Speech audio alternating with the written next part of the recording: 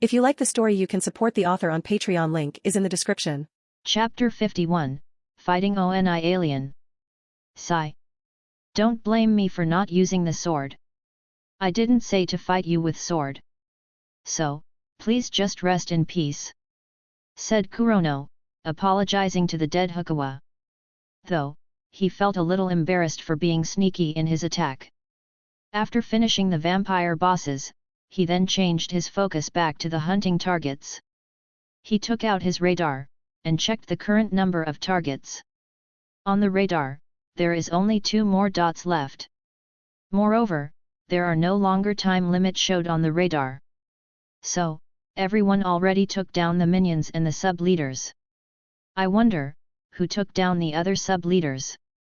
After he finished checking, Kurono no longer lingered in the place, and hurriedly left. He headed towards the place that he remembered the location where the alien boss was staying in. Not long after Kurono left, an alien arrived at the place where Kurono and the vampire bosses just finished their fight. This alien is one of the 2 ONI aliens. The ONI alien saw the 2 bodies of the pyro aliens, and become gloomy. He continued walking and saw the vampires' dead bodies. So, even you all died at these hunters. Well, doesn't matter whether you all live or die. You are just an expendable tool to my people, said the ONI alien. He then took out his phone, and checked the location of those hunters. There are several targets that moving in different directions. On one location, there are many of the hunters. This should be the place where my brother headed to. So, I don't think I should go there. Let's pick the other hunters. 2 other targets are moving towards 2 different places, that were further away from the current hunting ground. Lastly, there is a single hunter that just left the ONI alien current location, and moving at the place where the ONI alien first gathered with the vampire bosses. This should be the hunter that killed them all. He is worth killing, said the boss with a cold smile. He then started to move towards where Kurono is. Stop over there. Raise your hand behind your back. At this time a cops showed up, and pointed their guns towards the ONI alien. Are you the terrorist? Asked the cop. Puny human. Stay out of this. Don't try to make any movement if you don't want to die, said the ONI alien. He then slowly transformed himself into his real self. His height grew taller, his skin turned darker, and many horns grew out of his head. There are even horns growing out on his back. What the heck is this? Is he a monster? The cops were frightened when they saw the man turned into some kind of demonic creature. One of them subconsciously pulled the trigger of his gun, and shoot the ONI alien. The ONI alien evaded the bullet. After that, he rushed at the nearby cops with a speed so fast, that the cops didn't manage to catch up to. One rush, and it killed many of the cops instantly. I already warned all of you. If any one of you try to shoot one more time, all of you are dead. Saying so, the ONI alien then headed towards Kurono's direction. The remaining cops at the back was looking at the monster with a fearful eyes. One of them said, call for backup. On the other side, the other ONI alien walked in the open area a distance away from the building where the girls gathered. Hunters! Yelled the ONI alien. Hunters! Come out! Hey, what is he yelling for? Is not that guy with the terrorist? Hunters? Who's hunters? Maybe he have some problem on his head. People watched the ONI alien as if he is a madman. Some police who received a report about terrorist activities, came into the area with shield on hands, and approached the ONI alien. Get down on the ground. Surrender yourself, said one of the cops pointing his gun towards the ONI alien. The ONI alien didn't answer the cop. He looked towards the building where the girls are inside, and yelled, Hunters! If you don't come out, I will start with these cops. The alien then took off his shirt, and transformed into a horned alien. After that, he stared at the people around him. Whoa! He transformed into some kind of monster. Is it a CG? Where is the film producer? Any TV production team? The people in the place fall into noisy chatter. They were thinking that it must be some kind of advanced tech in creating some TV animation. Suddenly, the ONI alien rushed over, and cut several cops into many pieces. He didn't stop just at that. He then proceeded to kill more onlookers. Arg! No! Plop! Plop!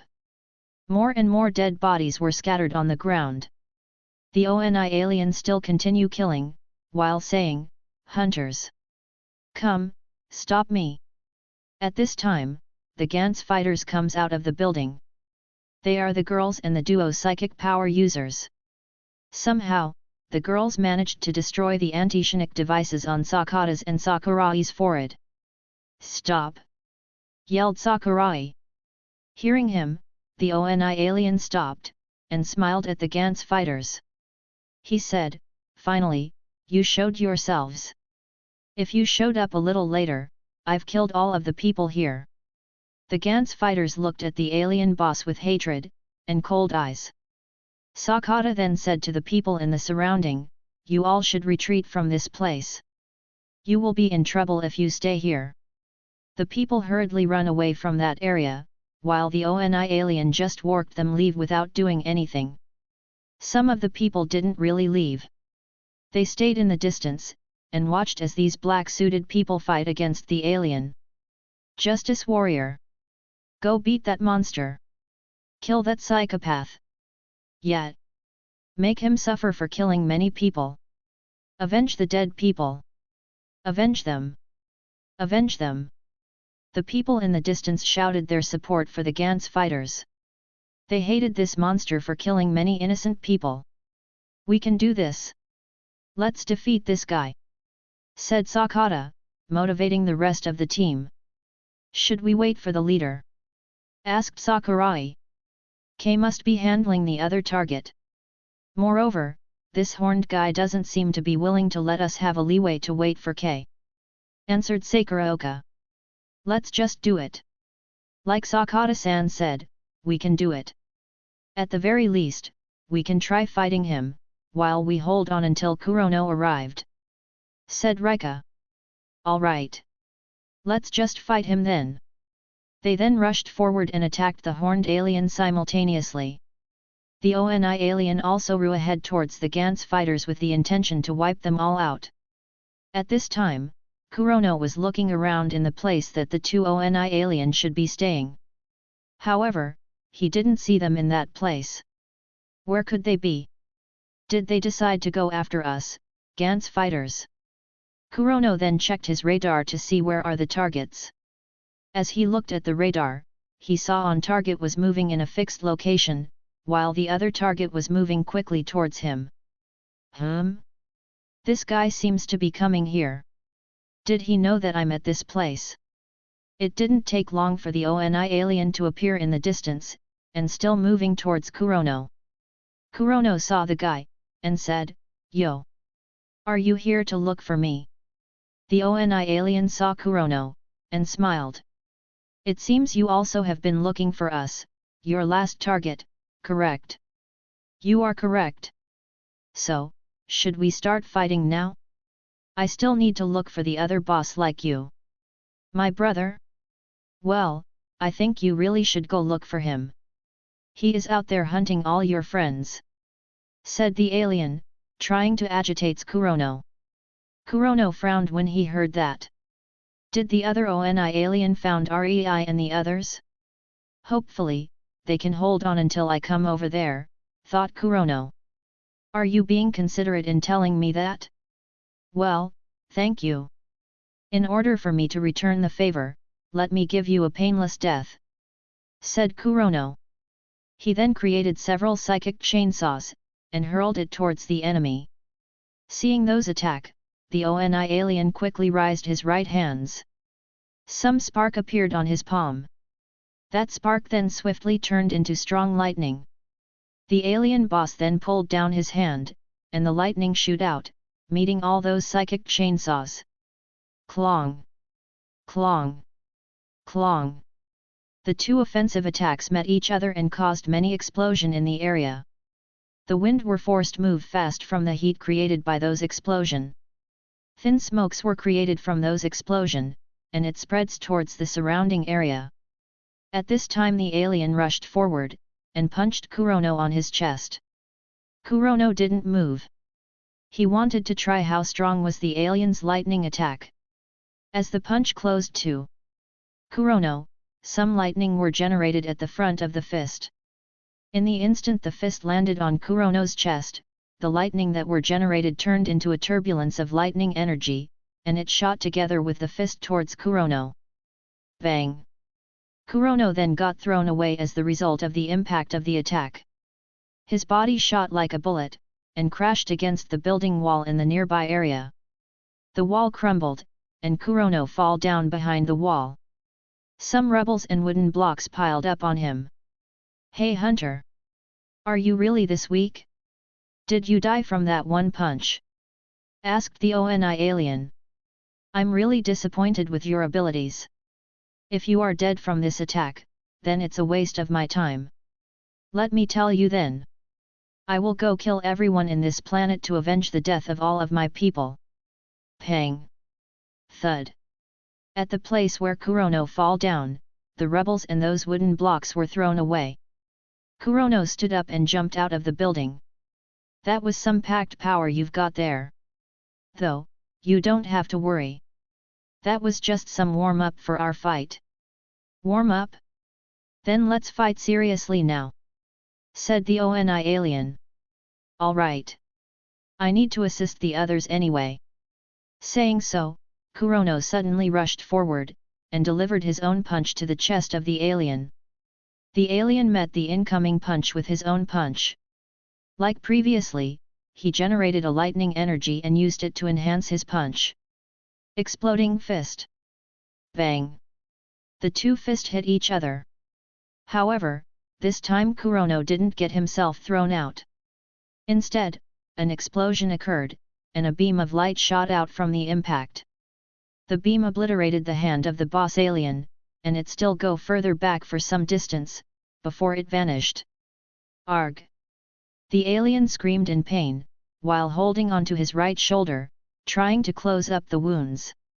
The ONI alien looked at Kurono with a shocked expression, mixed with some hatred.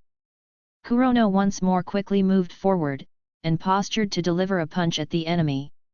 Seeing this, the ONI alien hurriedly jumped away to avoid the attack. However, Kurono opened his fist into an open palm, and caught the alien with his psychic powers. "It's incredible for you to have this lightning powers. Unfortunately, you have met me as your opponent," said Kurono. He then flew up together with the boss alien. The ONI alien became frightened when he felt himself being confined inside an invisible hand. He tried to launch many arc of lightning towards Kurono. However, Kurono just activated an invisible shield to avoid the lightning bolt. "Farewell ONI alien," said Kurono. He then used his Xiangliu ability to shoot many laser beams towards the suspended alien, turning his body into a beehives. That attacks ended the enemy's life. Kurono then threw away the dead body on the ground. One down. Now, there is only one left. After that, we will be able to clear this time hunting mission," said Kurono. After giving one last look at the dead boss alien, he then walked away, and headed towards the last target. Chapter 52, The End of ONI Alien Mission. A/N, I was checking how the Gantz do the scoring, and found it to be inconsistent. By comparing the score in the mission of Ring Alien and the ONI Alien, Old Man Suzuki got higher score compared to Kurono. I'm sure Kurono did better than the old man. Thus the inconsistency in scoring.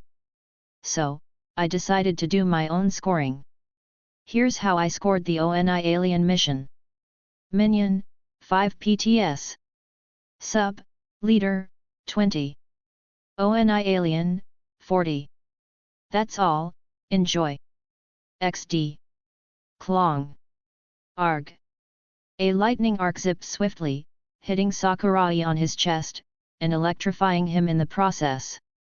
The momentum of the lightning sent him stumbling back for almost 100 meters distances. Shoot him!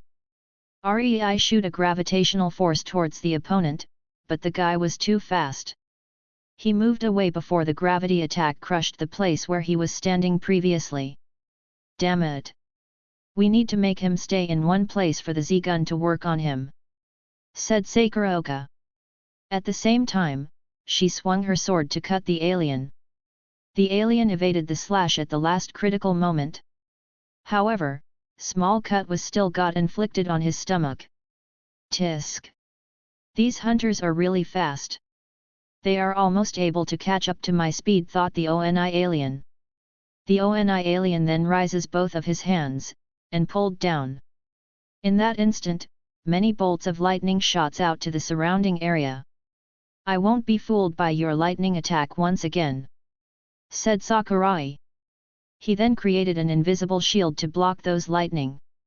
At the same time, all the Gantz fighters who learned the psychic powers from Kurono also created an invisible barrier to protect themselves from the lightning bolts. The only two people who didn't know the psychic powers were Rei and Ayaka. However, the two of them were standing behind the one who can create the barrier. Therefore, they are safe from those lightning strikes. What? They all can use that weird power! Exclaimed the ONI alien. He frowned when he saw that his lightning attacks seems to be unable to cause any harm towards these hunters. The ONI alien then changed his way of fighting. He ran as fast as he can, took anything that was liftable in the surrounding, and threw it towards the hunters. He even lifted several cars and hurled it towards Sakuraoka and the team. Watch out! Everyone tried their best to not get hit by those things that were flying towards them. One of the car got ignited by the lightning power from the ONI alien. The guy lifted the car and threw it towards the Gantz fighters. Boom! As the car landed, it suddenly exploded, and caused a wind waves that sent almost everyone flying. Even the ONI alien himself stepped back 2 steps after being blown by the wind waves. Damn that guy! He is using those cars as his weapon. Sakurai was feeling dissatisfied when he saw those many thrown miscellaneous big items. Let's use our combined power to fix that guy in one place, suggested Sakata. The others nodded. They then combined their psychic powers to caught the alien. However, the ONI alien was moving really fast, that it was hard for them to hold him down in one place. Let me keep him busy. You guys go and hold him down, said Sakuraoka. She then held Gantz swords in both of her hands, and rushed towards the enemy. Seeing her coming, the ONI alien pulled out a nearby pole, and fling it at her direction. Seeing the incoming attack, Sakuraoka ducked, and the pole missed her head. Quick step! Sakuraoka then stepped hard on the ground, and swiftly arrived in front of the ONI alien. She swung both of the Gantz swords towards the enemy, but the ONI alien managed to jump to the side. Sakuraoka didn't stop there, and changed the sword slashes from downward to horizontal slashes. This change surprised the ONI alien, and forced him to jump up in order to avoid the fast slashes. Now! Yelled Sakuraoka.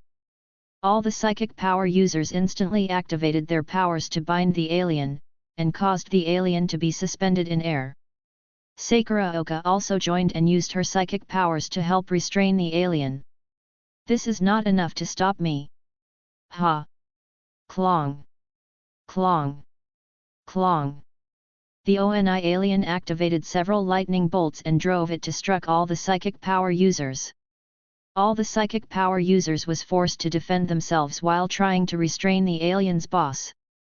Bloods are starting to flow down from their nostrils. Hold on everyone, said Sakata. Rei! Attack! As the others were using their psychic powers on the enemy, Rei, who was holding the Z-gun in her hands, was the only one available to attack the enemy. Rei didn't waste the others' effort on creating this opportunity. She locked the ONI alien with the Z-gun, and shoot a gravitational force on the target. Boom! Boom! Boom! REI delivered continuous shots of gravitational force onto the enemy, flattening him on the ground without any chance to stood back up. At last, the body of the ONI alien burst into many pieces after being targeted by those continuous smash of gravity. Finally! REI dropped her butt on the ground, feeling tired. I survived? I didn't die, I am alive! Exclaimed Sakurai. The instant the boss was killed, a big burden in his heart were lifted away. Some tears flowed out of his eyes. At first, when Kurono mentioned that he will die in this mission, it created a shadow of worries inside his heart. He have been trying his best to stay alive and finish this mission as soon as possible. Now that the last boss were killed, he suddenly feel his mind become a lot clearer, and his heart no longer felt troubled by the dying fate. It gave H great happiness, that he kneeled on the ground and let his tears stream down on his cheeks. What's with him? Asked Fei. You know. Kurono told him about his death in this mission. So, he should be really happy that he survived. Said Sakata looking at Sakurai, and feeling a little bit emotional. Well, it's good to be alive. Yeah. It's good to be alive. Hey, what about the other target? Everyone suddenly remembered that there is another target in the radar the previous time they checked. They hurriedly checked the radar one more time. They then saw that there are no more targets on the radar. It seems, K already finished on his side. Said Sakuroka. The others just nodded. Yeah. The heroes won the battle. In that instant, the people in the surrounding area shouted in happiness. That's what you call a hero. Let's go see them, and celebrate this winning. Let's help them if there are any injured one. The people then moved forward, wanting to celebrate the winning together with these black-suited heroes. However, their desire to do so were doomed to be unfulfilled. At this time, the teleportation has started, and all of the Gantz fighters were transferred back to the Gantz room. Oh, I'm back! Said Kurono. He was the first one to appear inside the Gantz room. After that, one by one of his team came back inside the room. Next, the two office workers and Takeshi appeared almost at the same time. The three of them were in the middle of eating ice creams. We wanted to help this kid. So, we went to the police station. That police guy is a good person. He shared his ice cream to us. Explained Manabu Yamaguchi, one of the office worker. He felt like explaining because he was feeling a little embarrassed. He spoke the truth. Also, we contributed our efforts in killing some aliens. You can ask that old guy. Said the other office worker, Masafumi Shirokumer. Old guy, wondered everyone. Is there an old man in their team? Old man Suzuki already got his freedom. At this time, another guy appeared in the room. Hey old man, stop struggling and just lay on the bed, hey! Zhaoji Morozumi exclaimed when he suddenly appeared in the room. I said I'm not sick. Also, stop calling me old man. Hey! This time, it was Kaze's turn to be surprised when he also got transferred inside the room. The last one to appear was the man named Hachuyu Nagashima. Everyone come back alive, hey! That's great! Said Kurono, feeling relieved that not single one of them got killed in this supposed to be hard mission. Time to distribute the points. Gantz fighter, yes man 1. Points, 10. Accumulated points, 10. 90 more points to reach 100. Gantz fighter, yes man 2. Points, 35. Accumulated points, 35. 65 more points to reach 100. Gantz fighter, yes man 3. Points, 15. Accumulated points, 15. 85 more points to reach 100. Gantz fighter, yes man 4. Points, 30. Accumulated points, 30. 70 more points to reach 100. Yes man? The heck is that? Whoa! Yamaguchi, you got the highest score of us four. 35? How is that calculated? Outside there, I killed 2 aliens, and got 10 PTS. That's mean 5 PTS per alien, said Masafumi Shirokumur. Wait, if that's the case, how did I get 35 PTS? That's might be because you delivered the final hit to kill that stone-like alien, said Chouji Morozumi. That's mean I did the same, right? I killed 2 of those octopus-like monsters, and assisted in killing that stone alien, said Haochuyu Nagashima. Too bad, we didn't get 100. If not, we could be already free from this place, sighed Manabu Yamaguchi. What about them? Did they get enough points to be released from this place? Asked Chouji Morozumi, looking at Kurono's team curiously. His 3 friends also turned to look at these previous Gantz fighters. Gantz fighter, dumbass. Points, 125. Accumulated points, 175. Congrats! You may choose the below option with 100 PTS per choice. 1. Get your memory of Gantz erased, and be free. 2. Get a powerful weapon. 3. Revive someone from the memory. Whoa! He got more than 100 PTS. Did he kill more than 20 aliens? Look! Other than get freed from Gantz, we can choose a powerful weapon. Who wanted that? It's better to be free. Though, I'm curious about the 3rd choice. I'm envious of him. I wonder what he will choose. The 4 yes man looked admirably at Kenzo Sakata. Sakata also become happy that he managed to get more than 100 PTS. As he was looking at the choices, he fall into silence. Congratulations sensei! Your hard work is paid off. It's time for you to get yourself free from this place, said Sakata, a little emotional. He added, you should go and pick no one yet. You should free yourself from this dangerous place. Kurono also supported Sakata on choosing his freedom. The others also nodded in agreement. At this time, Ayaka said to Sakata, you should free yourself. Don't worry. I'll find you when I reach 100 PTS. After that, we can get married, and live together. Hearing her caused Sakata to feel even more worried. He was thinking of freeing the girl, but there is no choice for him to free someone in the Gantz room. Only if someone get the 200 PTS mark, well then the choice appears. Wait, 200? My points is almost there, thought Sakata.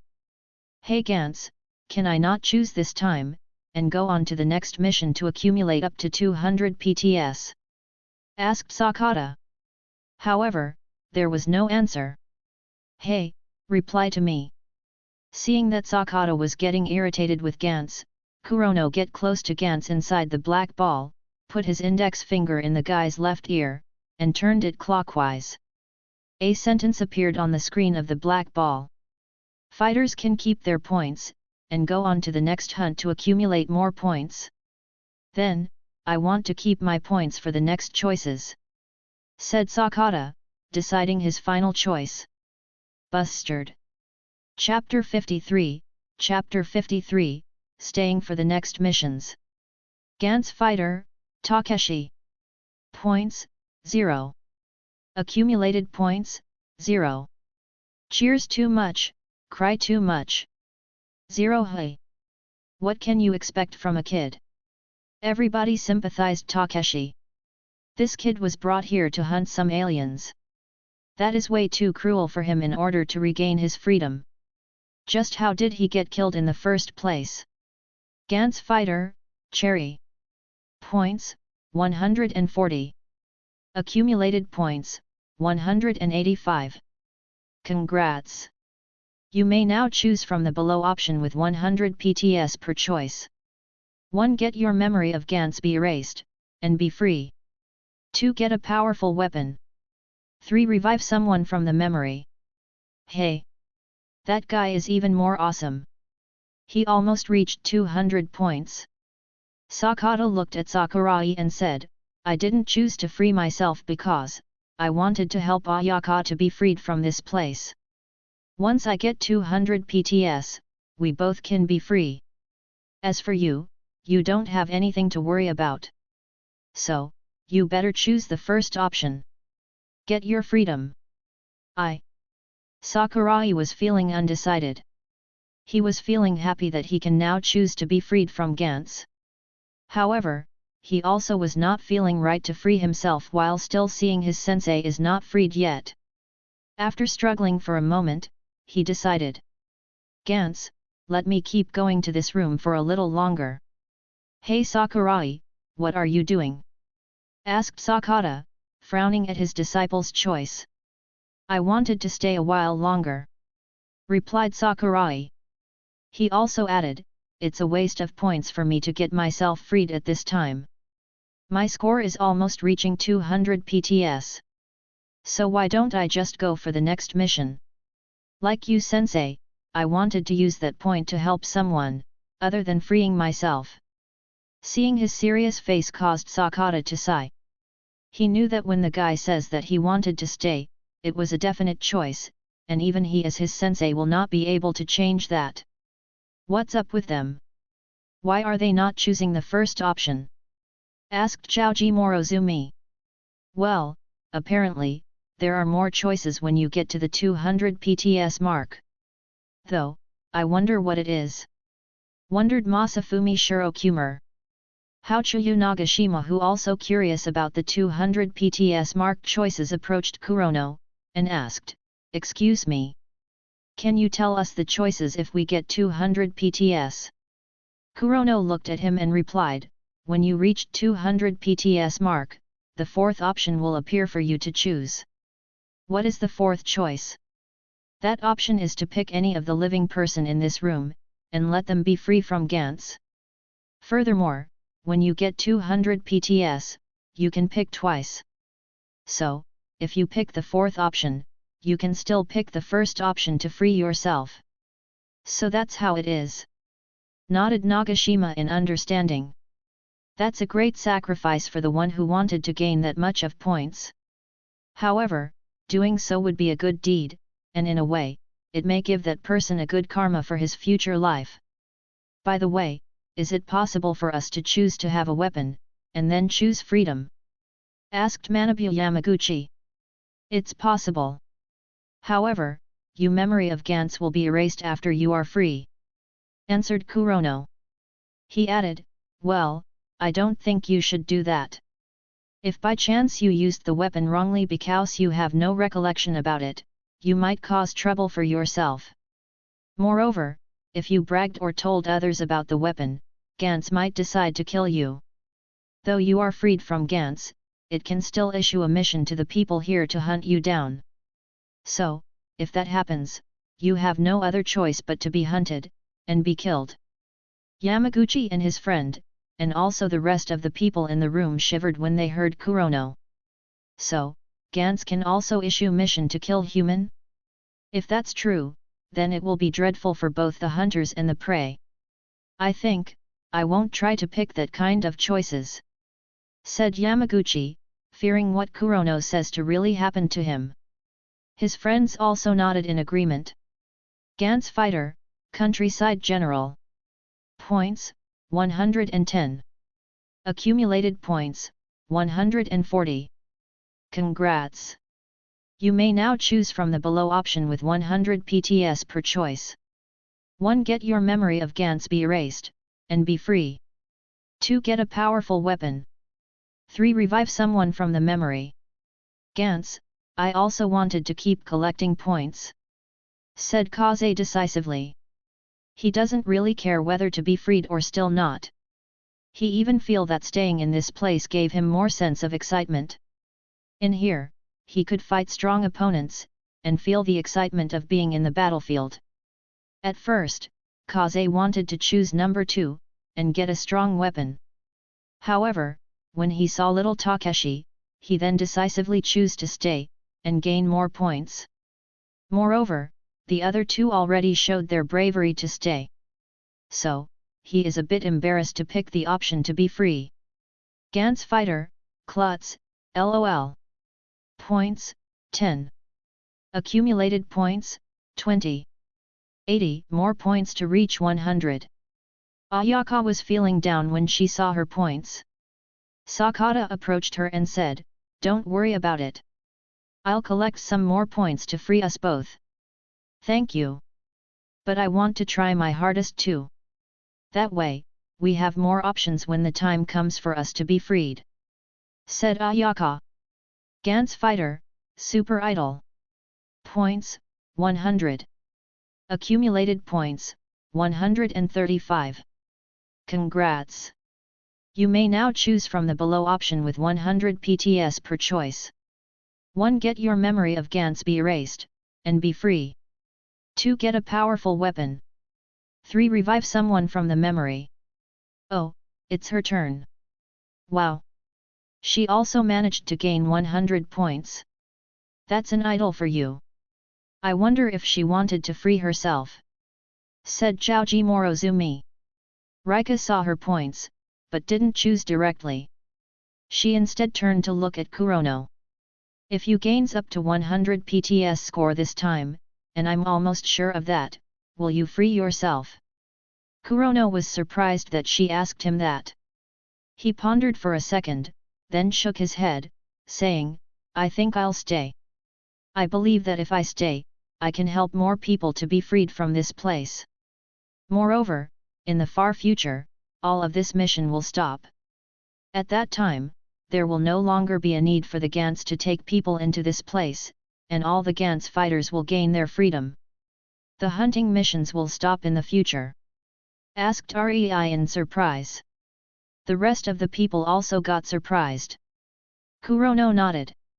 He then said, "As long as we, the Gantz fighters survived, and prevented the aliens' invasion in the future, then we will automatically gain our freedom.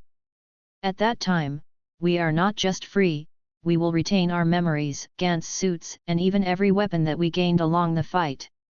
Everyone were showing more surprised expression when they heard that.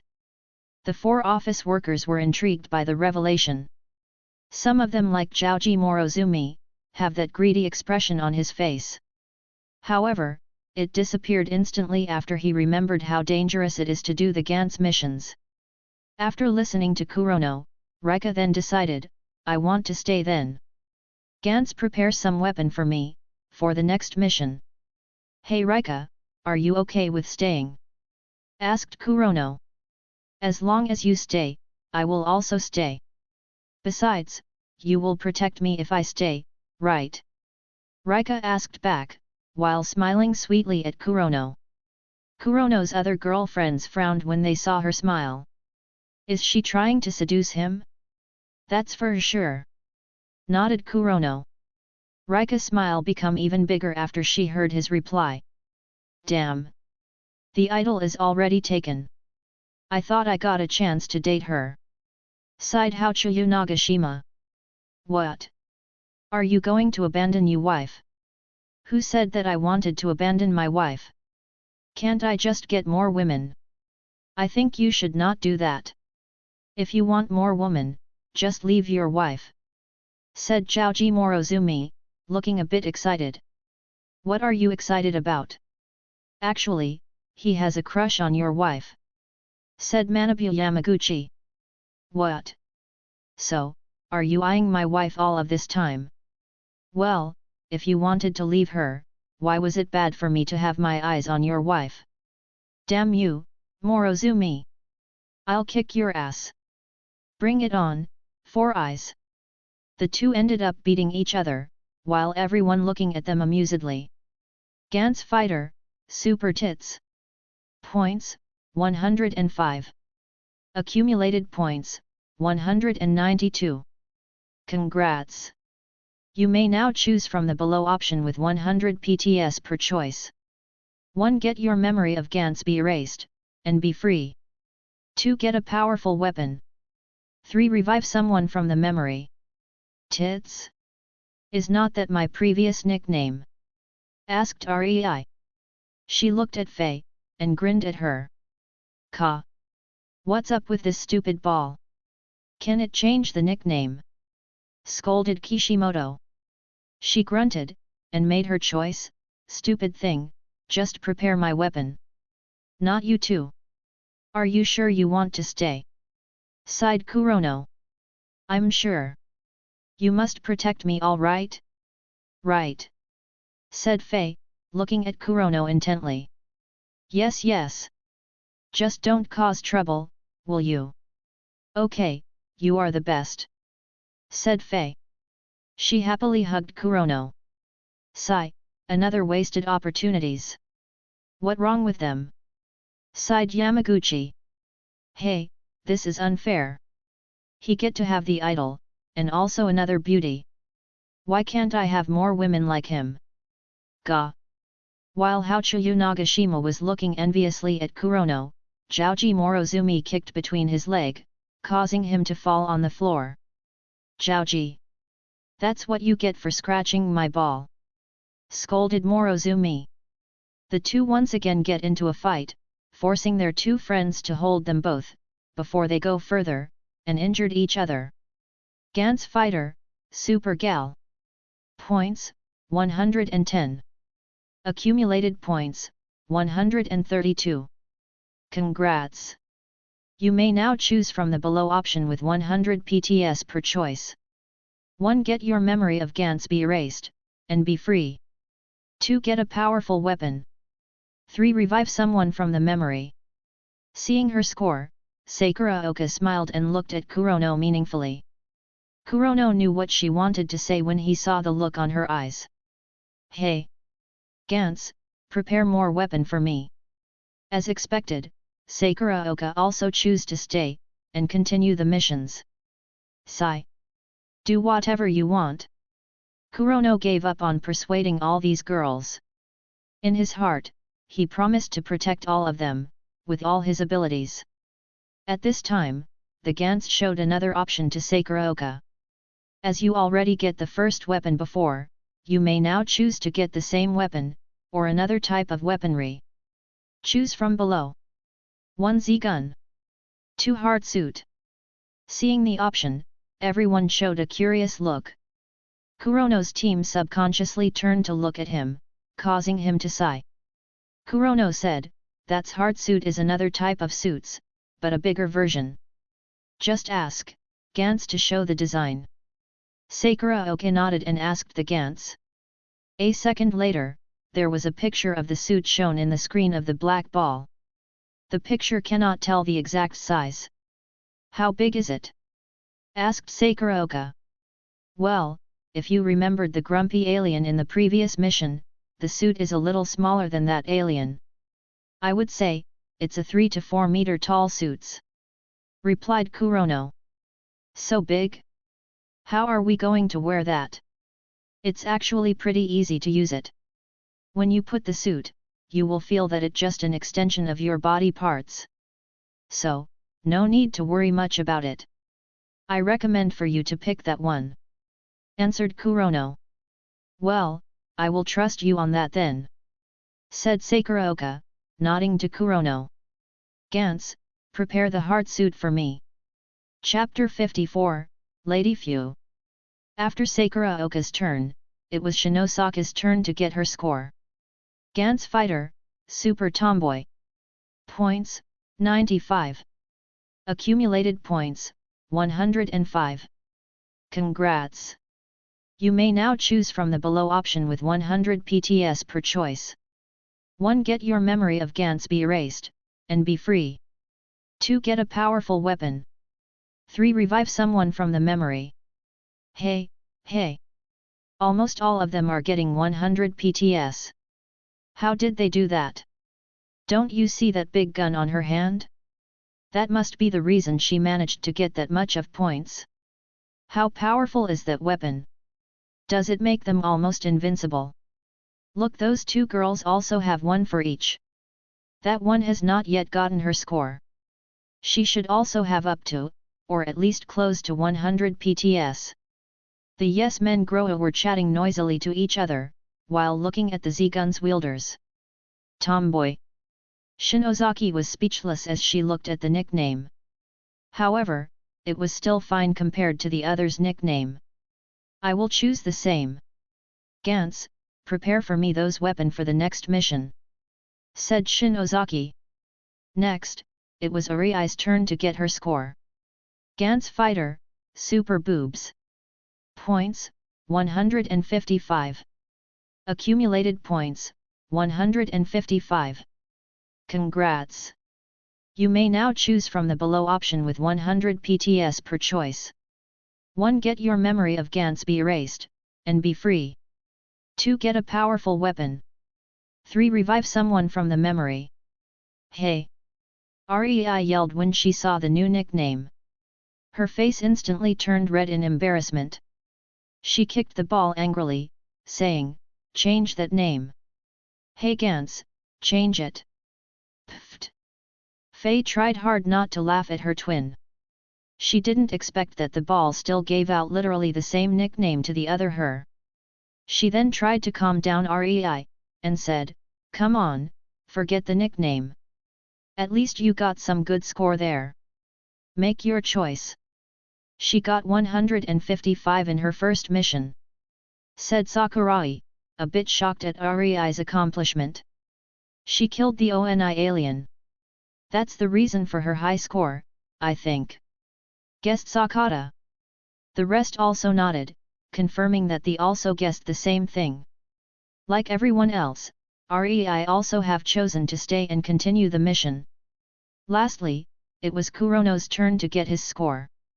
Everyone was waiting curiously at his score.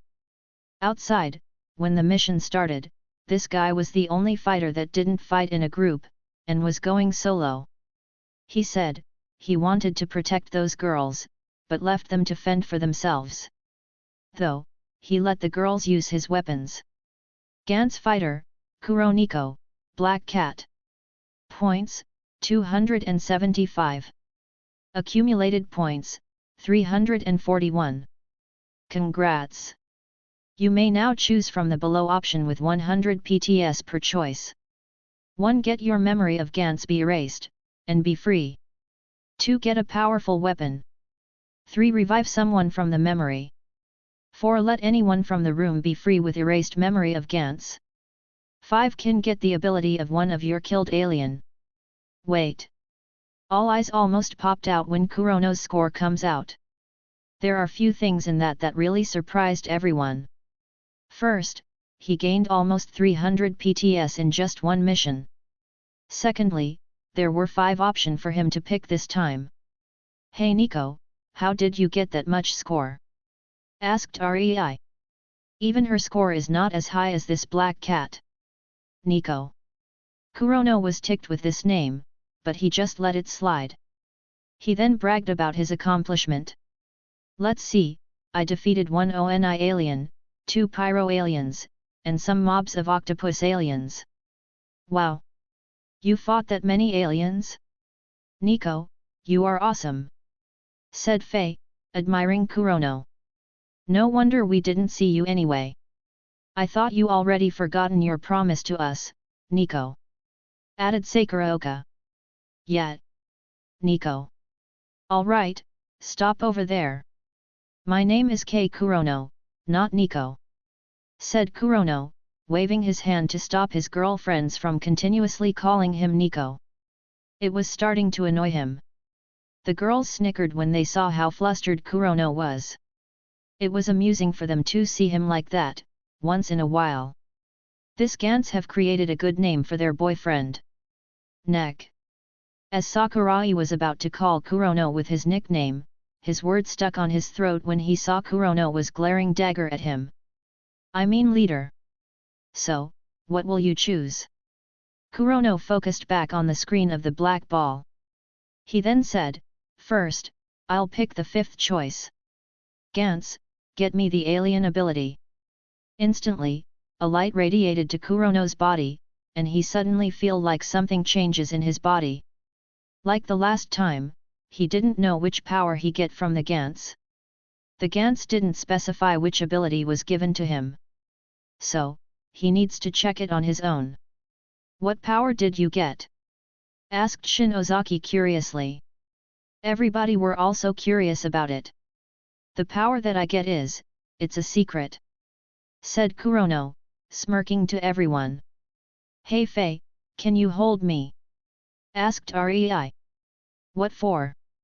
I suddenly want to beat someone. I think I wanted to do the same. Alright you two. Just let him be, said Sakuraoka, stopping the two from beating Kurono. Next, Kurono selected to have a powerful weapon. Like Sakuraoka, he got the option of Z-gun and heart suit. He proceeded to choose the heart suit. One last choice. What should I do?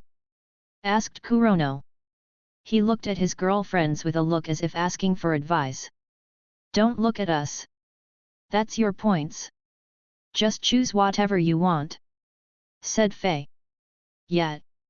But don't choose to release us. Otherwise, I swear I won't love you anymore, said Faye. If you aren't able to choose anything, just keep it accumulated.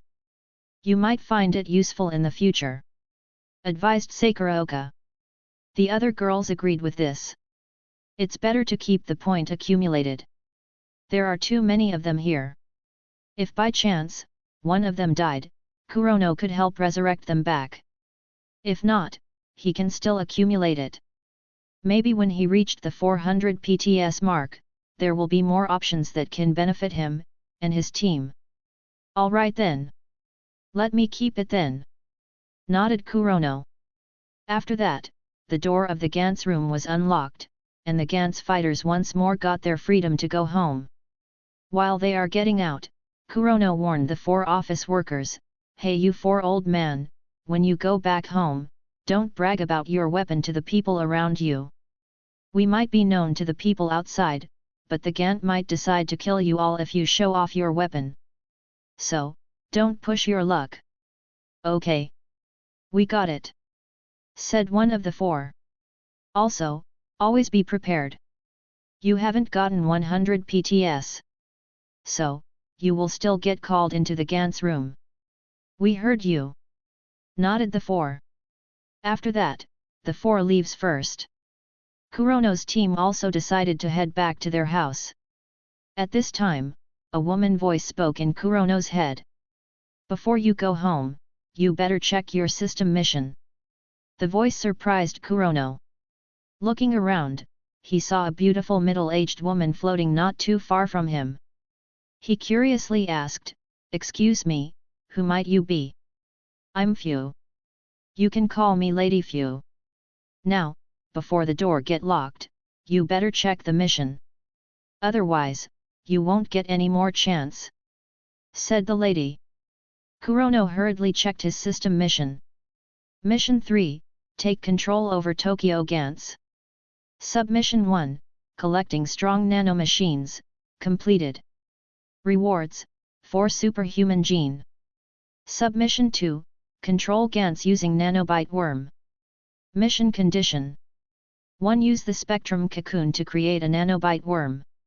2. Let the nanobite worm enter into the Gantz body as a parasite, and control it. Rewards, 4 superhuman gene. 4 flask appeared inside Kurono's system storage, each were labeled with the name superhuman gene. Other than that, there are also 4 blue crystal that were labeled with the name nanomachines. Seeing that the task was completed, and there is now a method to control the Gantz, a bright light flashed in Kurono's eyes, and he smiled happily. He then said to his team, "Hey everyone, I think I left something inside the Gantz room. You can go back first without me." "What did you, hey?" Before Shinozaki can finish her questions, the guy already run back towards the Gantz room. The team didn't really care what was the thing that Kurono forget inside the room. Some of the also experienced forgetting their items inside. So, it was normal for him to be like that. "Should we wait for Nico?" asked Rei. "Let's wait for him." The rest of the girlfriends nodded. "We will go first then," said Sakata. Ayaka and Sakurai are also with him. "Alright. See you guys next time." "See you guys next time too." Sakata's group then left, while the girls waited for Kurono. The door of the Gantz room is not yet locked, and Kurono manages to enter back inside. He then hurriedly approached the ball but suddenly stopped. How was he going to create the nanobite worm? There is no spectrum cocoon that was given, or stored in his inventory. Here, take this. As soon as he thought of it, Fu floated closer and gave him a round object. On top of the bluish round object was a hole as big as the size of the blue crystal nanomachine. Next to the hole was a small round button. This is spectrum cocoon. You can put inside as much nanomachines as you want. After you put the nanomachines inside, you can press the button to start the creation. That simple? Asked Kurono, a bit skeptical about the wonder of this round object. What? You want something complicated? Then, let me give you the older version of this spectrum cocoon. No. I'm satisfied with just this one, said Kurono. He then proceeded to put all 4 nanomachines that he collected. After that, he pressed the small button. Right then, screen appeared on the ball. Incubation time, 2 minutes. The incubation process then started, and Kurono waited patiently. As he waited, he asked the new and mysterious system entity called Fu, "So, why are you the one handling my system now? Where are those system entities? Those guys? They are being too chummy to you. Also, they're caused many problem in the headquarter. So, I banned them from having any contact with you. Well, there is exception.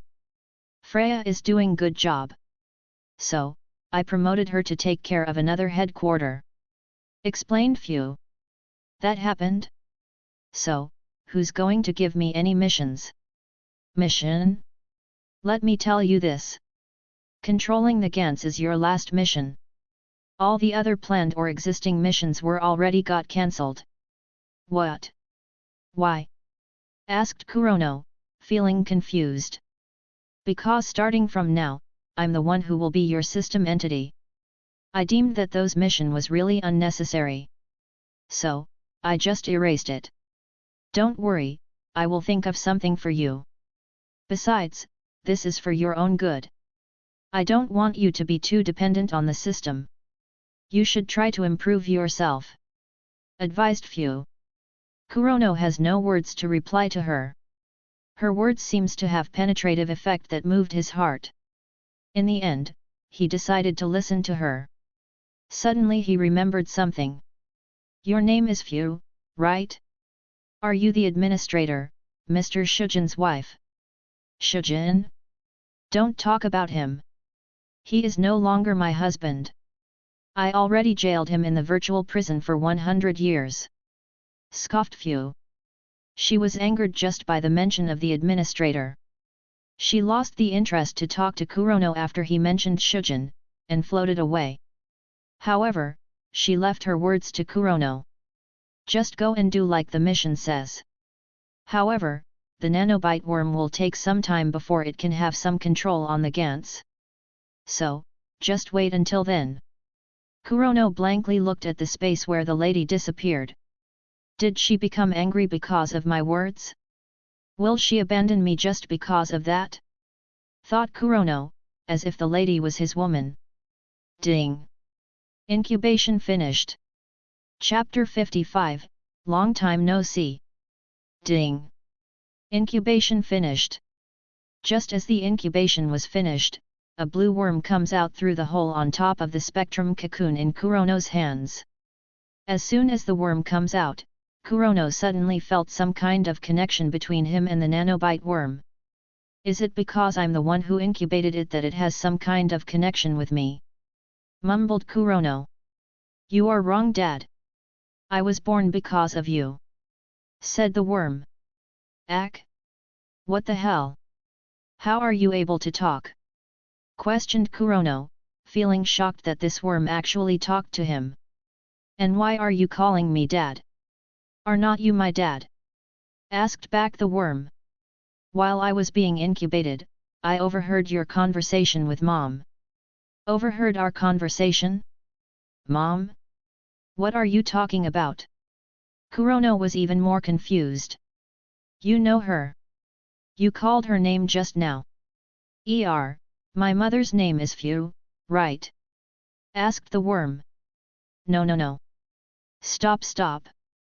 Kurono stopped the nanobite worm. First of all, you are not my chid. Second, Lady Fu is not my wife. Father. Why are you disowning me now? I'm your child. Yelled the worm. Hey, listen.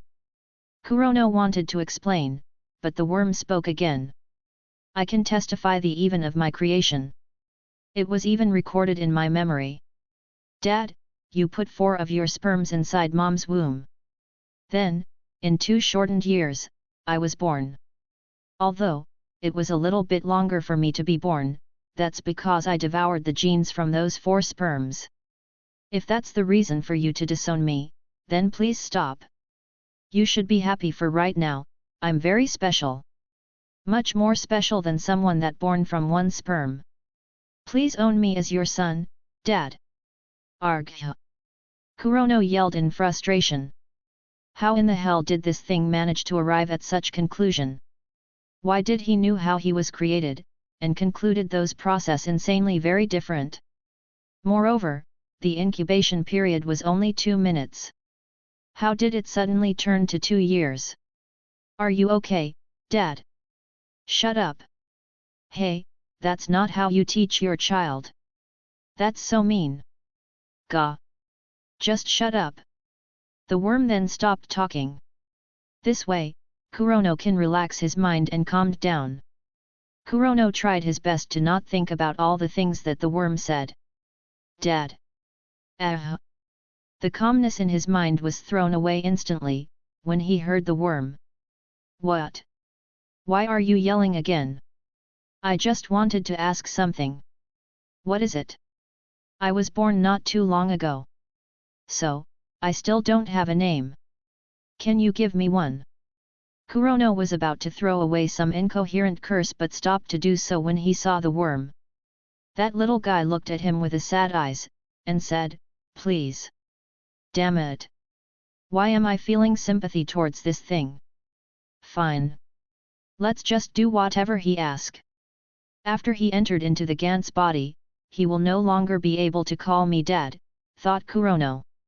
He then tried to come up with a name for the worm.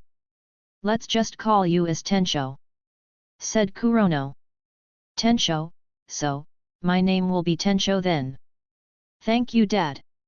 Okay, hurry up and do your task. Kurono was feeling impatient. This thing is too talkative.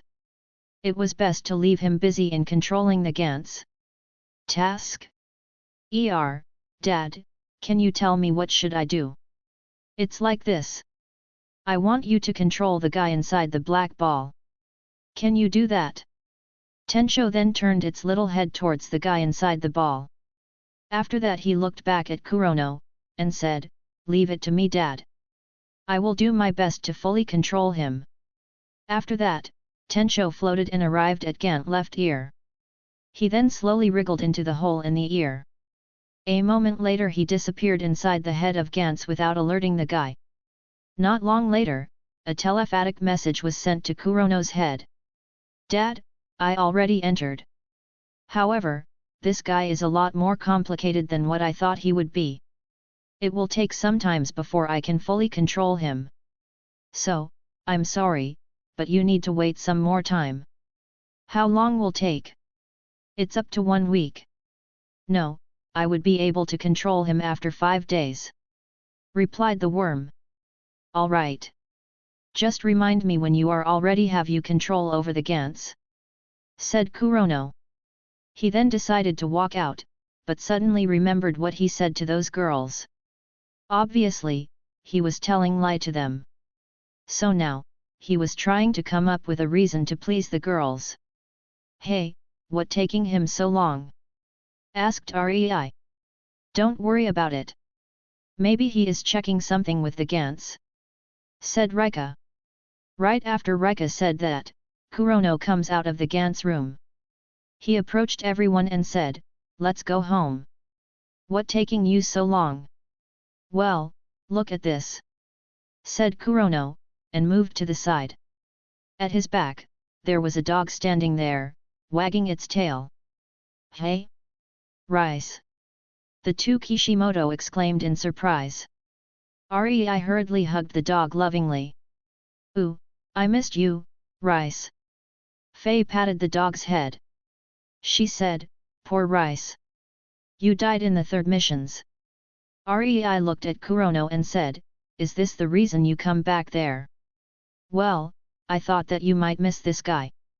After all, he is always like to follow you. Said Kurono, lying about his reason. Thank you, Kei. Let's just take him to our house. Said Sakuraoka. She also have a little recollection about this dog called Rice. However, at that time, she didn't really care about anything, except for Kurono. After that, all of them headed back to Kurono's house. They no longer used any kind of transportation to go home. They instead asked Kurono to take them to the sky, and flew back to his house. A boy was humming a tune while walking relaxedly towards a building. This should be the area. So, which one was the club that they have entered? He looked around but not sure because there are several clubs in the area. Should I wait for my brother to appear? The boy then walked towards an ice cream shop nearby to eat some, while waiting for his brother.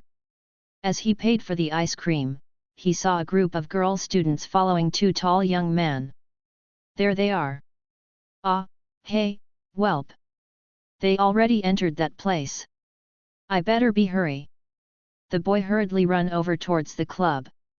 Midway, he turned invisible, and approached the club. However, the club doors were closed, and guards were assigned to guard it. There were registration plates near the door, but only members were allowed to enter. Now, how do enter this place? Mumbled the boy. Inside the club, the two young men and the group of school girls saw many black-clothed people inside. Some of them drinking, some are dancing, and some of them even have a fighting competition. Hey? What's going on? Asked one of the girls. It's for the show in this club. Said the long-haired young man. Is it a competition? A little like a first-round K1, fight for your pride match. The two men fighting in the open area was trying to gain the upper hand over each other. As the fight goes on, one of them finally won the fight. That was impressive. Complimented the school girl. One of the girls was still wondering about the club, and asked, what kind of club is this? The fight club. Answered the long-haired young man. The long-haired young man then approached the counter, and asked, how many victories did that man win? 5 so far. Said the one at the counter. The young man nodded when he heard it. Seeing the long-haired young man was talking on the counter, the other young man looked at the girl beside him and said, all right. Let's leave. Ah, but why? Asked the girl, still want to stay. The long-haired young man constricted his eyes slightly when he heard the other young man. He approached that guy and said, Kurono, enter the fight. What? You think I should go fight? Asked Akira Kurono. Yeah, you should. Said the girl, supporting Kurono. Go on, Kurono. Do it. This is impressive. Go. With everyone urging him, Akira have no choice but to go into the open fighting ring. Akira Kurono. Murmured the girl who stood beside Akira Kurono just now. She watched as Akira walked forward and fought the man who won 5 times. Akira fought the man and win. Another man came into the ring, and challenged him. Akira just accepted the challenge and fought the man. After exchanging some blows, Akira once again emerged victorious. Kurono. Kurono. Akira Kurono. Fight. Fight. The people around cheered when they saw Akira Kurono was able to win against the 5 times winner, and even defeated another veteran fighter. More fighter come to challenge him for a fight, and he defeated them all. Right then, many of the black-clothed men come forwards encircling the school girls. Seeing them, the long-haired young man smiled, and showed two sharp canines. What's going on? Wait, this. All the girls now feel nervous, and feeling insecure when they saw all of the men were looking at them as if looking at a prey. Hey, what are you guys trying to do? Asked the girl that always with Kurono. We want some junk food, said one of the men. After that he and a couple of the black-clothed men pulled a girl. They then forced the girl to lean forward above a basin. Ah! What's wrong with you people? Let me go! Yelled the girl. Right now, she was frightened by the action of these men. Okay. Ready, 1, 2, go! Ching! Plop! With a swing of a sword by one of the men, the neck of the girl was cut, and her head rolled on the floor.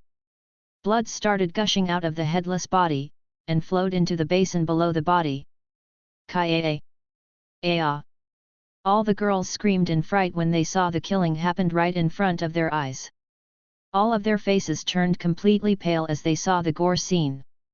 After that, one by one of the girls were captured and forced to lean forward, like the first girl. Seeing this, the girl that came with Akira felt weak on her legs. Suddenly, a hand grabbed her. Leave. You need to get out of here, said Akira. Seeing that she was too flustered to move, he pulled her away, and started leaving the place. Akira! Where are you going? At this time, the long-haired young man blocked Akira. Some more black-clothed men walked forward and encircled Akira, and the girl, whose name is Chiaki. She is my winning prize. I will be taking her away, replied Akira. The young man looked coldly at Akira. He said, let's take him down, and get the girl. The young man was the first to rush forward, wanting to take down Akira. The other black-clothed men followed behind him. Clong! At this time, a lightning suddenly appeared out of nowhere. It just appeared, and it already struck the body of the long-haired young man. The young man was electrocuted, and got scorched by the lightning. Finally, I was able to come in, said a voice. Out of thin air, a boy come out and landed in front of Akira. He turned around and smiled at Akira. Yo, little brother! Long time no see, said the youth. Look like you are in a pinch here. Akira saw the boy, and got shocked. Of all places, he never expected to see this guy in this place, and in this kind of situation. Chapter 56, Time to strengthen the team. Sigh. I was late, said Kurono, looking at the girl who got killed by those vampires. Some of the girls were about to be killed. Kurono raised his right hand, and from his index finger, several lightning bolts comes out. Clong! Clong! Clong! These lightning bolts zipped swiftly, and struck those vampires who were about to kill those girls. As if being shined by sunlight, those vampires soon turned into ashes. After that, Kurono held out his left hand and pulled all the girls towards him. He looked at his brother, and said, Brother, can you secure these girls? I think I'm going to be a little busy in a moment. Akira looked silently at Kei, feeling very shocked. Just now, this brother of his used some lightning powers to kill several vampires with ease. Look! That guy is the one in the wanted list. He should be the leader of that team who killed our ally, the ONI alien. Kill him! All the black-clothed men focused their attention to Kurono, while taking out all of their guns, and pointed it towards him. Go Akira! Take them and leave this place, urged Kurono. Let's go! Akira pulled Chiaki, and also urged the other girls to follow him. The girls who were almost died just now, found their hope, and hurriedly followed Akira. Don't let them go! Kill them all! The vampires then shoot out hundreds upon hundreds bullets towards the targets. Not so fast!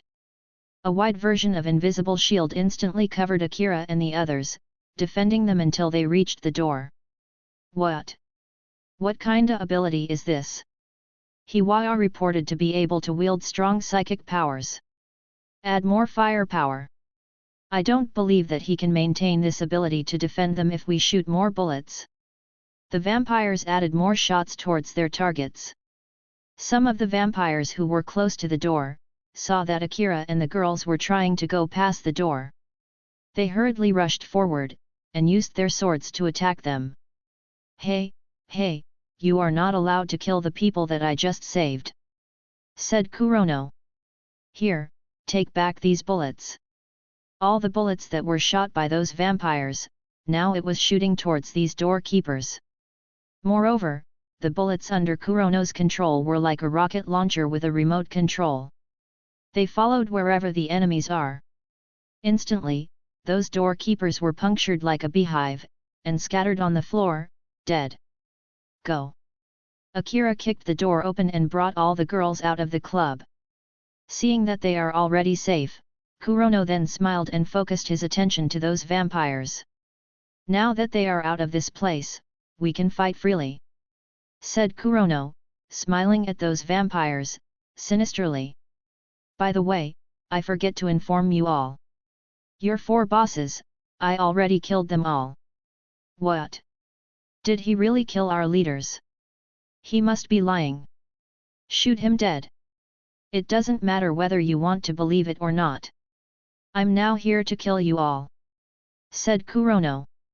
I've long fancied the lightning power of a character in the pirate world. Now that I am able to control it, I wanted to show you a skill that character often used. Kurono raised his hands and controlled a small amount of lightning, and shoot it up to the roof. A small hole was created from the shot, and the lightning proceeded to flew up to the sky. What is he trying to do? He just shot a lightning bolt upward. Does it have any meaning? Whatever. Just kill him. All the vampires continued to shoot more firepower. Some of the even jumped down from the second floor, took out blades and rushed forward to slash Kurono. Mamaragan! Clong! Clong! In that instant, several thick lightning bolts crashed down, incinerating the roof of the building, and came down, hitting the vampires inside. Except for Kurono, all the other living beings inside the building were killed by those lightning crash. Inside the building, there are the burnt smells everywhere. Wow! I succeeded in my first attempt to control the natural lightning, said Kurono, happy with his own accomplishments. Outside the building, many passers-by saw those flashes of lightning, and heard the thunderstruck that followed after. They were shocked when they saw those lightning struck specific building. Akira and the others watched from the distance with bewildered expression. Not long later, the roof of the building crumbled down, and some dust were released out after the destruction. Akira frowned. His brother is still inside. Will he be all right? He said to the girls, you guys leave. Hey! Chiaki wanted to hold him down, but Akira is already walking towards the wrecked building. Hey, what are you doing walking towards that club? Said Kurono. Silently, he already have gotten out of the place, surprising Akira. Akira looked at Kei with some complexity in his face. After not seeing this brother for so long, he suddenly turned mysterious. Who are you? That was the question that came out of Akira's mouth. Let's talk later. The cops already arrived. Like Kurono said, the cops arrived in the place, and starting to inquire about the situation. The school girls hurriedly reported about what had just transpired inside the building. They also talked about the people who killed their friend. So, you guys got saved by this boy, hey? Hero, why are you here? The police saw Kurono, and become delighted. He have seen this guy when the terrorist monster rampaged and killed many people. This guy was there to defeat that terrorist. I've come to look for my brother, said Kurono. Brother? The cop looked at Akira and nodded. This guy's look have some resemblance to Kei, with both of them got a similar height. I heard from the girls that he is one of the man that was responsible of bringing those girls into the club, said the cop. Actually, he tried to save us. Chiaki on the side tried to defend Akira. Some of the girls also nodded, while some of them got some suspicious expression. Let's go to the police station first. We will be needing the information from you all as the witness. Asked the cop. Hiro, I hope you don't mind following us. It's all right. Kurono just nodded. Kei and Akira walked out of the police station together, while all the girls who were frightened with what just happened in the club decided to go back to their own house. Only Chiaki didn't go home, but still followed Akira. Why are you following me? Asked Akira. Thank you for saving me. Said Chiaki, bowing to Akira. I want to be your girlfriend. Akira showed little compassion towards her confession. It just how he felt towards others, after turning into a vampire. Though, he still have a sense of humanity, which was why he troubled himself to try to save her. Akira did reply to Chiaki. He instead turned to look at Kei, and asked, why did you come here? Why are you so different from the one that I used to know? I heard someone said that my brother is associated with some vampires. Said Kurono, stopping on his track, and looking back at Akira with a deep gaze. A sense of crisis rose up in Akira's heart. Did someone leaked about his information to his family? Kei continued to walk again, while saying, as for me, I changed because I don't want to be overshadowed by you, brother. Well, maybe I changed a little too much. Are you a hunter? Asked Akira. This is the information that was told by the vampires to him. He even saw the picture of his brother being one of the vampire hunters.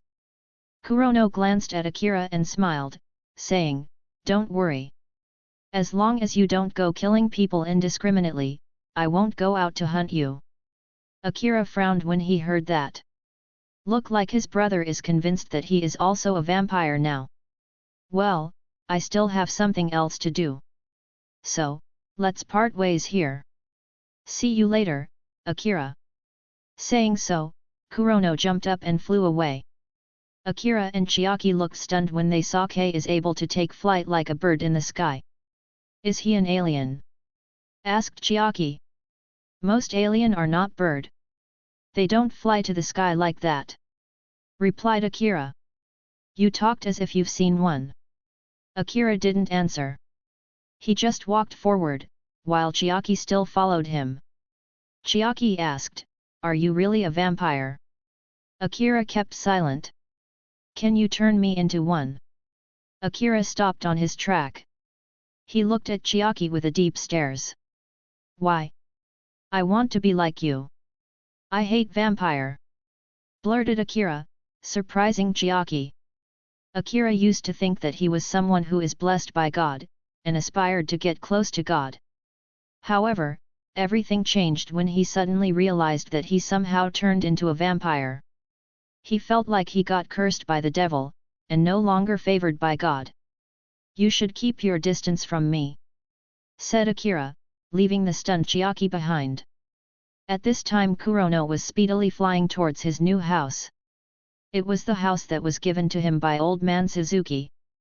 Suddenly, a voice talked in his head. Dad, I got good and bad news for you. Which one do you want to hear first? Dad. Tensho. Kurono stopped midair. Tell me the good news first. I already am in control over the Gantz.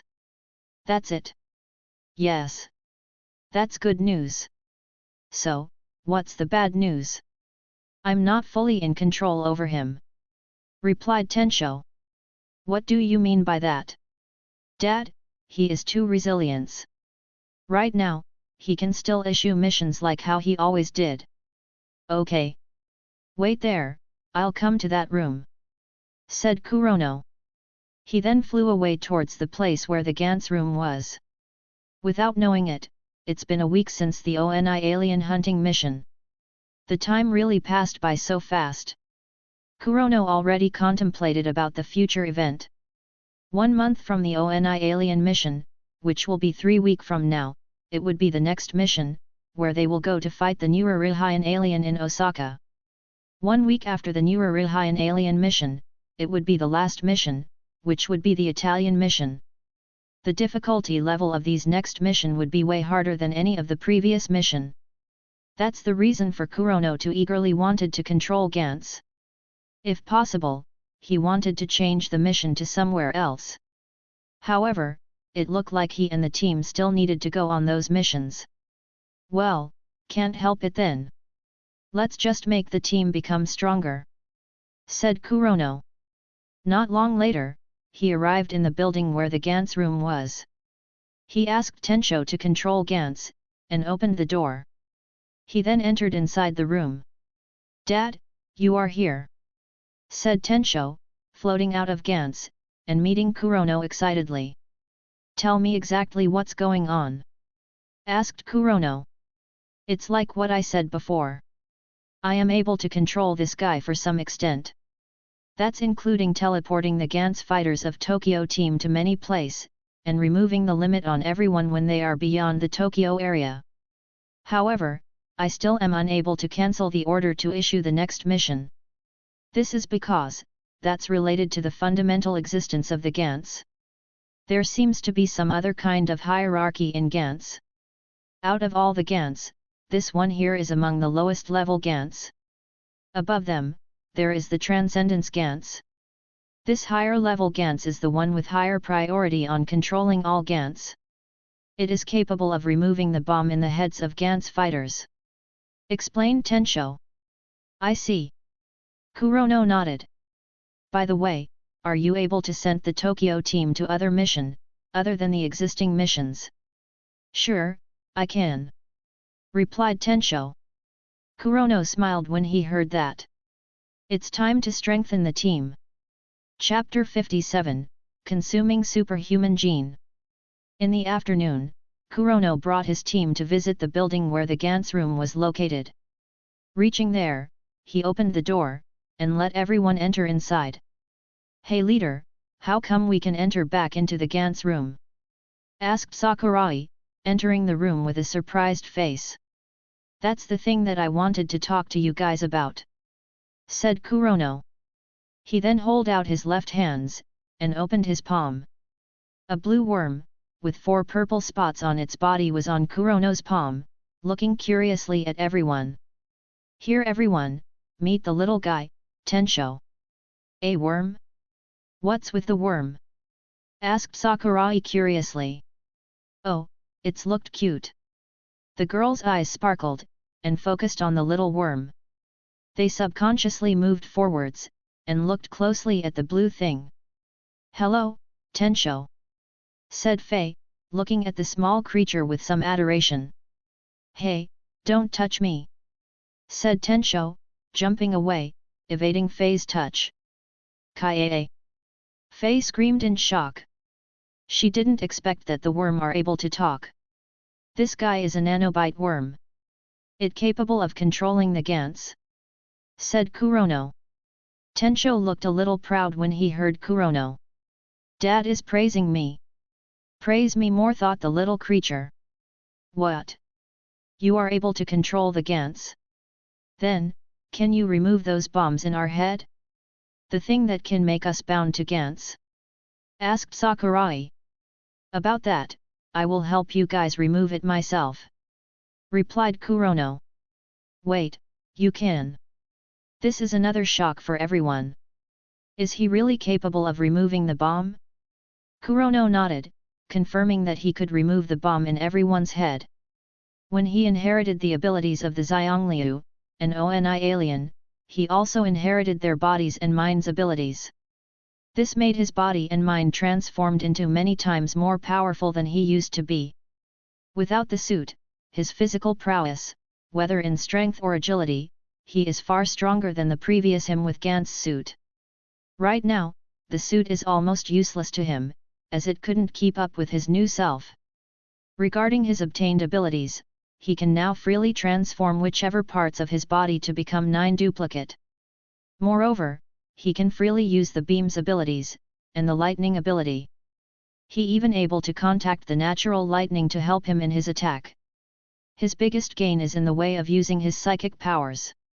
He was now capable to control most element just by using his psychic powers. He can create fire, he can move winds, and he can gather water molecules to form a big body of water. With the addition of lightning energy, he can now form an electromagnetic, and strengthen it to form a pseudo-gravitational force. In the earth element, he can mold the ground to form an kind of earth-based form. The most mysterious gain that Kurono managed to achieve is that he can now teleport himself. He remembered that in the last arc in Gantz, Sakurai successfully learned this skill after he lost his loved one. So, Kurono thought that why not try to learn it? His brain power is far more capable than that Sakurai. As he tried to learn it, he was surprised that he was able to master it easily. Kurono also applied this teleportation ability by teleporting other object, and he managed to do so accurately. After that, he used the ability to teleport out the bomb in his head. Now, he is no longer bound by the Gantz. Come here, guys. Let me help you take out those bomb from your head, said Kurono, signaling for everyone to come forwards. I'll go first, said Sakurai. As he come forward, Kurono hold out his right hand, and placed in front of Sakurai's forehead. He then used his power to teleport out the bomb. Instantly, the small chip appeared out, and he gripped with his fingers. Psychic powers, wondered Sakurai. Just now he can feel the psychic power seeping into his head, and suddenly enveloped the chip in his brain. After that, it mysteriously yanked out the thing. It's called teleportation psychic powers, said Kurono. He added, you know, your future self learned this skill when your girlfriend, Tonkatsu, died during the alien invasion. I did? Wait, what? Tonkatsu died?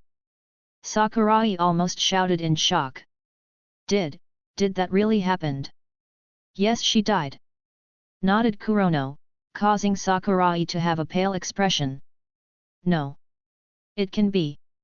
That's what happened in the future. No. It will happen 1 month from now, said Kurono seriously. In 3 weeks, we are supposed to be sent by Gantz to Osaka, to fight the new Relife alien. Sakata died during that mission. 4 days after that, we are supposed to go fight in the Italian mission. Old man Suzuki died at that time. After the mission, Rika tried to revive the old man, but some complication happened to Gantz. Then 3 days after that, human faced the aliens' invasion, and almost go extinct. At that time, Sakurai, you died for real. Other than you, Rika also died. The only members that stayed alive till the end are me, Kaze and Takeshi. Hearing the story, it caused everyone to fell in shock, and silently tried to understand the gravity of the future situation. It can't be. That's too cruel. How is that possible? I was just talking about us. If we talk about other people, many of our family died during that alien invasion. Moreover, this happened all over the world, added Kurono. Sakurai was the most affected at this time. He then asked, Leader, I remembered that you said once, that the enemies in every mission is doubled.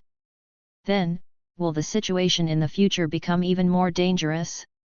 If that really happened, then the destruction of humanity will also be doubled, right? Then, the same situation will still happen, and me and my loved ones will still die. The others also have a change in their expression. That's right, Kurono did say so. In that case, they will all going to die for real. Why are you all being so beat down? Asked Kurono. He added, that's the reason for me to come back here. With me around, I will make you all as powerful as I can, and as prepared as possible. Kurono then took out 8 flasks. He passed the flask to the duo psychic, Kaze, Sakuraoka, Rika, the 2 Kishimoto, and to Shin Ozaki. What is this? Asked Shin Ozaki. That is a good stuff. Please drink it, said Kurono. Everyone observed the content of the flasks. Inside of each flask was some kind of liquid that looked like a mirror in liquid form. They all can see their clear reflection from that liquid. They got it from their leader, and they trusted him. So, they didn't hesitate to consume the liquid in the flasks. Instantly, they felt their body undergoing some kind of transformation. Ah! It's hurt.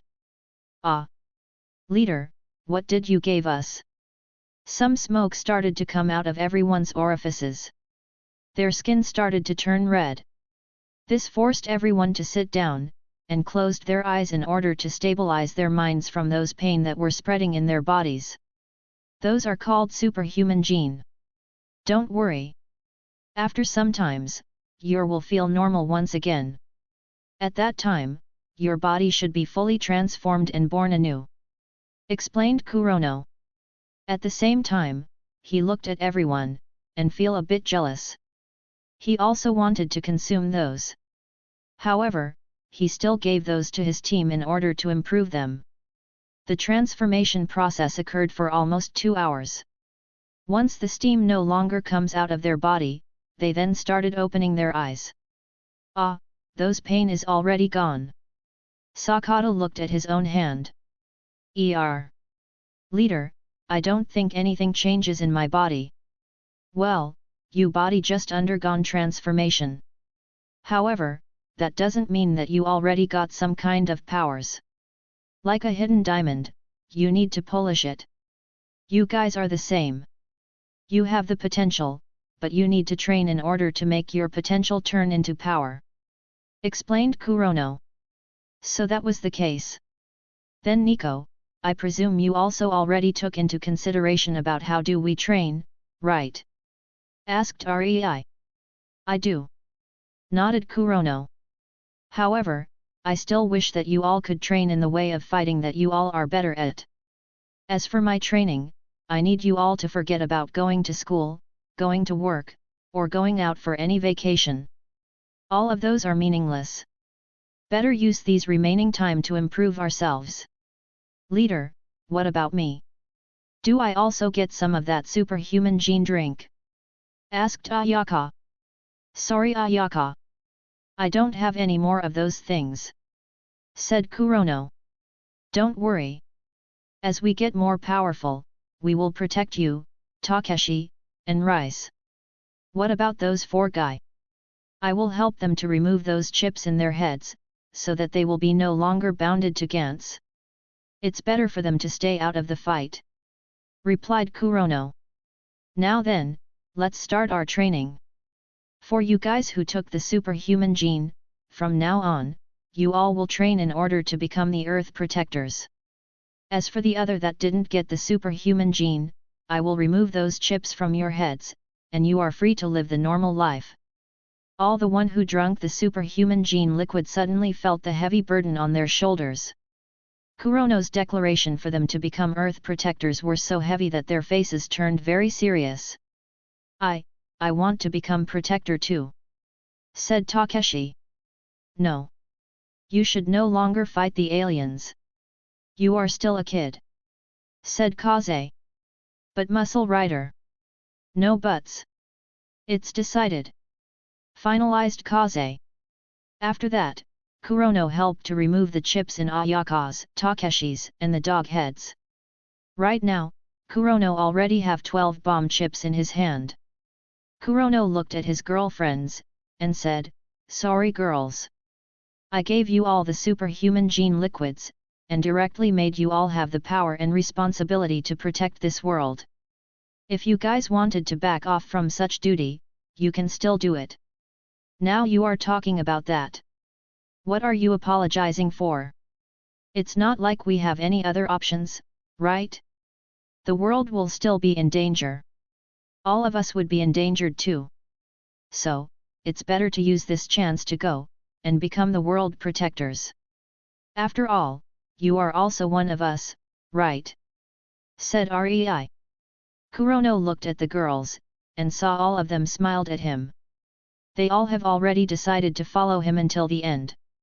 Seeing their expression, caused Kurono to feel emotional. In that case, let's go do our first training. I need you all to be able to use teleportation ability. After that, Kurono showed them how to use the ability. First, he performed a teleportation, so that all of them can see how it was happening. After that, he theorized the ability so that they have the guidance on how to perform it. Lastly, he used his psychic powers to help them perform the skill. Unexpectedly, all of them performed the first skill at their first 3 tries. Even Kaze, who doesn't have the knack for psychic tea before, managed to perform it in his 3rd try. That's good, guys. Now, try to use the skill as much as you can, and until you all feel that you have no energy to use the skill," said Kurono. Everyone nodded, and trained the skill while using their own creativity to perform it in so many ways. Kurono just watched them perform those tasks, and smiled. Now all of them are on track to be as strong fighters. Kurono then joined them in training the skills. Chapter 58, Going to Outside Mission. The first week of the 3 weeks prior to the new Relife alien mission, the Gantz fighters used their time to train and sharpen their own abilities. Right now, there are not much meaning whether it is a close combat or long-distance fight for them. This is because all of them who consumed the superhuman gene are able to teleport. If the distance is not too long, they will be able to reach the target instantly. By this extension, Kaze, who used to have a difficulty in facing someone with a gun, finally able to overcome this shortcoming. Teleportation skill is the only skill that he really liked to learn in all the psychic abilities. Other than that, he prefers to use his own fist and leg to fight. In this way, he focused his attention to improve his skill in teleportation. On the other hand, the first duo psychic power users were trying to imitate the abilities of the Gantz weapons. With 2 people studying and experimenting how the weapons work, they made some great progress. Kurono's girlfriends has a different ways of improving themselves. Sakuraoka and Kaze are similar in that they like to fight in close combat. The difference is that the girl liked to fight using her leg, and using sword. Somehow, she was able to integrate the teleportation skill in the way she was fighting. The 2 Kishimoto have a similar ways of thinking. The 2 of them tried to learn elemental power from Kurono. Surprisingly, they have a knack in controlling water into their advantage. They then focused their attention in improving their skills and control in this type of element. Shinozaki tried to imitate them by learning how to create and control fire from Kurono. However, she ended up learning something else. She showed her talent in creating explosion. She accidentally created an explosion the first moment she tried to create fire. The explosion almost injured herself, if not for Kurono's timely help. The last girl, Rika, was undecided to improve in which skill. Kurono just advised her to learn something to defend herself, if she couldn't come up with any specific offensive skill. She followed his advice, and come up with some unique defensive skills. As for Kurono, he took the time to visit those 4 office workers and removed those Gantz chips from their heads. After that, he told them that they are now free, causing them to feel happy, and thanked him. After that, he busied himself to do a research on the Gantz. With the help from Tensho, he was able to slowly decipher how the Gantz were created, and all of its function. Kurono's purpose for researching the Gantz was so that he could upgrade the Gantz in many aspects. Currently, the Gantz seems to be so powerful, and almost omnipotent. However, it was actually have its own weakness. First of all, the bigwigs who are responsible to create and distribute the Gantz to all over the world can give out orders to every Gantz to force it to do their bidding. Secondly, the aliens who are going to invade the Earth have some advanced technology to hack into the Gantz, and can appear in the proximity of the Gantz to destroy it. This was happened in the original story, where Gantz that was owned by the bigwigs were hacked, and a group of insectoid appeared, and destroyed the Gantz. Kurono wanted to prevent this from happening. Therefore, he forced himself to decipher and understand the Gantz. Should I contact that Kikuchi guy and ask him about his research on the Gantz? Sometime before the ONI alien mission, Kikuchi contacted him and asked him whether he knew about the Gantz. However, Kurono denied all knowledge as he was still bound to Gantz.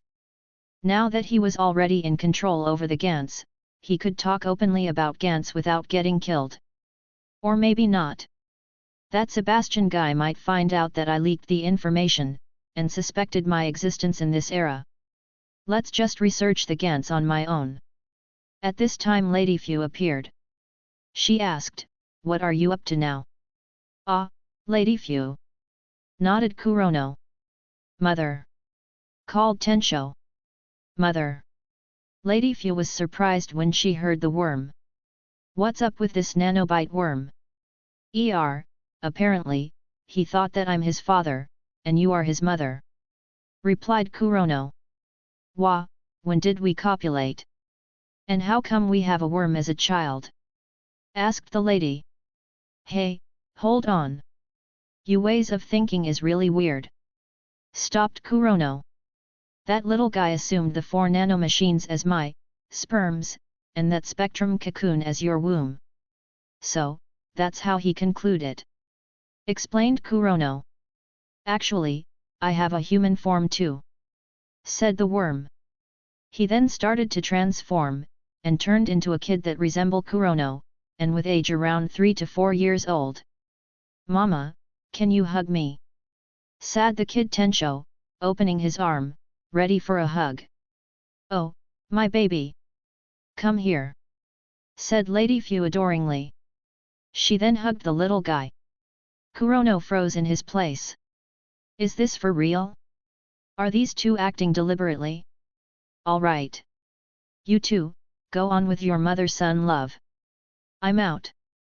Kurono walked away, no longer want to have anything to do with these two. Aren't you going to hug our child? Kurono stumbled on his foot. He ran away, after leaving a cold voice, "No." "How heartless," said the lady, causing Kurono to run even faster. Today was the first day of the 2 weeks prior to New Relife alien mission. This day, Kurono and his 8 teammates was gathered inside the Gantz room. "Hey Kuro, why are we here? I thought you said that the New Relife alien mission is not here yet," asked Rei. "Today, we are going to assist some Gantz fighters from another country. It seems like they are facing some terrible danger," said Kurono. "Which team is it?" asked Sakuroka. "It's the Iquitos team." "Eek, what? Iquitos team? They are located in Peruvian Amazon of Peru," said Kurono. "All right, let's put aside the questionnaire. We will go there now, as those guys are in trouble."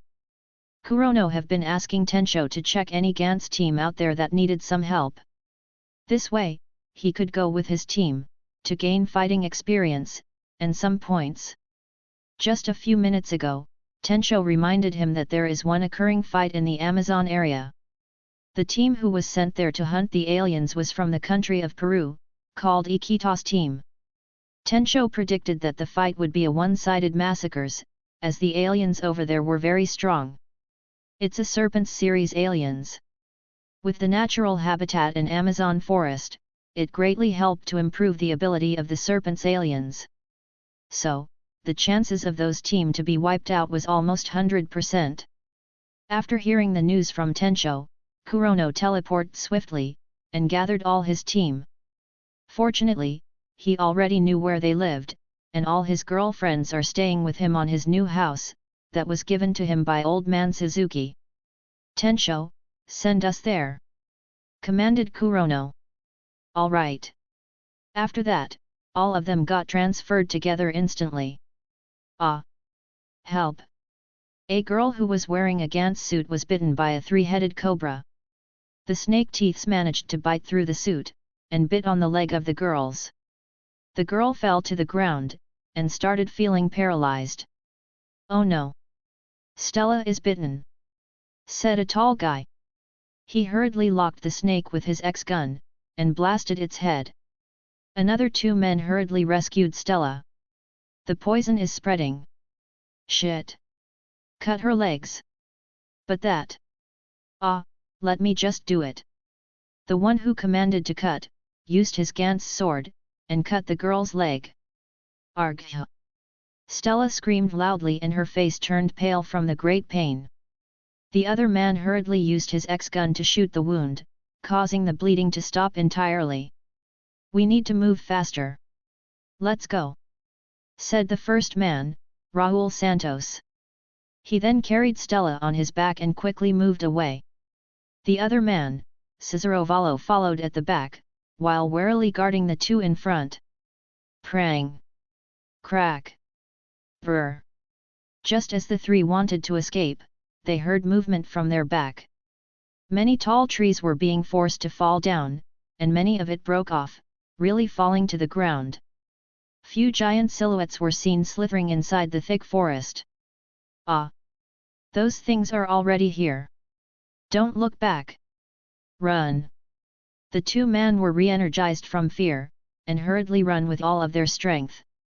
Suddenly, one of the giant things constricted its pointy eyes, and shoot a red beams from its eyes.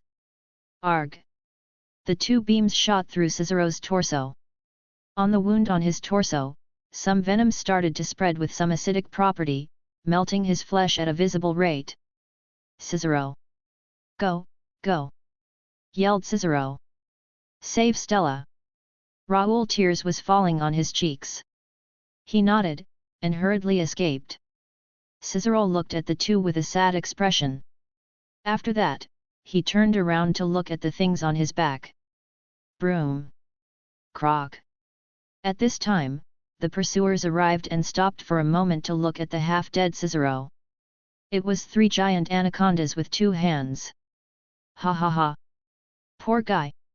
Your teammates just run away and abandoned you. You should be feeling frustrated and angry, right?" said one of the anaconda. "Kill me," said Cicero. "You are a dead man already," smirked the giant serpent. It then said to its 2 big friend, "If you want, you too can eat him." "Yuck! I don't want to eat something that already infected by your venoms." "I don't want to either," said the other giant snake. "See? They also don't want to kill you," said the first anaconda. "Well, you can die slowly then." The 3 snakes then leaves to pursue the 2 that escaped, leaving Cicero at the back. "Ah, damn it! This pain is so excruciating. Arg!" Cicero felt his body slowly getting paralyzed. Right then, he heard steps coming towards him. Not long later, some people appeared in his view. "Ah, another dead bodies," said Sakurai, sympathizing the one lying on the ground. "Hey, he is not dead yet. Look, he is staring at us," said Rika. "Hey, Kay. There is one survivor here. He is about to die," added Sakurai. Kurono swiftly appeared in the place and saw Cicero was lying on the ground. "This guy still can be saved. Tensho, transfer him into Gantz room, then transfer him back here." Cicero, who was lying on the ground, didn't understand the language that Kurono and his team were using to talk. Are they Chinese people? Hey! Suddenly Cicero felt his body was starting to be teleported out.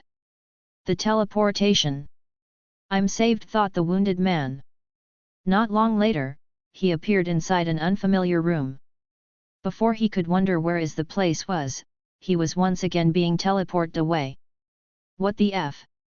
Pi! He then appeared once again in the place where he was lying before. He was stunned, and froze on his feet. What just happened? What did you do? Cicero looked at Kurono and asked in confusion. Kurono was surprised when he heard the man. He turned at his team and asked, You guys understand his language? Is it a French? More like he is speaking in Spanish," said Sakuroka. "You understand him?" "No. I only ever heard the language, but not understand." "This is, Tensho, do you know what he is talking about?" asked Kurono.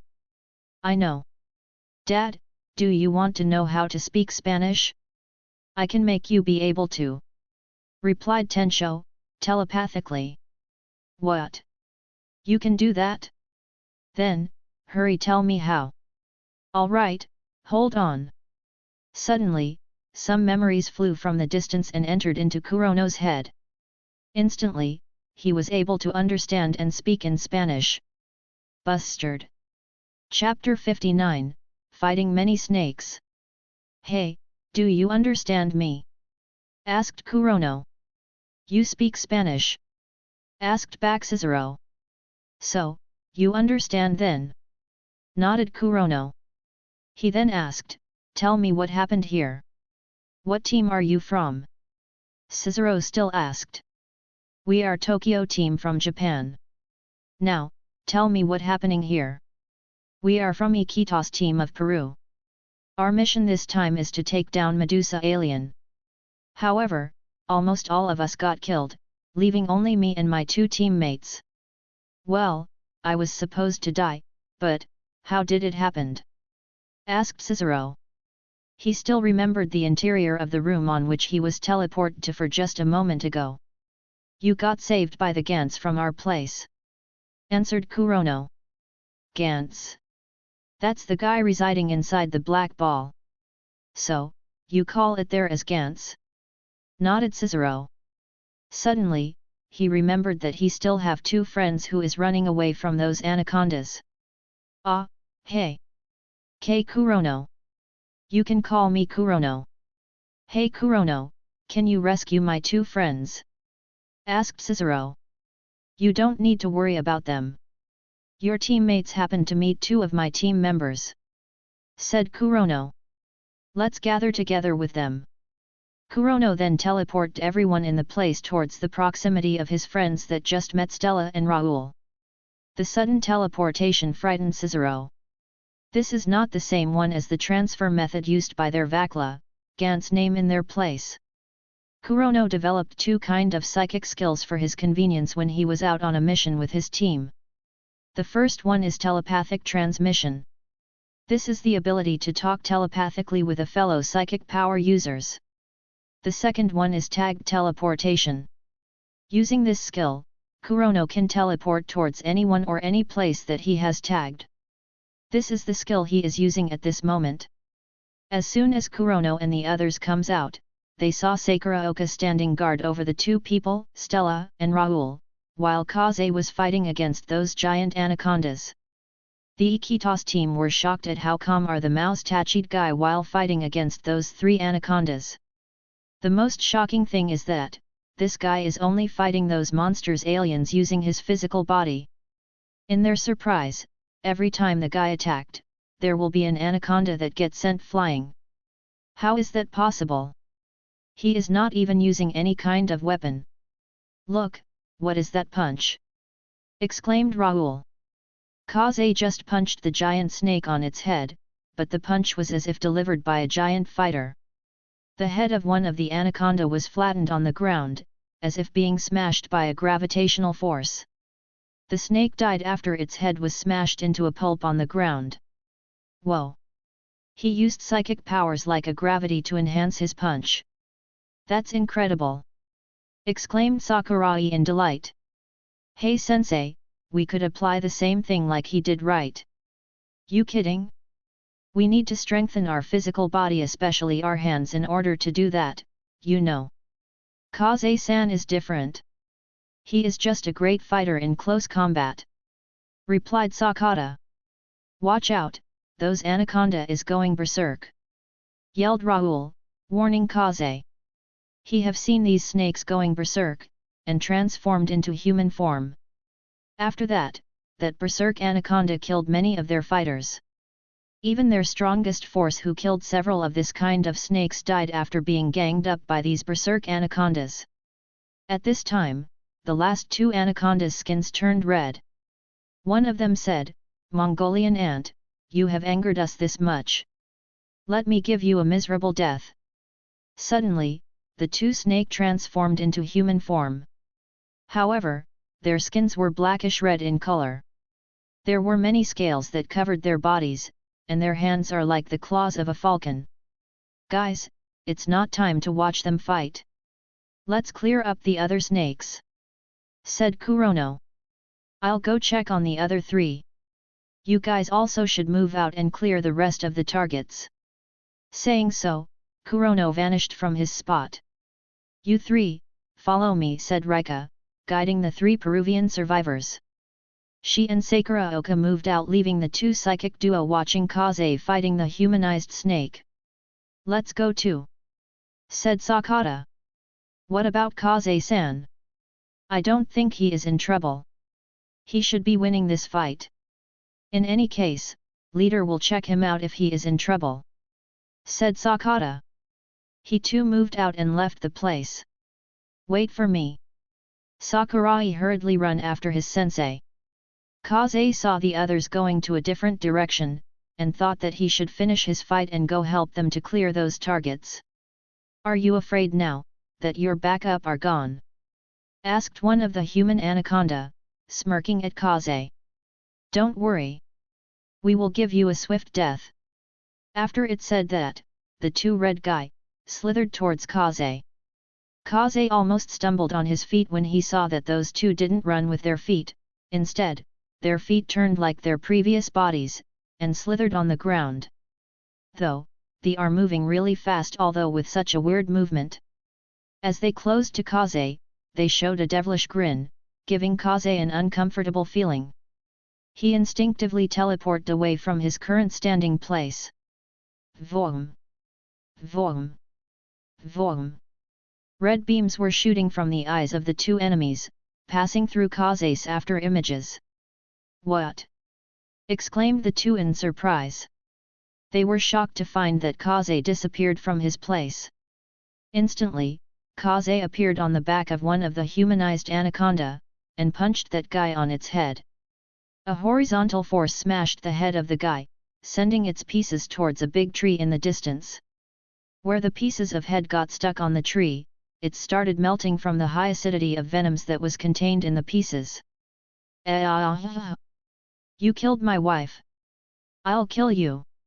Shouted the other guy. It then shoot many red beams all around the places and in random direction. Seeing this, Kaze was forced to evade those attacks swiftly. At the same time, he quickly approached the humanized anaconda, and punched it in its chin. An upward force crushed the head of that last guy. After that, its body limped down and dropped on the ground, dead. Well, that's it. I should go on too. Kaze then checked his radar, and chose a target. He then moved away, leaving those snakes' corpses. Near a shallow river, Rei, Fei, and Shinozaki were moving along the riverside, against the flowing current. Each of them has a Z-gun on their hand. The 3 whose height is similar, already killed a few snakes, was moving towards a new target that was supposed to be near the river. Right now, it was Shinosaki's turn to monitor the iPad-like radar. This radar is a new one that Tensho gave to Kurono by controlling Gantz to present that radar. This radar function is similar to the regular one, but with the additional function of checking the value of the targets. Not long later, the 3 of them arrived on a waterfall site. Below the waterfall, the 3 of them saw some girls are bathing, and playing happily in the water. All the girls were half submerged inside the water, and showing naked upper bodies. Human? Are there some tourist who came to this place? Asked Rei. She walked towards the girls to warn them about the existence of aliens in the area. However, Shinozaki stopped her. Look at the radar, said Shinozaki. Rei and Fei looked at the radar, and saw that each of those girls was tagged as the targets, and each of them worth 15 points. They got some good value. But they are just human. Are we supposed to kill them? Asked Fei. Look at their bodies. It's as if they came straight out of drawing. They are too beautiful. Nico will bleed his nose if he saw these girls, said Rei. 1-2, there are 18 of them. That's 270 points. We can divide equally, each with 90 points, said Shinozaki.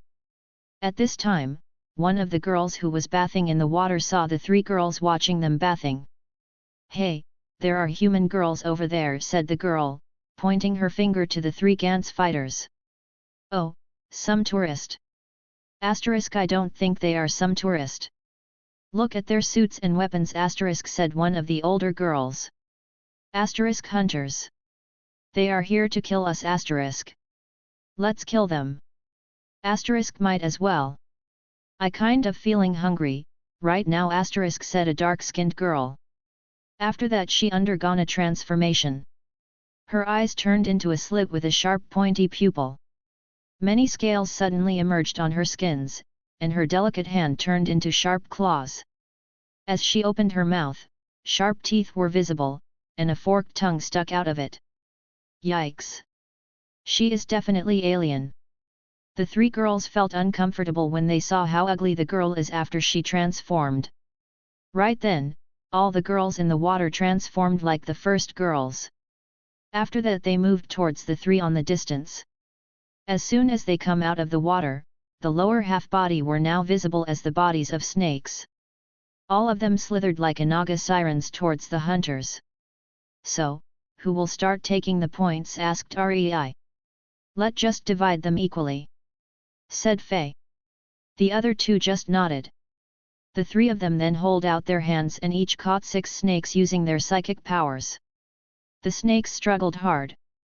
Some of them opened their mouths and let out loud and disturbing sounds. Scree!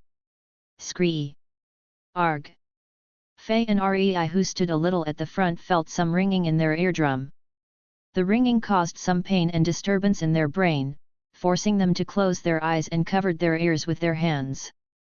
At the back, Shinozaki was fortunate to be able to activate her psychic powers and defended herself from those disturbing sounds. Some of the half-snakes managed to release themselves after the sound's attack. They then shoot out some beams from their eyes. Watch out! Shinozaki was frightened when she saw the laser attack. She hurriedly touched her 2 friends, and teleported away into the distance. After that, she helped the 2 by covering them with psychic barrier. Thank you for saving us, said Rei, still feeling some ache in her head. Are they really just 15 points worth? Let's just take them down as fast as we can. Let's just do that. I hate those slithering bitch, scolded Faye. She almost got hit by those laser because of her carelessness. It made her feel a bit disappointed to herself. At the side of the river, the half-snakes looked around in confusion. Just now, their targets suddenly vanished into thin air. Where did they go? Not sure. They just disappeared like a hollow asterisk. They might be using that frequency changer to make themselves invisible. Watch out guys, said one of the snakes. Somehow, their assumption were half true. At this time, the 3 girls turned invisible, and silently appeared up in the sky above those half-snakes. Let's go with water, said Rei. Faye nodded. The 2 then controlled the water from the river, to envelop 6 snakes each.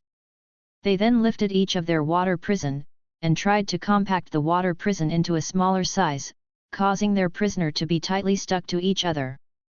They then used the Z-gun to hammer those prisoners onto the ground. As for Shinozaki, she created 6 fireballs and threw them towards the last 6 half-snakes. The fireballs swiftly arrived in front of the snakes. Some of them managed to move to the side, and evade the fireballs. However, whether the fireballs hit its target or not, as soon as it get near the half-snakes, they exploded with a bang. Bustard. Chapter 60, Many Bosses. Kurono was in no hurry to go check on the 3 girls. He was sure that those 3 were not in trouble, as they haven't sent any distress signal to him. Along the way, Kurono killed some small snakes, and also some bigger one like the anaconda that fought against Kaze. As he walked, he stopped in front of a tall big 3. There are many fruits on it, some got a red shade showing that it was ripe and many were still green. However, Kurono's focus was not on the fruits or the 3. His focus was on a beautiful girl, who was looking at him with some interest. That girl, however, somewhat different from human. Her lower body was of a snake body, and her hair were not real hair, but many small blue snakes. Though, her eyes didn't resemble snake eyes, but of a human eyes. Medusa. Kurono hurriedly closed his eyes, and used his psychic powers to sense the girl on the tree. On another location, at the creek of the river, Sakuraoka's group saw in the distance a giant snake's body, with the upper half of its body is a giant human girl. The half-giant human was sleeping soundly on top of a big flat boulder. Her hair were some small red snakes. "Oh no! It's Medusa!" exclaimed Rahul and his team. One of the red snake hair saw the hunters, and was alerted. SSSH! SSSH! SSSH! The small snake made some sounds, causing the giant girl to slowly woke up. It then looked towards the human group. "Watch out! Don't look at its eyes!" warned Rahul. However, his warning come a little late. Sakuraoka and Rika already met eyes to eyes with the gorgeous giant gorgon. The two then visibly turned into stones. "No! Kurono!" Rika showed some fear on her face. She called Kurono's name at the last moment, before she turned into stone sculpture. Sakuraoka also fell into instant struggle. In the end, she said a few words, "K, save me and the baby." In less than 2 minutes, the two bodies turned entirely into stones. Ah! They got turned into stones. Run! The both of them are finish. The Iquitos team hurriedly run away from that place. However, a big snake body barred the way to their back. "Go to the side." Cicero and Rahul, who was still carrying Stella, run to the right side. However, a face swiftly appeared in front of them. "Ah! No!" The sudden appearance caught them by surprise, and caused them to look in the eyes of the enemy. Like the first two, they also felt despair, and visibly turned into stones. After all of them turned into stones, the giant girl collected those stone sculptures, and put them in the water. Along the new stone sculptures, there are many other stone sculptures inside the water. "You all should never mistaken me as my sister, Medusa. My name is Theno," said the giant half-human. After that, she once again laid down on the boulder, and continued to sleep. "Run! We don't stand a chance against that monsters," said Sakata. He and Sakurai hurriedly run away, sometimes teleporting some distance away. At their back, many trees were being thrown like a weeds, and a gigantic creature was slithering towards the two with great speed. That creature was a giant girl with snake as her lower body. The two psychic power users were troubled by this big monster. At first, they thought they stand a chance to fight against this monster alien. However, they were rendered powerless when this showed that it was immune to psychic powers. "Darling, wait for me, he he he." A booming sounds comes out of the mouth of the big half-female human, whose lower body was a snake. "Yo, blonde young man, come back here." "Gah! She is trying to call me." Sakurai shivered when he heard the voice at the back. "Somehow, I'm curious to look back." "Don't you dare! That Medusa has the ability to turn human into stone," warned Sakata. The two continued running away as fast as they can. At the back, the half-snake heard Sakata, and said, "You got the wrong name. I'm Uriel." "Really?" Sakata was surprised when he heard the girl. He was about to turn back, but got slapped on his face. "No, sensei. You will turn into stone if you look back," warned Sakurai. "Gah! Damn it! I almost got tricked by that monster." Sakata yelled in annoyance, for he almost turned back. If he turned just now, he would probably already become a stone.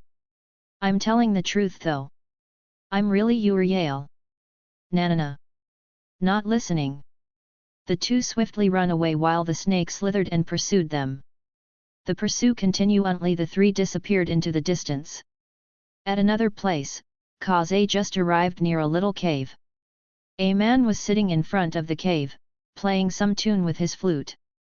Kaze observed the man for a moment, and felt that this man was different. Some cold air was released from the man's body. At the same time, the man also looked at Kaze. The man said, "Hunter. So, you have arrived. Are you here to kill my kind?" Kaze didn't reply. He just readied himself to enter into a fight. "So, you really have come to kill us? In that case, don't blame me for taking your life. Be prepared then," said the man, slowly standing up. He then put the flute on his mouth, and started playing a tune. Suddenly, several snakes slithered towards Kaze.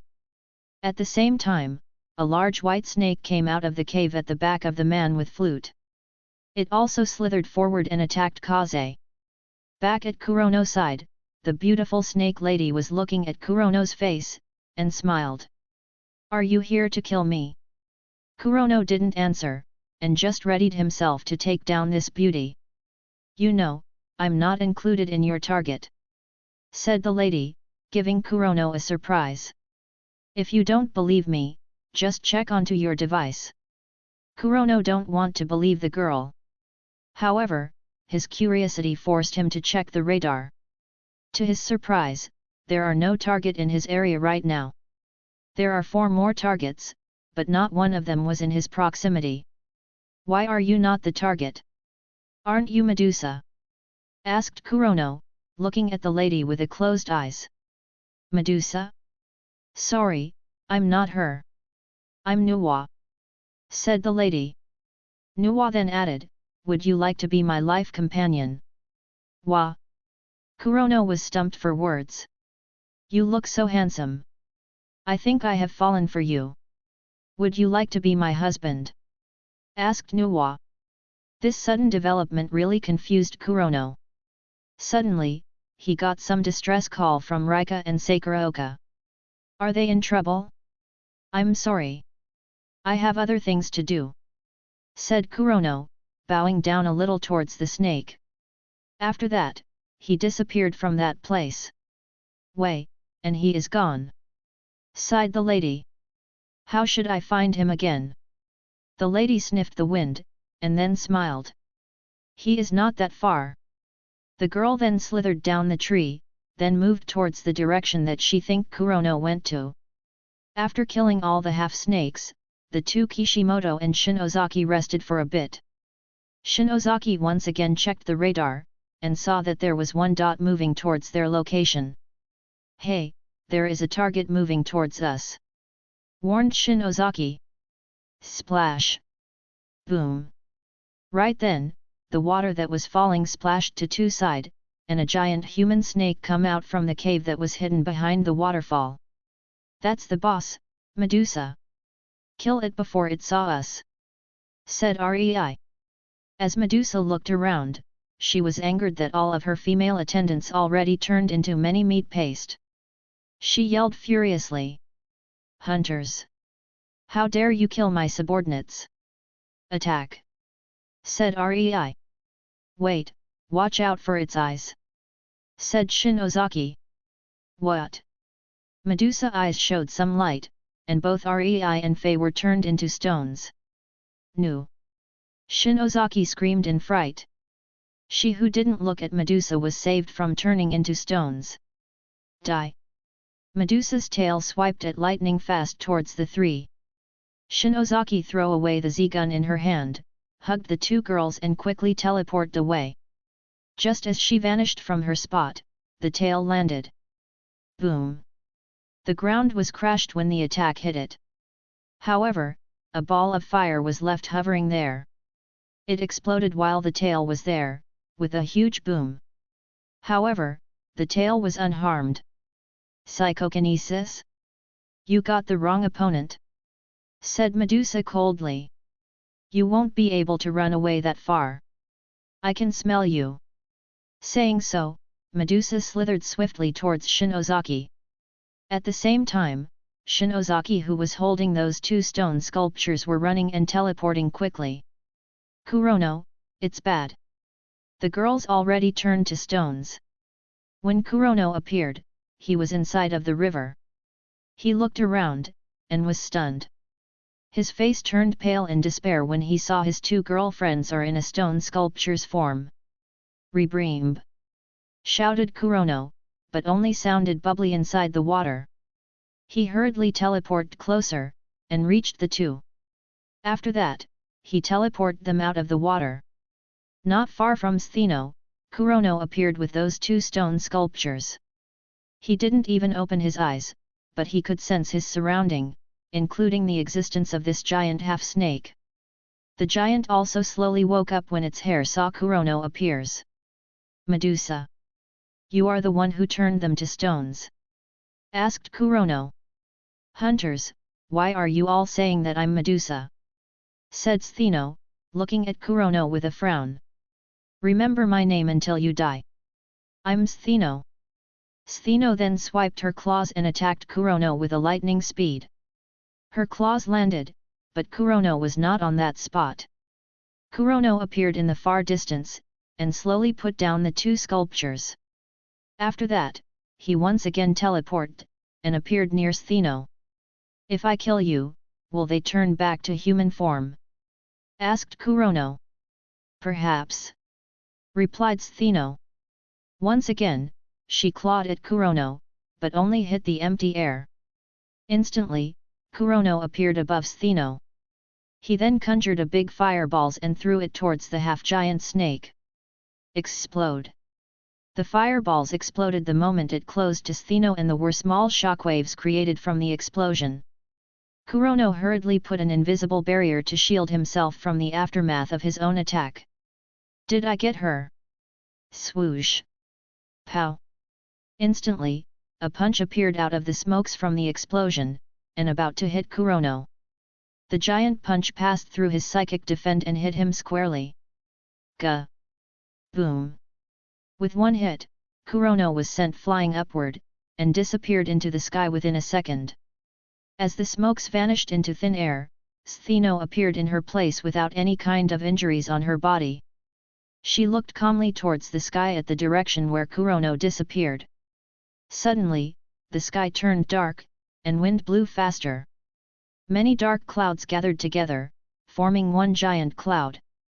Not long later, many lightning current appeared and streaked along the giant dark cloud. Clong! A giant lightning strike came down, and struck Stheno. The half-snake expression changed at the last minute, but couldn't do anything to avoid the lightning. Her body was suddenly scorched black, and lay down on the ground. Kurono appeared again near the charred body, while holding his body. His suit was damaged, and many of his bones were broken from that one giant punch. Kurono wiped out the blood on his mouth and nose with a great effort. Arg! This is really painful. I was too careless just now. Didn't expect this one to be unharmed with psychic powers. Said Kurono, groaning in pain. Tensho, heal me. Kurono then got teleported back to the Gantz room. After healing his body, he once more got teleported back. Bustard. Chapter 61, Chapter 61, I'll think about it. As Kurono appeared again, he saw the dead Stheno was disintegrating into ashes. That giant girl is dead. So, will the two turn back to normal? Kurono then hurriedly teleported away towards the stone sculptures of Rika and Sakuraoka. Fortunately, the two are already turning back to human in a flesh. Bye, hi! K! Exclaimed Sakuraoka in delight when she saw Kurono. She hurriedly hugged him.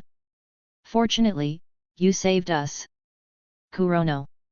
Rika also rushed towards Kurono. Kurono hugged both girls, and said, It's all right. I'm here. A moment later, Kurono said to the two girls, This time mission is too dangerous. I'm sorry for endangering you guys by bringing you to this mission. It's all right. I know you just wanted to make us become better before we face the future. Replied Rika. We learn from this carelessness. We will be more careful when facing other enemies. Said Sakuraoka. At this time, Kurono received 3 telepathic transmission, requesting for help. This is bad! Exclaimed Kurono. What is it? The others are facing dangerous situation. I need to go help them. said Kurono. You go then. There is no more targets here, so we are safe, said Sakuraoka. Kurono nodded, and about to teleport away. However, he remembered something. He looked at the two, and said, there are some Ikitos team in the river. We will go and help them. Just go on, said Rika. Kurono nodded and vanished from his spot. Ah! Help! Brrmr, I can't swim! Yelled a man, trying to get out of the water. A man swam towards his direction and pulled him out of the water. Ha! I thought I was a goner for a second there. Sighed he man who got saved. Suddenly, he remembered that just now he saw the giant girl with red snakes as hair. He hurriedly asked in panic, where are that half snake? I think someone came and killed that snake. Hey, that's Raoul, Cicero, and Stella. Are they the one who saved us? All the Ikitos team gathered together at the riverside. One of them looked at Raoul, and asked, Raoul, did you kill that snake? What? No. We also got ourselves turned into stones, said Raoul. Then, who killed the giant half-snake? Asked a girl. At this time, they saw Rika and Sakuraoka walking from the distance towards their direction. Raoul and his two gang was surprised, it's them. Did they kill that snake, and saved us? Stella, who was still pained from amputated leg, shook her head. No way. They turned into stones, before it was our turns. Then, who saved us? Asked Cicero. When the two arrived, many of the male fighters got attracted to the two beauties. Wow! They got some big melon, said a man, blushing a little. Can I touch them? Asked a man, looking slyly at Rika's chest. The man didn't wait for the others to yes or no. He held out his hands, and tried to grope the melons. Hey? What's this? However, his hands were unable to touch Rika, as an invisible barrier prevented him to do so. Some sweat dropped at the back of the man. Rika looked coldly at the man. At this time, a kick was delivered, hitting the man on his face, and sending him shooting away. The man crashed on a tree, and the tree broke down, landing on the man who dropped down after the crash. Don't try to touch my sister with you dirty hands, said Sakuraoka coldly. She then glanced at the others with a cold eyes, and said, you all better be good. Otherwise, I will see you as some aliens.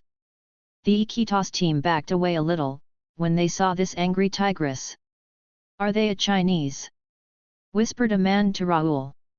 Just now, he saw that Raoul and his two friends seems to be familiar with these girls. They are Japanese. A Tokyo team from Japan, replied Cicero. Raoul moved forward, and asked Rika and Sakuraoka about the situation. However, he remembered that he don't understand Japanese. He then thought of something. After that, he chose to speak in English. Hero. Can you speak English? Pfft. Several of his friends chuckled when they heard him. One of them laughed, and said, English? Pfft, ha ha ha. What are you laughing at? If you are better than me, then you go speak to them, scolded Raoul, feeling a bit embarrassed. I can speak in English language, nodded Sakuraoka, smiling at Raoul.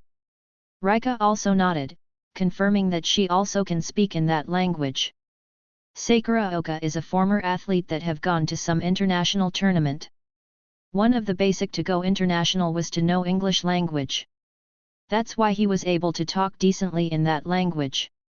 As for Rika, she is a beautiful young idol. As an idol, she needed to show example to her fan. So, she learned the international language for her convenience when she is interacting with more artists, especially the one from international. After knowing that the two were able to converse in English, many of the male fighters excitedly conversed with them. They asked the situation, and the two explained what happened. Hey Sakurai, do you feel some kind of urge in your heart? Asked Sakata. I think so. I'm feeling really curious about how beautiful are the girl behind us, replied Sakurai. Then, should we look back? Should we? The two then stopped running, and turned back. Instantly, they saw the glaring eyes of Uriel. Ah! Oh no! The two of them suddenly got awakened from the urge that making them want to look back. However, it was too late. Sakurai was turned first into stone. Sakurai! Shit! I'm going to turn into stone too. Hey! Suddenly, Sakata realized that he was not turning into stones. Uriel also got surprised when her ability didn't work on this guy. What happened? Why did he not turn into stone? As she looked closely, she saw that Sakata was using a shaded glasses. Is that because of the glasses? At the same time, Sakata also realized the same fact. However, he was not happy. That's because Sakurai already turned into stone. He looked coldly at the big snake, and asked, "Turn him back to human." "Ah, darling. I can't help it. If you agree to become my man, then I might turn back him to human," said the giant girl, smiling sweetly at Sakata. "If I kill you, will he turn back to normal?" As soon as Sakata said that, the smile on the face of the half-snake vanished. Her snake hair turned to look at Sakata with sharp pointy eyes. Uriel looked at Sakata with his sharp eyes, and said, "Look like you are unwilling to become my husband. In that case, I will turn you into a plaything." Scree! Arg! Sakata was too close to the girl, that the sound of her scream penetrated directly into his ears. His suit didn't last for long, and stopped functioning after unable to prevent the sound attack. Blood started to flow out of Sakata's ears. Right now, he could no longer register any sound in his head. In that instant, Sakata hurriedly took Sakurai's sculpture and teleported away. He tried his best to run away. Suddenly, he felt a tug on his collar. He hurriedly turned to look, and saw Kurono was holding on him. "Tensho, teleport them back." The two then got teleported away. Sakata hurriedly said, "Wait. Sakurai is stoned." "It's okay. I'll turn him back to normal," replied Kurono. However, Sakata no longer heard any sounds. He got teleported away, while still looking at Kurono anxiously. Right then, Uriel arrived. She stopped on her track when she saw a handsome boy was standing in front of her. She smiled and said, "Well, hello there. Did you help those two to escape? Doesn't matter. Come with me, become my husband." "I'm sorry. I'm not interested into mating with giant," replied Kurono. "Tell me, are you Medusa?" "No. Why are you guys searching for my sister anyway? Do you kill human indiscriminately?" "Why would I do that? Mating with human is a total bliss, you know. Unless they are here to disturb, or kill me, then I will kill them," replied Uriel. "Come darling. Be my husband. If you do, I will turn back your friend to normal." "I will think about it." "Can you turn my friend back to normal? Are you trying to trick me?" "I said, I'll think about it," replied Kurono, looking at the giant snake, with the closed eyes. "Fine. I will trust you on that. Let me turn that guy back to normal," said Uriel. A flash appeared on her eyes, and the distant Sakurai slowly turned back to normal. "Tensho. Dad, she keep her words." "Sakurai already turned to normal," replied Tensho. "Then, erase her identity as a target," said Kurono.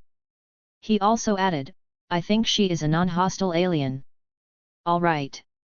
After that, the dot on the radar that tagged Uriel as a target disappeared. "Hey, I kept my words. So, will you be my husband? Please say yes." "I'm sorry," replied Kurono. After that he moved away. Hey, wait! Uriel wanted to stop Kurono, but that guy already disappeared into thin air. B** uttered. Roar! The giant girl became furious after being left behind by Kurono. She roared for a while, before she calmed down. You won't be able to escape from me. I know your scent. I swear, I'll find you no matter where you go, said the half-snake. The girl smiled, and soon moved towards the direction where Kurono teleported away. On another place, Kaze was in the middle of fighting a group of snakes. Right now he was very frustrated. Those snakes is moving too fast, and always attacking him simultaneously. They will spit many venoms liquid towards him, which were very acidic in nature. The area was already turned into a sea of venoms. The ground was sizzling with many acids, and smokes are rising up from the ground. Kaze tried hard to evade those acids, but his footings were being limited by those acids. On the other hand, those snakes are not afraid of those acids, and just slithered on top of it. Even touching those snakes is too dangerous, as acids is all over their bodies. In the end, Kaze was forced to flee from that place, and asked Kurono to clear those snakes out. Kurono appeared again, and saw that Shinozaki was holding on to two Kishimoto's sculptures. As soon as she saw Kurono, a bright light appeared on her eyes. Some mist started to appear on her eyes. Kurono. Let's talk later. Just escape first. I'm going to fight that Medusa. Okay. Be careful, reminded Shinozaki. She then brought the two girls' sculptures to some distance away. After that, she stopped and watched Kurono in the distance. Not long later, Medusa arrived in that place. She looked at Kurono, saying, "Are you one of them?" "I am." "Then die."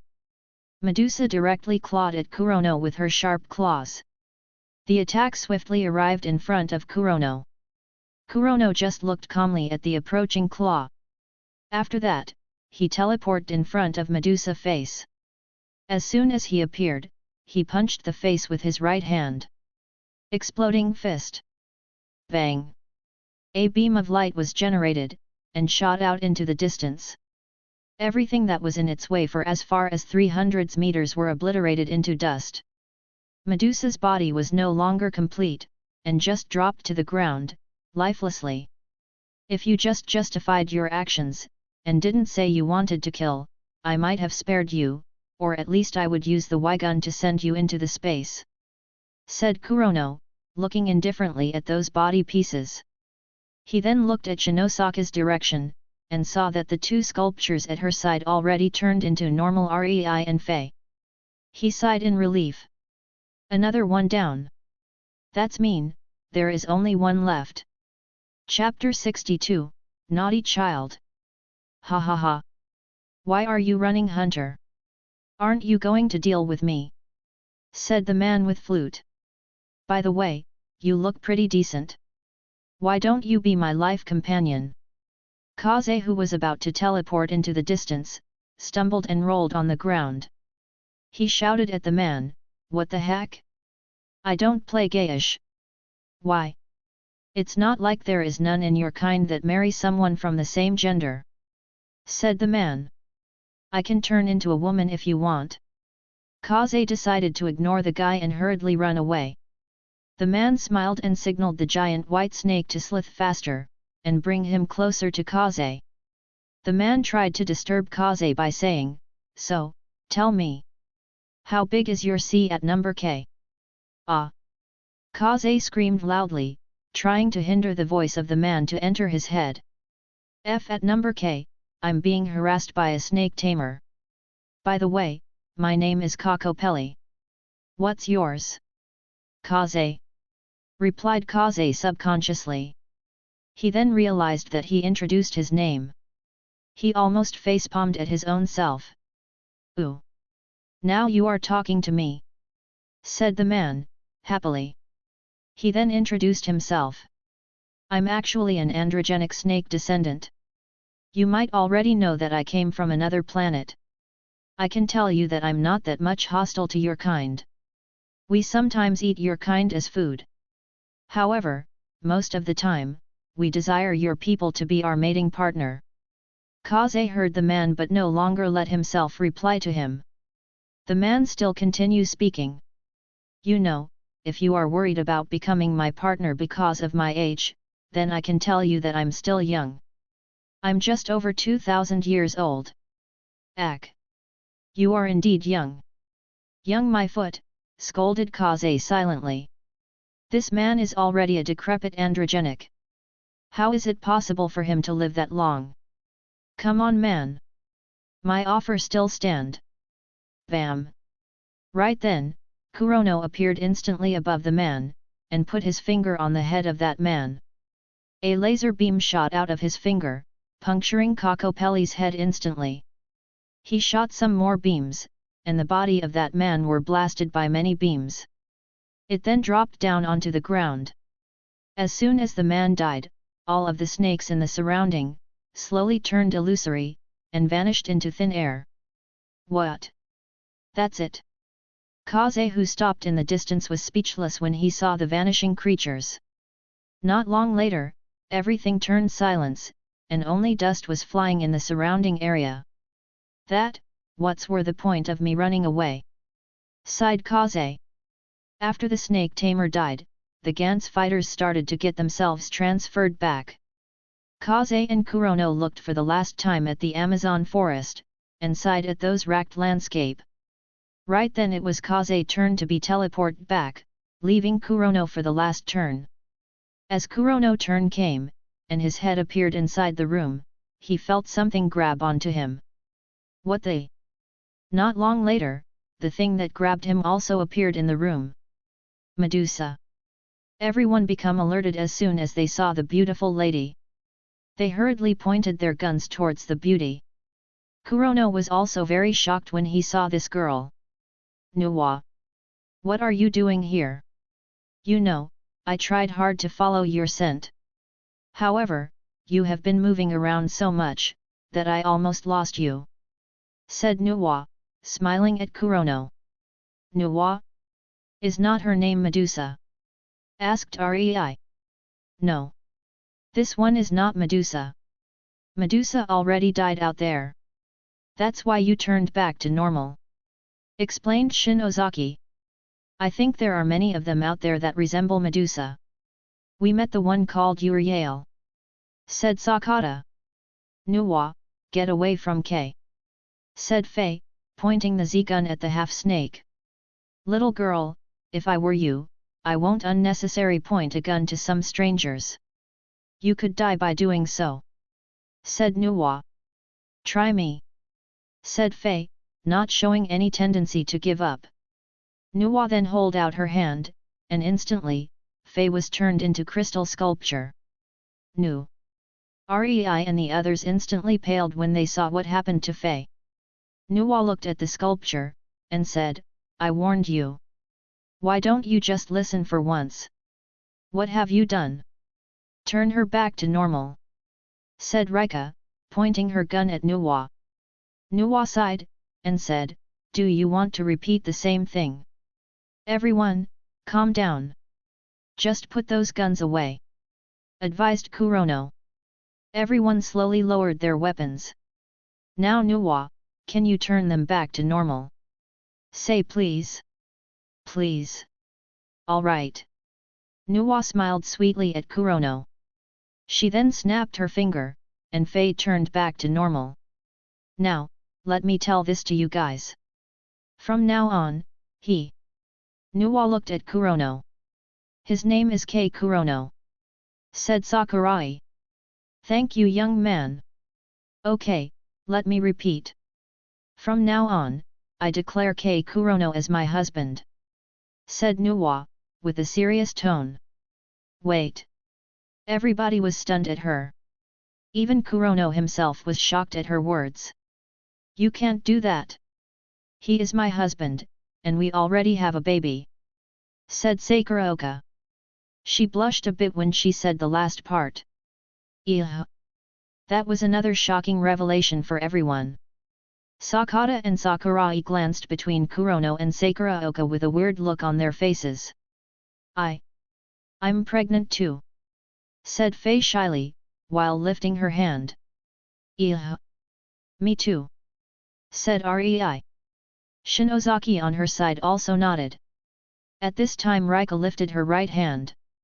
Everyone showed the males in the room except for Kurono showed a difficult expression when they saw her raise her hand. Not her too. Rika blushed when she saw everyone looking at her. She said, I'm not. Those male breathed a sigh, and showed some expression of relief. However, they almost stumbled when they heard the next sentence. Not sure. I haven't tested my pregnancy. The males stumbled for real this time. On the other hand, Kurono showed a wide grin on his face. Wow! Looky here, you impregnate them all? You are awesome. Now I'm wondering what's inside your pants, said Nuwa, licking her lips and looking at Kurono, seductively. There is a dragon there, said Kurono. I got 2 whole, said Nuwa, smiling slyly at Kurono. Your dragon might get choked. Everyone sweated bullets when they heard that. What's up with her? That's not how people converse about their genital part. I can make 9 dragon, replied Kurono, not willing to back away. Kurono. All of his girlfriends shouted, and glared at him. Nuwa showed a bright flash on her eyes. It's decided then. He is my husband. Hey, what about us? Sakuraoka expression suddenly changed. If that girl wanted to snatch Kurono from them, that is really possible, as she seems to have some omnipotent powers. What are you worried about? I said, he is my husband. I don't care if he have other women. That's normal with my race, answered Nuwa. The girls sighed in relief. However, they glared at Kurono. This thing is attracting too much trouble. Kurono, you are in for some trouble, said Sakuraoka, glaring at Kurono. I should have dated some handsome artist, snorted Rika. Kurono. The other 3 girls pinched Kurono on his waist, and pulled him away. The girls' group then brought Kurono away, leaving the Gantz room. The 3 males in the room were speechless. I need to work hard for Ayaka, said Sakata, making his decision. He then left the room. I also need to work hard for Tonkatsu. Sakurai blushed when he said that. However, he was firm with his word. He then followed his sensei and got out of the Gantz room. Kaze looked blankly at the distance people. Who should I work hard for? Should I work hard for Takeshi? But that's a different things than what they are doing. People might look at me as if I'm some kind of lolicon. Forget it. Kaze then left the room. Guys, wait. I haven't showed you all your points, said Tensho. Guys? Hello? Can anyone hear me? Hoo. Moom. They abandoned me. Hey. That's okay. I'm still here for you, said Lady Fu, patting the Kurono Jr. Hoo, even Dad is abandoning me. Hey, don't say that. Although he is such a jerk, he still cared for you. That jerk just wanted to deal with those girls, said the lady. Come show me their result. Okay, sniff asterisk. Tensho then showed the score in the screen. Gantz fighter, dumbass. Points, 0. Accumulated points, 175. Gantz fighter, cherry. Points, 0. Accumulated points, 185.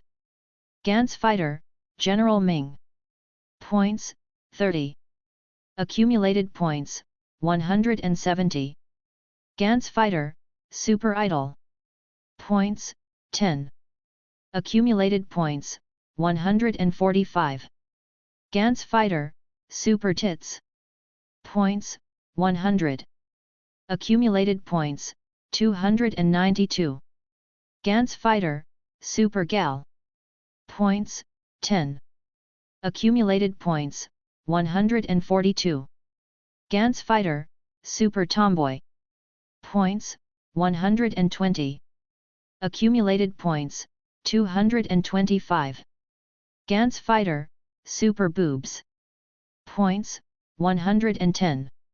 Accumulated points, 265. Gantz Fighter, Kuroniko, Black Cat.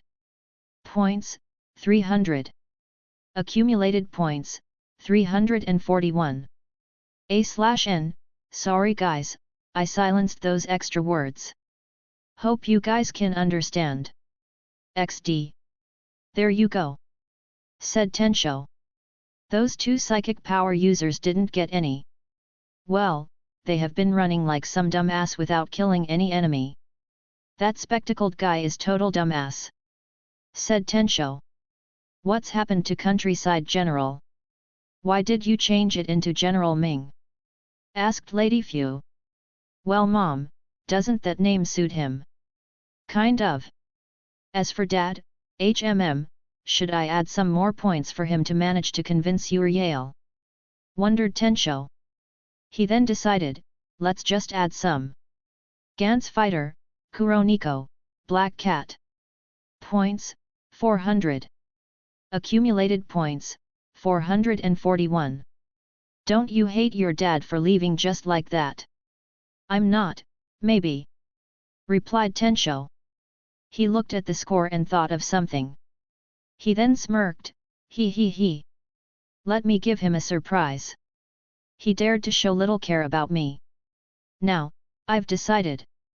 Let's use his points to resurrect more of him. No, let's also use the others' points to resurrect more Dad. As Tensho said that, he felt something cold glares at him from far distance, causing him to shiver involuntarily. On another thought, let's just use father's points. He won't kill me anyway. I'm his child. Tensho then used the 400 PTS to revive 4 Kurono. However, after doing that he felt guilty, and hurriedly hid inside Gantz's body. The revived Kuronos have the memories of someone grabbed him while he got teleported into the Gantz room. What they? X4. Hey. X4. Wait, you? Me? X4. Hey, let me speak first. X4. The Kuronos sighed. They then looked around, and saw Lady Fu smiling at them. What happened? X4. The Kuronos sighed again. Pft, you all are funny. Said Lady Fu, laughing at her husbands. Hey, don't laugh. It's not funny. What's so funny? For the first time, the three of Kurono made a different remarks. The last one just kept himself silent. All right. Let me explain. Said Lady Fu, trying to hold her laughter. She then explained, the first you and your team left the Gantz room without looking at your score. Tensho thought that you abandoned him, and used your earned points to revive you 4. The 4 duplicates froze in shock when they heard her. Soon, all of them showed a furious look on their faces. Tensho. X4. Where is that little guy? Yet. Where is that punk? Let me give him some very good lessons. I want to beat him too. Said the third one, punching his right fist on his left palm. The last one still kept to himself, causing the other 3 to look at him. One of the 3 said, "What's with you?" Well, I'm a realist. I now exist. So, I should be grateful to that little guy. Said the last Kurono. He then bowed towards the black ball. Thank you son. Come, let's go home. Said the Kurono. Lady Fu was surprised with this one husband. Tensho also felt moved, and hurriedly comes out. Dad. I know you are grateful to me. However, what met the running kid was a pinch on his right ear. Ah! Dad, it's hurt. Naughty child. You shouldn't do things like that ever again. Scolded the last Kurono. Let's go home. Kid shouldn't go playing around in this kind of place. The last Kurono pulled the little guy away, and just walked out of the room. The other three just looked blankly at them. Chapter 63, Story Behind the Yokai. Hey wait! Let's discuss this for some more, said the first Kurono, running after the last Kurono. The other two Kurono also came running towards the last Kurono. What's up guys? Asked the last Kurono. What do you want to discuss? Did you notice it? Said the third Kurono. Notice what? There is something missing on us. Hearing the second Kurono caused the last Kurono to frown, and contemplate what the three duplicate were saying. He tried to think hard but didn't find anything suspicious. Can you guys tell me directly? Try checking your system storage. The last Kurono complied. Then, his expression changed. The system. It's gone! Exclaimed the last Kurono. He tried to open up the storage, but it didn't work. He tried to call out the panel for his stats, but also failed. It's not gone. It no longer exists. That's impossible. Wait, do you mean? The Gantz cannot duplicate the system. Look like the system is too profound for the world logic to recreate, said the second Kurono. Then, we are. Some worries appeared in the last Kurono's face. We four are just duplicates, said the first one, lowering his head. Then, the point for us to be revived. The last Kurono didn't want to believe it. He just stayed frozen for some time, and looked blankly at the empty space. No way, we are just. The other three Kurono also feel the same. They all feel lost. Should we go back? We better not. It will just disturb their life, said the second. I want to see them, said the last one. Are you trying to be the real K Kurono? No. I just wanted to look at them, said the last one. Let's check on them then. The four of them then teleported away towards the periphery of Kurono's house. Standing not far from the house, they used the X-ray vision to look inside the house. In there, they could see that Kurono and the girls are having some good conversation. Although there is the additional girl, Nuwa, in there, it didn't break the family vibe in the house. There is also old man Suzuki who was reading newspaper, and sometimes smiled when he heard Kurono telling funny story to the girls. On one room, there is the middle schooler, Nishi, who is too focused on browsing the web. Sometimes, he will try to hack into some other websites. The four Kurono looked at those scenes silently, for a long time. After that, they silently left the place. I don't want to disturb their harmony, said the first one, looking at the sky, which was already turning dark. His eyes was a bit watery. Me neither, agreed the second. What do we do now? Asked the third. Think we just leave, and go incognito, suggested the last one. All of them become silent. The third then nodded. It's pained me to admit it, but we are not supposed to be here. So, I agree to go incognito.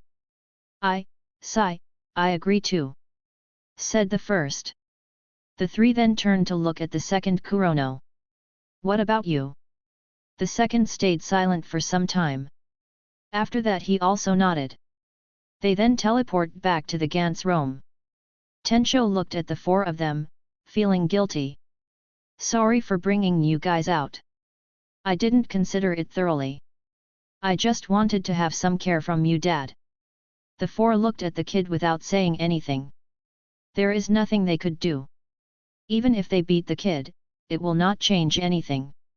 I wish I have some purpose in life, said the first Kurono, looking out at the night city, through the windows. Actually, I have a suggestion for you four, said Lady Fu. Why don't you guys go to another Gantz team? The four didn't reply and just listened to the lady. Lady Fu continued, you can ask Tencho to control other Gantz. After that you can go there to do some mission.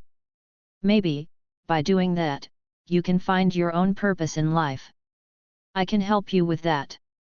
Nodded Tensho. He wanted to help as much as he can in order to lessen his guilt. The four looked at each other, and finally nodded. Might as well do as you suggested then. Let's go with that. By the way, we need to come up with different identity. Otherwise, we will be confused to call each other. Also, we might mistaken one of us as the real Kei Kurono. Said the last Kurono. I thought so too. Said the first one. The confusion in identity will be too troublesome for the current them. So, how do we come up with a name? Asked the second. How about we just think of a name for our own, and then we tell each other after that? Said the third. They then agreed to the suggestion, and fall into deep thought. After some time, all of them have decided on the name that they wanted to be called. So, what's your guy's name? Asked the first one. Wait. Let's have an order to say our names. After some deliberation, the order were the first to last Kurono. I'm Samurai X. Said the first one. What? Really? The other three looked at the first with a weird expression, when they heard the name. The first Kurono frowned. What? My name is good, you know. Oh, that should be my alias. My real name is Rurouni Kenshin. You know, that's the name of the guy who is good with edgeless katana. Okay, okay. No need to explain more. Said the second one. My turn. My alias is Shinigami X. My real name should be Zaraki Kenpeki. The X and the alias is a naming custom? Fine. I could do that too. Said the third Kurono. Let's see. My alias is Fighter X, and my name is Jin Kazama. You took your name straight from Tekken Hui. The third one pondered his name. A moment later, he found one. My alias should be Archer X. My real name is Emi Yashiro. You guys already get your name. But your looks are still the same. Why don't you guys do some disguising? Asked Lady Fu. That, we could do that later. Said Shiro. Tensho, I've decided. I want to go to Hong Kong. Then, I will go to Ikito's team, in Peru. Said Kenpeki. Hey, you two are picking the known ones. Well, first come first serve. Smirked Shiro. Fine. I'll go to Brazil. Said Kazama. Send me to Korea. Said Kenshin. After that, Tensho helped them control the respective Gantz, and registered the four towards each of their chosen Gantz. Before the four departed to their own location, Kenpeki said, You know, I kind of feeling happy to go towards the other Gantz. I have a good expectation towards this new life. I feel you. Nodded Shiro. Well, good luck to you all guys. Yeah. Good luck. Hope we can meet again in the future. After that, they headed towards their own destination. Some days passed, and Kurono and his friends continued to go to training.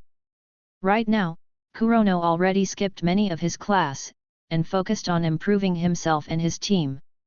Suddenly, he felt a sense of weirdness in himself. What is this feeling? Are you all right? Asked Shin Ozaki. Yeah. Just feeling a little different. What is it? Not sure what is it? Replied Kurono. Somehow, Kurono can feel that his abilities are improving way faster than normal. What's going on? Did the system help me improve my stats? You got it all wrong. Said Lady Fu, hovering not far from Kurono. I need to tell you something. What's up? Last time you didn't check your score in Gantz. Ah. I forget about it. So, how much points did I get? Asked Kurono. You got 400 points. Wow. Really? Let me go to the Gantz room. I want to go check it myself. Hold it there. Stopped Lady Fu. There is something else. Tensho used those 400 PTS to resurrect 4 of your duplicates. What? That B** uttered. Then, will the 4 come to my place? Nah. I advised them to go towards other Gantz. So, you don't need to worry about them. Kurono sighed, a little relieved. Still, damn that Tensho. He just wasted my points. Actually, you should be grateful to him. What do you mean? Asked Kurono. Do you believe in resonance theory? What is that? It's like this. There are 5 of you that exist in the same world. This caused there to be resonance between the 5 of you. Every time one of you gets some improvement in yourself, it will also resonate with the rest of you. So, by having more of you in a single world, the easier for you to improve yourself. Explained Lady Fu. So, that's why I have this feeling that I'm improving way faster than usual. Said Kurono, realizing his own situation. So, don't be harsh with Tensho. Advised the lady. Well, it's already happened anyway. Moreover, it's still advantageous to me. Said Kurono. Sorry Dad. Said Tensho telepathically. By the way, the new Relife alien mission will be happening this afternoon. Alright. Remind me when the time comes. Afternoon come, and it's the time for the new Relife alien mission. Kurono and the team then got transferred to Osaka. Target, new Relife. Characteristics, strong, smart, bad. Likes, tea, tobacco. Quotes, Nurarihyoan. Nurarihyoan. Old man? Are we actually going to kill human this time? That's the boss for the mission this time. He is a very dangerous alien. So, be careful when you saw him. Answered Kurono. After that, Tensho started the transferring, and send them all to Osaka. In this mission, there are no new people that got revived. Kurono didn't want any unnecessary people come into the room, and die again in the mission. So, he asked Tensho to not let any other people in the Gantz room. Scree! Right when everyone got transferred, they heard a high-pitched scream. What was that? Dunno. People screaming. Not long later, an old lady come in their direction. This lady is wearing kimono, and a scarf that was wrapped on her head. The odd thing about the lady is that it was floating on air. Who is that? She is floating. Yikes, that lady doesn't have eyes. Rei was feeling a bit scared when she saw the peculiarities. Those are yokai. In this mission, it can be said that we are hunting ghosts. Said Kurono, trying to scare Rei. You know, there is the story behind the yokai. Let's go. We need to kill as much of these guys as possible. Said Rei, leaving Kurono. The rest also headed out. Hey, don't you want to listen to my story? Kurono tried to wave to the others but they are already going away. Scree! Lady, stop screaming. I got no onion for you. You know, I kind of wanted to listen about the story behind the yokai. Said Nuwa. She just got teleported here when Kurono said that there are story behind the yokai. Right now, Nuwa was walking with human legs. She was able to transform freely from her half-snake state, to a fully human form. That's why she didn't attract the weird attention from the onlookers. Though, her stunning beauty become the fatal attraction for many males. So, while she is out, she used a veil to cover her face. Hey? You are here too? Why didn't you stay at home? Asked Kurono. That's boring. There are only old man in the house, and an overgrown baby that got addicted to internet. Nuwa pouted. Come, tell me your story. At this time, the old lady on the side tried to bite Kurono on his head, with her blackened mouth. However, a finger touched her head. Bang! A laser beam was shot and the yokai died. Let's go out too, and hunt these yokai.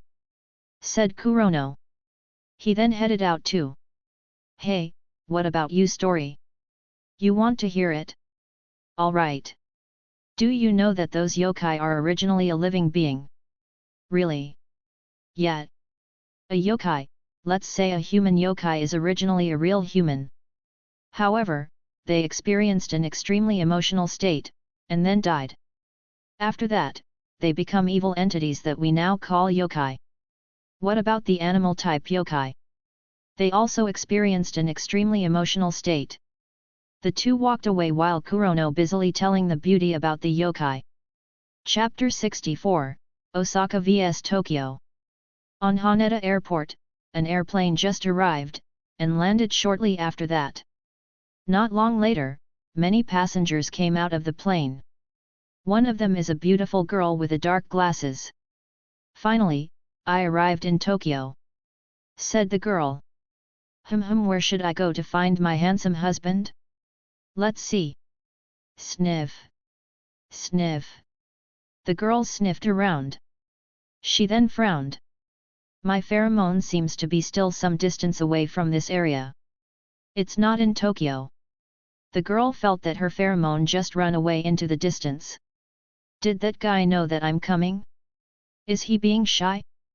No matter, I'll go find you. The girl then took out a mobile phone, and checked the map. Let's see, the pheromone should be around this distance, and in this direction. Osaka. The girl pondered. After that, she checked her wallet, and see that she didn't have much of a money. Should I borrow some money? That will take too long of a time. I want to see that guy as soon as possible. Wait, I remembered that he used some kind of teleportation technique. If I can use that technique, I should be able to catch up to him swiftly. The girl then tried to remember back in Amazon forest, on how the man used his teleportation technique. After simulating the technique in her head, she tried it out. Instantly, she vanished from her spot, and appeared not too far in the distance. Yes. I did it. Now, I will come after you, my husband. She then started using the technique to go towards Osaka. At first, she was only able to teleport a short distance. With times, she was able to go further. At some point, she could teleport to some kilometers away instantly. Then, her journey to Osaka was now officially began. In Osaka. Hey look! There are some people with Gantz suits, said Shinozaki, looking at some people who are also wearing the same suits as them. They should be the Osaka team that Kay mentioned, replied Rei. While they are looking at those people, the Osaka team are also looking at them. The black dude, George, whose real name is Hoji Shimeki, frowned, and said, "Who the F at number K are you guys? Why the hell are you wearing suit? Watch your mouth, punk!" scolded Sakata. You guys should be the local Osaka team, right? That's Tokyo dialect, isn't it? Said the dark-skinned, George. There is another Gantz fighters? And from other area? Seriously, what's going on here? Asked Kazuo Kawabara. Hey, look! That's Rika. Rika. It's really her. Can I shake your hand, please? Asked Kawabara. Whoa! There are so many beauty here. Can I get one? Said the guy at Kawabara's side. Hey beauty, can I get your number? What's up maybe? Said another one, trying to flirt with Sei Sakuraoka, who looked attractive to him as she is a tall girl. You are not my type, replied Sakuraoka. Also, don't bother trying to pick the girls. You might get yourself in trouble. At this time, Nob, whose real name is Nobuo Muroya, said to the Tokyo team, I have no idea what the hell are you guys doing here. However, this is our territory, got it? Don't you dare lay a finger on our prey. You mean we should just sit this one out? What the hell? Sakata was irked. Right then, there were some mob of yokai in the distance, trying to attack the people. Hey, are not you guys going to help them? Asked Rika. Sorry beauty. We don't have that kind of obligation. Just let them be. Replied Kawabara. He and his friends then started smoking. Some of them started vaping, and some of them even taking drugs. Are they stupid? Said Shinozaki, looking disdainfully at those people. All the other girls in the Tokyo team also looked down on these people. Dumbass. They are just trying to ruin their life. Commented Sakata. Sensei, I thought your name is dumb. What did you say? It's nothing. In the distance, a man got caught by a big-headed yokai. The then opened its mouth and about to eat that man alive. Ah! The man screamed in total fear when he saw the wide open mouth above his head. The girlfriend of that man also screamed in fright. Aki-chan. Nu. Boom. Seeing the dire situation, Rei pointed the Z-gun in her hand, and shoot the big-headed yokai. Instantly, the yokai turned into a bloody paste on the ground. What the F at number K are you doing? I already warned you. Scolded Nob.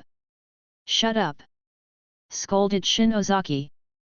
She created a fireball and threw it to the direction of the Osaka team. The fireball flew closer and exploded. Boom. Ah. What the? Ugh. Ugh. The explosion released a mass of smokes that overshadowed all the combined smokes from the Osaka's cigarettes and vapes. It caused them to breathe the smokes, and it almost suffocated them. Let's go. The Tokyo team moved away and started killing those yokai who are attacking the civilian. Damn it, those people! Nob hurriedly come out of the smokes and looked at the distance. Seeing the Tokyo team were killing those yokai caused him to look at them coldly. Let's go. We need to teach these punks some lessons. All of them then rushed towards the Tokyo team. When they get closer, Nob warned the other team, stop whatever you doing, motherfat number cur. However, no one from the Tokyo team listened to him. Nob frowned. I warned you.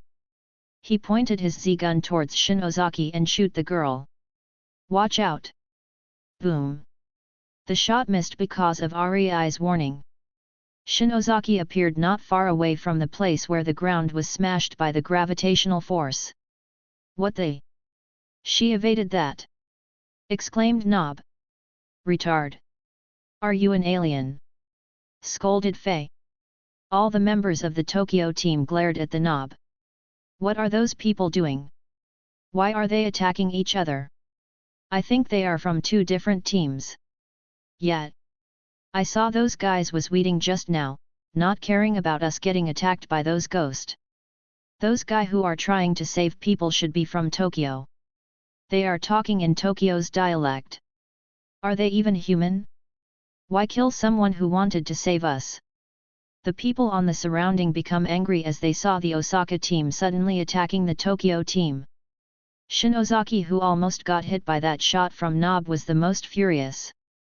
She suddenly disappeared from her place, and appeared next to Nob, with the Z-gun pointing at the man. Taste your own medicine. Boom. A gravitational force smashed Nob to the ground. However, he didn't die. Only his suit got damaged, and no longer working. B** uttered. Kill her. Shoot her.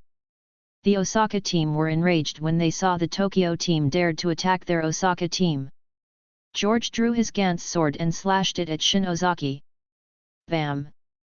Kaze suddenly appeared and slammed his back shoulder at George. The dark-skinned man was sent shooting, and coincidentally slammed onto a flying yokai. The two then continued shooting until they slammed on the wall of a tall building. You shouldn't go killing your own kind, said Kaze, looking calmly at the Osaka team. Say that when you are certain that you can win. Everyone, shoot! Commanded Kawabara. He and his team then used their guns to attack the Tokyo team. They didn't even care whether their shots will endanger the people around them. All of you, get away! Warned Rika to the surrounding people. Boom! Boom! Boom! The ground was ruined by so many smashes from the released gravitational forces. However, the Tokyo team didn't get hit, not even one of them. They are courting death. Let's beat them, said Rei, who just appeared in the distance. Let's do that. I don't like them anyway, nodded Fei. The other Tokyo team agreed instantly. Each of them then pick a target for their own. The fight was a one-sided beating, where the Tokyo team used their abilities to overpower the Osaka team. It didn't take long for the fight to end, with the Osaka team losing all of their weapon. Hey, B** uttered. Give back our weapon. My Z-gun. Give it back. Hey! Are you trying to make us suffer from the yokai attack? Heartless! You wanted to see us dead. The Osaka team shouted furiously. Some of them even tried to rush and used some physical attack, but got bounced back by some invisible barrier. If you guys wanted to get your weapon back, then go save some people, said Sakata. How do you expect us to help people if we don't have any weapon? Scolded Nob, whose suit already got damaged. Oh, Sakata looked at the others. Shinozaki then threw back all the Osaka's Gantz swords, back at the team. That should be enough for you guys, said Shinozaki. She and the others then left to hunt down those yokai. Hey, wait, B** uttered. Damn it! This is bad. Just a sword? Shit! The Osaka team cursed. They didn't expect that some outsiders came into their territory, and confiscated their weapon. What now? Asked Miho Yamanaka, worried with their current situation. Let's pick some X-gun or other guns from the weakling in our team, said George. I think Yamasaki got some guns with her.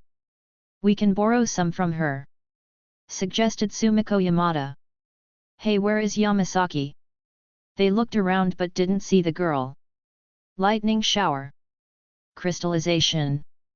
At this time, Kurono and Nuwa were in the middle of exterminating many yokai in the vicinity. Damn! Is there no end to these yokai? Said Kurono. He was starting to get fed up of killing too many of these evil creatures. These aliens have some very bad taste for disguising themselves as yokai. Or, are they not disguising, but actually a real yokai? Hey Kurono, someone is stalking you, said Nuwa. She pointed her finger towards a girl in suit, who was looking at them with a shocked expression. Kurono turned to look and saw the girl. He felt that this girl looked familiar. Is not this the girl who ended up with Kato? Thought Kurono. Hey there, what's up? Greeted Kurono. Yamazaki was awakened from her shock. She then walked forward, and looked curiously at the two Gantz fighters. She asked, Are you two a monster? She is monster, said Kurono, pointing his finger at Nuwa. The girl frowned when she heard her husband. She then said, He is the real monster. He got 9 dragon. Thud. Kurono tripped, and knocked his head at the pole that so happened to be on his side. Yamazaki was amused when she saw how the two behaved. Are you from Tokyo? You must be Anzu Yamasaki, said Kurono. How's your son? How did you know? Yamasaki's face changed when she heard Kurono. She looked warily at Kurono, with gun ready in hand. Easy there. Just calm down, said Kurono. He continued, I could read people's memories. Yamasaki was still being wary of Kurono. Kurono sighed when he saw her like that. He then said, Do you want to be free from this endless hunting? Do you want to return to your normal life, with you little son? What are you saying? Of course I want to be free from all of this, replied Yamasaki. That's good then. I can help you to get your freedom, offered Kurono. What? Just then, Kurono teleported closer, and held out his hand to Yamasaki's forehead. The girl's expression changed. What are you trying to do? Don't move! Warned Kurono. He then sent his psychic powers into Yamasaki's head, and then teleported out the chip in her head. A second later, the thing was taken out of her head. See, this is the thing that was planted in your head, said Kurono, showing the small chip to Yamasaki. You are free now. The girl looked at that chip with wide eyes. She looked at Kurono, and still not feel convinced. Kurono knew what she was thinking, and said, if you don't believe me, try going past the limitation set by Gantz. There should be a ringing sounds if you are at the limit, and your head will explode if you go further. Yamasaki then went to the limit, but there was no ringing. She braved herself to go further, but nothing happened. She was still not completely assured, and go even further. The result are still the same, she is safe. Look at this, said Kurono. He then threw away the chip beyond the limit, and it instantly exploded. Now, do you believe me? The girl rushed forward, and hugged Kurono with tears in her eyes. Hoo-hoo, thank you. Thank you so much. Chapter 65, Fellow Transmigrators. Yamasaki let go of Kurono after crying for some time. She said, thank you. Can you tell me who you are? I'm Kei Kurono. Introduced Kurono. You shouldn't linger around this place anymore. Go home. Your child still need you to be at home. What about these aliens? You don't need to worry about it. Just go, said Kurono. Yamasaki nodded. She then pulled Kurono, and kissed him. The guy was shocked when he felt the soft touch on his lips. However, it didn't last that long, before Yamasaki parted from Kurono. Thank you once again, said Yamasaki. After that, she left the place without looking at the dire situation here. Her only worries is to reach her house, as soon as possible. Kurono and Nuwa watched as the girl rushed away and disappeared in the distance. That girl, she just stole a kiss. Did it feel good? Yes, it is. Then, why don't you go after her? I don't think it will work. Besides, I already have you and the others. You can always add more. You got 9 dragon. So, maybe you want to add up to 9 partners. Forget about that, replied Kurono. After that, the two continued to hunt down those yokai. While Rei and the others were busy defeating many yokai, they suddenly realized that someone was missing from their team. Where is Kei? Asked Rei. Didn't you left him behind? Asked back Fei. So, he didn't follow us. Or, is he sulking because we left him behind? That can't be, right? Said Rei, feeling a little guilty. I'll go check on him. After that, Rei headed back to the starting place, where they got teleported. Hey, wait! I'm going with you, said Fei. She hurriedly ran after Rei. Should we go after them? Asked Shinozaki. I think, we should try to clear the mission first. The 2 should be enough to check on leader. Besides, I don't think he is sulking. He might be trying his best to clear the mission too, suggested Sakata. The others looked at each other, then nodded. They then continued to kill many yokai, while rescuing people at the same time. Back to Kurono, he and Nuwa were fed up killing too much yokai. As of now, both of them already killed more than hundreds of these evil creatures. They even killed some yokai that worth 2 to 3 points. How about we go and just take down those big bosses? Suggested Kurono. Are you in a hurry to finish this mission? Asked Nuwa. That one part of the reason. The other reason is that if we kill those bosses, maybe then the yokai will no longer spawn. Replied Kurono. Well, you decide. I will go without whatever your choice is. Alright. Let's go. Kurono then brought Nuwa towards the boss's location. While they were on their way, many yokai tried to cause trouble for them and the civilian. The two used their most effective attacks against these yokai, and cleared them swiftly. Right then, the two of them saw 4 yokai who looked like some samurai.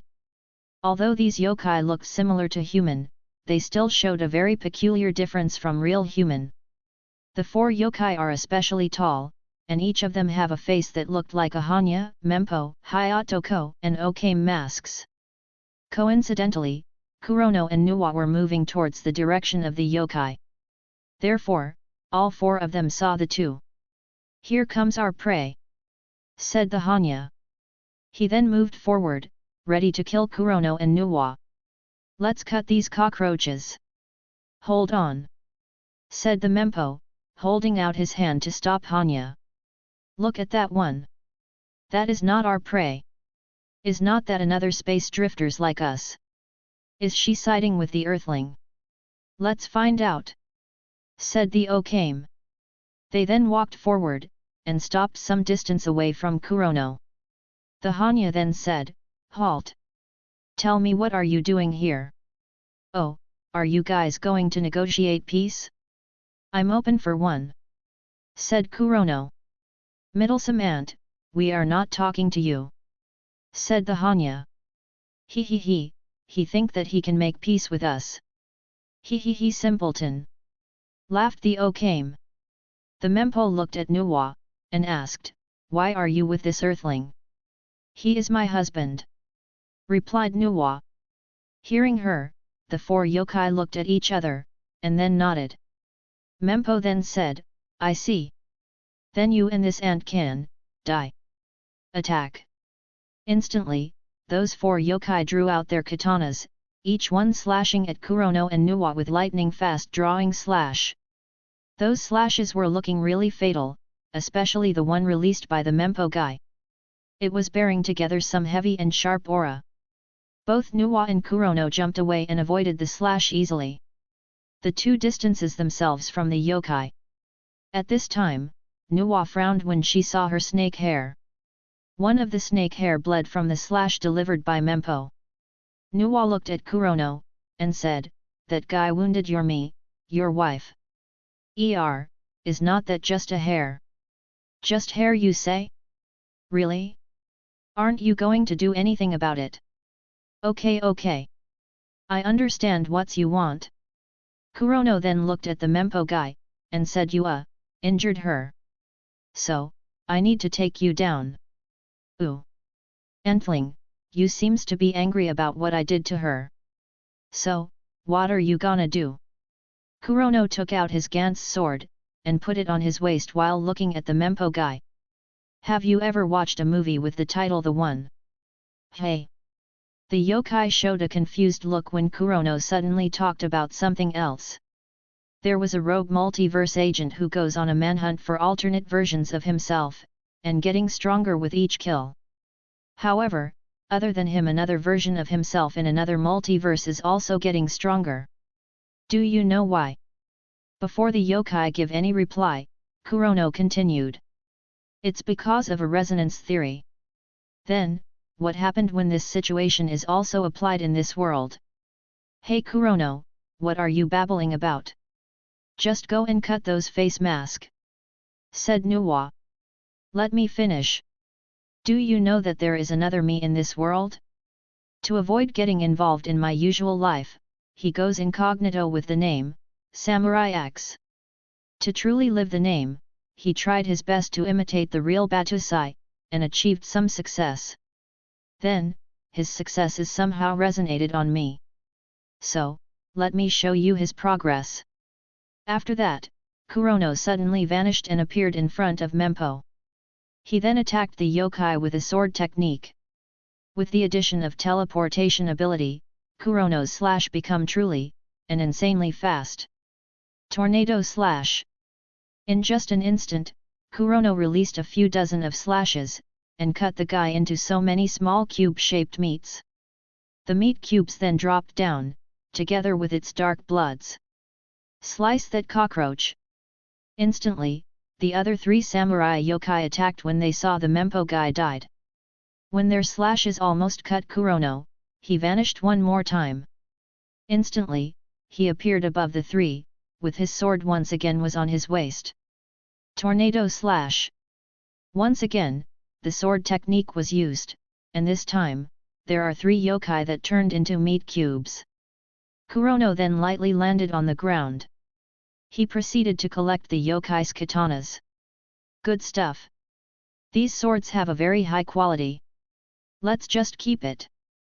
Kurono took all the swords and kept it in his inventory. After that, he looked at Nuwa and said, "Let's go." "What was that? Where did you kept those swords?" asked Nuwa, walking beside Kurono. "Do you have some kind of space storage?" "You can say so," replied Kurono, not really explaining the system storage. "You know, you have this otherworldly kind of aura. The vibe of a people that was not belong to this place." Nuwa suddenly spoke out. As he heard the girl, it caused Kurono's face to change slightly. "Did she found out my identity?" thought Kurono. "Why do you say that?" "I can feel it," replied Nuwa. "Just by listening to your story just now, I'm starting to believe that you are not from this world. You are a transmigrator, right?" Kurono stopped on his track, and turned around and seriously looked at the beauty. Nuwa smiled and said, "I knew it. That's why I'm really attracted to you." "Why do you say so?" "Because, I'm also a transmigrator," said Nuwa, smiling at Kurono. "Now, I found a fellow transmigrator." Transmigrator? Kurono was a little surprised with this fact. So, there are other people who got transmigrated into this world, other than him. He looked curiously at the girl and asked, "So, where are you from? The past or the future?" "Neither of the two," replied Nuwa. She added, "Where I came from, there are many supernatural guys who existed there. Cultivators, deities, gods, devils, ghosts, and many kind of supernatural beings are exist in that world. Chaos often happened there. That seems to be a very dangerous world," said Kurono. Just hearing that devils and ghosts exist in that place caused him to conclude that that place is certainly a perilous living environment. "So, how did you get transferred to this world?" Nuwa then started telling her story. "I'm actually one of the deity in that world. I yearn for peace to prosper in there. However, there are too many evil beings in that place. There were even deities that turned evil and endangered the world. In order to help the weak human there, I forged 2 powerful swords and let the destined one to wield it. However, in order to forge those 2 swords, I exhausted my own lifespan, and died.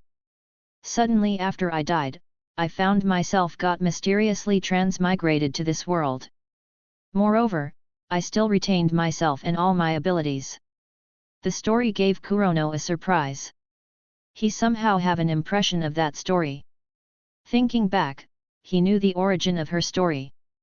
"So, you came from that world, hey? Hey? You know my world?" asked Nuwa in surprise. "More like I read a story about your world," answered Kurono. He added, "I came from the world where the author who wrote the story about your world, and the author who wrote the story of this world lives." "What? Really? How's that possible?" "Well, I can tell you that it's really possible. I'm right here, alive again, you know," said Kurono. Nuwa looked at the man with shock and curiosity. She then asked, "Then, how did you get transmigrated to this place?" "Well, it's an embarrassing story," replied Kurono, feeling shamed when he remembered how he as Kei Hijiri died, and become Kei Kurono. "Tell me about it." "I fall from a building." "Is it a suicide?" "Someone threw a book, and hit me on my head. Then I fall." "You serious?" "It's true." "Pfft. What? Pfft ha ha ha." Nuwa laughed at Kurono. "Ah ha ha ha, my stomach is aching, ah ha ha. That is really funny, ah ha ha." Kurono decided to leave the girl behind, and moved away to find the yokai bosses. Hey, don't get angry. Wait for me. Hee hee. Nuwa tried to stop laughing, and run after Kurono. Tell me more about your story. Right at this time, a girl arrived at the place where the new Relife alien mission was ongoing. She sniffed around for a moment, and then smiled. He is not too far away from here, said the girl. She then started humming a tone, and walked towards a direction. Hubby, I'm coming for you. Right then, some civilians were running away, and coincidentally running towards the direction of the girl. Not far from them were mobs of yokai, who were trying to catch these people. Run! Don't just walk slowly. Those evil creatures will kill us, shouted one of the men. After that, he run past the girl. All the people also run past the girl. An old man looked back and warned the girl, "Hey, hurry up. Those things will kill you." However, the girl didn't listen. She even turned around and looked at those ever-approaching yokai. As the yokai approached, the people who escaped saw the girl was still standing there. That girl is done for. No need to care for her. Just run. Then, something unexpected happened. When one of the yokai were about to catch the girl, she opened her glasses. Her eyes then glowed with bright light. In that instant, all the approaching yokai visibly turned into stone sculptures. Chapter 66, Yokai Bosses. Rei and Fei was running back towards the starting place, to find Kurono. However, they didn't see him. They only saw many dead bodies on the ground. There were the dead bodies of many yokai, and those from Osaka. Where did he go? Maybe he headed straight for the boss, guessed Fei. Let's find the boss then, said Rei. The two then checked their radar. On the screen, there are several glaring dots that symbolizes the biggest targets. Fei pointed at the group of dots that gathered in one place. This here should be the location of those targets. Let's go over there. The two of them then walked away in the direction of the yokai bosses. As they walked further, they saw an Osaka guy was having sex with a female yokai, without caring whether it was a public place or not. Gross. That guy is totally filthy, said Fei, looking uncomfortably at the busy Kawabara. Don't look, said Rei, pulling Fei. That guy should just become another yokai. In that case, we can just shoot him to death. What was he thinking making out in the public? Even worse, doing it with the yokai? I wish he got killed by yokai, said Fei, feeling really disgusted with that man. She glanced once more at the back to see the worse scenery. Boom! Right then, an Osaka guy was thrown from somewhere and directly hit Kawabara on his head. The impact caused Kawabara's head to slam directly on the concrete wall, and his body cushioned the man and directly crashed onto the wall. The peculiar thing is that his lower body was still stuck with the girl yokai. Fei was speechless when he saw what just happened. Hey Rei, did you hear what I say just now? Yup. And someone tried to accomplish your wish, replied Rei. Did he really die? Argh. The man who got thrown away was George. He tried to stand up, but screamed in pain when he felt his right hand. The bones in that hand were broken, causing it to limp down. Damn that Tengu! I almost died from that swing. Fortunately, it only broke my hand. I still can heal it after getting back to the room, said the dark-skinned guy. Suddenly, George felt something was below him, which cushioned his back from hitting the wall. He hurriedly turned to look, only to find Kawabara was lying there, with bloods flowing out from the injury on his head. Ah, Kawabara? Hey man, why are you here? George turned Kawabara around, so that he could check his condition. However, the man already stopped breathing, as his skull got cracked from the crash. Some brain matter even coming out of his head with the bloods that already wetted his hair and face. His little brother however still up, and stood like a straight ruler. F at number K. Did I just kill him? Cursed the man. Then, he saw two girls were looking strangely at him. He hurriedly tried to explain himself, I didn't do it on purpose. Some Tengu yokai throw me down from the sky. Tengu. Both Rei and Fei looked at the man with a questioning look. Swoosh. At this time, a Tengu and another winged creature came down from the sky. The other winged creature has a face like a crow. It walked forward and stopped just in front of George. It held out its right claws and gripped George's left hand swiftly. Argh! George screamed in pain when the crow lifted his body just by gripping his left arm. His suit is already not functioning, and the guy gripped tightly on his lower left arm, causing his bones to crack, and eventually got broken. Argh! Oh God! Argh! It's painful! Damn it! The man screamed in pain. He then hurriedly looked at the two girls, and asked for help. Hey you two, please help me. Rei turned to look at Fei and asked, should we help him? Let's help. Although I don't like him, it's no time for a grudge. Let's go then. Fei pointed her Z-gun towards the crow and about to shoot, but the crow was being sly, by using the dark-skinned guy as a meat shield. That crow guy seems to know the function of our guns, said Fei. Rei nodded in agreement when she saw the crow using George as a shield. Let's rescue him manually then. This should be good to check how far our physical training were. You are going for it, hey? Let's do it together then, said Fei. I'll go for that crow, and you deal with that Tengu. Whichever is fine with me. The two then teleported away, and instantly appeared at the side of their own target. Gravitational kick. Rei swiftly kicked the big-sized Tengu, which the guy blocked with its right hand. However, a gravitational force was released from that kick, and forced the Tengu to skid for some distance away. Gravitational punch. On the other hand, Fei delivered a gravity punch directly on the chest of that big crow.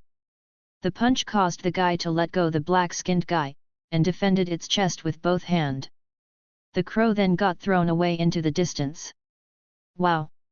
These guys are tougher than I thought, said Rei, feeling a bit surprised. Fei also looked at the crow, and cannot help but feeling surprised. Our attack are almost as heavy as the Z-gun. But, they are still fine after receiving that hit. We still need to work out some more. That seems to be the case. Well, I still wanted to fight physically. This is a real training, said Rei. Then, we have two real physical training, nodded Fei. The two then fought their respective opponents without using their guns. On the side, George just watched with a shocked expression as the two began delivering their heavy attacks towards the two yokai. He was unable to comprehend why are these Tokyo team able to wield some strong power, and be able to fight toe-to-toe with those big yokai. Are they still human? Mumbled the man, almost forgetting his own pain after being shocked with the ongoing fight in front of him. On another location, Sakata and the others are looking at a lady in a queen attires, who was walking towards their direction. Her eyes have a reverse color, where her sclera was black, while her pupils was white. Who is that lady? Asked Sakurai. That's one of the yokai. Look at his eyes, said Sakata. The lady didn't talk much and skipped while running, and humming some tune. As she arrived in front of everyone, she just smiled.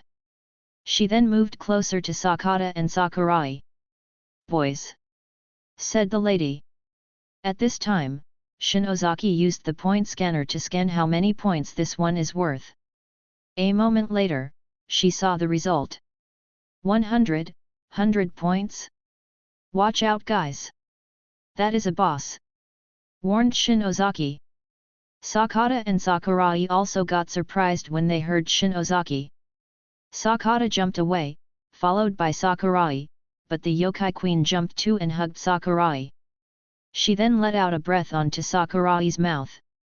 Boys, The yokai then kissed Sakurai, causing him to be stunned, and blushed from the sudden kiss. "Sleep together. Let's sleep together," said the yokai. It then forced Sakurai to fall on the ground, and started to undress her clothes. "Hey, hey! Sto, MFPP, help m!" Sakurai, who got embarrassed, tried to stop the yokai, but got sexually attacked once again. Some kind of desire seeped in his heart, causing him to feel weak at this moment and encouraged him to enjoy the sexual treatment. However, some part of him was struggling to get away from the sudden lust. He tried to shout for help, but his mouth got blocked by another wild kiss. "Should we kill this 100-pointer?" asked Sakurai. "Wait! Stop, Sakata!" A sly grin appeared on his face. "He, Cherry, is still virgin. Why don't we let him experience this sexual treatment, and make him graduate from being virgin?" MMHHMM. Sakurai tried to deny his sensei, but his mouth was kept busy by the queen yokai. He could only try to shake his head, but two hands come out of the queen's shoulders and hold still his head. "Hey, I don't think he is enjoying it," commented Rika. "Let's just take down this sex maniac." Sigh. "Fine, let's just kill it then," said Sakata, regretting it a bit that his student was unable to graduate from being a virgin. Sakata then took out his sword. After that, he approached the yokai. He then kicked the lady, causing it to be lifted away from Sakurai. The moment the lady was lifted, he slashed his sword downright, cutting the lady in two. However, the two-part turned into two lady, stunning Sakata. The first lady swiftly held onto Sakata, and breathed some pheromones into his mouth. This caused the same desire to seep into Sakata's heart, and weakening him. He dropped on the ground, while the lady kissed him and started to undress his suit. MFPMM. Herpm. Sakata became the second victim of the sexual assault. He tried his best to shout for help, but same as Sakurai, his mouth got blocked by that queen yokai's kiss. Only now did Sakata realize how dire the situation was when this woman sexually attacked him. The other part of Queen Yokai, who also transformed into another lady, continued to ravage the weakened Sakurai. These scenes caused a great shock to the three girls who was looking at the scenes. "How do we deal with this 100 pointers? Should we shoot them with the Z-gun?" asked Shinozaki. "I don't think that can kill that yokai. Furthermore, it will be fatal to those two," replied Sakurai, shaking her head. She then said, "Let's just remove them first, then we could attack it." The other two nodded. Sakurai then tried using psychic powers to lift away the one who was harassing Sakurai, while Rika tried to remove the one who was molesting Sakata. However, some hands grew out of the two ladies' bodies and holds tightly to the two guys. Rika tried to kick the lady, but a hand caught her leg. The lady then pulled Rika closer, and breathed to her mouth. After that, she threw Rika away. Done with that, she continued to once again to molest Sakata. "Breath, that will weaken us," said Rika, who was lying on the ground not too far away. After getting disturbed a few times, the two ladies decided to grow some bodies, and enveloped both Sakata and Sakurai with many naked women's body parts. This caused Sakurai and Shinozaki to frown in worry. "What should we do now?" Kurono and Nuwa, who were looking for the boss of the yokai, arrived near a river. As the two looked down, they saw many yokai were playing around in that river. "How much do you think their total is?" asked Kurono, looking at those yokai with his sparkling eyes. "I think it's more than 300s. Not sure if there are other yokai there, underwater," guessed Nuwa. "He look." At this time, Nuwa pointed her finger towards a stage. On it there are 3 yokai, who was watching all the merry yokai in the river. One of them is the target old man, named Nurarihayan. On his sides, there were the Inuyagami, and Bake Nico. The Nurarihayan alien was looking at those yokai, and showed slight happiness in its eyes, while the other two just stood silently at the side. They should be the bosses. Then, should we go and kill them now? Suggested Nuwa. Wait. Let me clear these small fries first, said Kurono.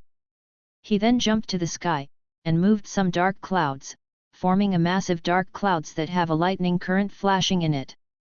Kurono then guided the lightning to strike down. Let's crash the yokai's party. Clong! Clong! Clong! There are many thick lightning bolts that struck instantly, and directly fall on the waters. Swiftly, the lightning currents fried every single yokai that were having a party inside the river. After some minutes, many yokai with different sizes floated out, dead in the river. Chapter 67, Sakurai, Sakata, and Kaze in trouble. Roar! The newer Rihian alien was infuriated when he saw the dead yokai, scattered above the waters. It looked left and right to find the culprit who killed his minions. The other two yokai on his sides also searched for the culprit. Boom! A gravitational force attacked the newer Rihian alien, and slammed him onto the ground. This caused the old man yokai to turn into a bloody paste. This caused Inuyagami and Bakeniko to turn furious. Roar! Suddenly, the Bakeniko roared towards a direction. The roars caused a very powerful sounds, that travelled like a wind. Suddenly, the sound waves hit something. Some electric sparks blinked away, and a giant robot appeared. That giant robot was standing not too far from the river. On top of the giant robot, there is a flying Gantz bike, which was being controlled by a man in gorilla suit. Heart suit, flying Gantz bike, and Gantz mech? Is that Oka Hakiro? Wondered Kurono. He vanished from the sky, and then appeared beside Nuwa. Nuwa also saw the hard-suited Oka Hakiro. She said, "Do we help him? Let's watch first. These people from Osaka are all selfish. They don't really care for other people, and often get angry if other people tried to help them," replied Kurono. Kurono then brought Nuwa on top of a tall building, to watch the fight below. On the ground, both Inuyagami and Bakeniko rushed forward, and attacked Oka Hakiro. Oka pointed forward his Z-gun and shoot the two with it. However, the two were fast to evade those shots. Brr splash! Suddenly, a giant minotaur splashed out of the river water, and attacked the giant mech. It holds tightly to the giant mech, and threw it into the waters. Oka hurriedly drove off the flying Gantz bike from the giant mech, preventing himself to be thrown into the water. He let the flying bike to fly and circle around the giant minotaurs.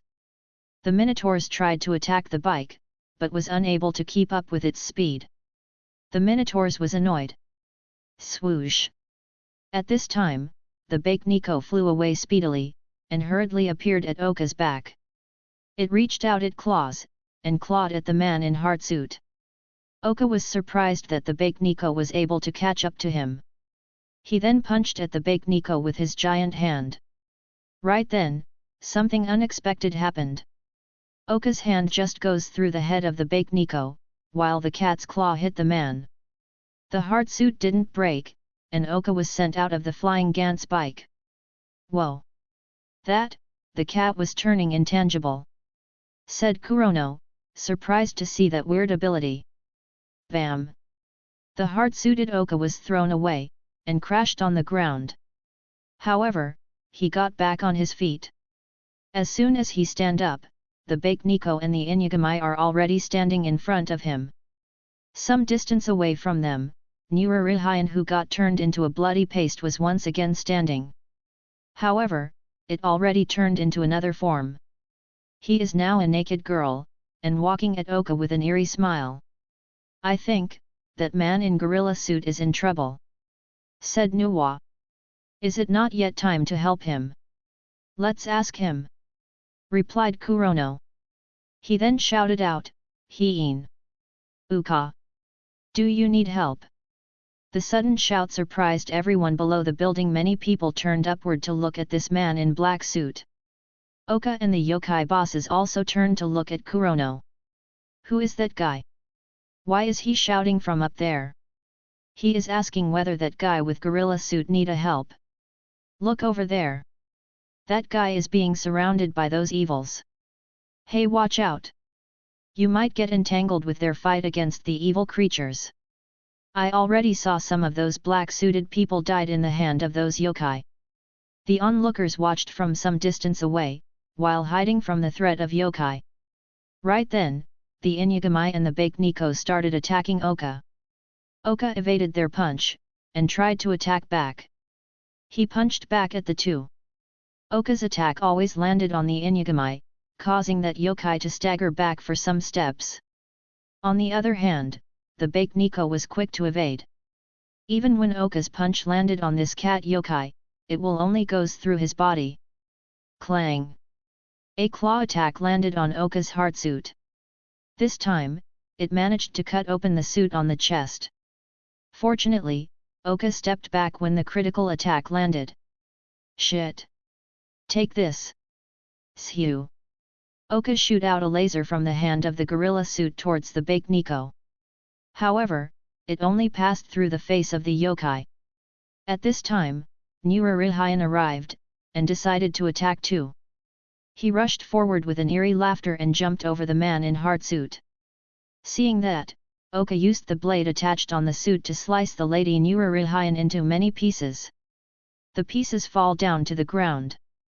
However, its head turned into a bald head. From its eye, a light beam comes out and shoot Oka in surprise. The man evaded, but it still grazed his heartsuit.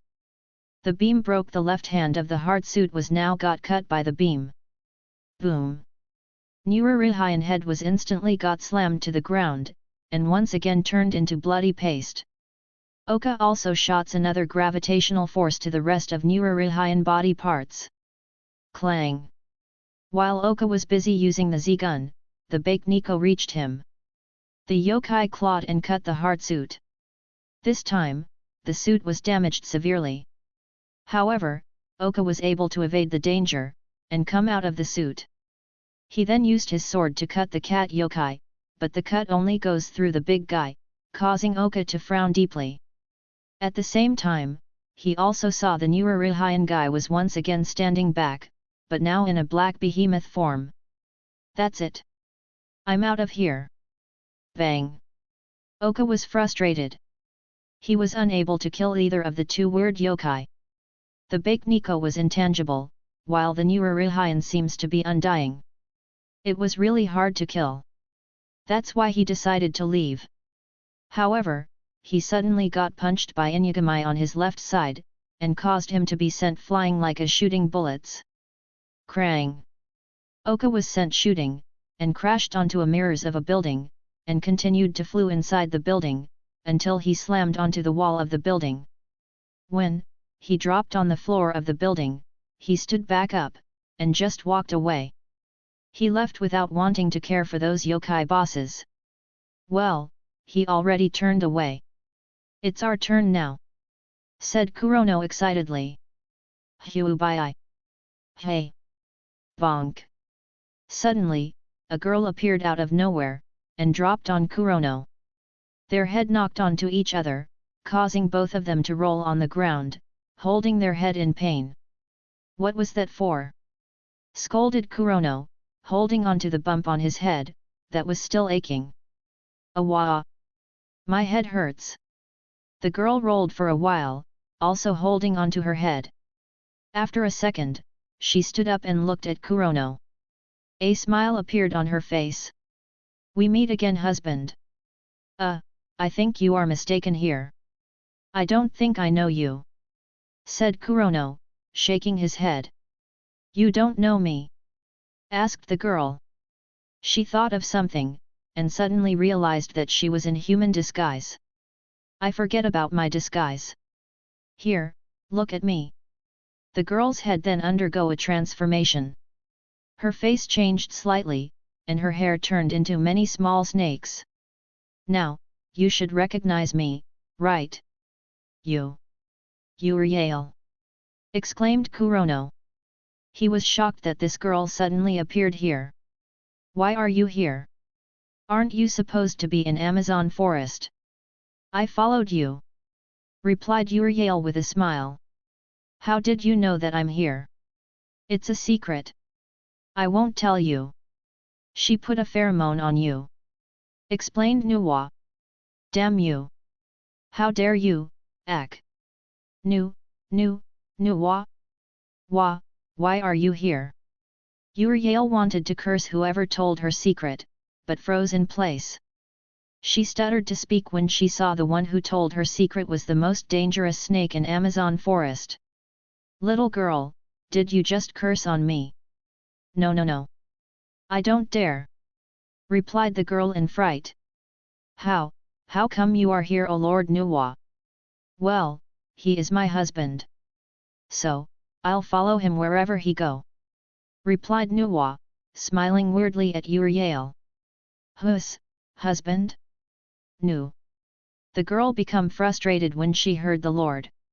It seems they fancied the same man, and the Lord was one step ahead of her. So, you are here to take him as your husband? Asked Nuwa, looking deeply at the girl, causing her to feel pressured. I. Uriel was unable to say her words. However, she still decided. I want him. I see. You already grown some backbone after all this years. You are now daring to want something that belonged to your lord, said Nuwa, still smiling, but now her eyes turned into the sharp eyes of a snake. Uriel was feeling intimidated, but still looked back at Nuwa. Kurono on the side didn't want to get involved with the two snakes, and decided to come down of the building. You two settle your business. I'll go settle the yokai bosses. Hey wait! Nuwa wanted to stop him, but he already teleported away. As Kurono appeared on the ground, not far from those yokai, some soldiers already arrived at the place. Just as they arrived, they started to shoot bullets towards Nurarihayan, Bakeniko, Inyagamai, and the giant minotaurs in the river. Stop! Run away! Warned Kurono. His shout however fell onto deaf ears. The soldiers were focused on shooting those yokai. Roar! The minotaurs become enraged, and punched those soldiers. Many of them got killed instantly. The black behemoth Nurarihayan also moved those tentacles in his body, and it instantly killed most of the soldiers. The rest of them that were still alive got themselves killed by the Inyagamai and Bakeniko. It was a total wipeout. Ah! They all got killed. Ah! We are dead. Run! Save yourself! What will happen now? Who's going to defeat this monsters? The onlookers were in panic when they saw those soldiers were all killed within seconds. They are starting to imagine the worst case scenario if those monsters goes around and killing people. This caused their worries to rose up. Sigh. I warned them, but they don't listen, said Kurono. Well, time for me to step in. When Kurono was about to go and attack the yokai, he suddenly received a telepathic transmission from Sakuraoka. It was a call for help. What happened over there? Did they face something dangerous? Kurono decided to go take a look at his team. He then teleported back up on the building rooftop. Right now, Nuwa was sitting on the back of Uriel, who was trying her best to struggle away, but unable to. You done with your business? More or less. Are you done killing the yokai? No. My team seems to be in some kind of danger. I wanted to go check on them. Wanna tag along? Sure. Kurono then took Nuwa's hand and wanted to teleport. However, Uriel caught his feet. Hey, don't leave me behind. Whatever. Let's go. Kurono then brought the two away with him. Another second later, they appeared not too far away from Sakuraoka. Kurono saw the girl was being undecided, and seems to be blushing a little. At her side, Shinozaki was supporting a weakened Reka. Kurono then asked, what happened? 100 pointers appeared and attacked us. replied Sakuraoka. 100 pointers? Are you guys alright? Some of us is weakened severely. Sakata, Sakurai, and Kaze are all in trouble. Where are they? Over there, on your back, said Sakuraoka, pointing her finger towards the distance. Kurono turned around to look. Instantly, his face froze when he saw the scenes at the back. On 3 different locations, 3 ladies were in the middle of making out with a naked Sakurai, Sakata, and Kaze. Kurono can see some satisfaction in the faces of his friends, but also some tears that flow out of their eyes. Chapter 68, Dwindling Down the Targets. Are they really in trouble? Why do I see some bliss on their faces? Asked Kurono. They are really in trouble, said Sakuraoka, still blushing at the sight of those 3. Look at their physical states. Kurono looked closely, and saw that the 3 were slowly but visibly shriveling. This is really troublesome. Have you tried to take down those 3 yokai? Actually, they are not 3, but a single yokai, replied Shinozaki. At first, Sakurai was caught by that yokai. So, Sakata tried to rescue him. However, when he cut that yokai, both part of her bodies that separated turned into 2 ladies, and both stuck to each Sakata and Sakurai. Kaze tried to hit them with his back shoulder, but he got caught instead. Then, the ladies separated another body to deal with Kaze. That happened. Kurono was surprised. However, he knew that 100 pointers have their own special abilities. So, he was not surprised to the point of not believing it. He then said, "Let me rescue them first." No. Absolutely no. Both girls quickly stopped Kurono. Even the weakened Reka managed to grab his hand. If you go there, you will end up like them. Yes. Don't go making love with that yokai. Don't. The 3 gave Kurono a very serious look, causing him to subconsciously sweating profusely. He then said, "Don't worry. I'm just going to take them away by way of teleportation." You sure? Yes, I am. You are really sure? Yes. The girls looked at each other. After a second, they nodded, and let him rescue the other 3. Be very careful. Don't worry. I got this. Saying so, Kurono then vanished. After that, he appeared instantly at Sakurai's side. He swiftly touched Sakurai, then both of them vanished. Kurono once again appeared at the original place, beside the 2 girls, but now with Sakurai. He repeated the same process on Sakata and Kaze. All in all, he only took about 3 seconds to rescue those 3. After that, he teleported all of them on top of a tall building. Boys! The 3 ladies screamed in anger when they lost their love partners. The 3 then combined again, and become that single yokai queen. She looked left and right to find the whereabout of her victims. Tensho, heal the 3 of them, asked Kurono. Kaze, Sakata, and Sakurai then got teleported back, before being returned back in the area. Now, they are back again with suits, and no longer looked shriveled. However, all of them have a very gloomy face. Sakurai was especially down. I lost my virginity to a yokai. Hoo. Tonkatsu, I'm really sorry. The guy teared down as he felt that he just betrayed his love. Sakata kicked the guy, causing him to roll to the side. Stop crying. Just be glad that you are still alive. Your girlfriend will not look down at you, or blame you just because you already lost your virginity. Scolded the sensei. Sakurai stopped crying, and nodded. You are right. This is not my fault. This is that thing's fault. Sakurai yelled and pointed at the yokai queen below. Sakata's and Kaze's expression changed when Sakurai did that. Shhh. Don't just yell out. That yokai will hear you. However, Sakata's warning was a little too late. The yokai queen already turned around and saw them on top of the building. There. Boys. Hee hee hee. The yokai become happy and laughed eerily. A pairs of wings quickly grew out of her back. After that, she flapped her wings, and flew speedily towards the Gantz fighters. Shit! She is coming here! Run! Shouted Sakata. He was still feeling traumatized after being molested by that yokai.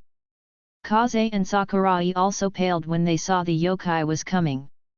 Sakata and Sakurai used the Z-gun that they got from Osaka team, to shoot the yokai queen, but she could evade the shots easily. Even when Sakuraoka and Shin Ozaki also used their Z-gun to assist in shooting the yokai, it was still being easily avoided. Now the yokai are fast approaching them. Boom! Just when the yokai queen was about to reach them, Kurono jumped down, and kicked her face. Instantly, the girl was sent away like a shooting bullets, and crashed on the ground. A deep hole was created when the yokai crashed, and her body was buried some meters deep underground. However, the yokai came out a second later, with a disfigured body. Her body then healed back, and she once again appeared fine. "I see you, Kurono boy," said the queen. A big eerie smile appeared on her face, and her white pupils turned color into red. Her body then transformed, where many bulging muscles ripped apart her clothes. Even her boobs appeared very intimidating. She flapped her wings, and at the same time, stepped hard on the ground. In that instant, she flew like a shooting rocket towards Kurono and his group. "Watch out! Get away from the building!" The instant the bulky girl shot forward, Kurono suddenly felt a strong sense of danger coming out of her. He hurriedly warned the others. He himself jumped down to meet the yokai, and punched once more. This time, he used the gravitational force punch. Boom! The muscle girl also punched forward, and their fist met each other. In that instant, Kurono was blasted away and shot out into the sky. "Kurono! K. Leader!" The others shouted in fright when they saw how easily Kurono got punched to the sky. "Boys! I got you!" The muscle girl who stopped midair continued forward. She extended her hand, which suddenly enlarged and directly crashed at the building where the other Gantz fighters were standing. The building got totally wrecked after being hit by the giant hand. All the others teleported away from the building. The muscle girl retracted back her hand. She looked around but didn't see her targets. At this time, Kurono fell down and kicked the muscle girl while dropping down. The yokai queen once again shot down, and stuck deep underground. However, she suddenly appeared in front of Kurono in the blink of an eye. "What?" Bang! Just when Kurono was questioning the sudden appearance in shock, the yokai queen punched him, and once again Kurono was sent shooting upwards. "Hee hee hee, my boy!" laughed the yokai queen. She then flew upwards, trying to catch up to Kurono who already disappeared up in the sky. At this time a girl floated above the yokai queen, and looked menacingly at the bulky girl. "You seems to enjoy bullying my husband. You, not boys." Crystallization. The muscle girl wanted to grab Nuwa, but she turned her into a crystal sculpture. The crystal sculpture of the yokai queen then fall back to the ground. While it was still in midair, Nuwa's body suddenly turned gigantic, and her legs turned into a snake body. She whipped her tail and broke the crystal sculpture into many crystal pieces. The pieces then dropped down on the ground. Nuwa turned back into her human form and flew down on the ground. The others also teleported, and gathered at her side. "Wow! That was incredible!" praised Sakurai. As usual, he couldn't understand how this girl could crystallize something so easily. Did she die? The answer to his question was shown on the ground. Those crystal pieces no longer have any life, and laid down like any other stones. Right then, Kurono appeared on the ground. He looked around, but didn't see the muscle girl. Where did the yokai go? "Kurono! Everyone feel relieved when they saw him appearing just fine. Sakurai replied to his question, that girl died. She killed it. Died? Ha, I was late. Sighed Kurono. He looked at Nuwa, and saw that she was smiling sweetly at him. Seeing those smile, Kurono didn't have the heart to question why she took his prey. He then said to everyone, I'm going to take down the last boss. Anyone wanted to join in? I'm coming with you, answered Nuwa. I'm also coming with you, said Uriel. Hey? Who are you again? Asked Sakurai. When the Muscle Queen yokai attacked them before, he didn't get to ask who is this girl. You know her? Said Kurono. What? Who? Uriel smiled at Sakurai. She then transformed her head into the one with the snake hair. Ak! It's you! Sakata and Sakurai both exclaimed at the same time. They subconsciously stepped back. Don't worry. I'm not interested in you. I already found my husband, I'm following Lady Nuwa, said Uriel. Husband? Both Sakurai and Sakata looked at Kurono. They guessed that he was the real target of the girl. Let's all of us go then, said Kurono. He then asked everyone to gather up, and he was about to teleport everyone to the previous location. Suddenly, he saw in the distance, the three, Nururihayan, Inuyagami and Bake Nico were already walking towards their direction. They are here, said Kurono, alerting everyone. Back at Rei and Fei, the two of them just finished killing the Tengu and the Crow. The two of them then decided to once again find the Nururihayan alien. Just when they were looking at their radar, they heard a commotion in the distance. What is that? Asked Rei. Let's go check it out, replied Fei. The two then headed towards the place where the commotion was happening.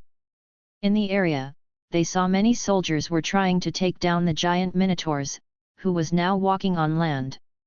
Roar!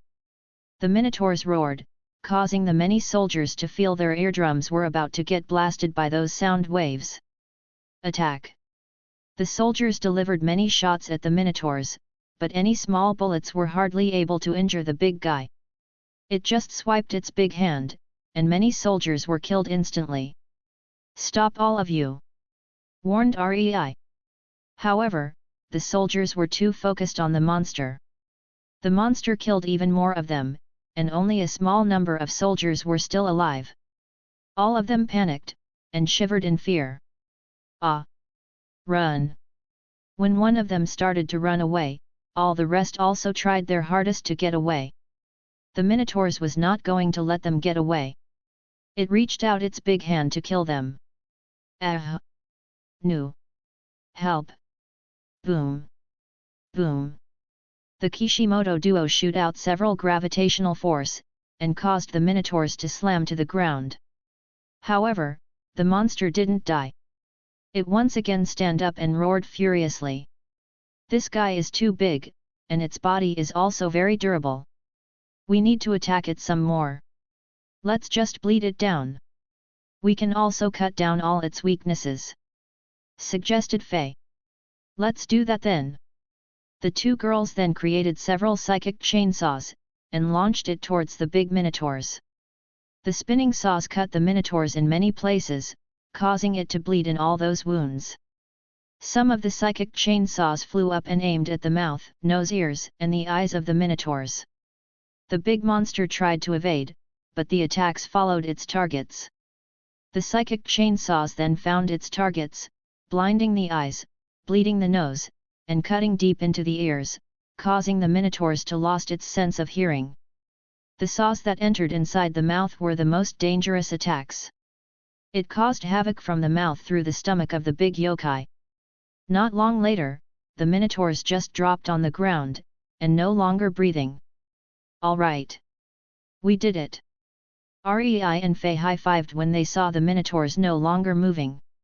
Let's go to the last target. The two of them then headed out towards the location of the Nururihayan alien. At their back, many people were looking at the two beauties with a look of admiration. Among those people, there were the Osaka team looking at Rei and Fei. They took down the monster easily, said Nob, who did die even when his suit got damaged. They are too powerful, nodded George. Should we go follow them? Let's go. I want to see how will they kill the 100 pointers. The two of them then followed in Rei and Fei direction. Chapter 69, 100 Pointers Abilities. Gra. When Nururihan saw Kurono and his group, he instantly let out a sound and wind attacks. Many sharp wind blades were released towards Kurono and the team. Sorry man. That attack won't work, said Kurono. He held out his hand, and created an invisible barrier that covers everyone. The wind blades just bounced to the side when it hit the invisible defense. Now, it's my turn. Shu. Shu. Shu. Shu. Kurono shoot 9 beam of light instantly, and the black behemoth Nururihan was punctured by all of those beams. Another round of light beam were shot, and Nururihan no longer have a complete body. Groar. Ka. The two yokai on Nururihan's side was enraged. They rushed forward, wanting to beat Kurono down. However, 3 silhouettes moved forward to intercept the two. These 3 were Sakata, Sakurai, and Kaze. Kaze directly go for Inuyagami, while Sakata and Sakurai rushed towards Bake Nico. Kaze exchanged punches with the Inuyagami, and managed to stall the Inuyagami in place. On the other hand, Bake Nico just passed by the duo psychic power users, and moved towards Kurono. What? We didn't hit him! Exclaimed Sakurai. His expression changed. On the side, Sakata hurriedly warned Kurono. Watch out! That guy can become intangible. I know. I've seen him did that. Nodded Kurono. Kurono was interested in the power of this guy. So, he observed the Bake Nico closely while cutting it with his extendable sword. With a closer look, he saw that the cat yokai turned into smokes the moment his sword cut it. So, that's how he become almost intangible. It just turning himself into a smoke state. Determined Kurono. He then tried to come up with a solution. Let's use that then. Void prison. Kurono then used his psychic powers to envelop the Bake Nico inside a void. After that he brought the Bake Nico away, while saying to the others, guys, you go deal with the boss. If you are not able to do it, just ask for Nuwa and Uriel to help. After that, Kurono left the place. What? He just left us to deal with this thing? Scolded Shinozaki. Well, he already killed that Nururihan guy. Hey, he is still alive, said Sakata. At the place where the black behemoth got destroyed and become a bloody paste, an old man slowly come out of it. Boom! Boom! Just as Nururihan came out, 2 gravitational force dropped onto him, smashing him down, and once again turned into a bloody paste. Rei and Fei were the 2 who launched that attack. They walked towards the group. Is that the boss? He looked so weak, said Rei. Where is K? Asked Fei. Hey you two, watch out! A lump of metal ball came out from the smashed Nururihan, and exploded into many small metal ball that shoot out everywhere. Fortunately, the duo psychic power users were on alert, and created a double barrier to shield everyone. Those ball only broke the first barrier, but not the second one. What was that?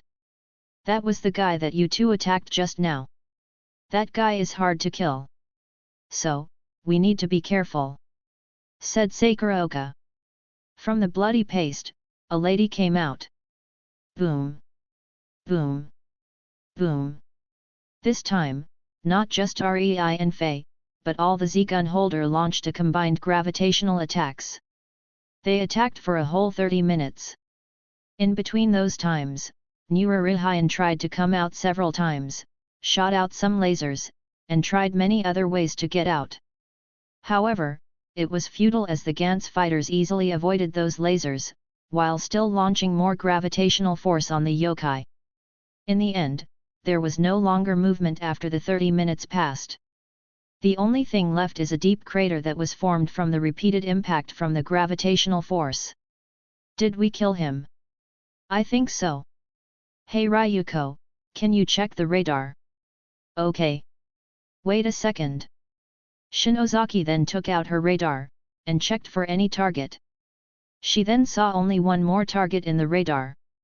Guys, there is one target left.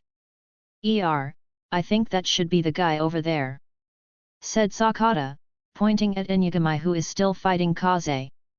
That's mean, Kurono is also done with his opponent, said Rika. Right now, she is no longer weakened. When the Yokai Queen died, the weakening effect on her also disappeared. Should we go and help Kaze-san? Asked Faye. Nah. I think he is okay fighting that dog yokai, replied Sakata. They then rested, while looking at the ongoing fight between Kaze and Inugami. At this time Kurono came back and gathered with the group. You are done? Asked Nuwa. Yeah. How did you deal with that intangible thing? That cat is actually just turning itself into smokes. So, I contained it with psychic powers, and brought it out into the space. Then, it died, replied Kurono. That's easy. Well, it tried to turn into smokes there but it got devoured by the void. Then, it turned into tangible body, but then he died from suffocation, explained Kurono. As for him, he was inside a bubble barrier that he created. That's why he was still fine. At this time, Kaze finally killed the Inugami. It was remarkable for him to fight the big opponent with just bare hands, and win the fight without even sweating. He looked at everyone, and saw that they are all already done with their fight. Let's go back, said Kurono. Tensho then teleported them all back into the Gantz room. Uriel also followed into the Gantz room by clinging to Kurono. Finally, we are back, said Sakurai, feeling relieved. I wonder how much I scored this time. By the way, did anyone check the score for our last mission? I haven't. Hey, leader, do you know anything about the score for our last mission? Asked Sakata. I think you will see it after this. Oh, and it should be plus your current score. So, just go with math to check your score, replied Kurono. He then asked Tensho to show the score. Gantz fighter, dumbass. Points, 81. Accumulated points, 256. Congrats! You may now choose from the below option with 100 PTS per choice. 1. Get your memory of Gantz be erased, and be free. 2. Get a powerful weapon. 3. Revive someone from the memory. 4. Let anyone from the room be free with erased memory of Gantz. Oh! Sensei, you got 81 score this time? And 256 PTS? Wow! You reached what leader always did, exclaimed Sakurai. Sakata smiled when he saw his score. So, my last accumulated score should be 175. So, which option do you want to choose? Sakata thought hard about his choice. Then he decided to not use his points for the time being. Gantz fighter, Cherry. Points, 80. Accumulated points, 265. I should keep my points too. Maybe I could get the alien's ability in the next mission, said Sakurai. He remembered Kurono picked an alien ability when he reached the 300 PTS mark. Therefore, he also wanted to try getting that. Gantz fighter, General Ming. Points, 138. Accumulated points, 308. Congrats! You may now choose from the below option with 100 PTS per choice. 1. Get your memory of Gantz be erased, and be free. 2. Get a powerful weapon. 3. Revive someone from the memory. 4. Let anyone from the room be free with erased memory of Gantz. 5 can get the ability of one of your killed alien. General Ming. Kaze frowned when he saw his nickname changed. Who's General Ming? Oh. Kaze-san reached 300 PTS mark. Hey, Kaze-san. Pick number 5. Get the alien ability. Suggested Sakurai, excitedly. Kaze-san got 138. Oh, that high points should be from that Inugami alien, right? Then, if he picked number 5, he is most certainly will get Inugami's ability. Said Kurono. Really? That's terrific. Suddenly, everyone's eyes were on Kaze, fully expecting him to take the number 5 option. Seeing their expectations, Kaze sighed, and go with everyone. Kaze-san, please show your ability, urged Sakurai. The other also nodded in expectation. Kaze, who chose number 5, didn't know how to activate the power. He looked at Kurono, and asked, how should I use the ability? Just think of the alien you killed, and imagine you are wielding their abilities, explained Kurono. Kaze then tried the suggestion ways. Suddenly he felt his body undergoing some transformation. His body grew bigger, and become as big as the dead Inugami. Additionally, his face turned into the face of Inugami. Whoa! Kaze just turned into a werewolf. Wrong! He turned into that Inugami. Kaze-san, your suit is unable to contain your big body. Try to change yourself into your normal size, advised Kurono. Kaze tried to do so. It took him some time before he could really get used to the transformation. He then stopped using his new form. As of right now, he stopped showing off, as he could see the jealousy in the eyes of the duo psychic power users. Kaze still got 208 PTS left after choosing the alien ability. He thought of getting 2 more aliens abilities, but decided not to, when he remembered that there are no worthy abilities among those that he killed. He just kept those points accumulated. Gantz Fighter, Super Idol. Points, 77. Accumulated points, 222. Rika also decided to just keep her points. For some reason, she also wanted to get a feel on being able to wield such a great ability. Looks like everyone want to get some interesting ability, hey? Said Sakuroka, smiling at Rika. Rika smiled, but didn't deny it. It's something that the current us needed the most. Having such ability should give us so much power boost. Having additional ability will help us to face the future alien invasion. If you guys aiming to get an interesting power, you need to take down some alien with the ability that interest you the most. Moreover, the selected ability was taken from your current mission, and the most powerful target out of all of your current hunts, explained Kurono. The others were suddenly got enlightened. Gantz Fighter, Super Tomboy. Points, 75. Accumulated points, 300. Congrats! You may now choose from the below option with 100 PTS per choice. 1. Get your memory of Gantz be erased, and be free.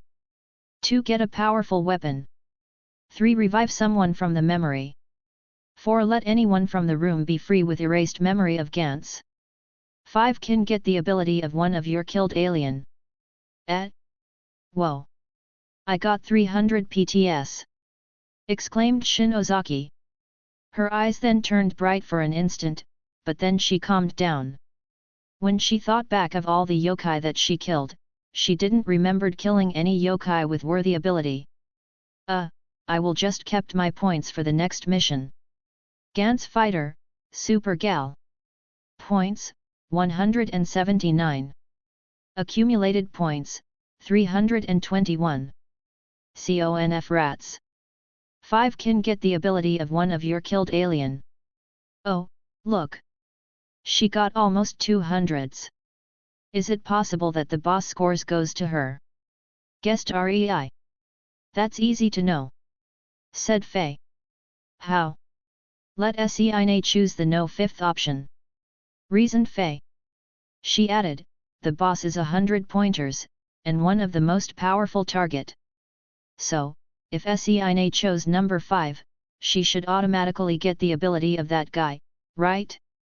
So, if she have that ability, then, the scores goes to her. Everyone nodded in agreement. Sakuraoka also feel the same. She considered for a moment, then picked the 5th option. Then, the black ball radiated a light to her, and she could feel some changes happened inside her body. The process didn't take long, before the light stopped.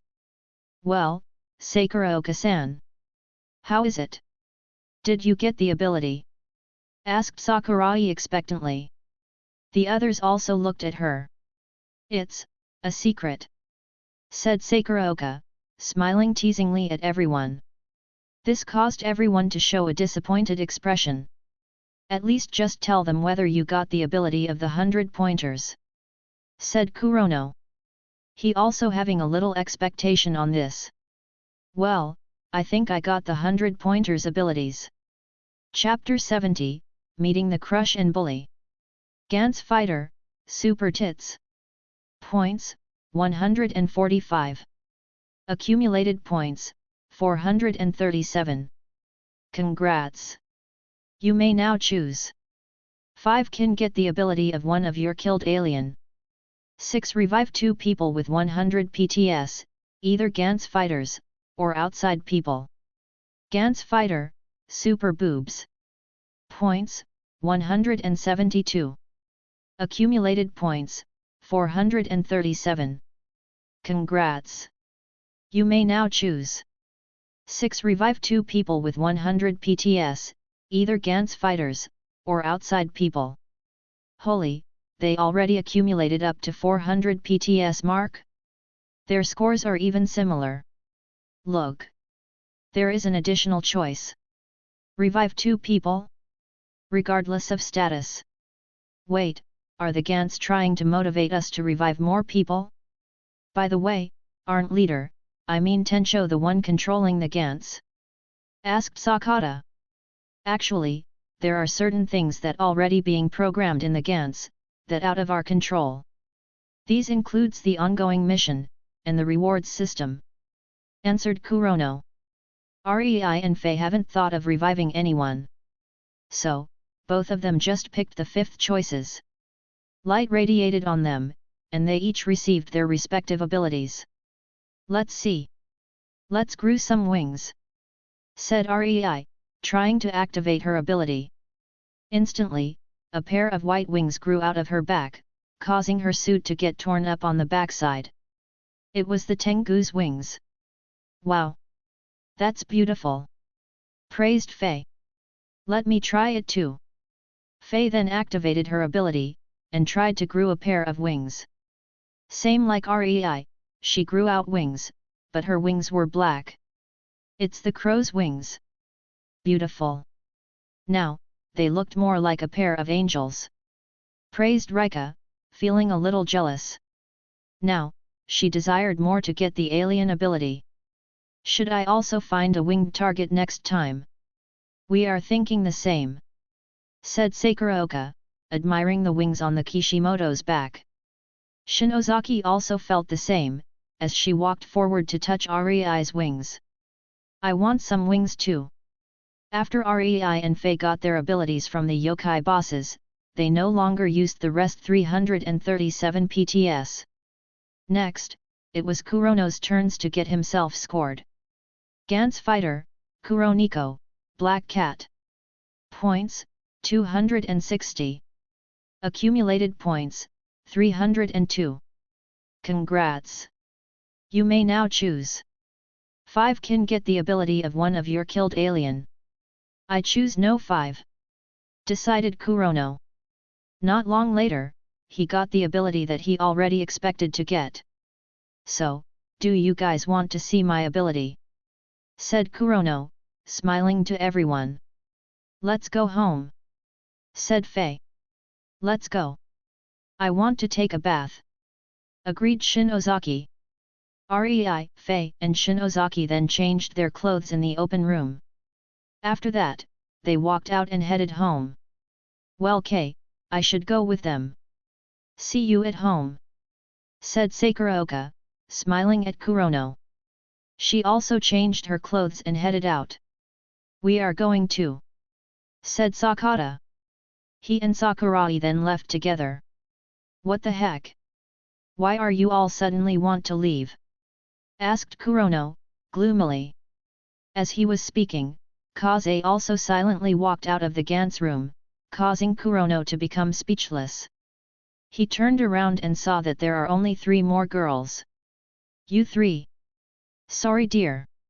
I suddenly wanted to go sightseeing, said Nuwa, smiling teasingly at Kurono. You're Yale, let's go. But I wanted to be with him. No but. Let's go, said Nuwa, pulling away the unwilling Uriel. Nu, husband, I will come back for you. Kurono looked speechlessly at the disappearing girls. They abandoned me. Kurono sighed. Everyone were being cruel. If they don't want to see his ability, then just say so.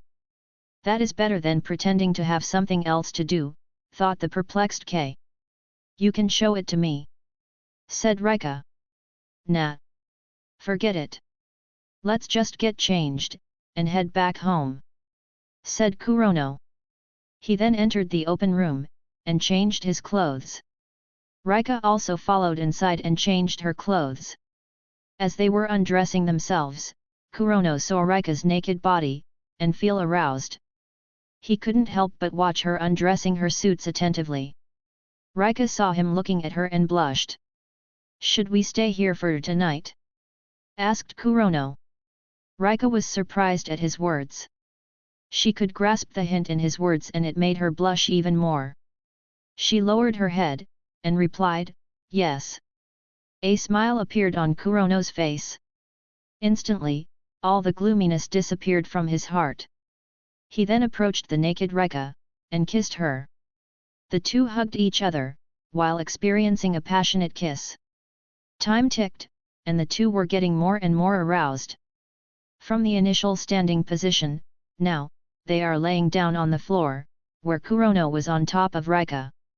Kurono's right hand is now starting to grope those big breasts, while his left hand was moving down and massaging Rika below her stomach. MMNH. MMN. The girl moaned, causing Kurono to feel more aroused. I'm putting it inside. MNN. K. Kurono then spreads Rika's legs and positioned himself, ready for the action. However, he suddenly felt that there was someone looking at them. When he looked at the door, he saw Tensho was peeking at the slightly opened door. Hey, kid! No peeking! Scolded Kurono. He then used his psychic powers to close, and lock the door. What happened? Asked Rika. Don't worry about it. It just Tensho, replied Kurono. Let's continue. Kurono then pushed forward, and let his P at number is enter Rika's V at number Ina. After that, he started moving back and forth. MNH, ahem. The girl moaned again and again, following Kurono's movements. Knock. Knock. Knock. Hey dad, open the door. I got some tissue for you. While Kurono was in his act, Tensho calmly knocked the door. This caused the love actions to stop abruptly. Kurono was infuriated, while Rika's face turned especially red in shame. Should we stop? Said Rika. Let's go somewhere else, said Kurono. After that, the two of them disappeared from the room, and appeared on a bed, in Rika's apartment. After escaping away from that little peeping Tom, Kurono then continued making love with Rika. Once again, the sound of intimate clash between two bodies, and the girl's moaning filled the room. Damn that father! He escaped! Grunted the little Tensho. He managed to open the locked door, but the two were no longer inside the room. Where did they go? Awaa! Kid shouldn't go around peeping on adults. Scolded Lady Fu. You are not allowed to see such a scene. You are barely 2 months old. It's really not right for you to do that. It's not my fault. They are the one who left the door open. Defended Tencho. Anyway, how old should I be to be allowed to watch that? Stop. You shouldn't think about such things at the moment. Said Lady Fu, banning the kid from thinking those adult stuff. She then advised, if you are interested in such thing, grow up first, find the right soulmate, and then get married. Then, you can go do such stuff. The two then ended up discussing about Tencho's future life, and future soulmate. At one point, Tencho remembered that he has not shown 2 more score for the 2 new Gantz fighters. Although they already left the room, he still showed the score. Gantz fighter, Nuwa, deity. Points, 275. Accumulated points, 275. Gantz fighter, Snakey. Points, 0. Accumulated points, 0. Today was the 3rd day after the end of the new Relife alien mission. This day, Kurono, Rei, and Shinozaki decided to go to school for once. It's been so long since the last time they attended school. However, those teacher seems to not really cares about them. Those teacher just assumed them to be like the many students who decided to be a part of Yankee's gang, and never really attended class. With such a laid-back treatment, Kurono was no longer have the mood to get into studying. He just slept the whole classes, and walked back home when it was the end of the class. Hey Kuro, you should try to enjoy the class for just once. The next time we go to class, don't just sleep the whole time. Advised Rei. You heard her. You need to focus in the class, and get a good grades. As someone who will soon become a father, you should show some examples. Added Shinozaki. Alright, okay.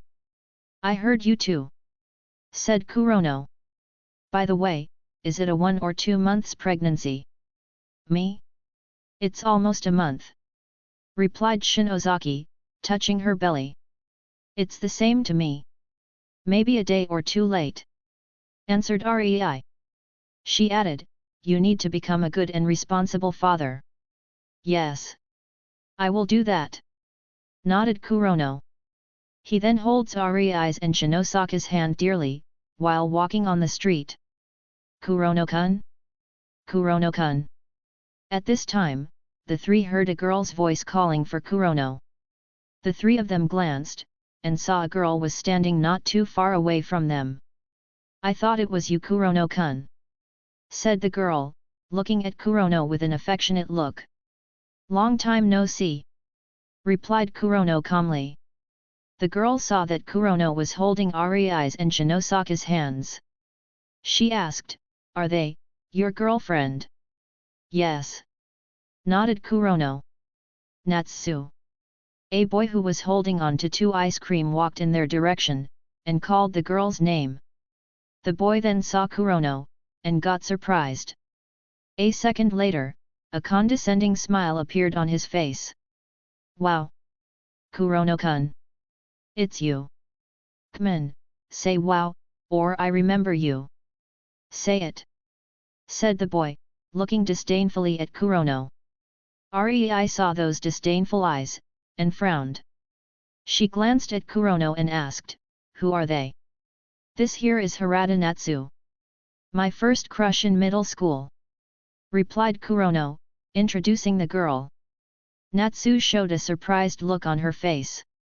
She couldn't help but blurt out, really? Was. Nodded Kurono. He then introduced the boy. This guy is Ikumi Ryu. He used to bully me in the middle school. Yet. I used to bully the hell out of you, hey. Smirked Ryu. He tried to ruffle Kurono's hair, but got his hand slapped away by Kurono. Well, look at that. You seems to have grown some backbone. Is it because you are now a tall boy? You toughened up now, hey. Said Ryu sarcastically. Some cold light flashed in his eyes. Hey! Stop it Ryu-chan! Said Natsu, frowning at Ryu behavior. She tried to change the topic, and said, I didn't expect that you have a crush on me, Kurono-kun. Anyway, I started dating Ryu-chan once the high school began. Shocking, hey. How does it feel when you suddenly know that the guy who bullied you dating the girl you had a crush on? Said Ryu, still wanting to infuriate Kurono. Shinozaki at the side frowned. She said, "Kei, let's go. We shouldn't talk to a person like him. I don't tolerate bully." "Me neither. It's just ruining my mood," said Rei. "Okay. Let's go home," nodded Kurono. He then turned around and walked away together with the girls. "Wait. We are not done here," said Ryu, holding on to Kurono's shoulder. "Hey Ryu, what are you doing?" Now, even Natsu frowned at Ryu's behavior. However, Ryu didn't answer Natsu. "Are you feeling scared of me, Kuro?" asked Ryu. "Do you remember when we were in middle school? You also always turned away like a scaredy cat. Come on Kuro. Say you're scared." Ryu forcefully pushed Kurono, trying to incite his anger. Kurono was forced to take 2 to 3 steps forward. He then glanced back and looked coldly at Ryu. Rei and Shinozaki also looked coldly at this bully. "Come on wuss. Are you only able to glare at me? Where is you backbone? Are you only able to hide behind you woman? Ryu. What is wrong with you?" scolded Natsu. "You asked for it," said Kurono. Suddenly, he rushed towards Ryu swiftly, causing the boy to feel shocked. Thub. One punch was delivered to Ryu's stomach, causing the guy to open his mouth in pain. He wanted to scream in pain, but couldn't do so, as he fainted and dropped down on the ground. "That's what you get for being arrogant," said Kurono, looking disdainfully at the boy on the ground. He then glanced at the stunned Natsu. "Kurono-kun, we. Farewell Natsu." Kurono then brought his 2 girlfriends away, while his crush looked at him with a mixed feeling. Chapter 71, Italian Mission. Another 4 days passed, and it's the time for the last mission. Once again, everyone gathered inside the Gantz room. "So leader, anything you wanted to remind us for this mission?" asked Sakata. "Well, this is our last mission. This time, we are going to Italy. Also, we will meet many Gantz fighters from all over the world," answered Kurono. "Meeting more team? It's all well if they are good people like Cicero and the gang. I don't want to meet some prick like the Osaka team," said Rei. "Maybe we could meet some powerful ally over there," guessed Sakurai. Another reminder is that the opponent this time around is incredibly strong when it comes to physical prowess. They are also pretty fast. So, remember to not get yourself beaten physically, and be alert at all times," reminded Kurono. "When attacking, don't use physical attack. It won't." Everyone seriously noted what he said. Rika then asked, "Is there any target that got wings?" "There are many," replied Kurono. "All right," said Rika. A bright light flashed on her eyes, making everyone wanted to smile at her enthusiasm. "Let's go." Everyone then got transferred out from the Gantz room. As soon as everyone appeared, they saw many corpses scattered on the ground. Many of them were no longer have a complete bodies. There are also many weapons scattered around. Even few incomplete hard suits also could be seen laying in the open, with its user was dead inside. "Oh God! What is this mess? They all died. This is really bad omen," said Sakurai, feeling uncomfortable when he saw many human corpses on the ground. "Forget those corpses. Focus on the mission," reminded Kurono. "It's all over. Everybody's dead." At this time, they saw a man, who got himself cut on his waist, looking around with a blank expression. That man seems to be lost when he saw all of his Italian team were butchered by those Roman statue alien. "You all will just die too," like everyone else," said the man as he looked at Kurono and his team. "You are all dead men, there is no point." The man didn't get to finish his sentence, and he died. The Tokyo team sighed when they saw the man. "I couldn't understand his language," sighed Sakurai. "Me neither," said Shin Ozaki, shaking her head. "Everyone didn't understand," said Kurono. "Well, we better get moving. If we could, we need to save anyone who is still alive." The team nodded. After that, they headed out to find those targets. They didn't need to go too far, as they quickly found their targets. Near the Trevi's fountain, they saw many moving statues were fighting with some Gantz fighters from all over the world. Many multi-sized statues were moving everywhere. There are even those who are flying around, and killing many Gantz fighters. Wind slash. Right then, a man unleashed hundreds of wind scythes that turned into a tornado. He then controlled the tornado, and used it like a whip, and whipped it towards those statues. Some of the statues got destroyed, but some of them managed to withstand those tornado attack. Sakuraoka was stunned when she saw the man who performed the tornado attack. "Hey Kei, did you see that man?" Sakuraoka's voice didn't reach Kurono, as he was flying up to the sky. "What is he doing?" "Hey, look over there. Is not that Kei?" said Rika, pointing her finger towards another direction. Everyone looked at the direction and saw an identical Kei, with spiky hair. Jin Kazama, the spiky-haired Kei, was fighting a Moses statue. The statue tried to punch him down, causing his team to yell at Kazama to warn him. "Watch out! He is coming!" yelled a man. "No! Kazama!" A girl tried to rush over to Kazama's direction. Exploding fist. Thum! Kazama met the punch with his punch. Just then, an explosion happened, and a red beam incinerated the Moses statue's upper body. The remaining body dropped to the side, no longer moving. Holy shit! Sakurai almost dropped down his Z-gun when he saw the red beam. Did he just turned Ultraman? "Hey, that's Kei's ability," said Shin Ozaki. "Is that really him?" "No. He is up there," said Sakuraoka, pointing at Kurono on the sky. "I found another one. Over there," said Sakata. Everyone hurriedly looked at the direction, and saw a red-haired Kei Kurono. "Look! Over there too," said Rei. Everyone also looked and saw another Kei with spiky hair. However, this one was holding onto a giant blade. How is there so many of Kei appearing here in this last mission? At this time, Kurono, who already changed his name into Zaraki Kenpeki, teleported, and appeared in front of the Augustus statue. He then released the clothes that enveloped his giant sword, and readied himself to face the giant statue. Look! He also can use teleportation. Wait, he will be in trouble. Didn't he know that any physical weapon is useless against those statues? Let's warn him, said Fei, feeling a bit worried. Hey! Don't fight with physical object. It's useless against that thing. However, Fei's warning seems to not reach the guy.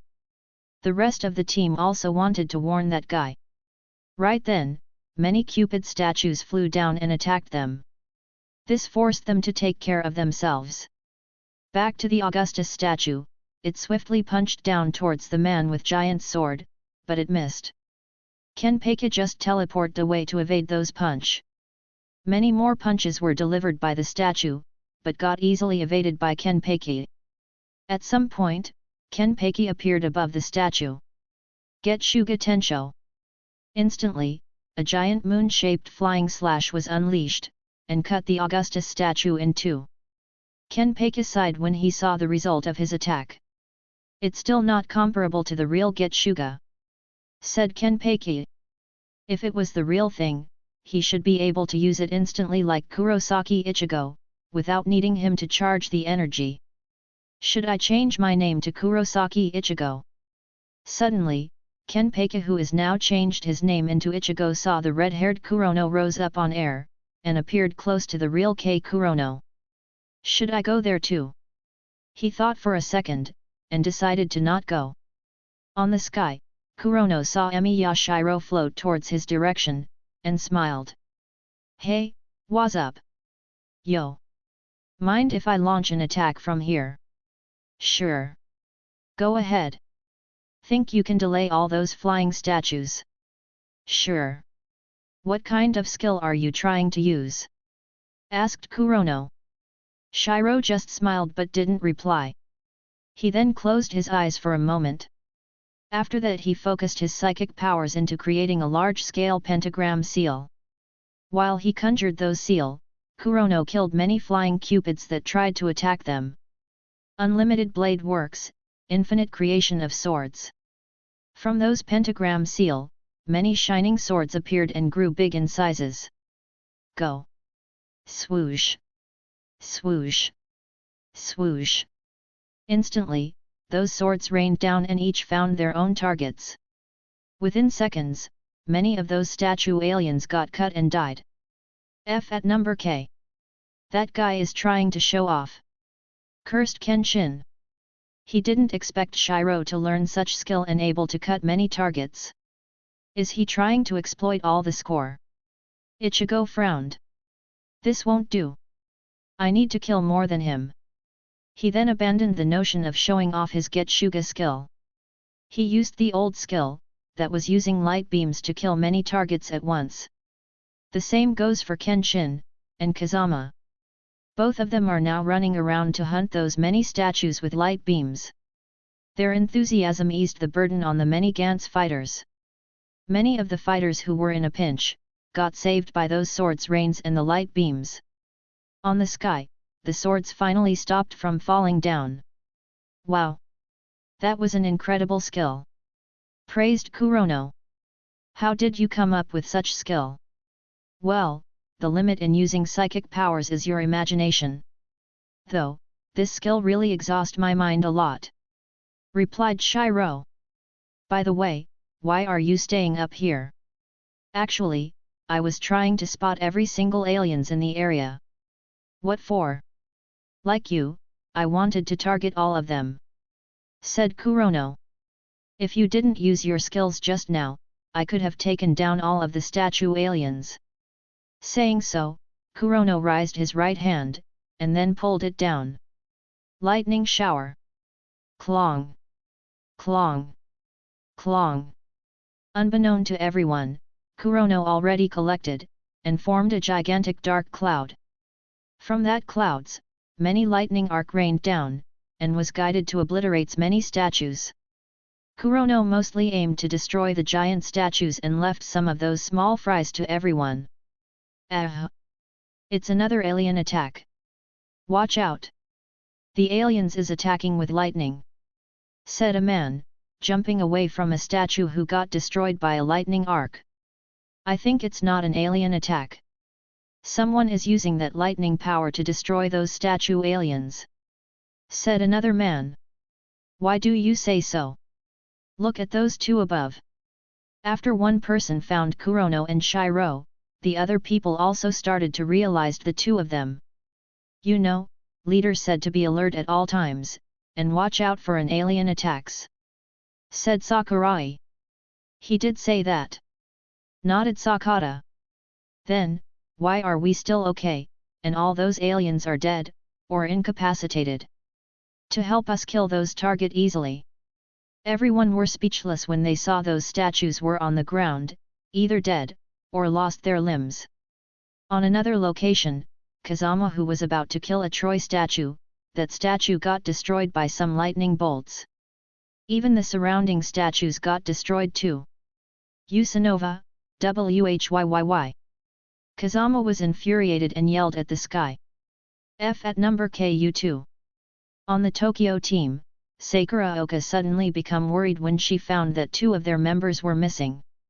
She hurriedly asked the others, "Guys, have you seen Rika and Shinozaki? I think I saw them running in that direction," said Kaze, pointing towards a direction. Just as Sakuraoka wanted to rush to that direction, she saw Rika and Shinozaki are already walking back at their location. Thank God, you are okay. Where did you two go just now? Asked Sakuraoka.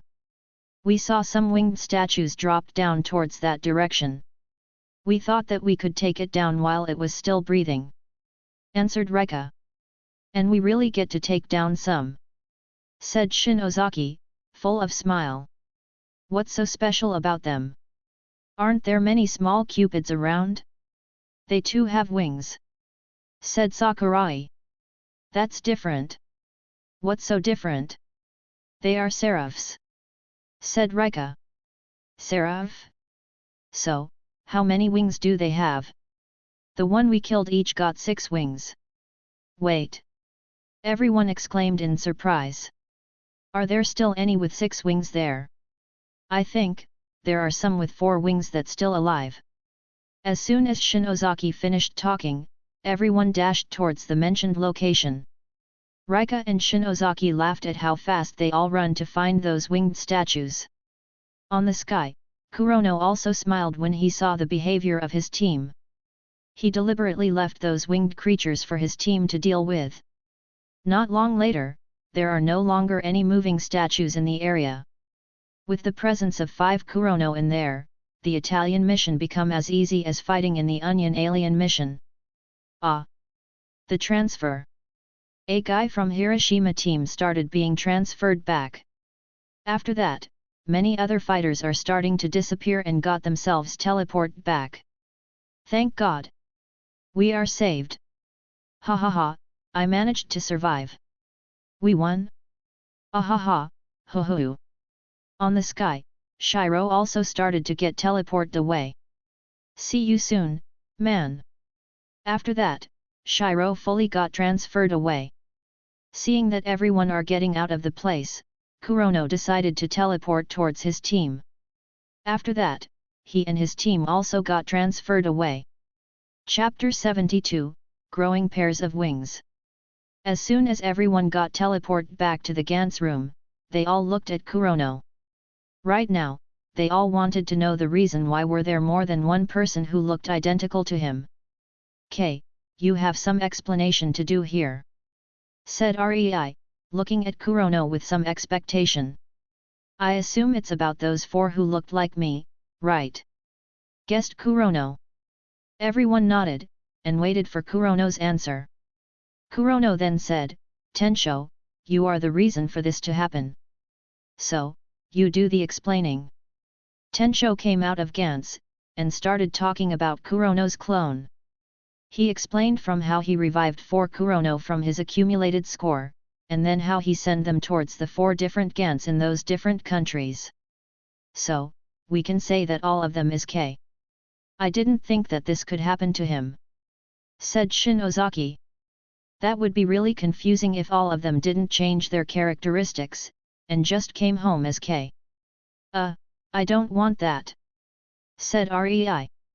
"Although they are really identical to K, I still feel that they are different from the real him." "Different? How do you differentiate them?" "That, it's just my intuition." "Maybe you can call it woman intuition," replied Rei. "Alright, let's forget about myself. Let's check on our scores," said Kurono. "Tensho, let us see the scores." "Wait, Dad. There is something urgent I need to tell you," replied Tensho. He continued, "There are some high command that was trying to override the programmed data in Gantz. It was trying to erase the rewarding system." "What? Hey, don't let it erase that option. At least, give us our rewards for our hard work this time around," said Sakurai. The others also become worried. This is especially true for Rika. She still wanted to be rewarded with the alien's ability. Can we still get those rewards? Kurono also feel worried. He asked Tensho, "Can you stop those command from implementing those changes? Can you override those command?" "I'm unable to do that," said Tensho shaking his head. there is an advanced black sphere that have the highest authority and control over all the black sphere in the world. Gantz have no authority to override those control. What do we do? Asked Fei. I still can hold it for some times before the command completely wiped the reward program. Said Tenshou. I'll show the score, and you guys should pick your choice as soon as possible. After that, Tenshou proceeded to show the scores for Tokyo team. Gantz fighter, dumbass. Points, 67. Accumulated points, 323. Congrats! You may now choose from the below option with 100 PTS per choice. 1. Get your memory of Gantz be erased, and be free. 2. Get a powerful weapon. 3. Revive someone from the memory. 4. Let anyone from the room be free with erased memory of Gantz. 5. Can get the ability of one of your killed alien. If this is the last time we can use our score, then let me pick number 5, and 2 no 3. Said Sakata. Leader, please tell the name of the people to be resurrected. Hold on. I just thought of a plan. Stopped Kurono. He then asked Tenshou, Hey Tenshou, can Gantz control the advanced black sphere? Well, all the black sphere are controlled by a similar person like Gantz. They could go out of their own black sphere, and control another black sphere, including the advanced black sphere. Replied Tenshou. I see. Do you know where this so-called advanced black sphere? That, let me check. Tenshou then looked inside the database. Not long later, he got the location. The advanced black sphere is currently in German state of Hesse, in German. The location is in Frankfurt City. However, there's no detailed location. Said Tenshou, telling the location of the main black ball. Wait, Dad, are you planning on? Let's steal those black ball. Said Kurono. K, that's too dangerous. What if they got some mechanism to stealing activity?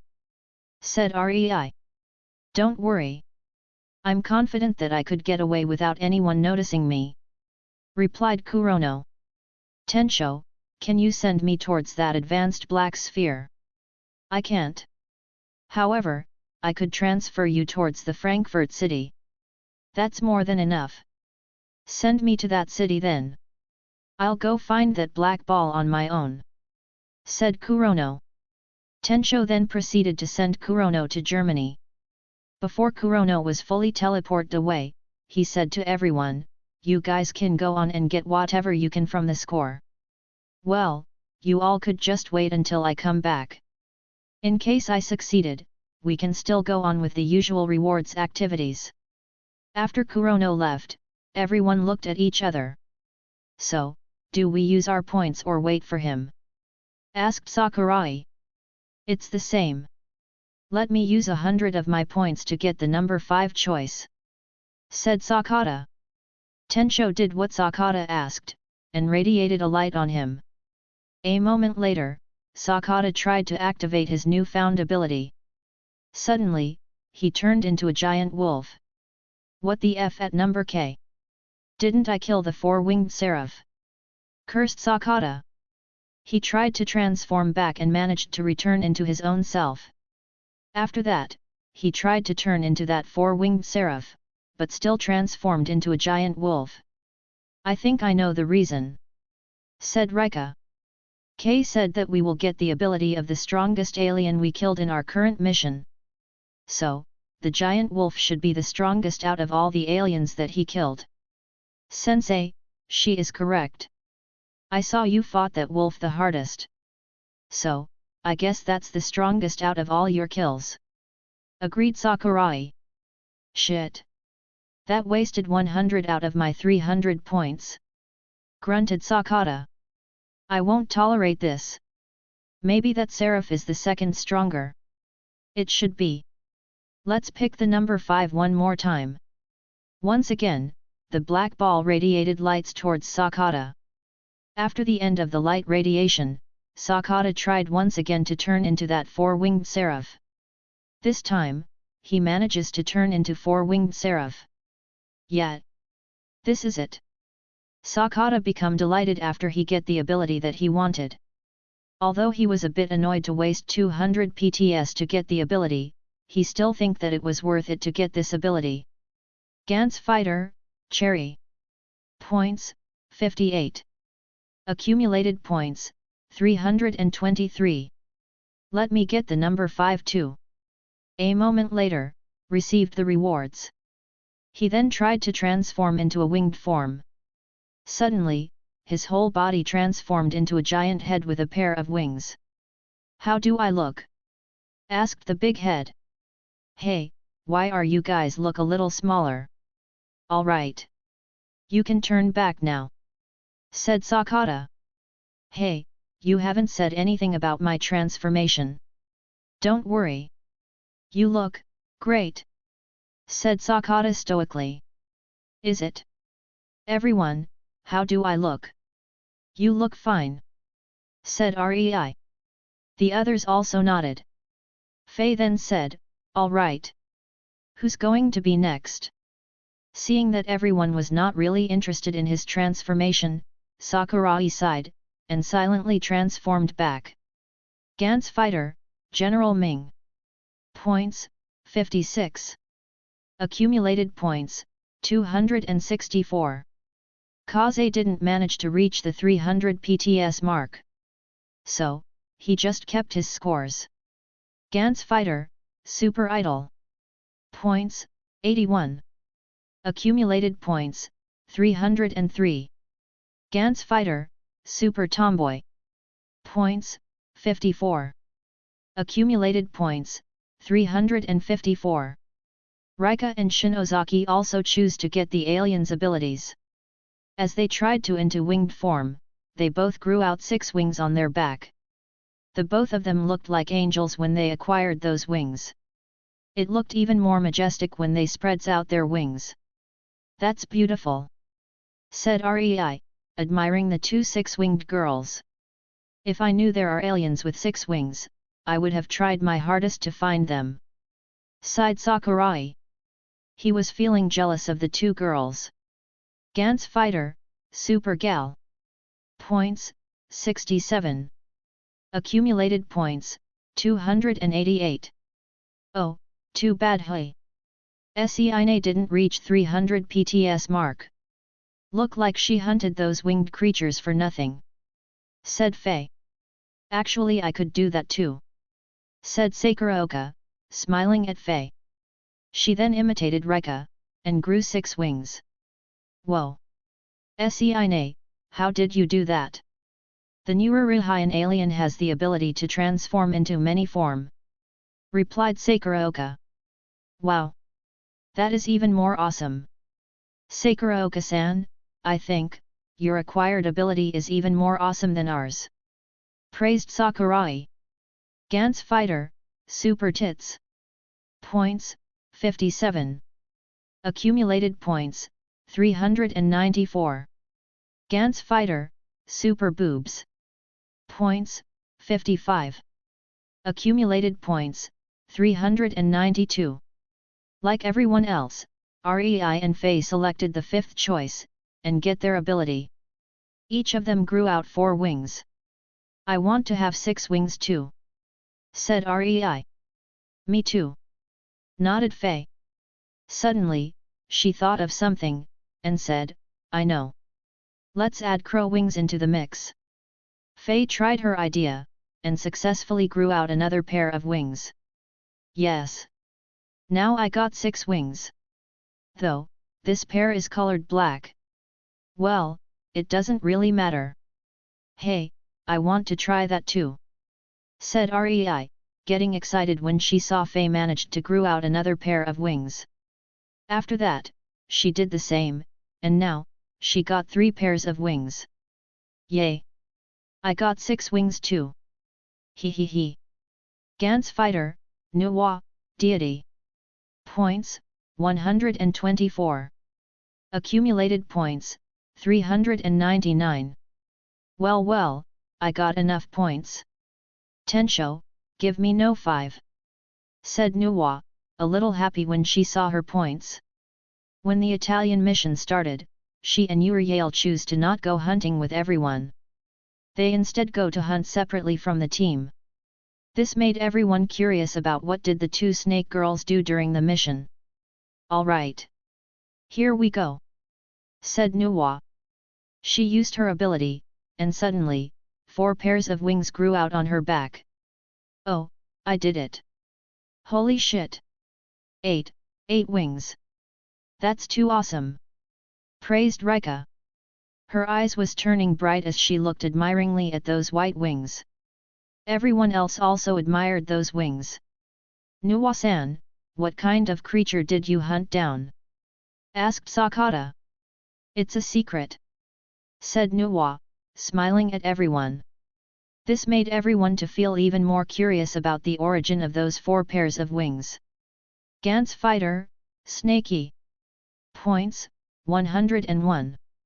Accumulated points, 101. Gah, I didn't manage to reach 300 marks. Uriel was a bit disappointed that she couldn't get to grew wings like everyone else. "Next time. I will be able to grew wings the next time we got a mission." You know," Kay said, "this is our last mission," reminded Rei.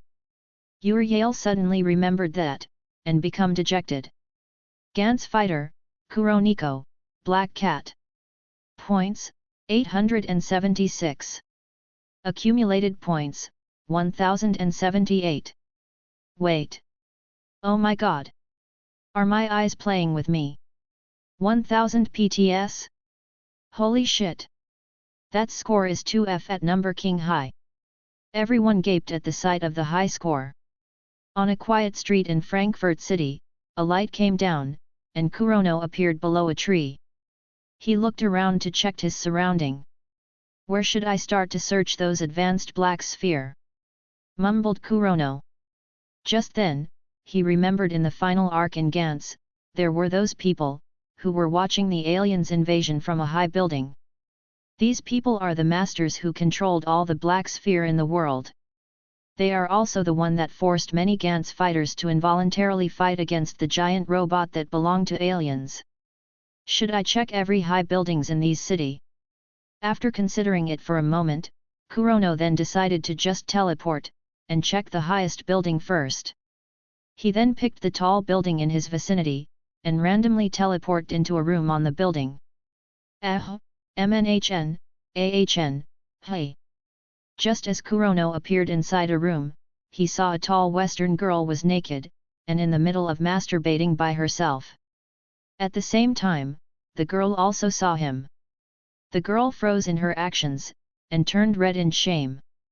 It was really embarrassing to be seen masturbating, by a man, especially a handsome one. "I'm sorry. I didn't meant to disturb you. I will take my leave," said Kurono, talking in German language. After that, he turned around to leave. "Wait, explain yourself. Who are you, and why are you here?" asked the girl, while covered herself with a bedsheet. "I'm a burglar. I'm planning to steal something precious." "Well, I guess, I saw something even more incredible. Thank you for the show," said Kurono, smiling at the girl. The girl was amused when she heard the man. Although she felt embarrassed, she didn't panic. "You are funny.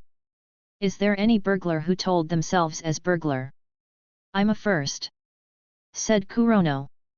He then picked the girl's undergarments that was on a chair, then brought it to the girl. He put the clothes near the girl, while smelling her body shamelessly. Smells like a virgin," said Kurono, smiling slyly. Kurono then teased the girl, "Masturbating by yourself is not really enjoyable. Why don't I help you do it?" "Sure," nodded the girl. The answer stunned Kurono, causing him to look blankly at the girl. Bustard. Chapter 73, Saving a Kidnapped Family. On second thought, I'm a busy man. See ya. Kurono vanished the moment he said that. The girl was frightened when she saw him suddenly disappeared. The girl looked around but didn't see him. Where did he go? Kurono appeared on the rooftop. This time he turned invisible first, before starting once again to search around for that advanced black sphere. As he teleported around, he saw many even inside many room. There are some people who was watching TV, cooking, making love, and many empty rooms. On a certain room, he saw a man who hanged himself on the ceiling in an attempt to kill himself. "Oi you! What is wrong with you?" yelled Kurono at the man. He jumped forward and used his sword to cut the rope that tied the man. The man dropped down on the floor, and coughed repeatedly from getting suffocated by the rope. "What have you done?" yelled the man. "Do you know you ruined my plan? I braved myself to end my life, and you just have to save me." "Hey man! Cool it down," said Kurono, trying to calm the man. "Let's sit down first, and talk it out." "What's there to talk about? My life is ruined. Those guys with black suits came in, asking for me to pay the loan that I borrowed from them. I couldn't pay them. So, they took away my daughter, and my wife." "What? Then you go suicide? Why don't you go and report it to the police? Those police are corrupted. They and those black-suited people have connected with each other. Even if I report them, I knew I won't get anywhere," said the man. Tears were flowing out of his eyes. "Ahahahoo! My wife, and my precious daughter, those shitty people, if I die, I will haunt them. So, let me die." Once again, the man prepared a rope to tie his neck. However, Kurono confiscated those rope. This caused the man to get angry. "The F at number K, are you trying to interfere in my business? Who the hell are you anyway? I can help you rescue your family. Tell me, where did those black-suited men took them? You helping me? Get out! You are just a young man. What can you even do to those guy with weapon?" scolded the man. Somehow, he is starting to lost interest in suicide, after being disturbed by this unknown boy. "Go! Don't get yourself involved with my trouble," said the man. He then sat on a couch, silently crying while thinking about his own fate. Why did he even took the loan in the first place? Although he needed money to pay up all of his debt and expenses, he shouldn't have taken the loan. "I can help you," repeated Kurono. Before the man could scold him once more, Kurono held his right shoulder, and brought him up on the rooftop. "Ah! What happened? What did you do?" exclaimed the man in shock. He was so surprised that they instantly appeared out of his rented apartment. "I have some superpowers. Just now, I teleported you out of your room," said Kurono, smiling at the man. "So now, tell me, where did those black-suited men brought your family?" That, over there." The man was unable to believe what he just experienced for a moment. Then, hope crept in his heart. He hurriedly pointed towards another tall building in the distance. "Another tall building? And there are black-suited people living there?" Kurono suddenly have a hunch that he will find what he was searching for in that building. He then looked at the man and asked, "By the way, do those black suits look like this?" Kurono showed his Gantz suit to the man. Instantly, the man's expression changed, and become wary of Kurono. Some hint of anger also appeared on his face. "You? Are you also one of them?" "Who? Me? You are wrong, man. I'm not one of them," replied Kurono, shaking his head. "Then, why do you have the same suits?" "This suit is a justice suit," lied Kurono. "Those people, they seems to misuse these suits to do wrong deed. I should go punish them. Let's go rescue your family." The man still not feeling convinced with Kurono's words. However, Kurono already brought him towards the rooftop of the other tall building. He then talked to the man, "To clear your doubt, I will tell you first, that I'm not from this country. I'm a Japanese person." This time there was a change in the man's expression. He observed Kurono closely, and saw that he got the Asian vibe on him. Then kneeled down in front of Kurono and begged, "Please. Please rescue my wife and daughter. Just tell me if you know where those people took you wife and daughter. I know where they usually gather. They are on the 16th floor," said the man. "I see. How many rooms are there? I'm not sure. I didn't count. However, there are roughly 25 doors in one floor. Okay then. We are going to do that many times of space jump. So be prepared to tell me if you see your wife or daughter," reminded Kurono. After that, he hold on to the man, and turned themselves into invisible.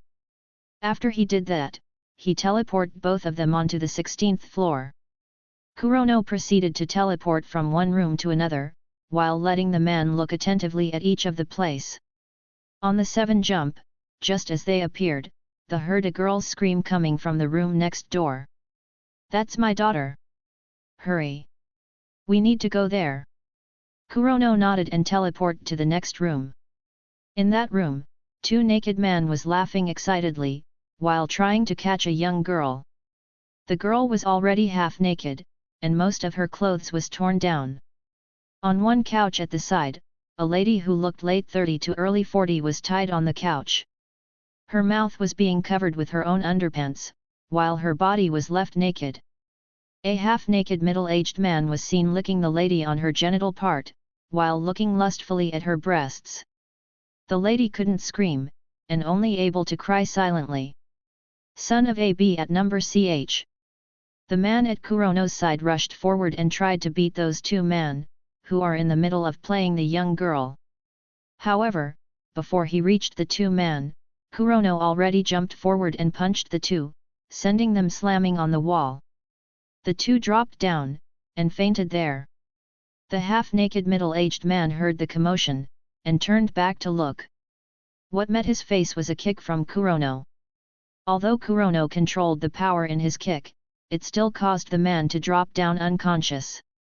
Seeing that Kurono already took down all 3 of the molesters, the man that came together with Kurono then focused taking care of his family. "Father!" exclaimed the young girl. "It's okay, Clara. I'm here to rescue you both," said the man. He found a bed sheet, and used it to cover his daughter. On the other hand, Kurono used his sword to cut the rope that tied the lady, and released her. Kurono took off his upper clothes and covered the lady's naked body. "Jericho! Carrie!" the lady cried when she saw her husband and run towards the man. Jericho hugged her and his daughter. The family cried, despairing themselves for getting into this trouble. "Guys! I know that this is your reunion time, but we got to leave this place first," advised Kurono. Jericho was reminded with their current situation. He hurriedly brought the 2 towards Kurono, and asked, "Can you help us escape from here?" "That's what I wanted to do," replied Kurono. He then teleported Jericho and his family back to their own apartment. "You guys are safe now." "No, those men in black suits are still out there. They might come back here to attack us," said Jericho, feeling anxious. "You don't need to worry about them. Just stay here, and I'll come back after I settle some matters relates to those people," said Kurono. He then vanished once again. "Hey, what's that?" exclaimed Carrie. "How is he able to vanish just like that? Also, how did we suddenly appear in our home?" "He is a person with superpowers," replied Jericho. "Let's get out of this place."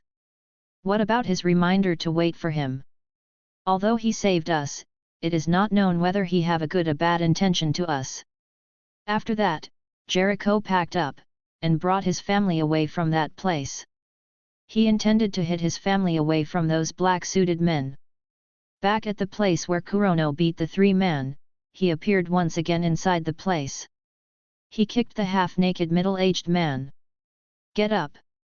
I got some questions for you." When the man woke up, he saw Kurono was standing beside him, and hurriedly backed away.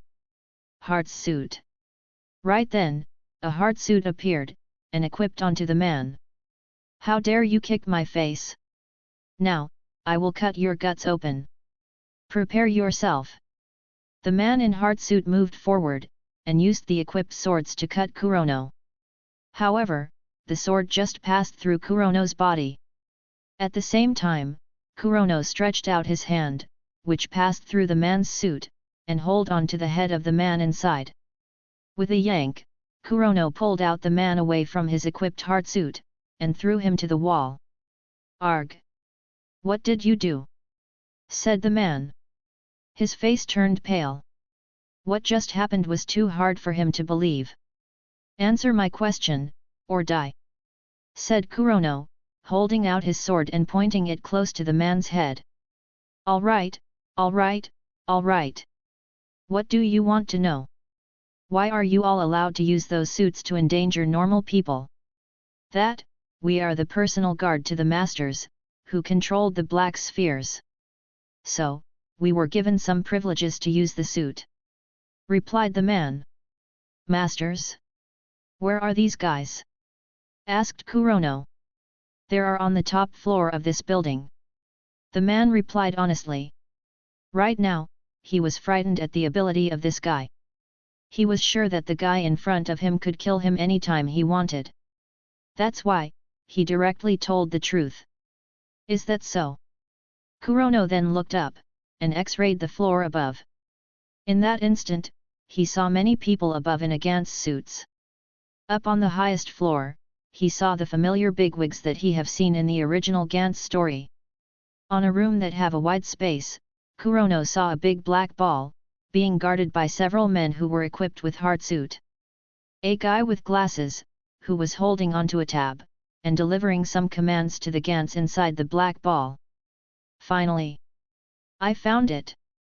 said Kurono, showing a big smile as soon as he saw the advanced black sphere.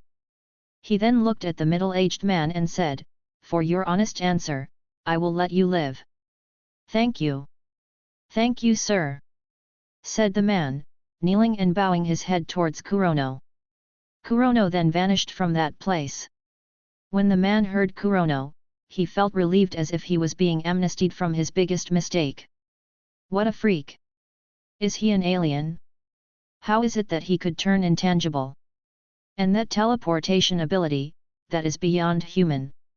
When the man thought back to how easily Kurono yanked him out of that hard suit, he got terrified. "Who are you calling freak?" Suddenly, Kurono appeared back inside the room. He constricted his eyes and looked deeply at the man. "Sorry. I'm really sorry. I didn't meant to insult you, sir," said the man. He hurriedly kowtowed on the floor, and apologized to Kurono.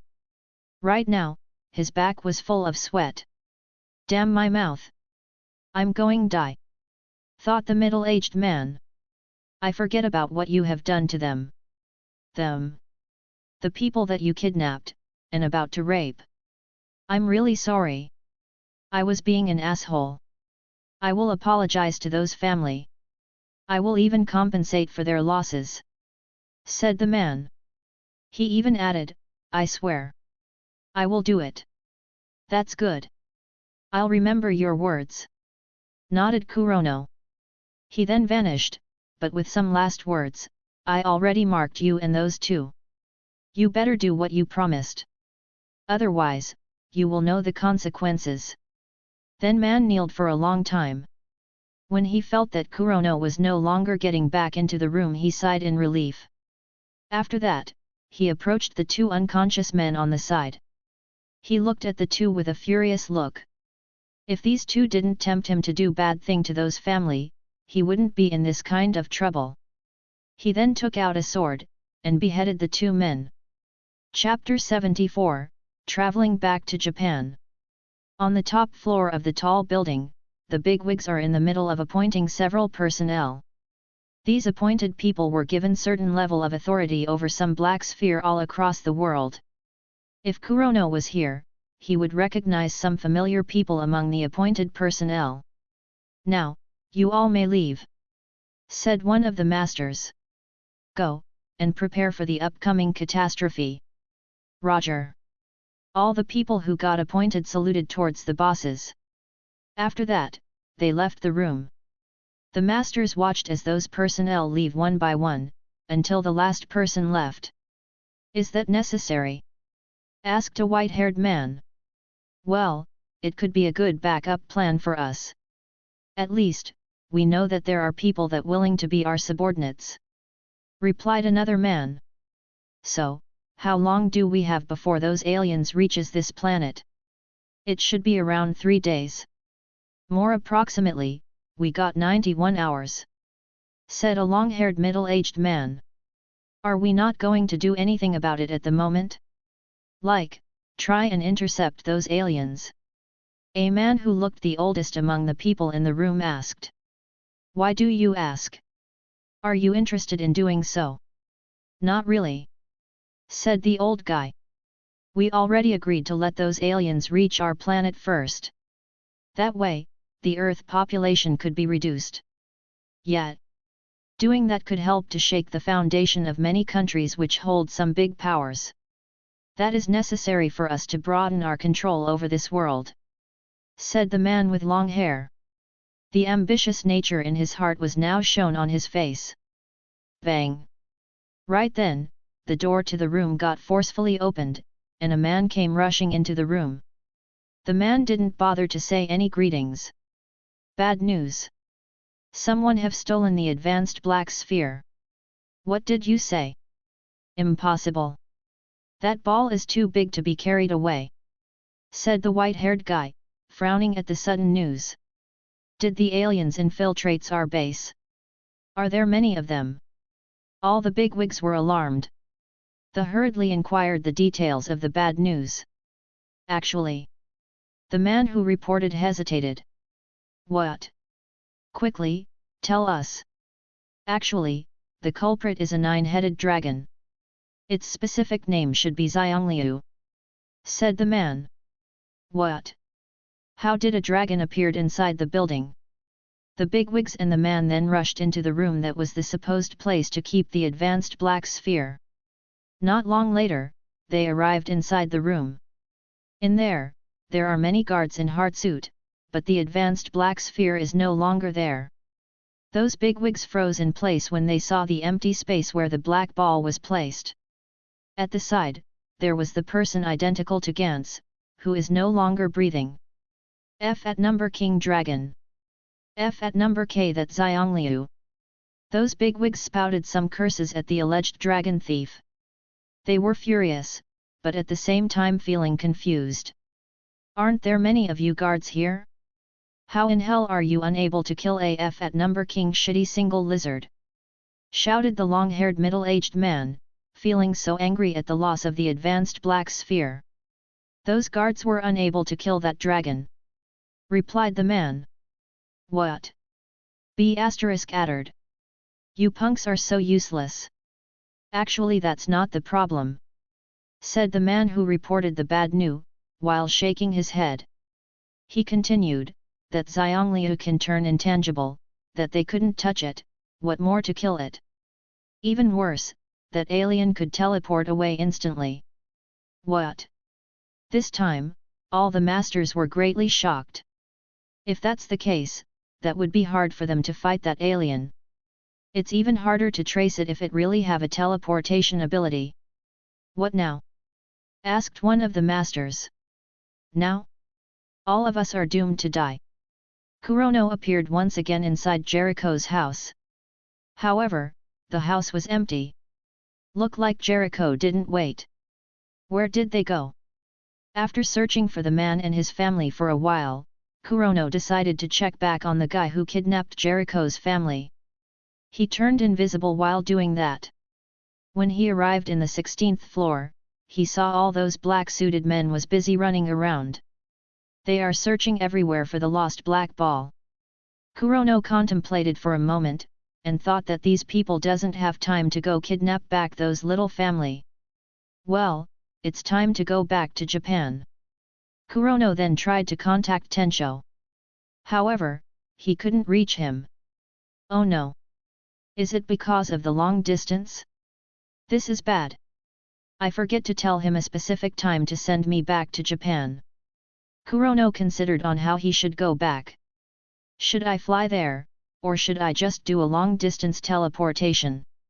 Kurono calculated the time taken to go back to Japan. The distance between Germany to Japan is approximately 9,000 kilometers. He haven't tried to teleport for such a long distance. So, he first experimented on how far he can go in a single distance. Pi. After some testing, Kurono realized that he could go as far as 25 kilometers in one jump. If he stretch it further, he could go as far as 30 to 33 kilometers in one go. However, it would then start burdening his mind. Right now, Kurono already tested teleporting for around 10 jump, and he is already almost 300 kilometers away from his previous location. If I continue at 25 to 30 kilometers per teleportation, it should take me around 300 to 350 jump times. A single jump plus minus the delay should take me roughly 3 seconds. So, it would take me around 20 minutes to reach Japan. Calculated Kurono. He then started his space jumping journey like what he had just calculated. What happened in real situation is that, it took longer than what he calculated.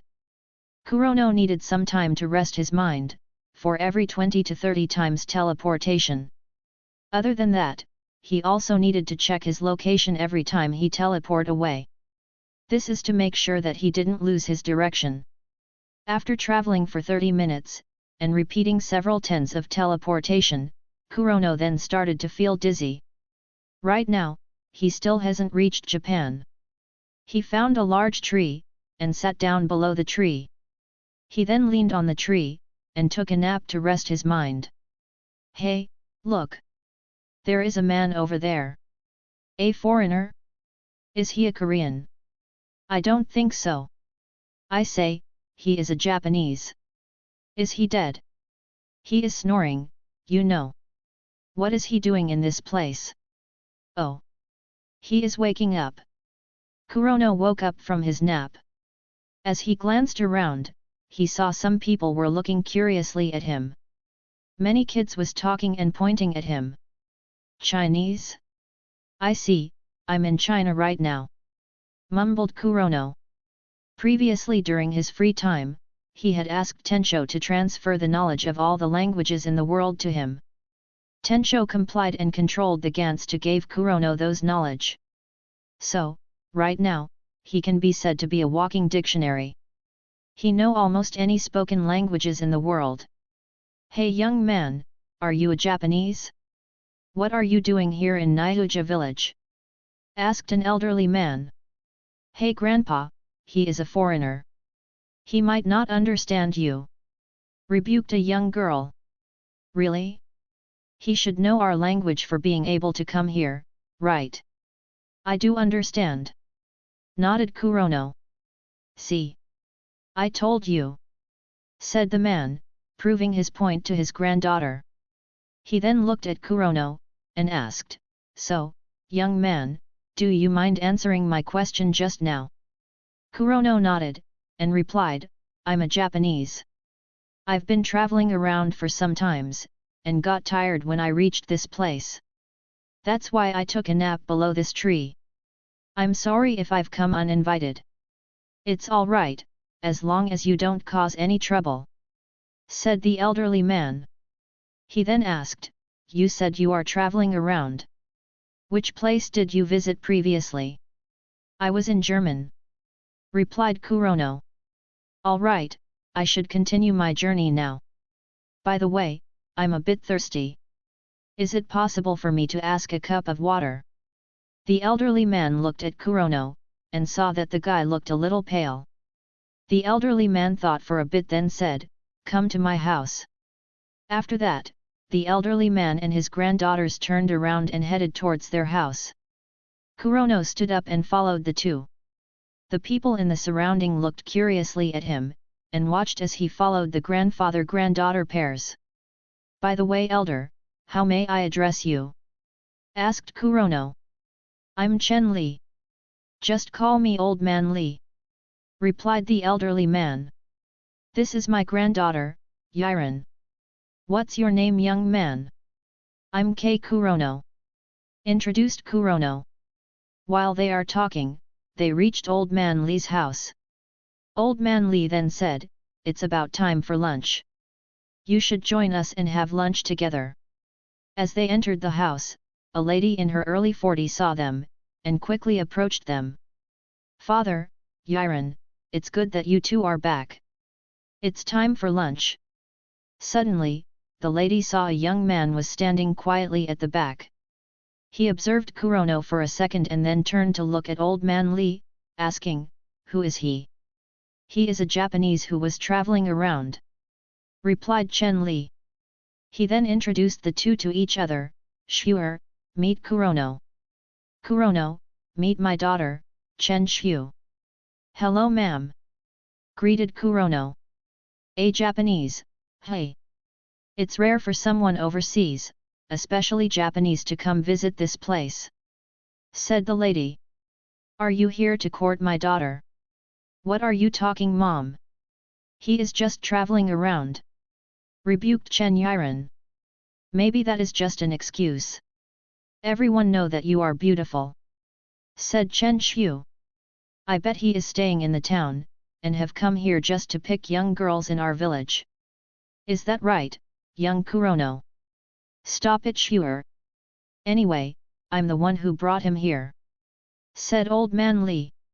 "I also already invited him to have lunch with us." "Father, why are you inviting foreigner to have a lunch with us?" asked the lady. "We don't have much food to serve to any foreigners." "Shuer." Kurono frowned for a second when he heard Chen Shu. However, he calmed down as soon as he frowned. He bowed a bit towards Old Man Li, and then turned around to leave. "Young man, where are you going?" "I'm continuing my journey," said Kurono. He then walked away. "Wait." Old Man Li tried to stop Kurono, but he already headed out, without looking back. Old Man Li looking coldly at his daughter and scolded her, "What have you done? Why did you intentionally talk inappropriately towards that young guy?" "I hate Japanese people," said Chen Shu. "Don't you hate them too, father? He is different. You cannot just assume that he is the same as the Japanese guy that killed your grandfather," replied the old man. He sighed when he remembered about his father. "He is still a Japanese. I don't like them." As the father and daughter talked about their opinion about Japanese people, the granddaughter, Yiren, silently prepared a bottle of water, and packed up some foods. She then rushed away to find Kurono. Not long later she saw Kurono was standing beside a well. Just when she was about to call him, she suddenly saw him stretches out his hand and somehow manipulated the water inside the well to come out. After that, he created fire out of nowhere, and boiled the water. "What? What is that?" exclaimed Yiren in shock. Her cry surprised Kurono, and caused him to drop down those floating water. He looked at Yiren with a frown. "Why are you here?" "I came to give you this." Yiren quickly handed to Kurono the water and the food. "I'm sorry for what my mother said. I hope you didn't hate our family for that." Kurono looked at the girl with a surprise. He watched the girl for a moment, before receiving those water and food. "Thank you. Actually, there is no reason for me to hate your family. I am just a traveler. So, I expect that much of a treatment from the surrounding people. Thanks for the food anyway. Let me pay you back." "It's no need for that. Just assume that is an apology from my family," said Yiren, bowing her head a bit to Kurono. "No, can't do. I'm not used to getting favor from other people. I need to pay you," said Kurono. "Okay, I've decided a payment. Do you want to learn psychic powers?" "Hey? What?" Chapter 75, List of 100 Pointers. "That's it. You already got the hang of it," said Kurono to Yiren. "You should continue the same routine, but with some heavier object. Other than that, try to use the ability according to your creativity." After a couple of hours teaching the girl, Kurono finally saw her making some progress in using the psychic ability. He then decided that it was time for him to continue his journey. Now, I should get going. That fast? I still need to learn more from you, Kurono, said Yiren, a bit dejected. Can you stay for sometimes? I can't. I need to go back, replied Kurono. He was about to say goodbye, but remembered that the catastrophe will affect all places in the world, including China. Then, it would be dangerous for Yiren and her family if the aliens attacked this place. After thinking about it for a moment, he decided to tell the danger to the girl. Listen, 3 days from now, our planet will face its first alien invasion. Alien? That's funny. He. Yiren laughed at Kurono. His words sounded hilarious to her. You're joking, right? Being able to wield psychic powers, is it a joke to you? Asked Kurono in a serious tone. Seeing his serious expression caused Yiren to stop laughing. She turned serious and replied, No. But, alien invasion? That's not really dangerous, right? Also, how do you know that they are invading? Never mind if you don't believe me. Kurono lost the desire to talk more about the invasion.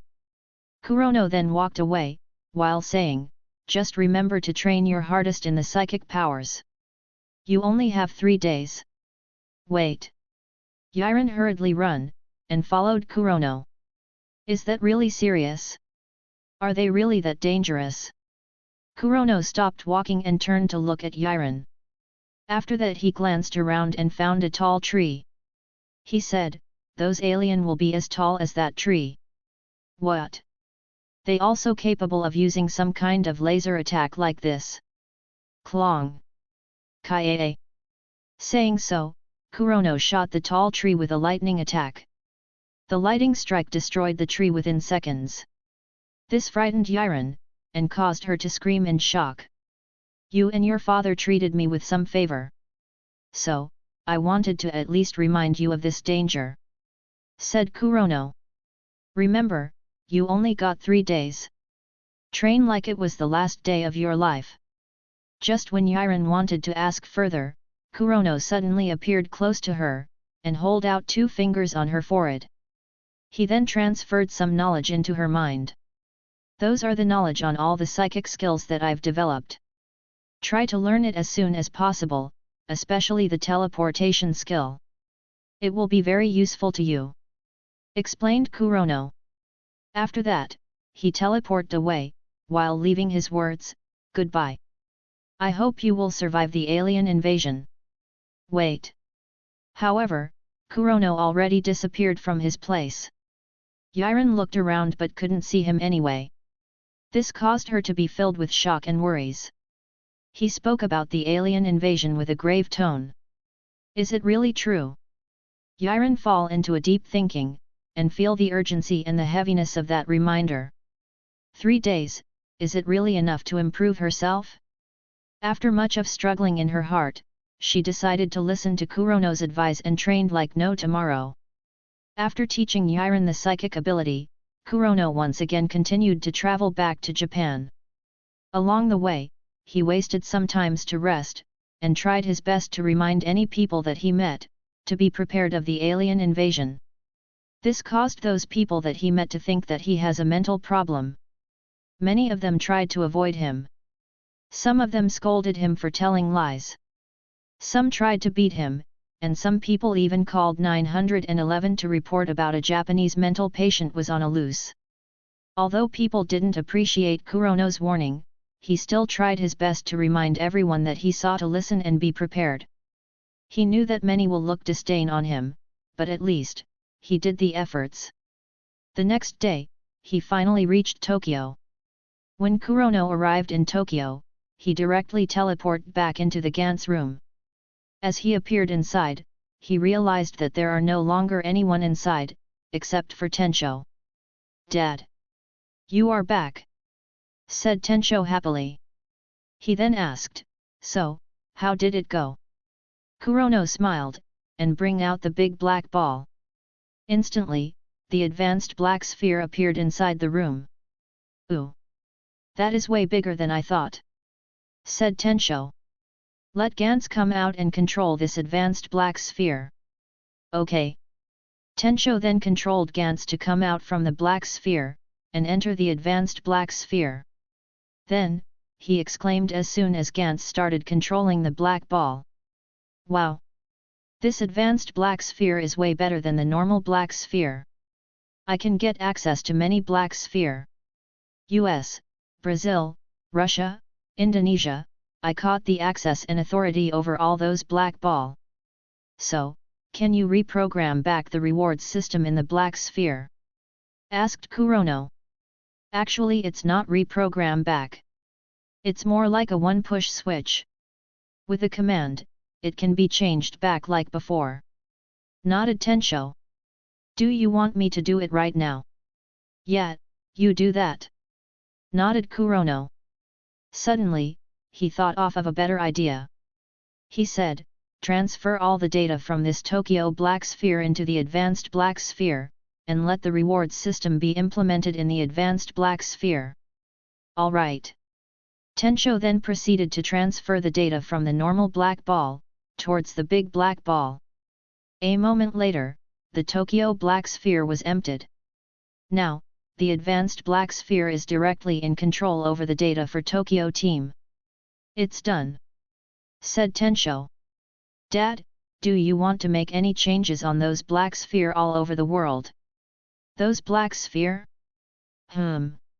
Let all of the black sphere to gain back the rewards system, said Kurono. By the way, can you make any changes regarding the rewards? I can. Nodded Tensho. He added, however, there are some limit on the rewards. What do you mean? This is related to the programmed abilities inside the black sphere. The black ball biggest ability is to keep data, and recreate those data. This is applied for instance, when Gantz controlled the black ball to copy the data of a person who died, and recreate it as a Gantz fighter. However, this is also a form of weakness. The black ball cannot create something that doesn't exist. I know that one. Any other limitation? There is another one, said Tensho. I'm not a programmer. You know, I didn't learn any programming. I can only control Gantz. So Dad, if you want me to make any changes, the changes can only be from the existing one. That is unfortunate, sighed Kurono. Then, what changes are you able to do? Although I cannot change the quantity or the details on the rewards, I can rearrange the priority of which rewards will come first, said Tensho. I see. Then, let's go with that. Let's rearrange the rewards. Wait, show me the list of the rewards. Tensho complied, and showed the list of rewards. 1. Get your memory of Gantz be erased, and be free. 2. Get a powerful weapon. 3. Revive someone from the memory. 4. Let anyone from the room be free with erased memory of Gantz. 5. Can get the ability of one of your killed alien. 6. Revive 2 people with 100 PTS, either Gantz fighters, or outside people. 7. Revive an alien from the memory. Is that all of the rewards? Yeah. That's all. Nodded Tensho.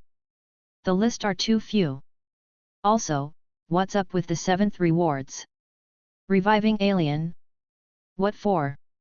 Kurono was not satisfied with the list of rewards. Hey Tensho, you should really learn programming. That? Okay Dad. But, that will take some times, replied Tensho, sighing in his heart. So, how do you want to change the order of the rewards? On second thought, let the rewards stay as it is, said Kurono. He thought it through, and it will be troublesome if the other Gantz fighters can easily power up by getting ability from the hunted alien. Now, what should I do regarding the alien invasion? Should I go to space to intercept them? Murmured Kurono. You have the worst idea over there, said Lady Fu. Do you even know their exact location? Also, the catastrophe warning was from those god aliens. They didn't even tell the exact location or the right route on which those invading alien will use to come to this planet. Are you still confident to intercept them? Well, that is really hard, replied Kurono. If you cannot intercept them, then it's better to think on how to fight them when they arrived here in this planet. That will be too late by then. Do you have any choice? I guess not, said Kurono, and then sighed. Although he knew the story, he was still unable to stop those alien from invading the Earth. Rather than worrying about it now, why don't you go and improve yourself? There are still time, though it is not that much, advised Lady Fu. Kurono just nodded in agreement. After that, he started heading out. See you 2 in 3 days then. Wait, Dad. You still have some unused points. Look. Gantz Fighter, Kuroniko, Black Cat. Points, 876. Accumulated points, 1078. Kurono was surprised to see his score. However, when he thought of back, he realized that it was so, as he almost annihilated those statue alien on his own. How should I spend these points? Kurono thought hard for some time. Suddenly he thought of something, and asked Tensho. I remembered that Gantz could issue any missions to kill anyone. Can you do the same? Yes, I can, answered Tensho. Nice. Kurono smiled happily. Let's go out to somewhere with big enough space. What for? In case the fight is too intense. Fight. Kurono then teleported out the few of them, together with the big black ball. After some space jumping, they appeared on a deserted and uninhabited island. This place should be good enough space for a fight, said Kurono. He then asked Tensho. Do you have the list of all the 100 pointers aliens? Let me check. Tensho then checked the database inside the advanced black sphere. After a moment, he then showed the list of aliens that worth 100 PTS. List of 100 pointers aliens. Already dead. 1 Nurarihian. 2 Yokai Queen. 3 Bake Nico. 4 Stheno. 5 Medusa. That's all. These are the 100 pointers aliens from the mission of Tokyo team. There is still more, but it is from the other team, replied Tensho. Then show me the list of the dead 100 pointers from other regions. Wait, if there are list for the dead, are there any list for those who are still alive? Asked Kurono. There are. However, there are only few of them left. Show me the list. List of 100 pointers aliens. Still alive. 1 Shenlong, 200 PTS.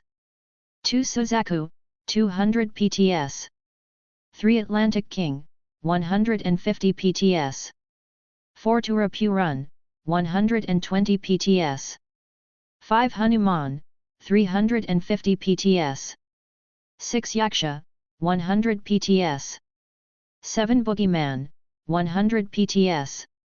Only 7 of them. If you want more, that will be including those that not in this planet. There are many of them who are still drifting in space, or are on their way towards this Earth. Those giant alien invaders are among these 100 pointers, explained Tensho. There are still other alien invaders other than those giant alien? Asked Kurono in surprise. Look like the giant alien will not be the last to cause catastrophe on Earth. Will those god aliens invade the Earth too? Thought Kurono. By the way, how much is that god aliens worth in points? The god aliens? Well, let's see, they are worth millions of points, replied Tensho. What? A million? Exclaimed Kurono. A million points, that's beyond the combined of all points that he and his team have earned. Chapter 76, Fighting Hanuman. The knowledge of the creation of Black Sphere and even the advanced Black Sphere came from the god alien. That's why he is worth that much, explained Tensho. No wonder, nodded Kurono. For an instant, he was thinking on how to kill that god alien. However, it was shot down by how high the alien was worth. One's worth can reflect on one's strength. So, Kurono decided to forget the idea. Let just go hunt those remaining 100 pointers aliens, said Kurono. Tensho, give me a mission to fight the highest 100 pointers, Hanuman. What? You sure you want to challenge that one? Asked Tensho, a bit worried. Why? Am I not powerful enough to fight that alien? No. Never mind. I'll issue the mission. Tensho issued a mission on defeating the monkey god, Hanuman. Target, Hanuman. Characteristics, super strong, calm. Likes, wines, clouds, meditation. Quotes, believe your parents. A monkey? Super strong. Kurono fall into deep thinking as he read the monkey's characteristics. He didn't look down on this new opponent. The guy was worth 300 PTS, and therefore, he would be a fool if he assumed Hanuman to be a weakling. Just in case, Tensho, give me one of the alien ability from the last Italian mission. Okay. A light was radiated towards Kurono, and he received the ability. Kurono tried his new transformation, and suddenly his body expanded. The expansion didn't stop until Kurono feel that he reached a height of 30 meters high. Right now he was as tall as 10-story tall building. What the? How did I turn into a big titan? You killed the guy who is worth almost 100 PTS. That statue is called Colossus of Nero. Answered Tensho. Colossus? That made a sense on why I'm turning into a titan. Kurono then transformed back into his original form. After that, he was transferred out towards the location of the mission target. It's been a day since the Italian mission. What happened to K? Why is he not back yet? Wondered Rei. Maybe he was holed up by something when he tried to stole that advanced black sphere. Replied Shinozaki. By the way Seine, why did you disguise yourself as K, and come to our school? It's fun doing this. Replied Kurono, Sakuraoka in disguise. It's been years since the last time I came to school. This feels so nostalgic. Ugh. Even your voice has changed into K. Grunted Rei. Please don't disguise yourself as K next time. Why? Are you feeling stimulated when see your darling K? Asked Sakuraoka. She then leaned closer to Rei. Hey, stop. Said Rei, blushing as Sakuraoka hugged her. Everyone in the class looked at the two. Those male students were irritated as they saw Kurono hugging the beauty. One of them could not hold himself, and yelled at Kurono. Hey Kurono, let go of her. Sakuraoka and Rei were surprised when they heard the boy. Sakuraoka smiled sweetly, and asked the boy, why? Are you jealous that I'm hugging my girlfriend? Who's your girlfriend? Kishimoto is just a timid girl. That's why she was too afraid to push you away. Rebuked the boy. He said, I dare you to fight me. If I win, Kishimoto will be my girlfriend. Do you dare? Whoa! He is challenging Daytime Lantern. Suddenly, the class fell into uproar. Everyone instantly become excited to see the two fight. Go Mikawa! Beat that Daytime Lantern! You can do it! Yet. Though, I don't want to have Kishimoto as your girlfriend. Everyone cheered loudly. They were in favor of Mikawa to be the winner of the fight. Seeing this, Sakuraoka smiled even wider. She looked at Rei, and said, what do you think? I'm out. I don't want to get involved with some unknown guy. Said Rei. Should we go do some training? Invited Shinozaki. Rei just nodded in agreement. The two then walked out of the class. Seeing this, Sakuraoka sighed. She looked at Mikawa, and said, I'm Rei's elder sister. After that, she transformed back into her real self, a tall girl that have a curvaceous body. She smiled for an instant at the boy, then left the class. A girl! Exclaimed Mikawa, so shocked when he saw the girl suddenly transform. Guys, did you all see that? Yet. The class fell into a shock. A girl then said, that Oni-san, is she a magician? That was a superb transformation. That certainly is. She looks so mature, and beautiful. I wonder, who is she? Said another boy. Didn't she said, she is Kishimoto's Oni-san. If she is Kishimoto's sister, where is Kurono then? The class suddenly realized that Kurono was not in the class. A group of people who were wearing Gantz suit are in the middle of doing their training. These people are Sakata, Ayaka, Sakurai, Tonkatsu, Kaze, Takeshi, Old Man Suzuki, and Nishi. Sakurai managed to convince Tonkatsu about his situation as a Gantz fighter. He also told her about the upcoming alien invasion. At first, the girl didn't believe him. Then, she became convinced when Sakurai used his psychic powers. As for the Gantz suit, the duo psychic request Tensho to provide as many suit as he can to them, in case they wanted to give it to their close family. Tensho didn't think much, and just provided those clothes to them. This is how you use the gun, said Sakurai, guiding his girlfriend on how to use all the AZ guns. Tonkatsu nodded and asked more about the Gantz. Sakurai answered as much as he can, in order to make the girl have more survival knowledge. Not too far away from them, Ayaka was doing her best to practice psychic powers, with Sakata on her side, guiding her. At the same time, a distance away, Kaze and Takeshi are training in martial arts. These guys are training diligently. Nishi-kun, we need to do the same, said Old Man Suzuki. Why should I? I'm fine as I am right now, replied Nishi. He then walked towards a bench, and sit on it. After that, he opened his mobile phone, and started browsing the web. Old Man sighed when he saw that. I wonder where Kurono-kun is right now. Did he succeeded in getting those advanced black sphere? Old Man Suzuki. At this time, a voice came from a distance. When the old man turned to look, he saw two people are heading towards his direction. Oh, Kato-kun. You are here. Sorry for being late. I needed to settle some bills before coming here, replied Kato.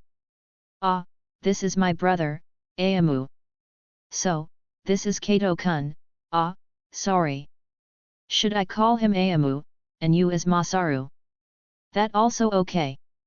Otherwise, it will confuse us brothers, nodded Masaru. So, how's everyone doing? You can take a look, said the old man, pointing at those people who were busy doing their own training. I can see that they are doing their best, nodded Masaru.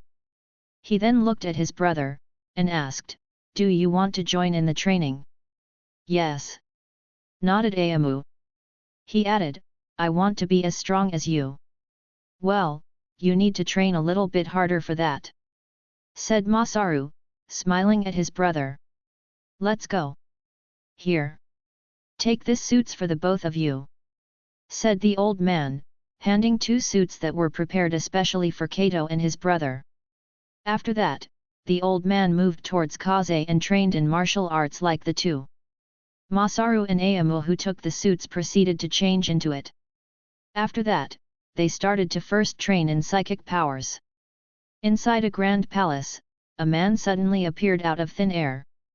He landed on the ground with a light steps, and then looked around towards the surrounding area. Where am I? Asked Kurono. You are inside a floating palace, replied Tensho telepathically. This place is called Monkey God Palace. It's situated above the country of India. India? Is there such a floating palace in India? This palace is inside a cumulonimbus cloud. People never knew about its existence as it was hidden inside a cloud. Wow! That's incredible! Praised Kurono. He then started looking out for his target. Not long later, he found a large door. He pushed the door to open it. Unexpectedly, the door opened on its own. It slid to the side, as if it was welcoming Kurono to enter inside. "Human, why are you here?"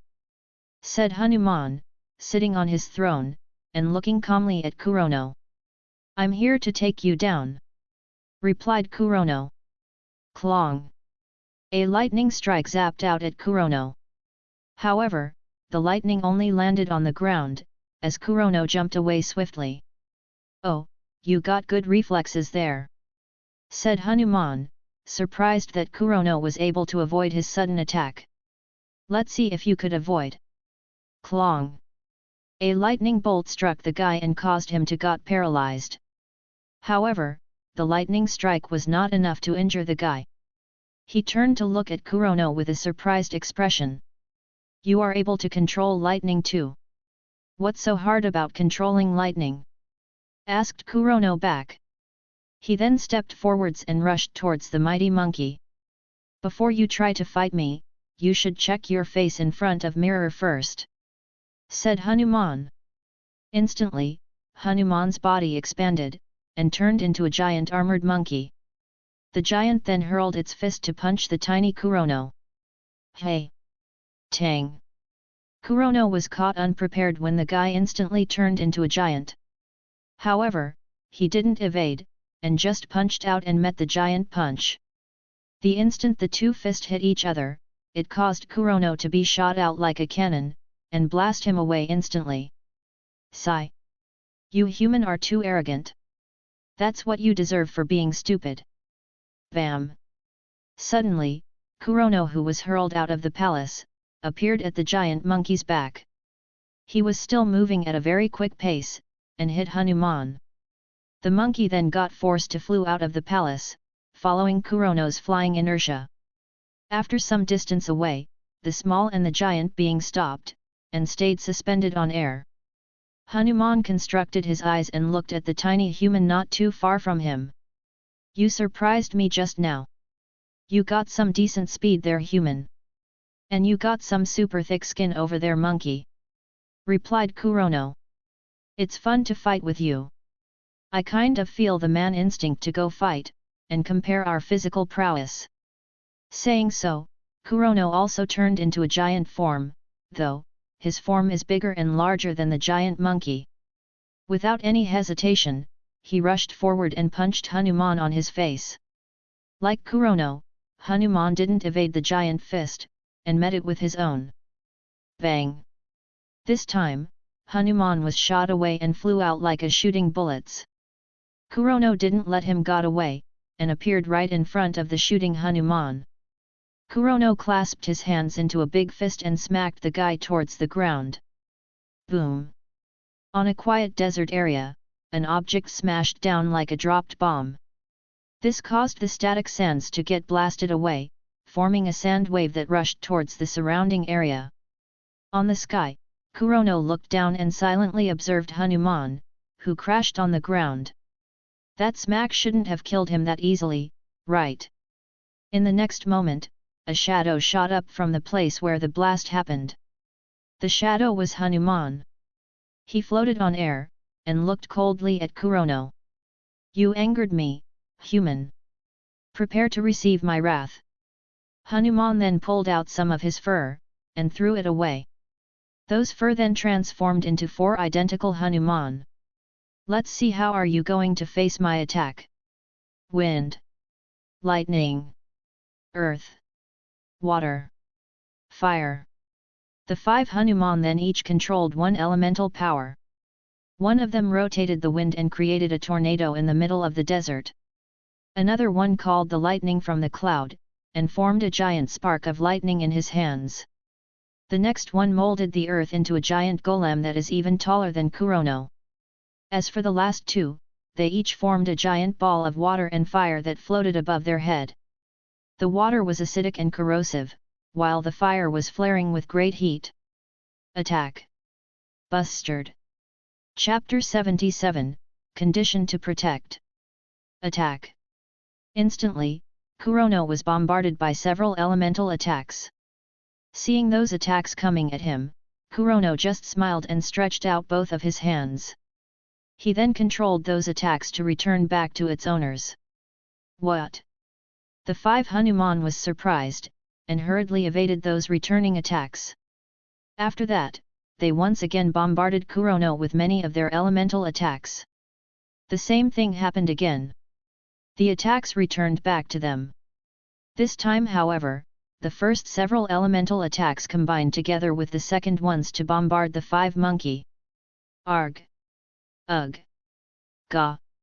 The 5 Hanuman were in disarray after getting attacked by their own elemental attacks. The 4 clone disappeared into smokes, leaving only the original Hanuman. "Do you have any more attack?" asked Kurono, smiling at the monkey. "You are good, human. However, I haven't lost yet." Once again, Hanuman used his fur to create 4 clone. Seeing this, Kurono cannot help but said to the monkey, "Using the same attack on me will not give you any advantage, the result will turn out to be the same." "It's different this time," replied Hanuman. The 5 of them then formed a circle, and moved in rotation. From a slow pace, they then rotated faster and faster. Kurono didn't know what they are up to, but just let them complete whatever they intended to achieve. Swoosh! Suddenly, a portal was opened inside the circle, on which the 5 were rotating. When the portal appeared, the 5 stopped rotating. They then hold out their palm, and said, "I'm summoning the Monkey King." Swoosh! A shadow started appearing, and then transformed into another armored monkey. The new monkey looked around and saw Hanuman. "Yo cousin! What's up? Wukong, I need your help to defeat that guy," replied Hanuman, while pointing at Kurono. "A Titan? Why are you fighting such opponent?" asked Sun Wukong. "He came to my place, and attacked me," answered Hanuman. "Then, we have a reason to defeat him. We need to fight together. That guy is too powerful," warned Hanuman. "All right. I would go all out from the get-go then. I will do my hardest too." While the two were talking their strategy, Kurono on the distance was observing the new summoned monkey. He asked Tensho, "Tensho, do you know who's that other monkey?" "That is an alien that was summoned from outer space. His name is Sun Wukong, and he is also worth 300 points. Replied Tensho. "Wow! These two are jackpots," said Kurono, feeling happy that there are another additional 100 pointers here. "Should I ask that Hanuman to summon more monkey that worth 300 PTS? You know, those two are not hostile towards human," reminded Tensho. Although Hanuman stayed here in Earth, he was not invading. He was here to answer the prayers from the Indian people. "Prayers? What kind of prayers?" "You know those kind that asking for something that related to elemental needs, such as rain. Now I feel bad. Did I pick the wrong target to hunt this time? I guess so.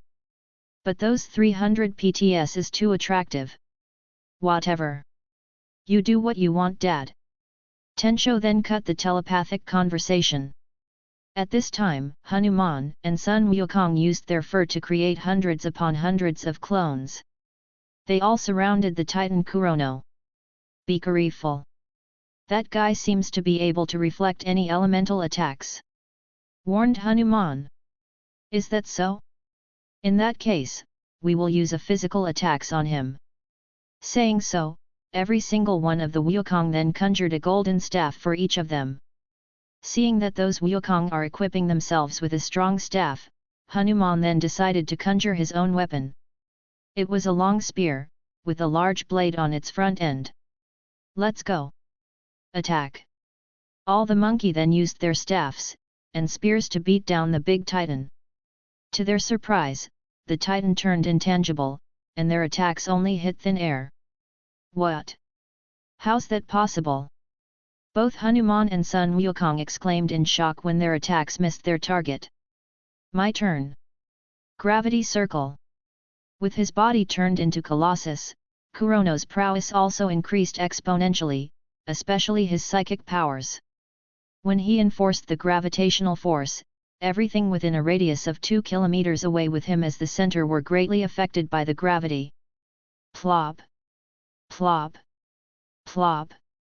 Within seconds, every single clones in the area exploded into many smokes, while both Hanuman and Sun Wukong were smashed down to the ground. Both of them were hard-pressed to the ground, and being restricted from making any movement. A moment later, the gravitational force vanished. "Now, do you two admit defeat?" asked Kurono.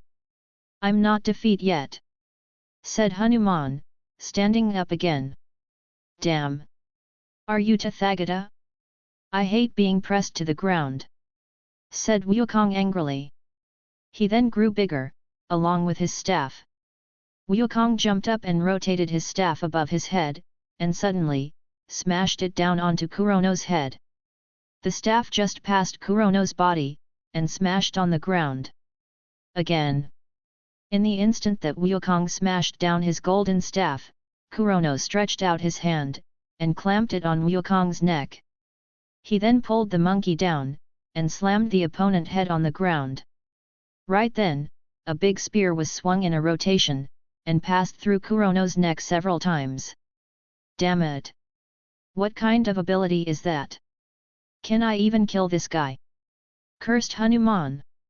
"It's futile," said Kurono, glancing at Hanuman. He stretched out his other hand and pulled the monkey into his palm, and did the same by slamming him onto the ground. "I'm sorry guys. But I need your abilities. So, I need the two of you to take a rest first." Saying so, Kurono x-rayed their brains and make it explodes. A second later, both giant monkey returned into their small form, laying down dead on the ground. "Tensho, can you resurrect them as a Gantz fighters?" "I can. Let me do it right now." "Wait. First, transfer me back." Kurono then got transferred back on the deserted island. He then eagerly asked Tensho, "Hey, give me the abilities of the two guys." "Two?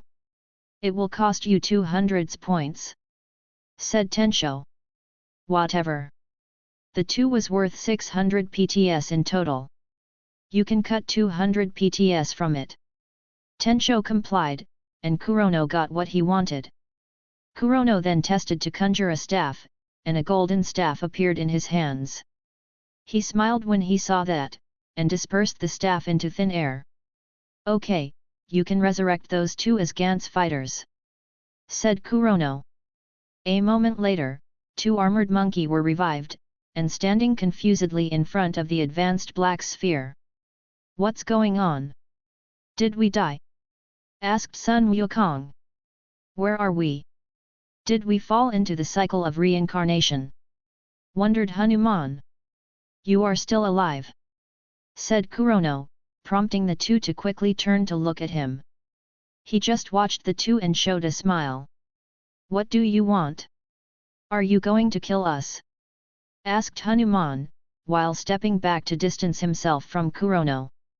"I don't think he wanted to kill us," said Wukong. He didn't back away, and stayed calmly in his place. "Oh, are you sure?" Kurono constricted his eyes and looked at this second monkey. He showed an intimidating look towards the guy, causing him to become wary. "If you wanted to kill us, you have already done so a moment ago, but we are still here standing, and alive," explained Wukong. "I think you needed us to do something for you, right?" "Does he?" asked Hanuman. "Shh.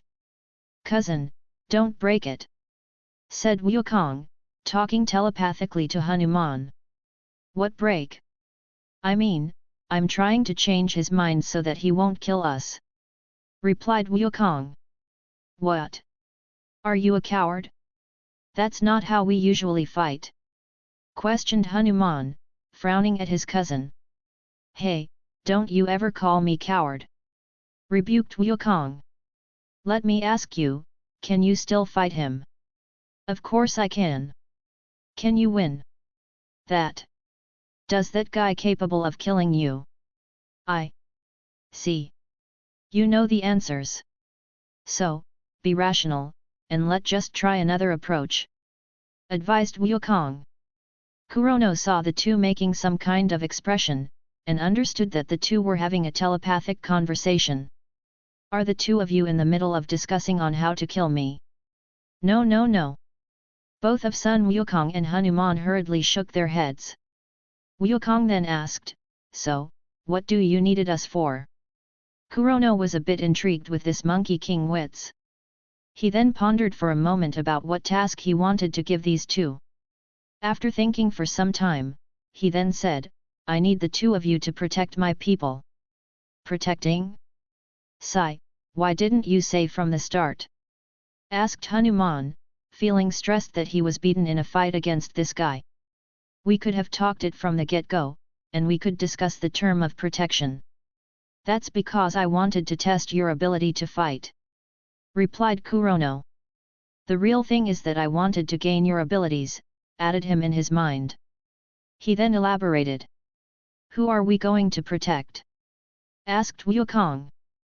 Let me tell you first, human.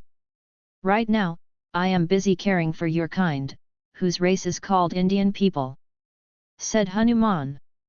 Well, you can continue protecting those people, replied Kurono. That's it? Then, all this fight are just some pointless scuffle.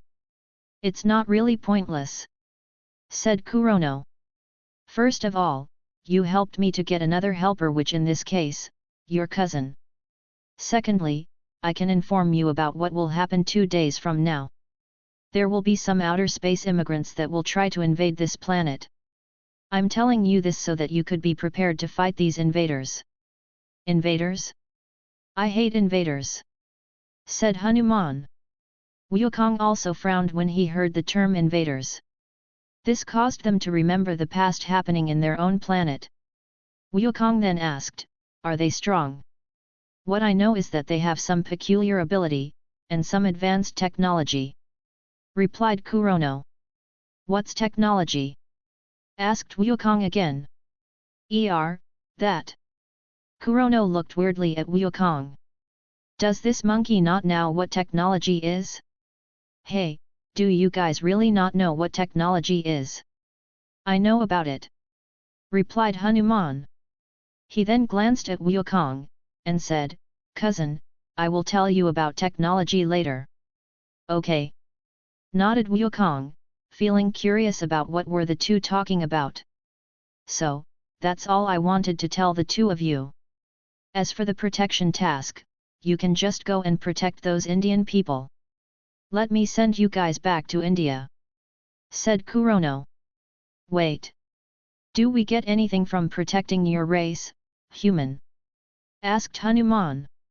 Are you asking for rewards? Well, protecting is not a free things.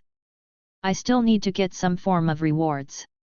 Hey, if you want to give us some rewards, then I want some technology, said Wukong, still curious about what technology is. You got that? Nodded Kurono. He then looked at Hanuman and asked, what about you?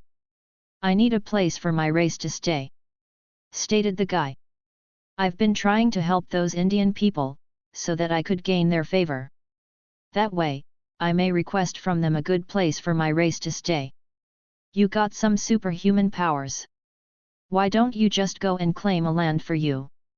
Asked Kurono. This Hanuman could even control many elemental powers. With those abilities, he should be able to claim some place on Earth, easily. That's not something that I wanted to do. I don't want to behave like those invaders that invaded our planet, replied Hanuman.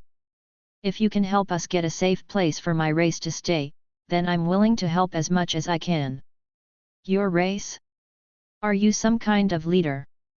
That's correct, nodded Hanuman. I'm Hanuman, and in my planet, monkeys call me the monkey god. What about you? Asked Kurono, looking at Wukong. It doesn't matter to me what monkeys call me. Hanuman took the liberty to introduce his cousin. His name is Sun Wukong, and monkeys call him many names. Monkey King, Monkey Deity, the Naughty One, and many more. He is. Okay, okay. I heard you. Nodded Kurono, stopping the monkey from blabbering more story. Let me send the two of you back to India. What about the rewards? I suppose I can agree to that. After that, Kurono asked Tensho to send the two back to India.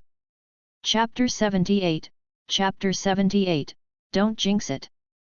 After making a deal with the two monkey, Kurono proceeded to hunt down the other 100 pointers, by following the list given by Tensho. In doing that, he faced different kind of encounter on each of the targets. In his first little quest, Kurono was sent to Poyang Lake that was located in Zhejiang, China. At first, Kurono thought that he needed to dive down into the lake. However, Tensho told him that the dragon was up on the sky. After ascending over 10,000 kilometers, Kurono then found that the dragon was in a human form, and have his own floating courtyard. This guy is pretty civilized, thought Kurono. Shenlong was shocked that a human was visiting him. However, he became enthusiastic when Kurono told him that he was a human. The dragon enthusiastically guided him to tour his little courtyard, and to see his collection in his house. Kurono was fascinated at Shenlong's enthusiasm, and feel bad to hunt him down. In the end, he only told the dragon about the alien invasion, and asked his help to protect the people of China. Shenlong agreed to help. After that, Kurono left, but not before accepting the dragon request to be his friend. On the second hunt, which is to hunt the Suzaku, Kurono found the target inside an underground cave in Japan. He found out that Suzaku can transform into a human form, a girl human.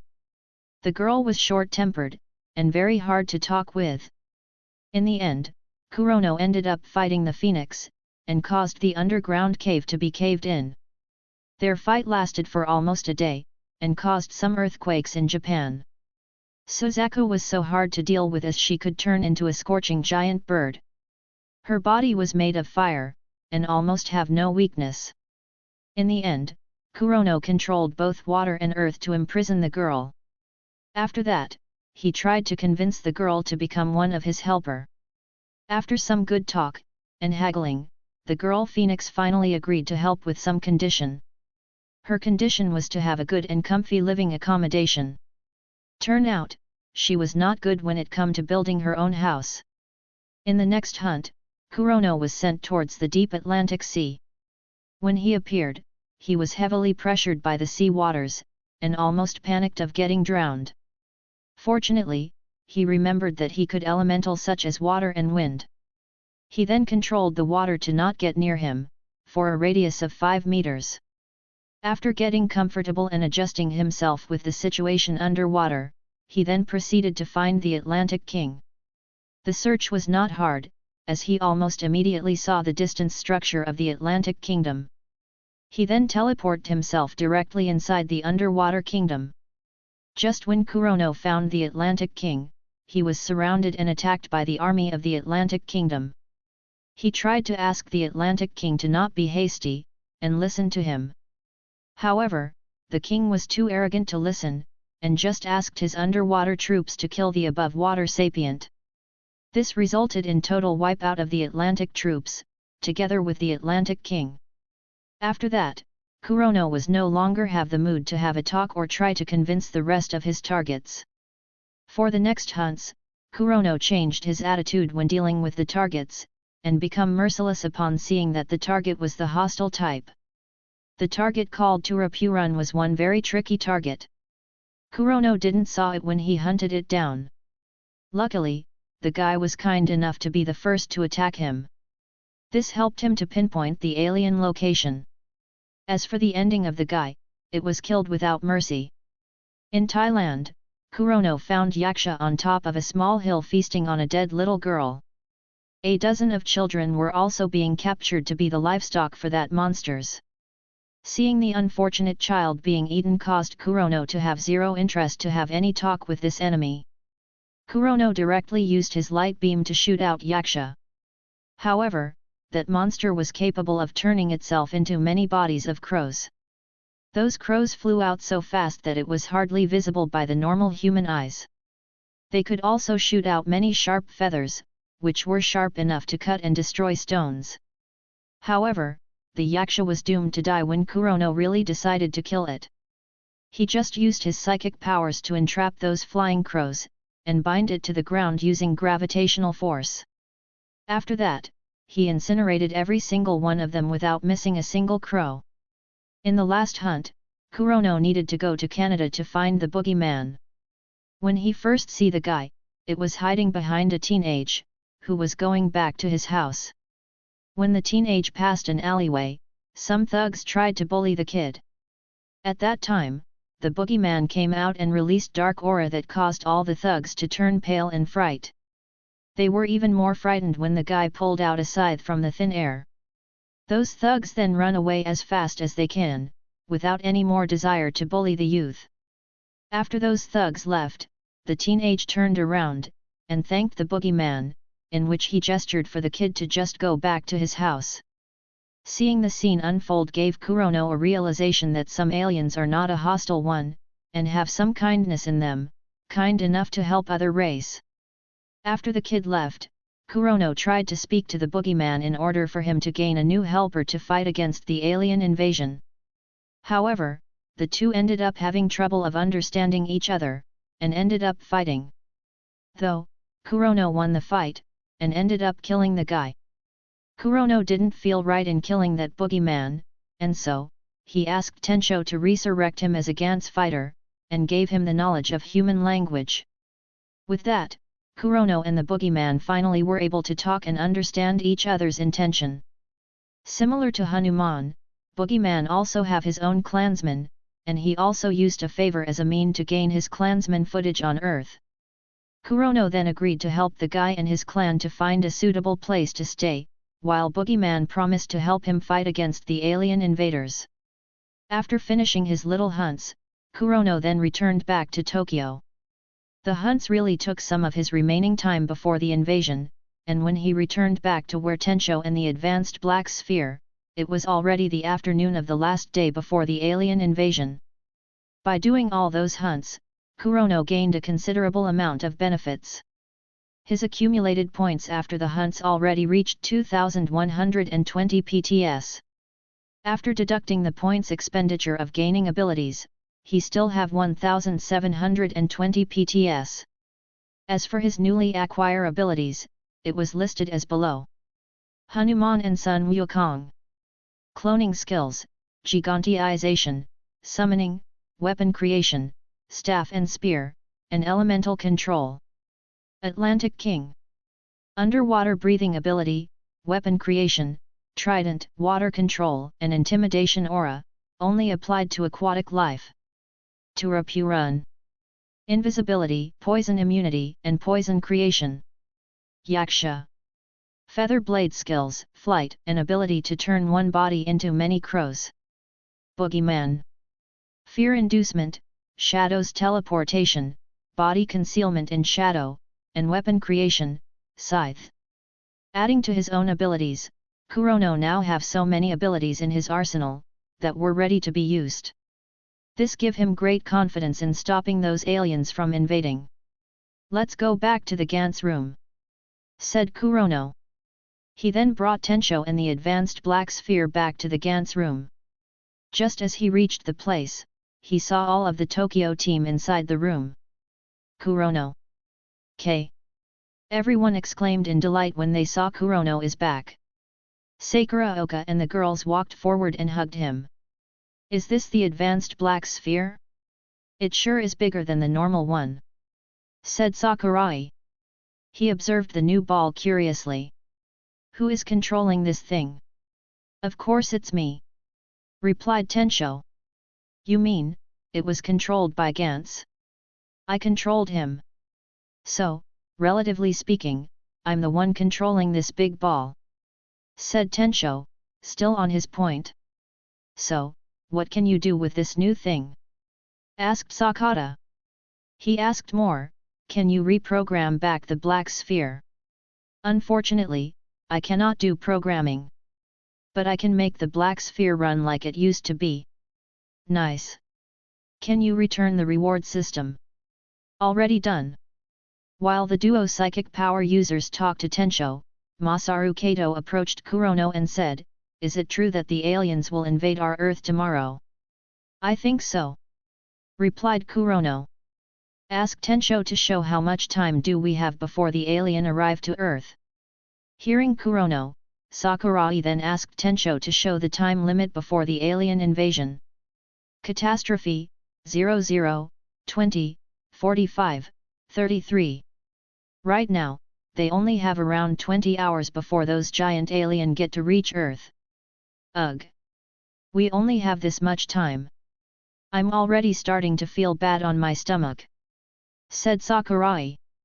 "Kei-chan, can you tell us more details about those alien?" asked Kato. Kurono looked around, and saw that everyone were looking at him. Even Nishi, who usually not really interested in listening, stayed silent and waited for him to talk. Kurono started talking about the giant alien. "These aliens look similar to human. They got a head and 4 limbs. They also have emotion and senses like human.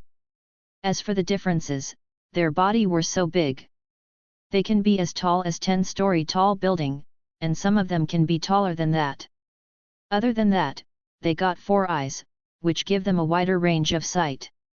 Regarding their technologies, they have more advanced technology than us human, that they created many special weapons. They got a wrist weapon that enabled them to shoot high-voltage electric towards any target, just by pointing their fingers. Other than that, they also got suits that fully equipped with many weapons. I'm not sure if there are other weapons, but the few that I know of are guns, giant spinning chakram, giant blades, and lasers. By the way, when they are in their suits, they could destroy any buildings just by using physical attacks." Everyone frowned when they heard about those giant aliens. Just by listening to Kurono's information, they realized that those giant aliens are way more powerful compared to the usual alien that they have been hunting all of this time. "What about their spaceship? You said that they will attack the whole planet.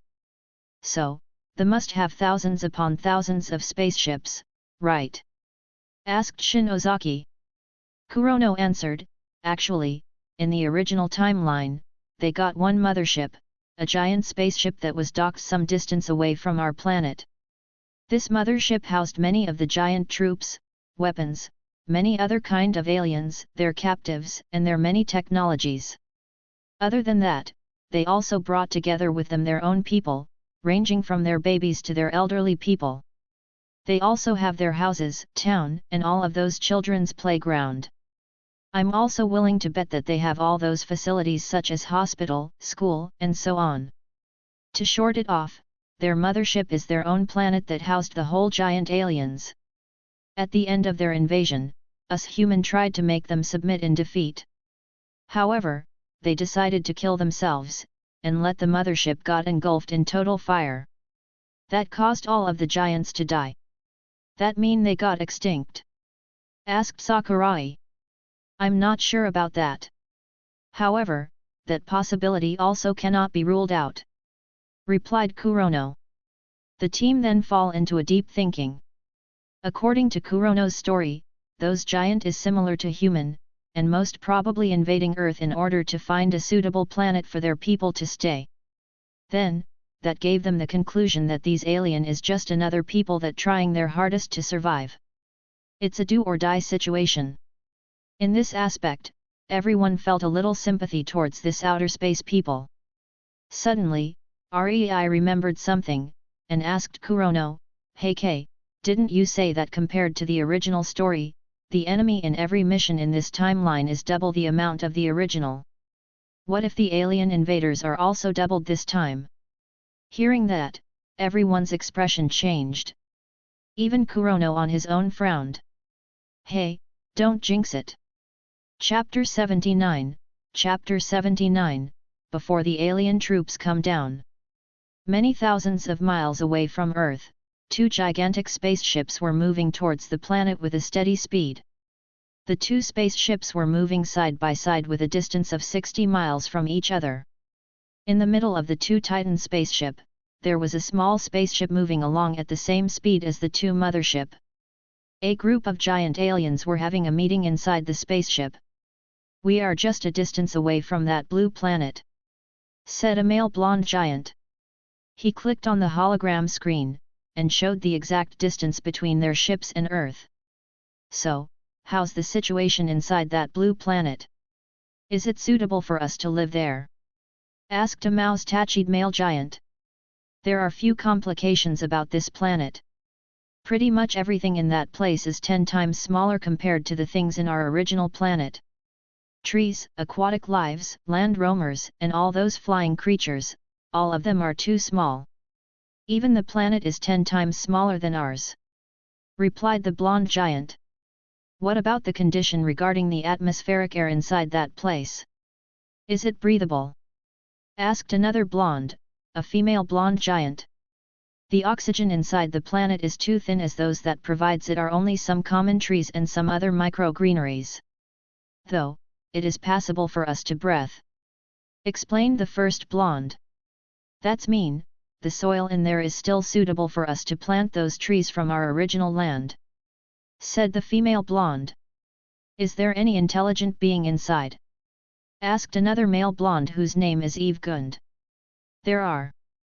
According to some intel that we got from some scattered space immigrants, there are one specific intelligent being there, called human, and they were the biggest controllers that reign in that planet. By the way, they call the planet as Earth. Biggest controllers, hey. Do you have any data on these human? For example, their characteristics, technologies, and any planetary allies and territories?" asked a short-haired male giant. This giant was named Kala Viran.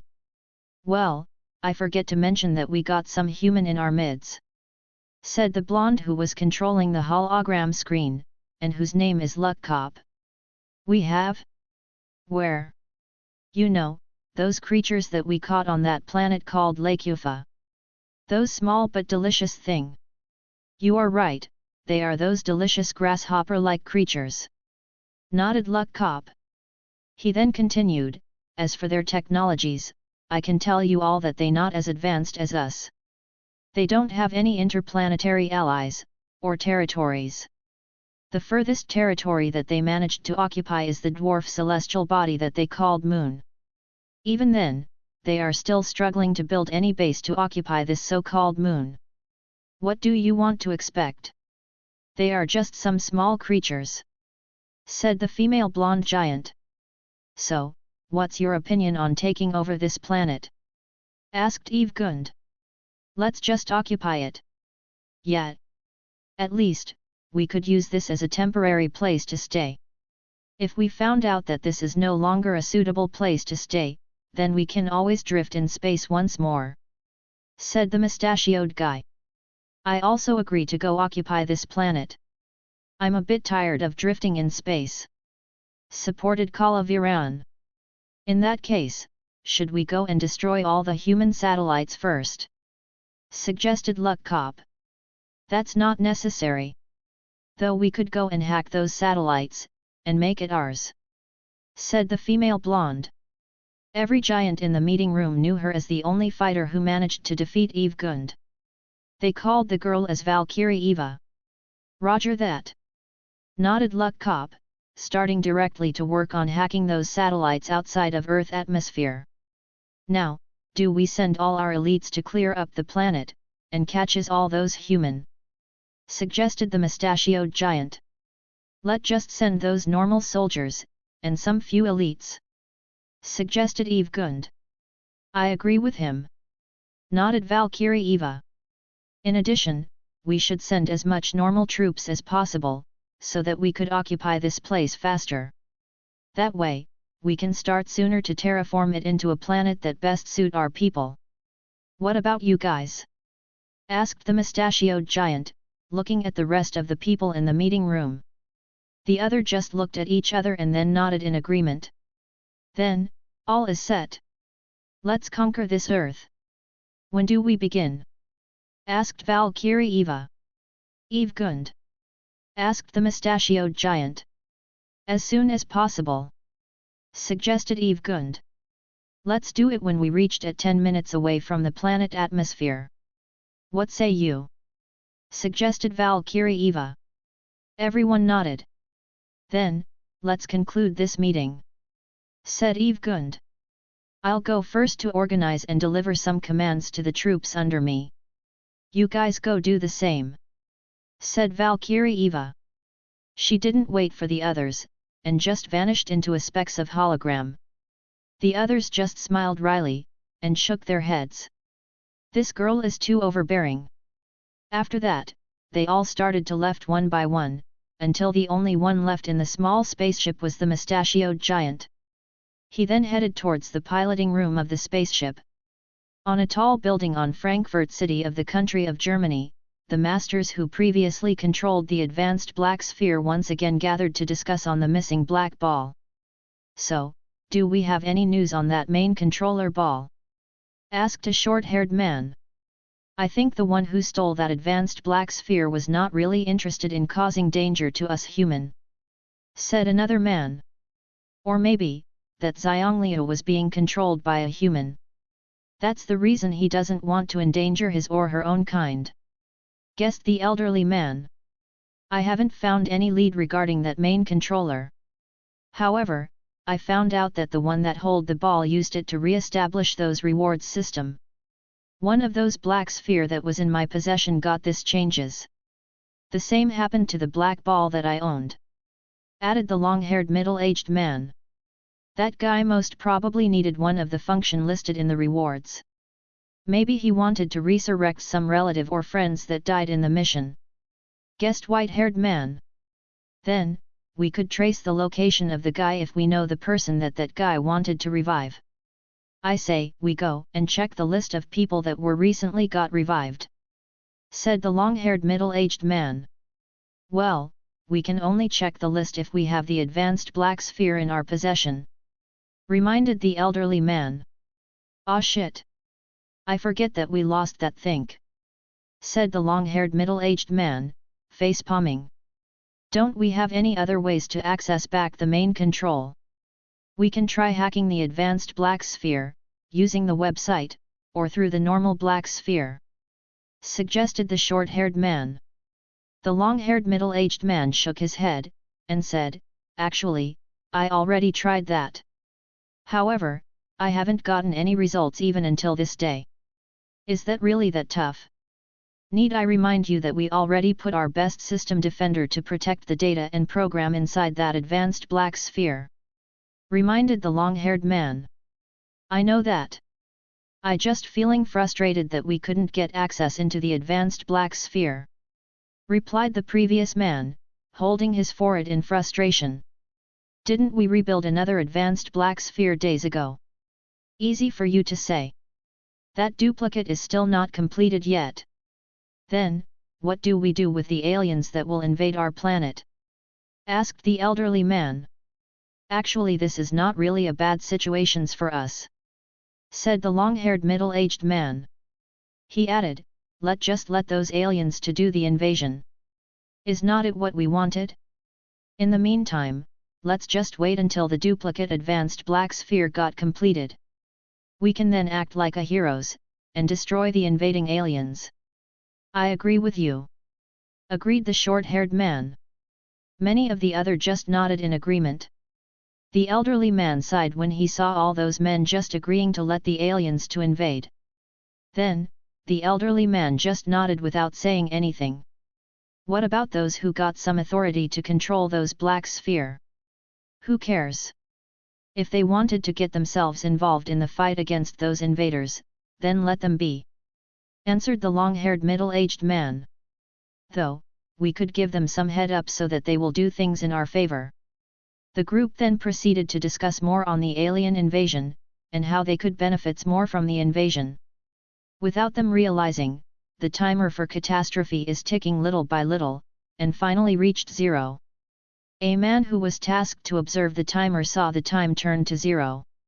He then hurriedly ran towards the meeting room. He habitually kicked the door open and entered the meeting room. He then informed, Sir, the timer for the catastrophe already reached 0. That is to say, those alien is already on the horizon of our planet Earth," said the elderly man. "What about the progress of the duplicate advanced black sphere? We are almost done. It should be completed within an hour," replied the reporter.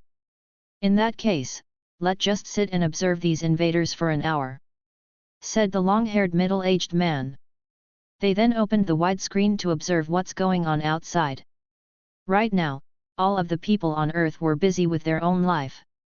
Except for the few who knew about the alien invasion, most people didn't realize that the danger is already lurking upon them. Suddenly, the Earth atmosphere changed color, turning into red like it was bleeding. Everyone was surprised with the changes on the atmosphere. All of them looked curiously on the sky. On a certain rooftop in Brazil, a man was cuddling a girl while looking at the bloody sky. Many other people were gathered on the same rooftop. A black ball was also placed in there, ready to be used. "Mr. Jin Kazama, I think it's the alien invasion. What should we do?" asked Ben Kelly. He was a guy who is bulky and tall. Kazama let go of the girl in his embrace, and looked at everyone. He said, "Are you all ready for a war?" "We are ready." "Good. Soon, those aliens are going to come down and attack us. I will go teleport them inside that field. All of you will go and kill it. Use the most powerful weapon to kill them," said Kazama. In front of the building where these Gantz fighters were standing, a wide field was cleared and prepared just to welcome the arrival of those alien invaders. Right now it was close to midnight in Peru. Kurosaki Ichigo, whose previous name was Zaraki Kenpeki, was standing on top of a tall tree. His eyes were closed, and his mind was in deep concentration. Suddenly, he opened his eyes, and flew up to the sky. "Thousands Moonfang Heaven Piercer!" Ichigo unsheathed the big blade on his back, and slashed it horizontally, while making a full round rotation. Thousands of blade lights were unleashed and flew away towards the surrounding sky. Ichigo observed the blade lights as it dispersed towards the horizon, and fell into some thought. He was still not content in his new technique. Should I recreate the Senbonzakura Kage Yoshi? Suddenly, he saw the sky turning red as if it was bleeding. The changes spreads like a waves, and covered all the open sky, and towards the far end of the horizon. "Is it already the time for the alien invasion?" murmured Ichigo. "I need to get back before the alien troops come down." Ichigo no longer have any moods to continue his training, and just sheeted back the blade on his back. After that, he vanished from that place. Chapter 80, Alien Invasion Part I. On top of the 108-story International Commerce Center in Hong Kong, two people were standing calmly and silently watched the spreading red color on the sky. The two are Emiya Shiro and Yufei. "They are here," said Shiro. "What's your plan?" asked Yufei. "Not much. I'll just go and kill any invaders that will come down," replied Shiro. He then turned to look at Yufei, and asked, "Have you informed your parents about the alien invasion?" "I did. I also told them about the sky turning red when the alien initiate their invasion. However, they were thinking that I'm joking around," replied Yufei, shaking her head. "Well, they should be believing your words now as they looked above." At this time, the two saw several light were dropping down from the sky. Shiro zoomed out his vision towards the falling light, and saw that those are the giant alien troops. A cold light flashed in Shiro's eyes as he said, "They are dropping down, hey. Drop down, that's mean dying." He glanced at Yufei and said, "Yufei, I'll be going out now. You just stay here, and wait for me." Yufei nodded, and leaned forward, giving Shiro a light kiss. "Be careful." Shiro nodded. He then blinked away towards the direction of the falling lights. "Ah! The sky is turning red. It's the alien invasion. What do I do? The apocalypse is here. I'm going to die," said a teen, who was wearing a Gantz suit. Smack! A bulky woman slapped the teen on the back of his head. What are you being afraid for? Those are just some aliens. We will go kill it like any other aliens that we have hunted before. She is correct. Come invaders. I wanted to see how strong are you, yelled a man. He was looking at the sky with a cocky attitude. Several other Korean fighters were also looking at the sky and eagerly waiting for those aliens to come down.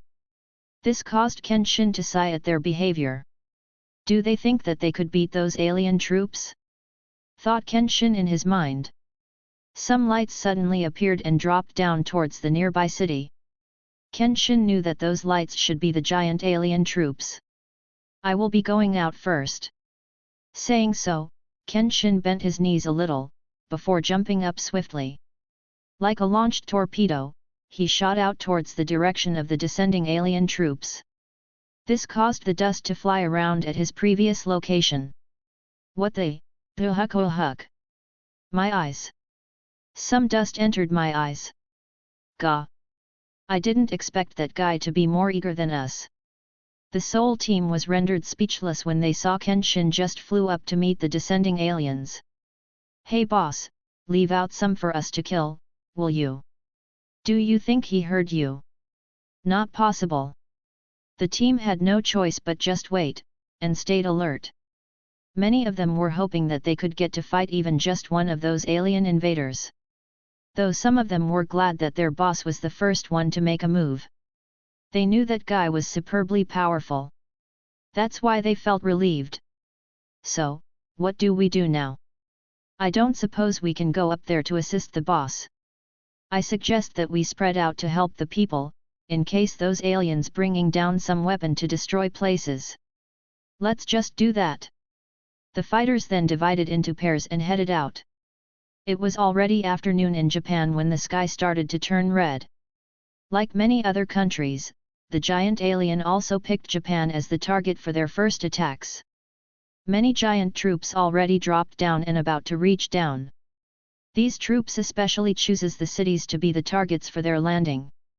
However, these giant troops were fated to be destroyed before they reached the land. In Osaka, Anzu Yamasaki was looking at the red sky with some frown. She then looked at the hair on her hand. Kurono said to throw up this hair if there are any lights coming down during the alien invasion. Is there any special thing about this hair? Murmured the girl. She then threw up the hair. Swoosh! The small hair then transformed into Kurono's clone. The clone looked around and saw Yamasaki. I see. So, my task is to protect Osaka, hey? Kurono! Exclaimed Yamasaki in surprise. How did you suddenly appear here? Sorry girl. I'm not the real Kurono. I'm just a fragment of his power. I will not be able to exist for too long of a time. Said the clone. What? Why? How? No time to explain. Let me complete my task before I cease to exist. After that, the clone flew up towards those falling light. While he was flying, his body turned gigantic. A gargantuan golden staff appeared in his hands, and elemental energies such as fire, wind, and lightning enveloped the staff. Invaders, taste my attack! Yelling so, Kurono's clone blinked up, and swung his staff towards the nearest target. What? The descending giant alien was shocked when he saw a giant suddenly appeared in front of him. Before he could react, the lightning arrived and zapped him first, then the wind blew him back, and the fire started incinerating him. Before the giant got fully scorched, the gigantic staff smashed him. The hit was so hard that he was destroyed instantly. Any remaining parts of his body were incinerated and turned into ashes. After that, Kurono's clone teleported again and continued to hunt down every single giant troops that were sent to destroy Osaka. On the ground, Yamasaki saw many pieces of alien suits and weapons were dropping down. This caused her to feel so shocked. Did that clone killed those aliens? Unbelievable! The girl was able to see those giant Kurono on the far sky flashing here and there. Every time he flashed away, something will drop down, and those that dropped down were the same thing, pieces of alien equipments, and weapons. Flashback. It was Kurono's plan to infiltrate the alien mothership, while his clones will be sent out to every single one of the 47 prefectures in Japan, to defend it from the alien invasion. In order to do that, Kurono needed the help from his team to bring his clones to those prefectures. There was a time limit to how long his clones could exist, and it would be necessary for him to create the clones in the exact time the giant troops came down to invade. This is also one of his excuses to let his team to only fight on land, and not follow him into the aliens' mothership. However, there was a problem, which is Kurono didn't have enough teammates to cover all 47 prefectures. Excluding Kurono, there are only 18 members in his team: Old Man Suzuki, Kaze, Masaru Kato, Sakata, Ayaka, Sakurai, Tonkatsu, Nishi, Rei, Fei, Rika, Sakuraoka, Shinozaki, Nuwa, Uriel, Tensho, Suzaku, Takeshi, and Ayamu Kato. He still needed 29 more people to cover those prefectures. After considering everyone that he could possibly rely on, Kurono then decided to include some retired members. The retired members were the 4 office workers, who got their nickname as 4 Yes Man. The 4 knew Kurono, and readily agreed to help. Other than them, Kurono also revived some people that died during the 3rd hunting mission, the Buddhist temple alien mission. The people he revived are Masanobu Hojo, Seideo Suzumura, Jozo Togo, Akitoshi Okazaki, Tomao, Kanta, and JJ. Knowing that they got revived by Kurono, the 7 newly revived people felt obligated to pay him back. Therefore, they were easily got convinced to help. The additions of 11 members lessened the needed members. After the addition, Kurono only needed 18 more members.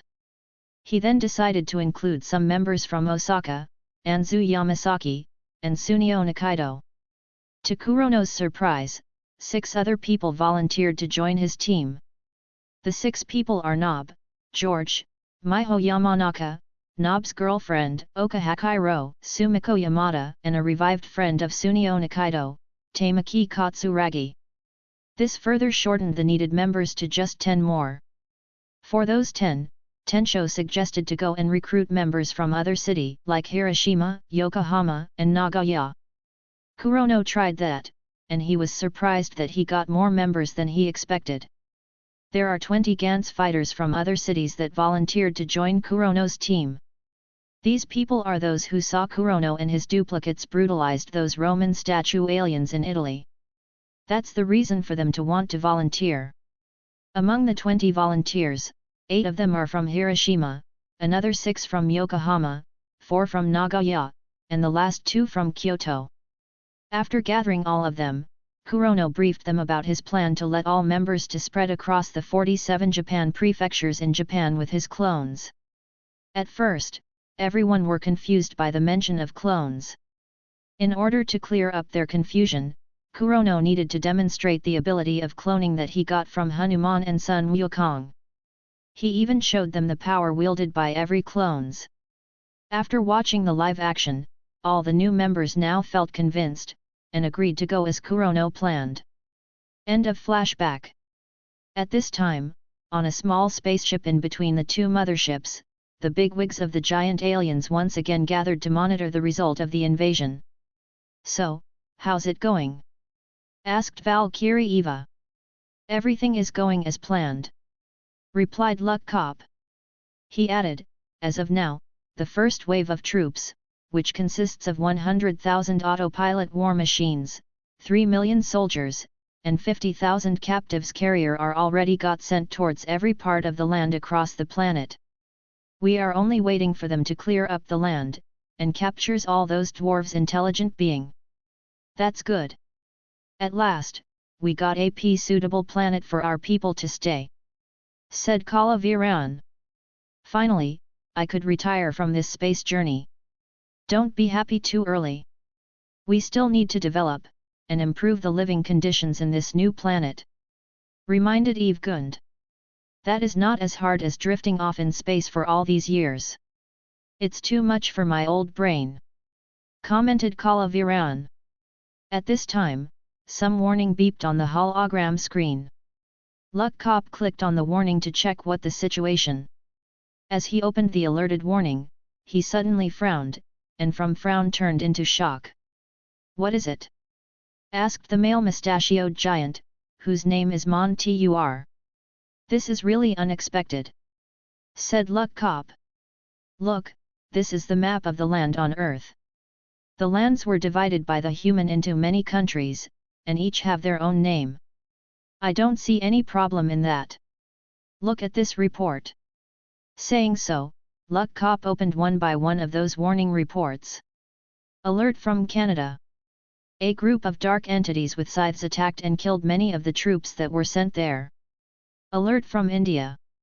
2 entities who resemble the human fought our descending troops. The 2 rebel have the abilities to fly, and control many types of elemental energies. All the attacking troops were killed and destroyed. Alert from China. An intelligent being called Dragon is guarding the mainland of China. It also caused trouble to the troops that got sent there.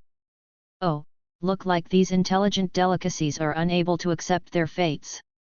They are resisting. Hey! Let's just send some more troops over there.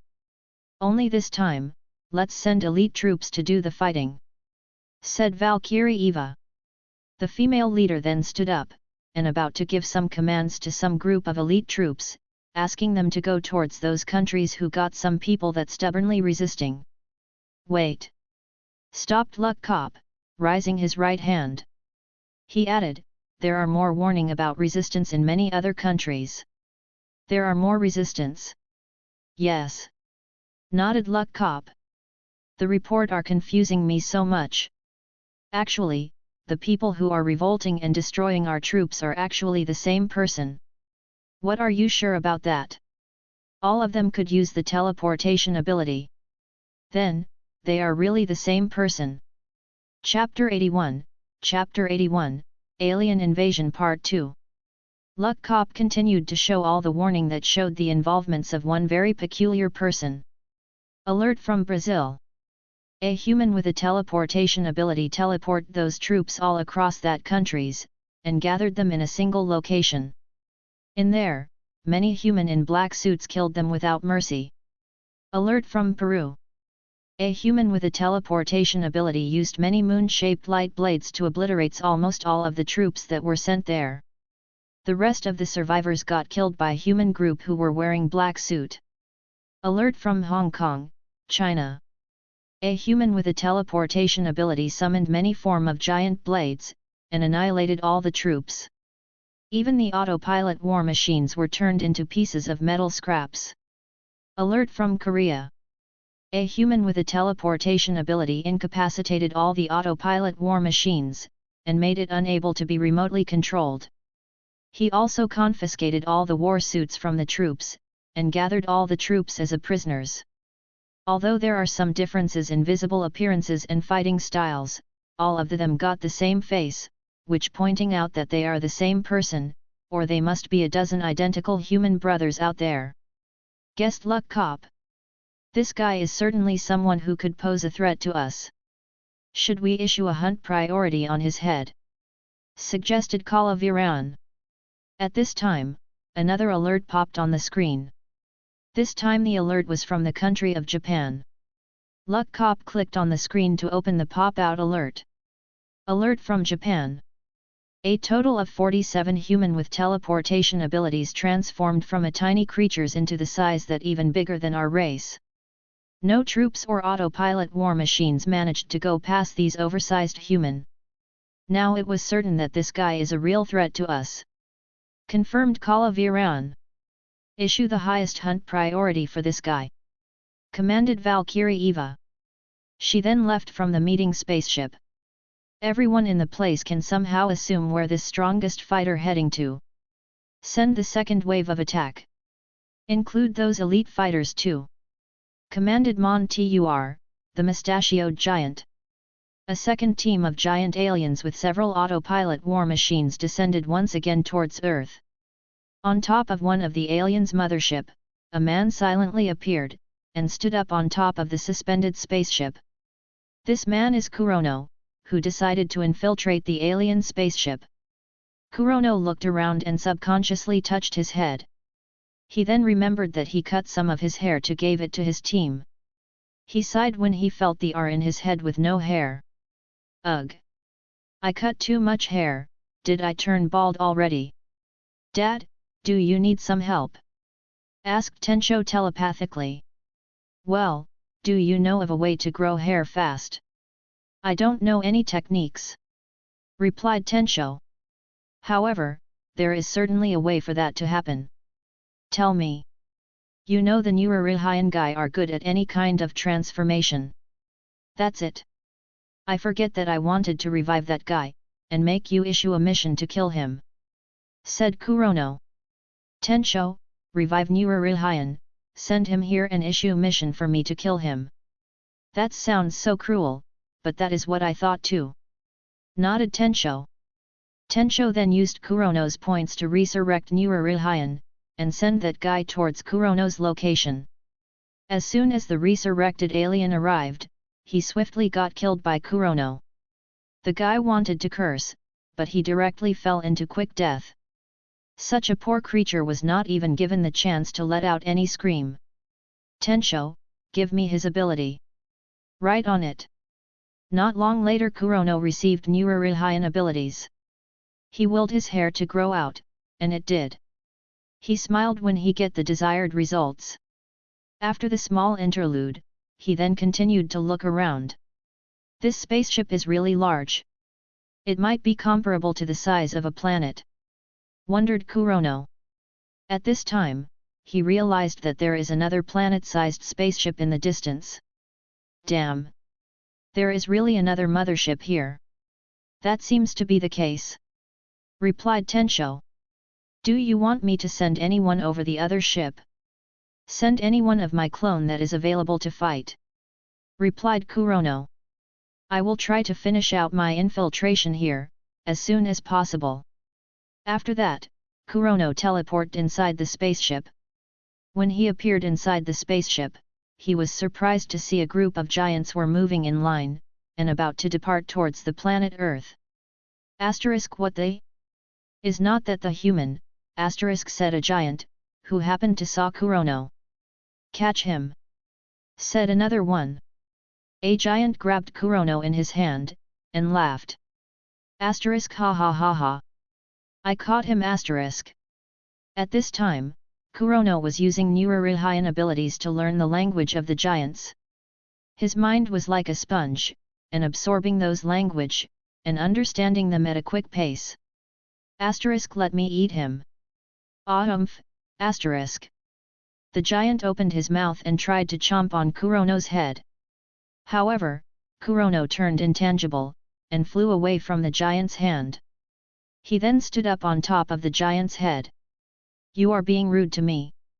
Are you seeking death? Scolded Kurono, using the giant tongue. Kurono then stomped on the giant's head. Together with the stomp was the gravitational force that brought down the giant, causing him to hit the floor. Now tell me, who and where is your leader? Asked Kurono, looking at the surrounding giant alien. Bam! One of the giant launched his giant spinning chakram towards Kurono. Kurono just caught the chakram with his psychic powers, and launched it back towards his attacker. Swoosh! The giant who attacked was alerted and hurriedly tried to evade the chakram. However, a magnetic field trapped him in place, and caused him to get caught in the path of the spinning chakram. Without delay, his body got cut in two. The giant died just like that. Attack! The other giant soldiers become furious. Instantly, they used swords and chakrams to cut down Kurono. As for artillery weapon or laser attacks, they didn't dare to use it in order to prevent inflicting any damages on the spaceship. That's some intense attacks. However, that won't work on me, said Kurono, smiling at the quickly approaching attacks. Those slashes and spinning chakram landed but didn't manage to injure Kurono at all as he jumped upward. However, those giants are relentless. They still come to attack him once again. Have you all experienced getting pulled, and slammed to each other? Saying so, Kurono enforced a strong magnetic field to his surrounding, with him as the center of gravity. Instantly, those giants got pulled to his direction together with their launched attack. Hey, wait! Oh no! Splurt! Swish! Shack! Within a short time, every single giants in the vicinity, weapons, and any object that can be moved got stuck together, forming a big spherical mushed object. Kurono, who was supposed to be the center of the spherical object, appeared on top of the compressed sphere. He then touched the big ball, and released a strong lightning current into it, while maintaining the magnetic field inside the ball. After that, he checked whether there are any giant that's still alive in the mix. After making sure that there is no longer anyone alive, he then teleported out the big ball, and throw it out into the open outer space. Finish with that, he once again teleported back into the spaceship. Now that those unnecessary things got thrown out, it's time to find the leader of this ship. I wonder who is that leader? It was not really known in the original story, said Kurono. He then walked further inside the spaceship. Right then, Tensho contacted him. Dad, I got something to tell you. Somehow those bigwigs that created the black sphere managed to create another advanced black sphere. Right now, they are trying to override my control over those black sphere across the globe. Did they succeed? Except for those that directly under my control, the rest are about to fall into their control, replied Tensho. Kurono frowned when he heard that. Before he asked, Tensho continued again, another 2 advanced black sphere also appeared. One in USA, and the other in Russia. Right now, those 3 are wrestling control over who's going to have the most controlled black sphere. Kurono was once again surprised with what he heard. He then said, well, let them be. For now, just strengthen the defense on the advanced black sphere. Those aliens will soon try to hack the black sphere in order to destroy it. So, you need to be alert. Got it? Nodded Tensho. So, have you sent anyone to infiltrate the other mothership? No. Your duplicates are still busy. There seems to be more giant troops who came down to attack us. I see. All right, I should continue my infiltration. Let me know if anything else happens. Kurono then ended their conversation, and continued to search for the aliens' leader. When the second wave of giant troops came down, many of the countries were totally got destroyed. The only few countries that are still able to resist the attack are those few that have control over the advanced black sphere, and also those that under the protection of Kurono's team.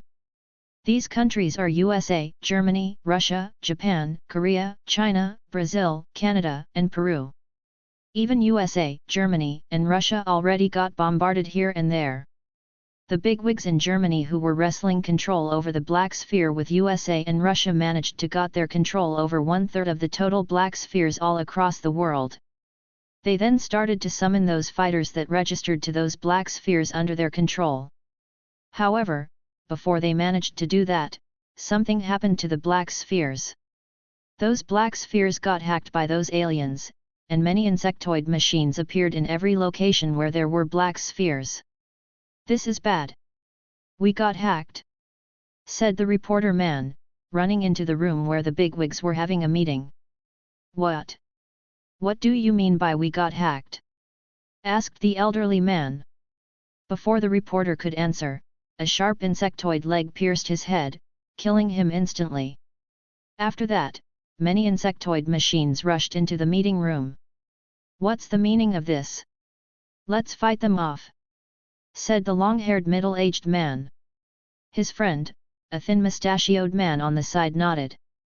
The man then hurriedly communicated with the person inside the black sphere, transfer me a heart suit. To his dismay, nothing happens. He frowned, and felt even more anxious as he saw those insectoid machines were already upon them. This forced him to yell out, "Hurry, you idiot! What are you doing? F at number K.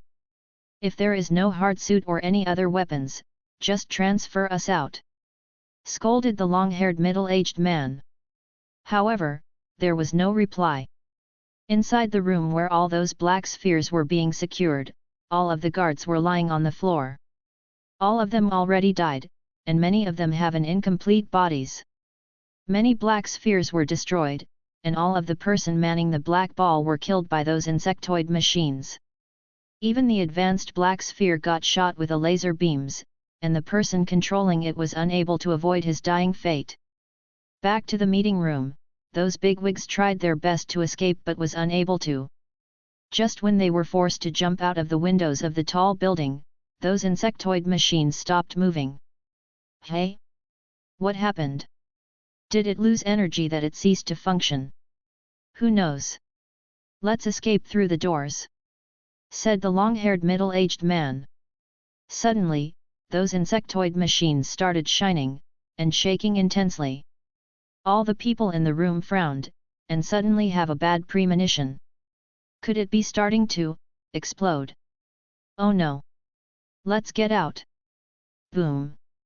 Instantly, all the insectoid machines exploded, and caused the room to be totally got wrecked. All of the people in that room were caught in the middle of the explosion, and died without leaving anyone to survive. Chapter 82, Chapter 82, Banished into the Void Space. What are these things? Exclaimed a bulky middle-aged Russian fighter. In their meeting room where they kept their advanced black sphere, many insectoid machines started to appear. As soon as they came out, they rushed towards the big black ball. How did it get into this room? Blast it! Don't let it approach the ball.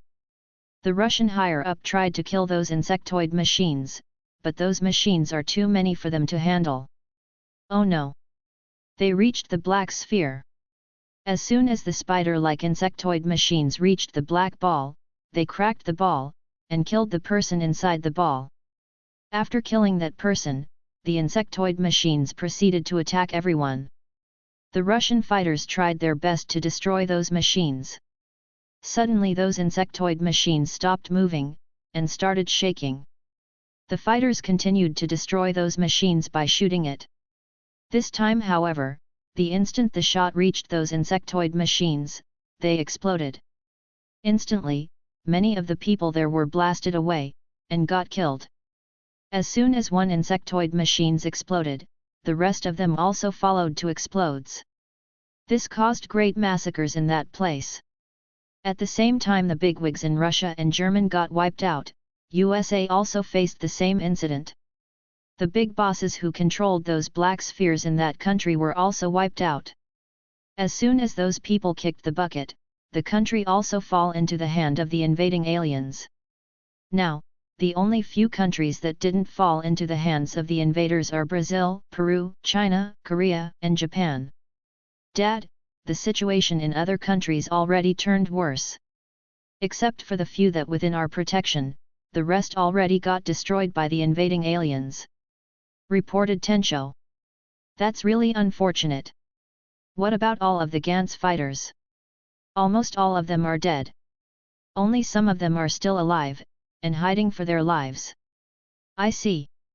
I need to hasten my plan then, said Kurono, who was standing on top of a mountain of dead giants. While Kurono was searching the aliens' leader, many giant soldiers found him, and surrounded him. After that, they attacked him. This resulted in them getting killed instead. However, this act alerted the leader of the giant in this mothership. They quickly headed towards Kurono's location, and brought along many elites and strong fighters, in order to take him down. Where is that target? Asked Valkyrie Eva. As soon as she arrived in the place where those giant soldiers got killed, she looked around, and searching for Kurono. You are looking for me, said Kurono, smiling at Valkyrie Eva. So, you could talk in our language, hey? Said Eva, looked deeply at Kurono. She asked, who are you, and are you really a human? How did you know our language? Talking with you with a size difference between us seems to be not so appropriate, said Kurono. He felt like he was being looked down on. The next instant, Kurono grew bigger and taller. Right now, he is a bit taller than Eva. Now, I'm as big as you are. Let's have a proper talk. Every giants in that place were shocked when they saw that Kurono was able to grow as big as they are. Valkyrie Eva's eyes constricted a bit when she saw Kurono. She said, "You are mentioning about talking properly, but you on your own are being improper." "I'm being improper," repeated Kurono. Suddenly he thought of something, and looked at his own body. Instantly, he saw that his clothes were torn because of his transformation. "Ah, my apologies. I forget about this. Wait a second." Saying so, Kurono used his teleportation ability, and vanished from his spot. This shocked everyone. Those giants hurriedly looked around to check whether Kurono teleported somewhere in the vicinity. However, they didn't see him anyway. Where did he go? Did he run away? This is bad. We must not let him wreak havoc inside this spaceship. We need to find him. Just when the giants were about to disperse to find Kurono, he appeared once again in his spot. Right now, he was wearing giant clothes. "Sorry for the delay," said Kurono, while still adjusting those new clothes. "Now, let's have a proper discussion." The giants looked at each other, feeling speechless at this guy's antic. For a moment, they sighed in relief. Fortunately, this guy didn't go around killing people, thought the giants. Valkyrie Eva then spoke to Kurono, "What do you want to discuss?" "I need you to pull back all your troops, and stop invading Earth," said Kurono. "And, you are not qualified to discuss this topic with us," smirked a giant. Suddenly, he felt his body fly and got pulled towards Kurono. Kurono caught the giant on his neck, and lifted him up. He said to the giant, while gripping his neck tightly, "Ant? Look like you forget that I'm as big as you are. Are you the leader of this ship? Arg! Let me go. You didn't answer my question." Kurono tightened his grip, causing the giant to suffocate, and starting to lose his consciousness. Valkyrie Eva saw that her subordinate was about to lose it. "So," she said, "he is not the leader here. If you are looking for someone with the highest authority, that should be me. Is that so?" Kurono looked at Eva. He then glanced at the male giant on his hand, and scolded the guy, "Then, why did you try to act arrogant, as if you are the leader?" Saying so, Kurono threw the guy away. The giant landed on the distance floor, and hurriedly inhaled for air. A few seconds later, the giant managed to calm down. He looked at Kurono with a wary eyes. Kurono on the other hand didn't care much about that male giant.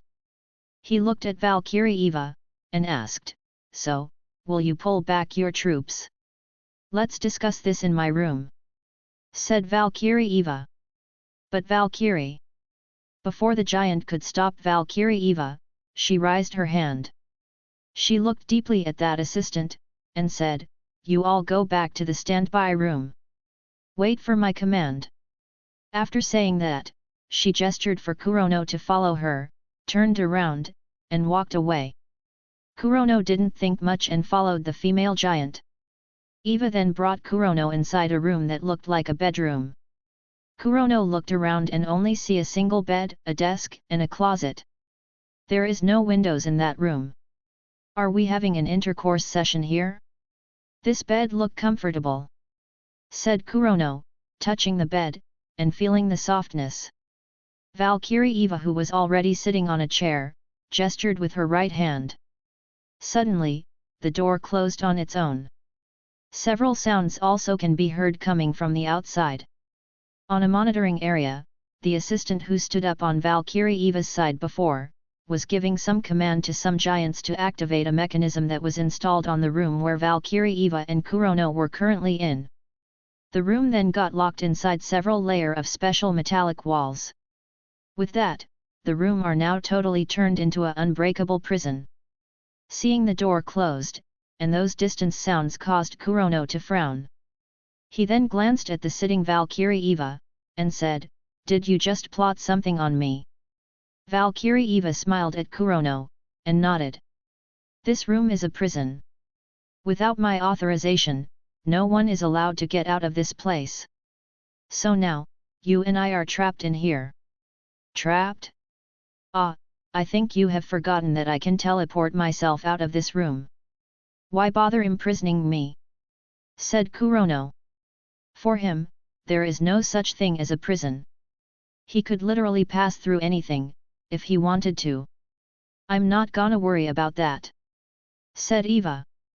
She added, I forget to mention that this room is specifically made for those who have a peculiar powers. What do you mean? This room will prevent you from using psychic powers.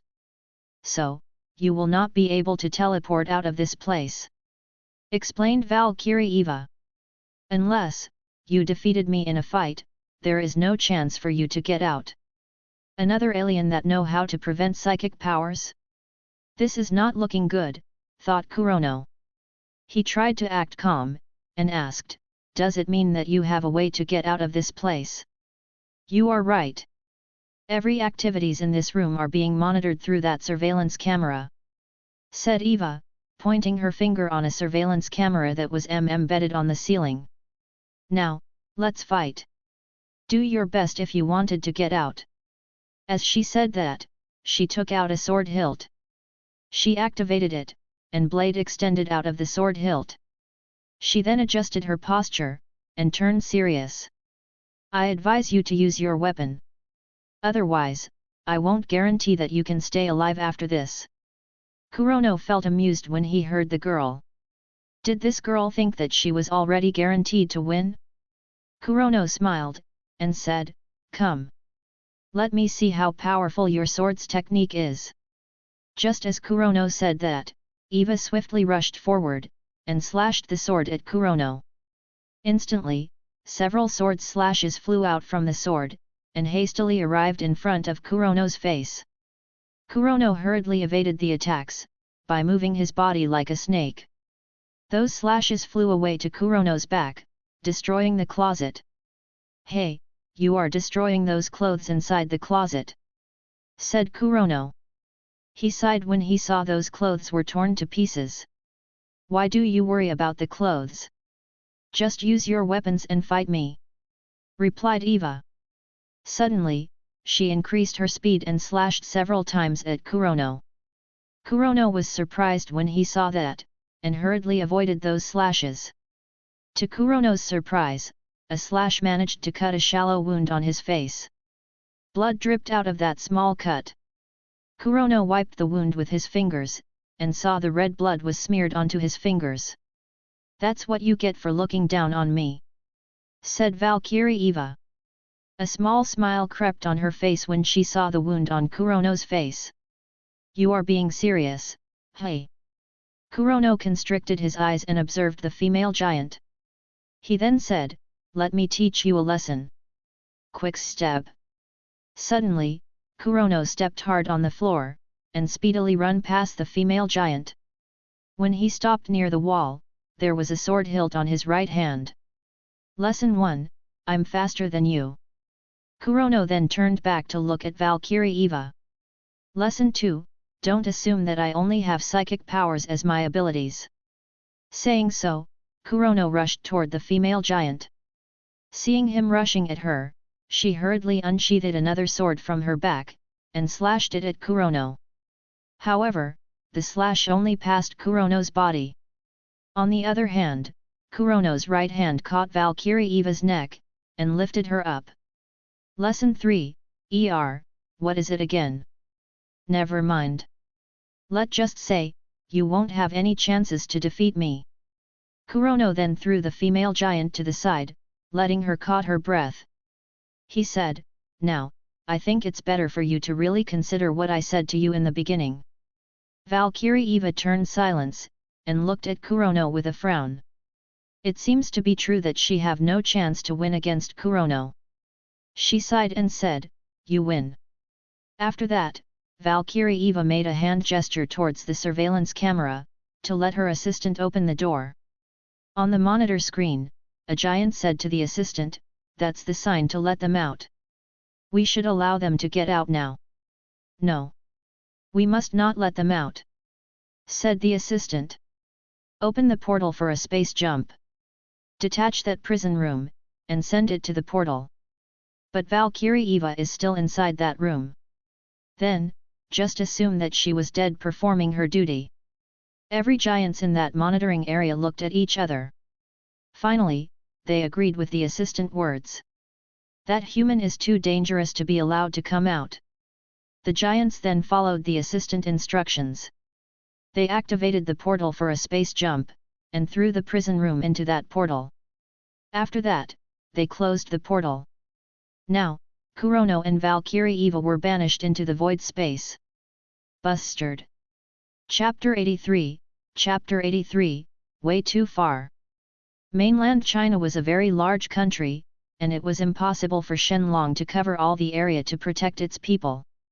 He could only protect the people that were within his eyesight. Other than that, Shenlong summoned some of his clansmen, and dispersed to all direction in China. Even with this, he still couldn't cover the whole country. Because of this, there are still many giant aliens that managed to land on several areas in China. One of the area that got invaded by the giant aliens is Niaja village.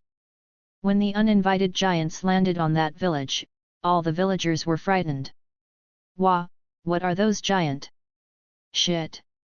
They are heading to this place. What do they want? One of the giant caught an old lady, and bit her like eating chocolate. The giant then munched the upper body of the lady, and her blood can be seen dripping both on the leftover body, and on the giant's mouth. Kya? Ah! Granny Fua got eaten alive. Run! Instantly, everyone ran as fast as they could. Some of them tried to hide inside their wooden house. However, hiding in those house was the worst idea, as the giant only needed to pull up the wooden house, and they easily found those who decided to hide in there. Those people then ended up getting caught, or directly got eaten by those giants. Nu. Father. Aya.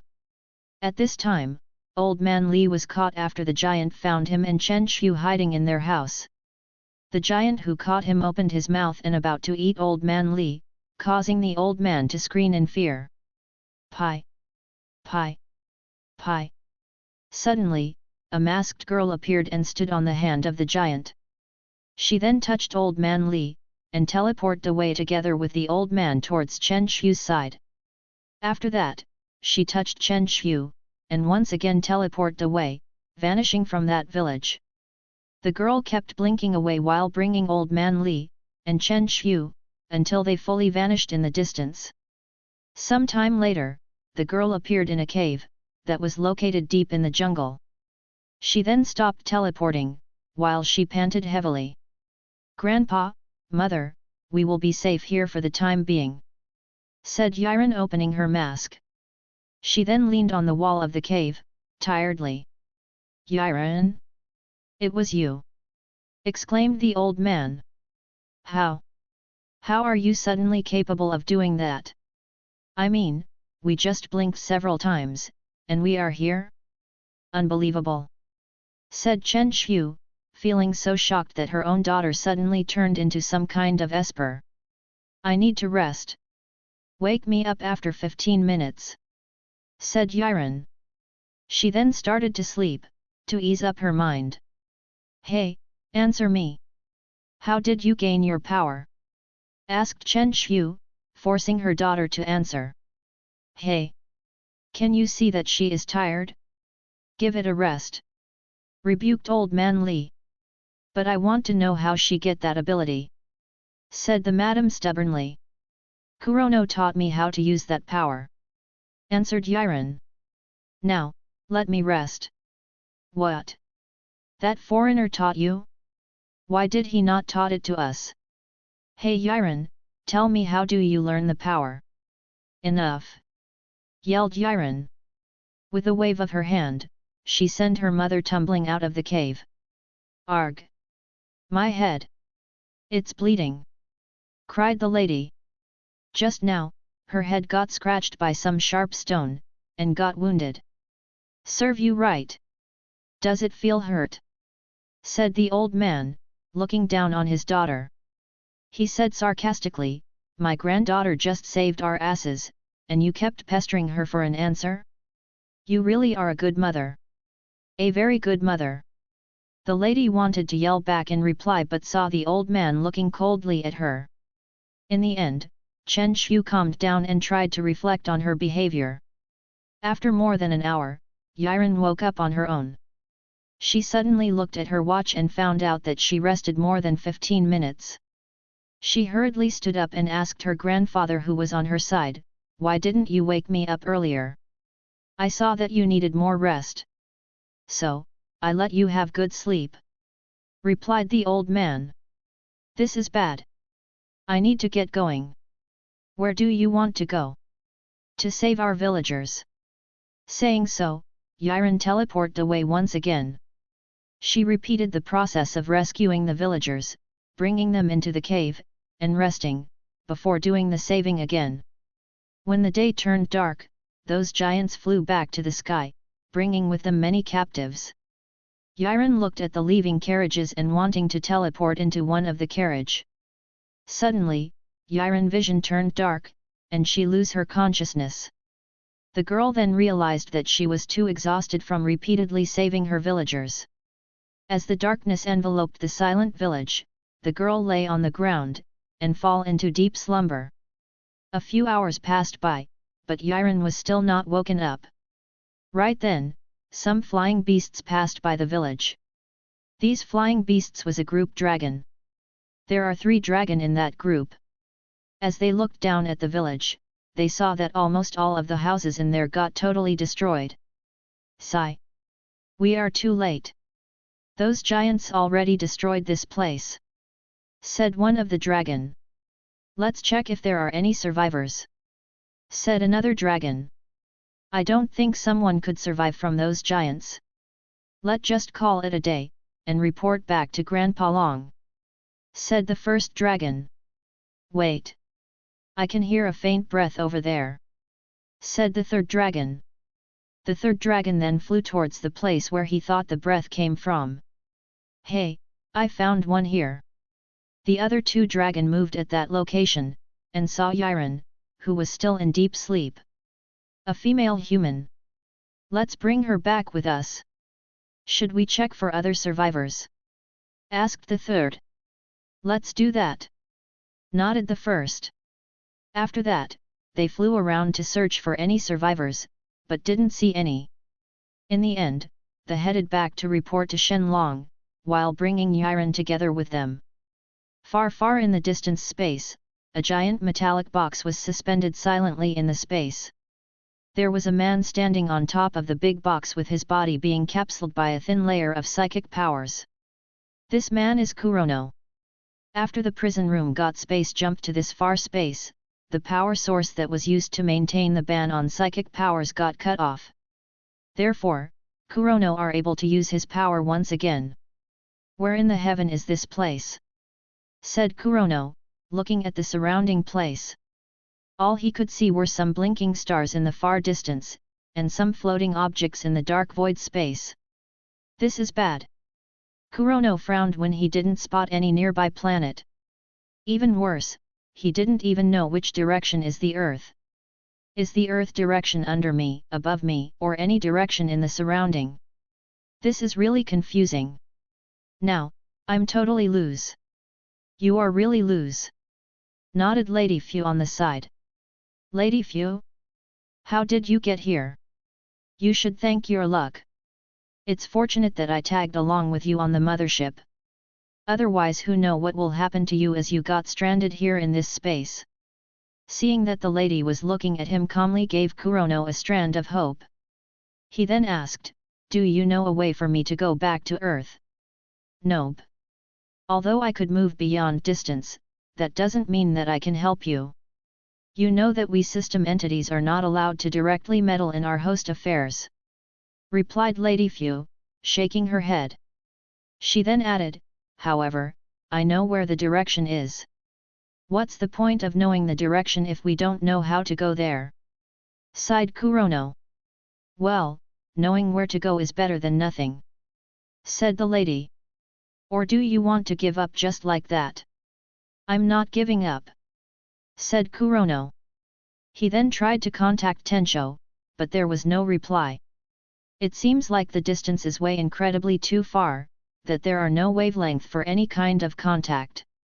Damn, I couldn't reach anyone from this distance, said Kurono. I guess, you are stuck here for the rest of your life, joked Lady Fu. No. I will find a way to get back to Earth, said Kurono. He turned serious, and think of ways. Should I try to warp myself towards Earth? Or create a portal towards Earth?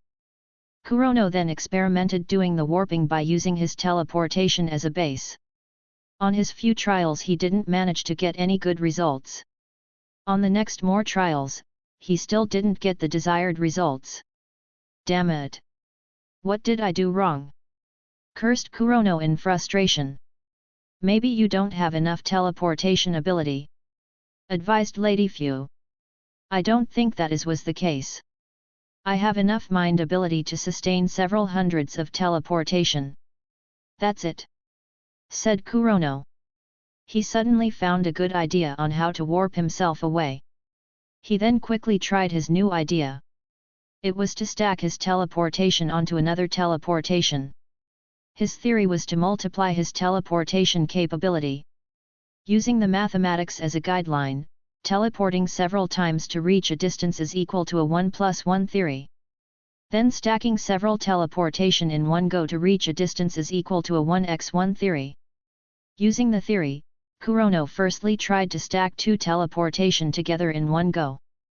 Instantly, he disappeared away from his spot. After gaining the abilities from those few hundred pointers aliens, Kurono's mind frame were being strengthened further, and he could wield several times psychic powers compared to the former him. If before he is able to teleport 35 kilometers away in one jump, and at his best jump, after the mind strengthening, he could jump 20 times the former distance, which mean teleporting for 700 kilometers in one go.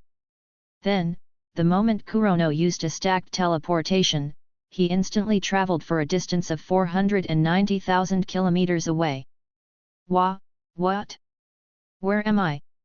Exclaimed Kurono. He looked at his surrounding, and realized that he was in the midst of a moving asteroids. You just warped for a distance of around 500,000 kilometers, replied Lady Fu, appearing at Kurono's side. Wow! That far? I don't even felt any discomfort in my mind, exclaimed Kurono. That's because using one stacked teleportation is similar to using one of your normal teleportation. The effect on your mind is calculated as 1, explained Lady Fu. Let's assume that I understand that, said Kurono, didn't really understand the theory.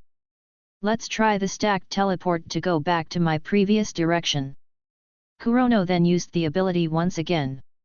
Instantly, he appeared back at the vicinity of the prison room. That really worked, said Kurono, smiling at his newfound ability. Lady Fu once again appeared on his side. Kurono then asked her, how far is this place from Earth?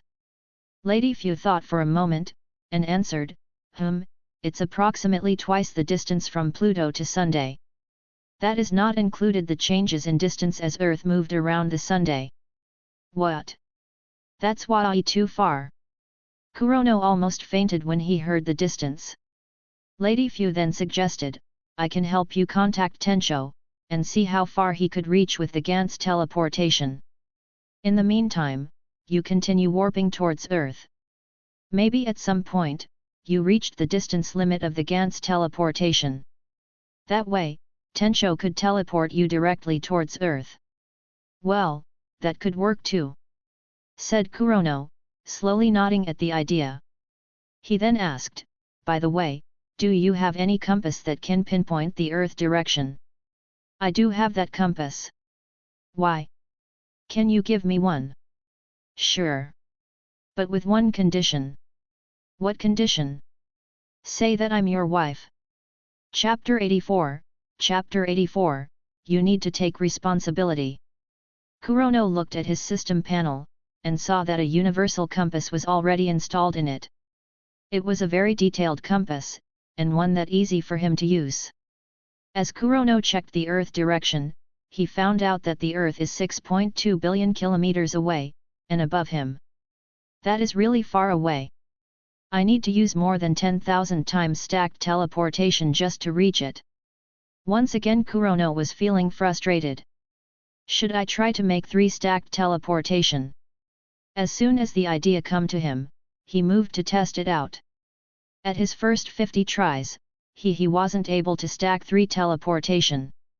At his next 500 test, he was able to gain some insight on how to stack all 3 teleportation techniques. After almost 700 tries, he finally succeeded in stacking 3 teleportation techniques. By then, he already feel his mind become tired. I need to go take a rest, said Kurono. He then teleported inside the prison room, and proceeded to rest on the only bee inside the room. He already have forgotten that another person is still inside the room. On one side of the room, Valkyrie Eva was looking blankly at the embedded surveillance camera on the ceiling. A few hours ago, both she and Kurono experienced a space pressure, and the change in the gravitational force inside the prison room. Instantly, Valkyrie Eva knew that the whole room was being thrown into a portal, and they are now stranded somewhere in the void space. She already tried several times to give some hand sign to the surveillance camera, but there was no response. In the end, she just sat silently on her chair, and looking blankly at the camera. Somehow, Eva felt that she got betrayed by her own people. It was justifiable for them to banish that dangerous human to this place. However, it was still cruel for them to ignore her, and just let her be banished together with the human. After some time passed, Eva turned to look at the human, that was still as big as she is. She didn't know whether to hate this guy for causing her miserable fate. She took out her sword and approached Kurono. Eva held up the sword, and was about to stab the sleeping guy. However, she changed her mind. If I kill him, I will become very lonely in this place. Eva's thought once again wandered off. Once she thought off of their situation, she realized that they are really lonely in this place. There are no food and water to support their life. This caused her to become undecided. This is your fault. If you are not that powerful, my people wouldn't need to banish us in this unknown space. Eva silently complained while looking at the sleeping Kurono. She continued to complain, you know, I'm still a virgin. I was thinking of settling my people on your planet first, and then pick some decent-looking man to marry. After that, we will build our own house, and have our own family. By the way, I was thinking of having several children, preferably 2 boys and 2 girls. Now, those wish would be just a dream. I will die a single, and without any grave, said the girl, feeling sad. Some tears fall down on her 4 eyes. Suddenly she realized that the one she was talking to was a male human. This caused her mind to think of something naughty. This is all your fault. You need to take responsibility, said the girl. Eva then slowly pulled down Kurono's pants, and saw the thing between his leg. Her expression then turned sour when she saw that he only got one little brother. Valkyrie Eva was not satisfied, and spoke out her complaint, Tisk. You human really are poor. All male among my people have 3 of them. In rare cases, they even have 4 or 5 of them. Well, what can I say? This is better than nothing, sighed Eva. Be glad that you will be the one who will took my virginity. The girl have been talking for some times, but Kurono was still in deep sleep because of his mind exhaustion. Eva then undressed her clothes. After that she positioned herself close to Kurono's body. Although Eva have seen some pornography on how adult do those intercourse, and also have seen some of her people do the live action, she haven't experienced the intercourse on her own. This made her feel somewhat nervous. After some struggling, and hesitation in her heart, she made up her mind. She decided to just go on with the act. To start it off, she played with Kurono's D, to turn it big and stiff. Kurono, who was asleep, showed a smile of satisfaction when the girl played with his D. With just a little hand play, the D quickly stood up and turned thick and stiff. Seeing that the D looked big and ready for the next course, causing Eva to blush. She stole a glance at Kurono, but the guy seems to already into a dead log. She then positioned the D between her leg, and slowly inserted it in her pee. Ah, ah! The girl felt the tingling pain inside her pee, but still proceeded to push the D deep inside. After fully inserting it, she stopped for a moment to calm the tingling sensation. She looked down, and saw some red blood was dripping down on Kurono's D. "Now, you should really take responsibility," said the girl, while looking at Kurono. She then continued to move up and down, from slow movement, then turned fast, and then faster. MMNAHNA. The girl moaned softly, moving and panting. At this time, Kurono started to got awakened from those intense activity on his lower body. He subconsciously looked at his lower body, and saw the girl was in the middle of using his little dragon. "What the F at number K?" Kurono exclaimed in shock when he saw what happened. How did this scenario happened? How did this female giant end up riding his D? Though, it feel not so bad. Eva was too engrossed in her actions that she didn't realize that Kurono was looking at her, and observing her expression that was full of lust. Ah! Suddenly, Eva was startled when Kurono's pair of hands held her body, and pulled her close to him. Before she knew it, Kurono planted a kiss on her lips. This caused the girl's eyes to be wide open, and she looked at Kurono's eyes with some shock mixed with embarrassment. "It's not fun if only you doing the act. Let me reciprocate," said Kurono. He then positioned the girl to lay down on the bed, and he was now on top of her naked body. He then continued from where the girl stopped. MMNN, faster. The 18-rated scene then continued for some times, and several more rounds. As they got entangled in their body lust, Kurono was amazed with the giant girl sex tolerance. Among all the girls that he have intercourse with, this is the first time he met someone that lasted for so long. After doing up to 20 rounds, with the two exchanging turns and riding each other, they then got tired, and lay down on the bed. The two then rested, while feeling the bliss of having sex. Eva lay on top of Kurono, and started to doze off. Before she fall into sleep, she said to Kurono, "Thank you. The two of them then fall into slumber, with a satisfied expression on their faces. Back to Earth. Lady Fu appeared in the Gantz room and saw that many insectoid machines are inside the room. She saw Tensho was touching the machines curiously. "What happened?" "These guys tried to hack the advanced black sphere, and appeared inside this room," replied Tensho. "At first, I got scared on how to deal with them. Then, I tried to control them, and I succeeded." "What about those over there?" asked Lady Fu, pointing towards the insectoid machines that got dismantled into many parts.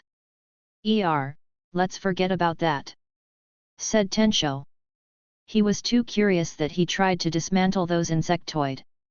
Tensho tried to change the topic. "So, Mom, what happened to Dad? Why can't I contact him?" Lady Fu then explained what happened to Kurono. She asked Tensho to try to reach Kurono's current location. "I will try to send some of the normal black sphere to the void space, and see if I can teleport Dad back to Earth," said Tensho. "Okay, you should do that," nodded Lady Fu. She also suggested, "Before you do that, I think you should send Kurono's duplicate towards those motherships, and quickly deal with the invading aliens." "Will do, Mother." Tensho then started contacting the 4 Kurono's duplicate. At first the 4 duplicates were surprised that Tensho wanted them to deal with the motherships. "Didn't the real body go up there to deal with those invaders?" asked Kenshin. "I'm sorry to bother you guys. Something happened to Dad. That's why I contacted you all for help," replied Tensho. "What happened to him that he was unable to handle those motherships?" asked Ichigo. He got tricked by a female giant, and got banished somewhere far away in the void space. What? Did he get seduced by a giant beauty? Asked Shiro. That sounds really lame. Ah ha ha ha. Kazama found it funny for Kurono to get banished because of a female giant. Let's forget about that for now. I'm going to find Dad. However, before I go, I need some help from you all to deal with those motherships. Are you all in? Asked Tensho. I guess I am pretty free right now. So, I am in. I'm also in. All of the duplicates readily agreed. Tensho then said, then I will divide the 4 of you into 2 groups, 2 for each group. Sure. Hey guys, who want to team up with me? Asked Shiro. How about we decided the team by hair color? Suggested Kazama. That sounds a bit racist, but I can do with that. Said Shiro. The team then decided with Shiro and Kenshin will be on the first team, while Kazama and Ichigo in the second. After deciding the team, Tensho then sent the 2 groups towards the 2 motherships. Done with that, he then proceeded with the plan to reach Kurono. After the second wave of attacks, the giants stopped to send more attacks. It was because there are too many casualty among the troops. That's the reason for Ichigo, Kenshin, Shiro, and Kazama to have free time. Though, the biggest reason were that they wiped all those giant troops in their area. As for the Tokyo team, they were busy helping the people all over the Japan country. Well, not every one of them really do the helping. Nishi was lazy to do that and turned invisible after using Kurono's clone to kill all those giant troops. Sakata and Ayaka escaped from the crowd of people, and secretly found an abandoned love hotel. Sakurai wanted to do the same, but Tonkatsu was protecting people on another prefecture. As for Kaze, Takeshi, the 2 Kato, and Old Man Suzuki, they become a good hero, and busied themselves to help people. Talking about busy, the busiest people in the Tokyo team were Kurono's girlfriends. They are all beauties, and attracted the attention of many men. Fortunately, all of them have psychic powers to help them control the situation. Though, there are exceptions. Nuwa and Uriel got easily irritated with the annoying people. So, they turned some of them into crystal and stone sculptures. This caused the people to fear them. On the giant motherships, the leader of the giants once again gathered together for a meeting. They discussed about the invasion progress. This is a serious matter. We lose too many people in both attacks. Said Luck Cop. We also lose 1 commander.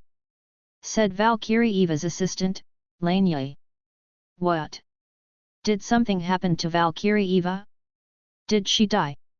Actually, the situation is a bit different. Said Lane Yi. She then proceeded to retell the story about Kurono's banishment to void space. That's really unfortunate. However, that was worth the cost. That man is really too dangerous and hard to deal with. We can only say a prayer for Valkyrie Eva. Said Eve Gund, feeling a little regret. The others also nodded in agreement. Right at this time, an alarm rung. What happened? There are intruders. Answered Luck Cop. He checked the surveillance system and was shocked to saw those intruders. Hey Lane, didn't you say that you already banished that dangerous human? Asked Luck Cop. I did. You can ask the people in my team to testify. Then, why are they 4 of that man inside our ship? What? Chapter 85, Chapter 85, he is back. Where did you get these little water and food? Asked Valkyrie Eva, looking at the foods and water that Kurono took out from his system storage. Don't ask too many questions. Just drink, and eat. I'll go out first to check whether we could find a way to survive. Replied Kurono. He then left the female giant to eat those foods on her own. Eva just watched the spot on where Kurono was standing just now. She sighed at his useful ability to get out of the prison. I wish I could learn those technique. It's pretty useful when one were in a dangerous situation. murmured Eva. Outside of the prison room, Kurono once again started his experiment on using the triple-stacked teleportation. To test the technique, he used Neurorehian ability to divide a small part of his body, and formed a small version of himself. He then sent out the kid version using the triple-stacked teleportation. Please be successful. Pi. Instantly, his kid version vanished into thin air. Kurono wanted to know the result. He tried to control that body part, and it did as he wanted to. This means, the technique is successful, said Kurono, happy for his own success. However, after using the technique, Kurono can feel that his mind was slightly affected. Probably, I could only use this technique for up to 6 to 7 times. Kurono knew his limit. He have hunch that he will be in trouble if he used the technique more than 7 times. Let's just limit the number of try into 6 times. Also, I needed to think of a suitable name for this technique. After pondering for some time, Kurono then found the name that he wanted. Let's call a single teleportation as just teleportation, double-stacked teleportation as first warp, and triple-stacked teleportation as second warp. With his new learned second warp, Kurono was able to warp for a distance of 343 million kilometers. However, to go back to Earth, he needed to go as far as 6.2 billion kilometers. That's mean, he needed to second warp for 19 times, with some adjustments on the 19th warp. There is also the matter regarding rest after using the second warp. I also need to bring that girl away from this place. With some additional weight with me, it will cause me to get some rest even before I did 6 times second warp. Sigh, let's just take a rest every 2 to 3 times second warp. After planning his course of action, Kurono then teleported back inside the prison room. As soon as he appeared, Eva approached him and asked, "Hey, did you find anything outside?" "Outside? There are only dark void in the surrounding, with some blinking stars," replied Kurono. "Forget about that. I have a plan to go back to Earth." "You do? Can you do a long-distance teleportation?" "I do, but no as far as your mothership can do," nodded Kurono. "Let's go." After that, Kurono then brought Valkyrie Eva with him, and began their journey back to Earth. At this time, Shiro and Kenshin was walking leisurely inside the alien mothership. No giants were brave enough to approach these two. This is because they are using their powers to intimidate those giants in the spaceship. Shiro created a few gigantic weapons that flew above their heads, and on their surrounding. Among these flying weapons, one could see several signature noble phantasm weapons such as Excalibur, Debalg, and Rongominiad. "You know, don't you think using these weapons look a bit fancy?" said Kenshin. "These weapons look majestic and all, but I don't feel those actual abilities coming out of them." "Shut up! Those real noble phantasm are not easy to duplicate," said Shiro. "Rather than looking down on my weapons, why don't you show your own weapon?" "Oh, you wanted to see my weapon?" Kenshin's eyes turned bright as soon as Shiro asked. "Too bad, I don't have such showy weapons as yours. I only have some techniques. Do you want to see it?" "Nope. Don't wanna see it. I'll show it to you anyway." Kenshin then walked forward to search for targets. Coincidentally, there were several giants who are heading in their direction. Kenshin then took an attacking stance. Half Moon Cross. Kenshin slashed twice and formed a giant cross slash that flew towards the giant troops. The slash flew so fast that it caught the giants off guard, killing many of them. Shiro saw the technique and contemplated on it. He then commented, "Those attack looked like the psychic chainsaws, or you applied some knowledge about the Getsuga Tensho, right?" "I'm not." "You did." The two stared at each other for some time. Those surviving giants didn't dare to disturb the two. At this time, another group of giants arrived. They didn't wait or give any warning, and just shoot the two. Both Shiro and Kenshin jumped away to avoid those attacks. "Fine. I might did apply some knowledge from those technique. Grunted Kenshin. He added, let me show you another technique. Mountain Splitter. Kenshin slashed forward, and a giant blade was conjured and flew forward, cutting anything that was in its way. The giant blade flew out and reached the far and large wall of the mothership. Clang! Boom! Instantly, a giant gape was created on the wall. Hey, that's doing it too much, said Shiro. I got another technique. Hurricane Dragon. Kenshin rotated as fast as he could, and slashed as much as he can. Many giant blades was created and formed a tornado that headed towards the giants. Stop! Ha ha ha! Let's see if there are any more giants that could survive this. Shiro wanted to stop Kenshin, but the guy already launched the attacks. The Hurricane Dragon pulled and grinned those giants. The attacks didn't stop after killing those giants, and proceeded to burst out of the mothership. Boom! This time, it's not just a giant gape that was created. It destroyed a big chunk of the mothership. The destruction caused the spaceship to shook, and the air inside the spaceship quickly got absorbed by the void space. That's not the end of my attack. Look!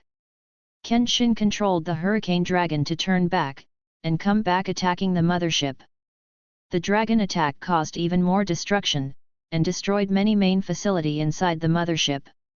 This time, the spaceship was really in shambles. Ha, Shiro! Now, what do you think of my attack? You maniac! Look at what you've done! The reminder sobered Kenshin from his enjoyment. He looked at the spaceship, and saw those many destruction that he did. Ops! Did I overdid it? Kenshin suddenly realized what he just did, and felt a little guilty. This spaceship is done for, said Shiro, sweating at the destruction that Kenshin just created. Ah! I can't breathe. Ha, air, I need. Several giants started to suffocate from losing oxygen to breath. As for the giants that wasn't panicking, they hurriedly masked themselves with oxygen mask, and run towards the interior that was not yet got destroyed. I think there are many innocent giants in this spaceship, commented Shiro. What are you trying to imply? They will die from losing oxygen. So what? The oxygen is disappearing because you created those destruction. That. I'm going out. You take responsibility for your own doing. Hey! Kenshin wanted to stop Shiro, but the guy already teleported away. Damn! He left me just like that? Where is the sense of being a team? Cursed Kenshin. In the end, he felt guilty, and started rescuing those innocent giants and sending them towards Earth. On the smaller spaceship that was stationed between the two motherships, the leaders of the giants was shocked to see the destruction that was caused by the Hurricane Dragon. Oh no! Alpha spaceship are getting destroyed by that dangerous male human! Exclaimed Luck Cop. All the giant leaders' eyes turned red when they saw the state of the Alpha spaceship. They got many of their family inside those spaceship, and they will soon die from destruction. How is that ant capable of such destruction? Oh no! My children is in that ship. I need to get back into the ship. Hurry, open the transfer portal. The leader panicked. Some of them quickly wanted to get back to the spaceship. Right then, a silhouette appeared in their midst. The one who appeared was Shiro. Sorry, giant aliens. You all will not be able to go to that spaceship, said Shiro. Emiya Shiro then summoned his signature weapons, and controlled it to attack those giant leaders. Those leaders tried their best to defend themselves from those attacks. However, those weapons are too many, and they attacked all those giants relentlessly. Eventually, all the giants were wiped out. I'm done here. Fortunately, I didn't cause any damage to this spaceship. This will be my trophy of war, said Shiro, smiling happily, and looking delightfully at the spaceship that he occupied. He then started cleaning up, by throwing those dead giants out into the void space. After he was done with that, he looked around the spaceship, and saw a few giant rooms in the spaceship. Shiro then picked a room and opened it. Inside the room, he saw that it looked similar to human room, with the only exception is that all things are big. He then walked into the room, and rested on a giant bed. This feels so comfortable. Now I'm sleepy. Let's just take a quick sleep. Shiro then took a nap, and quickly entered a deep slumber. Unbeknown to him, he slept inside the ship until the whole ordeal about the alien invasion was over. On the Beta mothership, Kurosaki Ichigo and Jin Kazama were having a talk with a Tide Eve Gund. "Tell us, Giant, why did you try to invade our planet?" asked Ichigo, with his giant sword on the neck of the giant. "What are you talking ants?" replied Eve Gund, not understanding what Ichigo was saying. "Hey, answer me, or your head will roll down," warned Ichigo. "I don't think he understand you," said Kazama. "Why don't we look for those device that could translate the alien language?" "We could do that, but do we know how to use it?" That's another problem," said Kazama frowning. He then said, "Let's just kill these leading giants. They are the one who led the invasion. That's doable. But, that's a little too cruel. Didn't you see them munching those human as if eating chocolate? Or those giants who were shooting those white people as if it was just a game? Wasn't that even more cruel?" Okay. Forget what I say. They deserve it," said Ichigo. "So, what about those translation device?" "Well, we could ask those innocent giants about it." The two then proceeded with their instant plan, and killed those leading giants by throwing them out into the void. After that, they proceeded to do the same to those aliens who tried to fight back, leaving only those giants that initiated to submit to them. After gathering all the giants that showed no hostility, or less hostile, Ichigo and Kazama then brought them down to earth. In the Gantz room. "How's the progress to locate your father?" asked Lady Fu, who was standing beside Tensho, who was focused on locating Kurono in the far distance space. Tensho opened his eyes, and then shook his head. "I'm not able to find him. Even with you pointing the direction, it is still not reachable." "That really is unfortunate," said Lady Fu. She sighed, and said, "I guess, I will have to go back to the place where your father is." "Wait! I think I found Dad!" exclaimed Tensho in surprise. "Really? Didn't you say just now that you are unable to find him?" "That was before. Right now, I'm able to, as he is already back." Not far away from the building where the Gantz room was located, two giants people appeared out of nowhere. The two are Kurono and Valkyrie Eva. "You wait here first. I need to meet up with my team first," said Kurono. "Team? They are my family and friends. They are also the people that help me in contending against the invasion of your kind," answered Kurono. "Just wait here. I will be back soon." "Okay," nodded Valkyrie Eva. Kurono then turned back to his normal size, and wore his Gantz clothes. After that, he teleported into the Gantz room. When he appeared inside the room, he saw Tensho and Lady Fu. "Hey you two! I'm back!" Chapter 86, Chapter 86, An Instant Death. Let me rephrase what you just said. You rested on a bed that was inside the prison room, and somehow this female giant fighter fall in love to you. After that, she made love with you. And now, you wanted to take her as one of your wife?" asked Lady Fu, while looking at the female giant, Valkyrie Eva. "You are correct," nodded Kurono. "Did some donkey kicked your head, and you turned crazy?" "No. There is no donkey in outer space. You think this is funny? All right. Don't get mad. Things happened, and I sympathize with her for being thrown away by her own people," explained Kurono, trying to defend himself.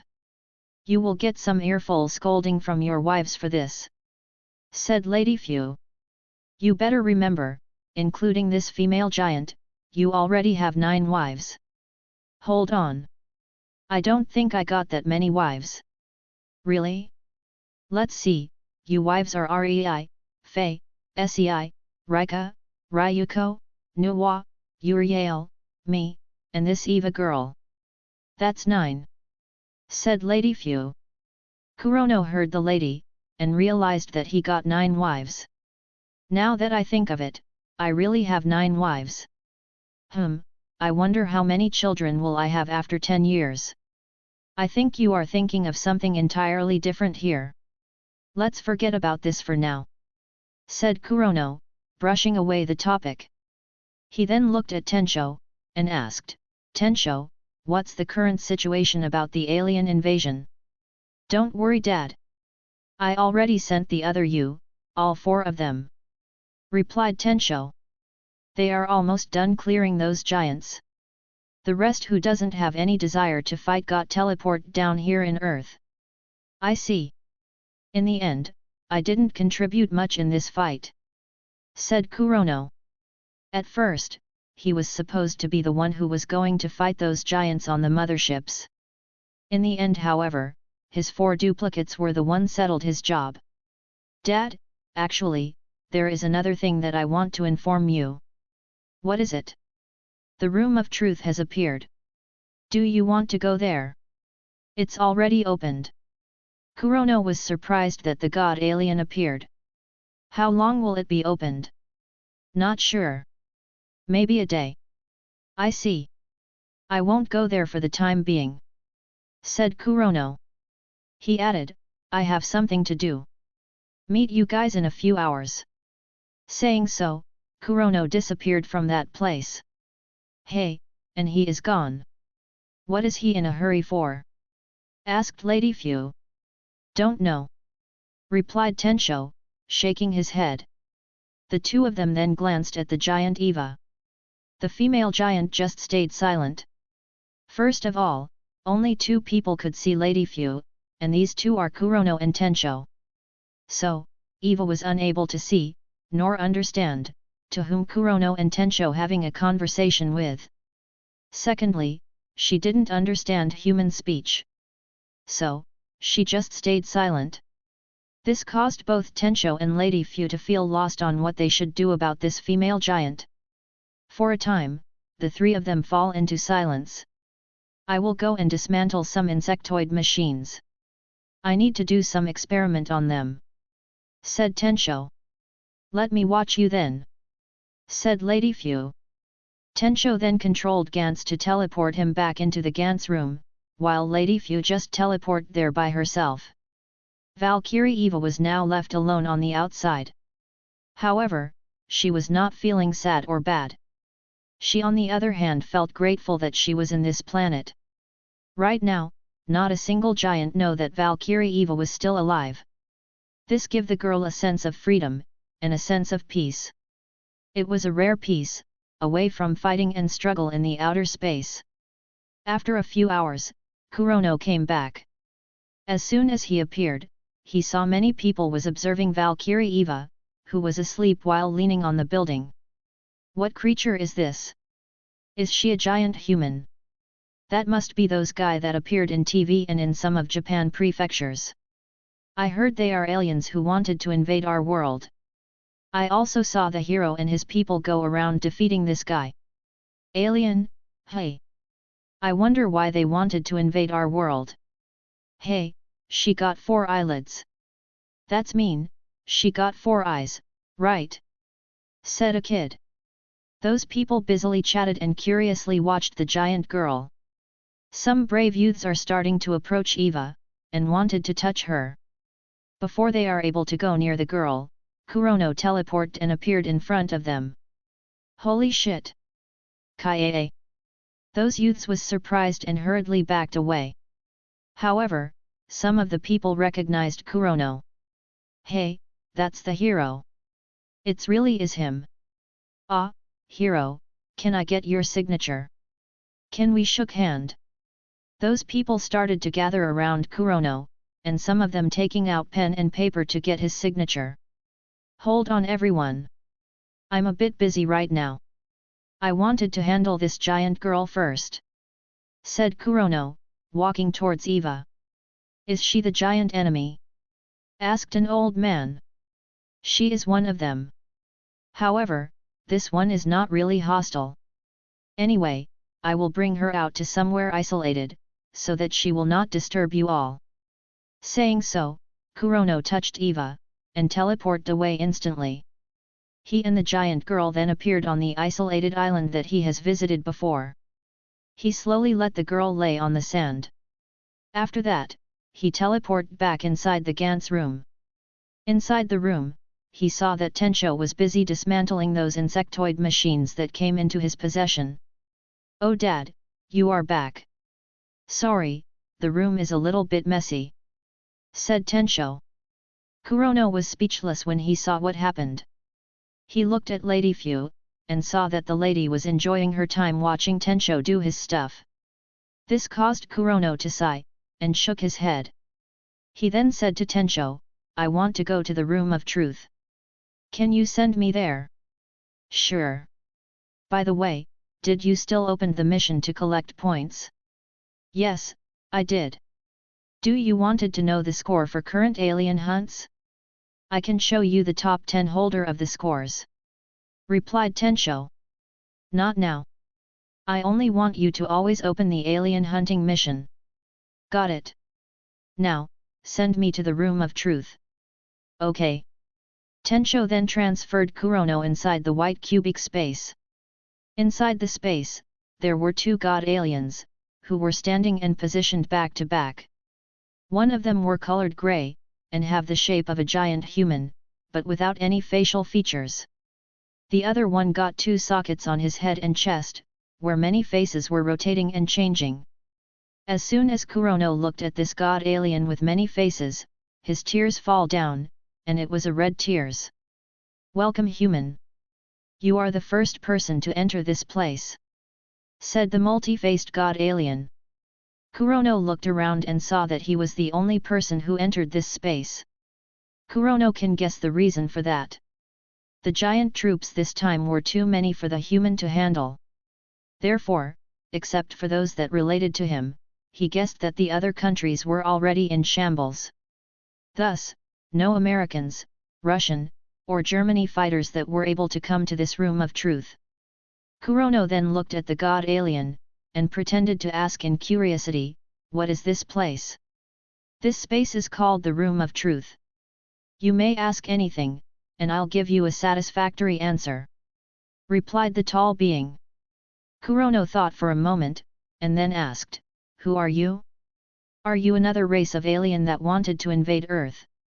"My people are of a supreme being, and we are from the far distance space, that you human would never ever dream to reach. As in your language, we the people of another space called alien. So, you can call my people the god alien. As for me, I'm the highest authority holder in my planet. So, you may call me the god of god alien. As for invasion, your world is not worth for us to spend any effort for invasion," replied the god alien. "Is there a god in this world?" asked Kurono. "There is no god. That's why your planet got invaded by those giants aliens." Kurono then said, "Are you sure about that? When I listened to your answer just now, it seems that you know the name God. That in itself is confession of the existence of God. Also you know that Supreme Being is an explanation that showed God has the highest power. So, that's why you are saying your people is God alien, and you are the God, right? I was just using your human belief to describe our race and myself. You human believed that the one who is omnipotent, and omnipresent can be called God. Relatively speaking, me and my people have that capability. That's the reason for me to claim such name for my people and myself," explained the god alien. "I don't believe you. I think you are still far from comparable to a real god," said Kurono. "I believe the god exists, but it is not you. That's a futile belief. You human are so persistent in having such a faith. If so, why do you think there are many aliens that are able to invade, and infiltrate your world? Also, you human believed that God is compassionate, the Creator, and provide hopes. Then, why did He allow such destruction and despair to exist in your world? Asked back the god alien. Oh, this thing is challenging my intelligence, hey, thought Kurono. He then said, I'm not a god, so I don't know God's plan. You on the other hand claimed yourself as a god. Let me ask you this, can you defeat the sun? If you go to sun, can you survive the hotness of the surface of the sun? There are no being in the whole universe that capable of contending the burning temperature of the sun. Even for me, I won't be able to stay there even for a second. Replied the god alien. It seems he is also still a vulnerable being. He then justified himself, however, sun is just a star, which has no intellect such as us, the living being. So, it cannot be considered as some kind of being like God. Only those who hold the highest power and intellect could become a god. Is that so? A smile appeared on Kurono's face. Suddenly, he disappeared and instantly appeared next to the god alien. With a swift touch, Kurono teleported the guy away. Before the second lapsed, he teleported again, and appeared at the side of the grey god alien. He touched the grey guy, and teleported him too. Now, let's see if you can survive being sent to Sunday. Smirked Kurono. A while ago, he was in a hurry because he wanted to test the theory of sending something to Sun. The distance between Sun and Earth is not as far as Kurono's second warp. Therefore, it was easier for him to send away something to that glaringly hot Sun. Using one part of himself as a test subject, he tried sending it to Sun. The result was his one-part body instantly turned into ashes. With that, Kurono was half convinced that he could kill that god alien. When he provoked the guy to claim himself as god, it was to bait him to compare himself to the sun. That way, Kurono was fully convinced that the guy can be killed. On the surface of the sun, the god alien just appeared, and instantly got scorched. It didn't took him a second to transform into ashes. There is no scream, no pain, and not even the thought of where is this place, managed to glimpse in the god alien head. It was an instant death. Comment. 2 comments. Vote. Chapter 87, Chapter 87, No food in this area. Wow! Dad, that was terrific. You just killed the god of god alien. Said Tensho, praising Kurono, who just appeared inside the Gantz room. So, did you record my score? Asked Kurono. Yup, and this is the highest score on the history of Gantz. Do you want to look at it? Show me. Fighter, K. Kurono. Points, 2,500,500. Accumulated points, 2,501,220.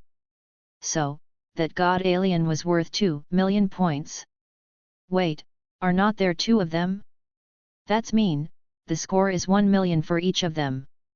Actually, the grey man and the multi-faced one are the same person. Explained Tensho. So that's the case. Said Kurono.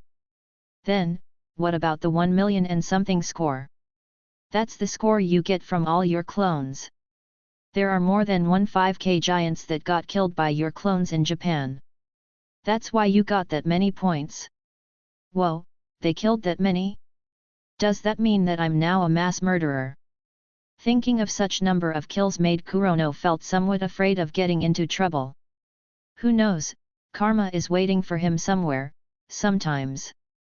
Sigh, maybe it's time for me to start doing good deed. Sighed Kurono.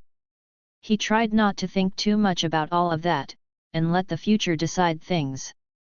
At the moment, he wanted to know what is the god alien abilities.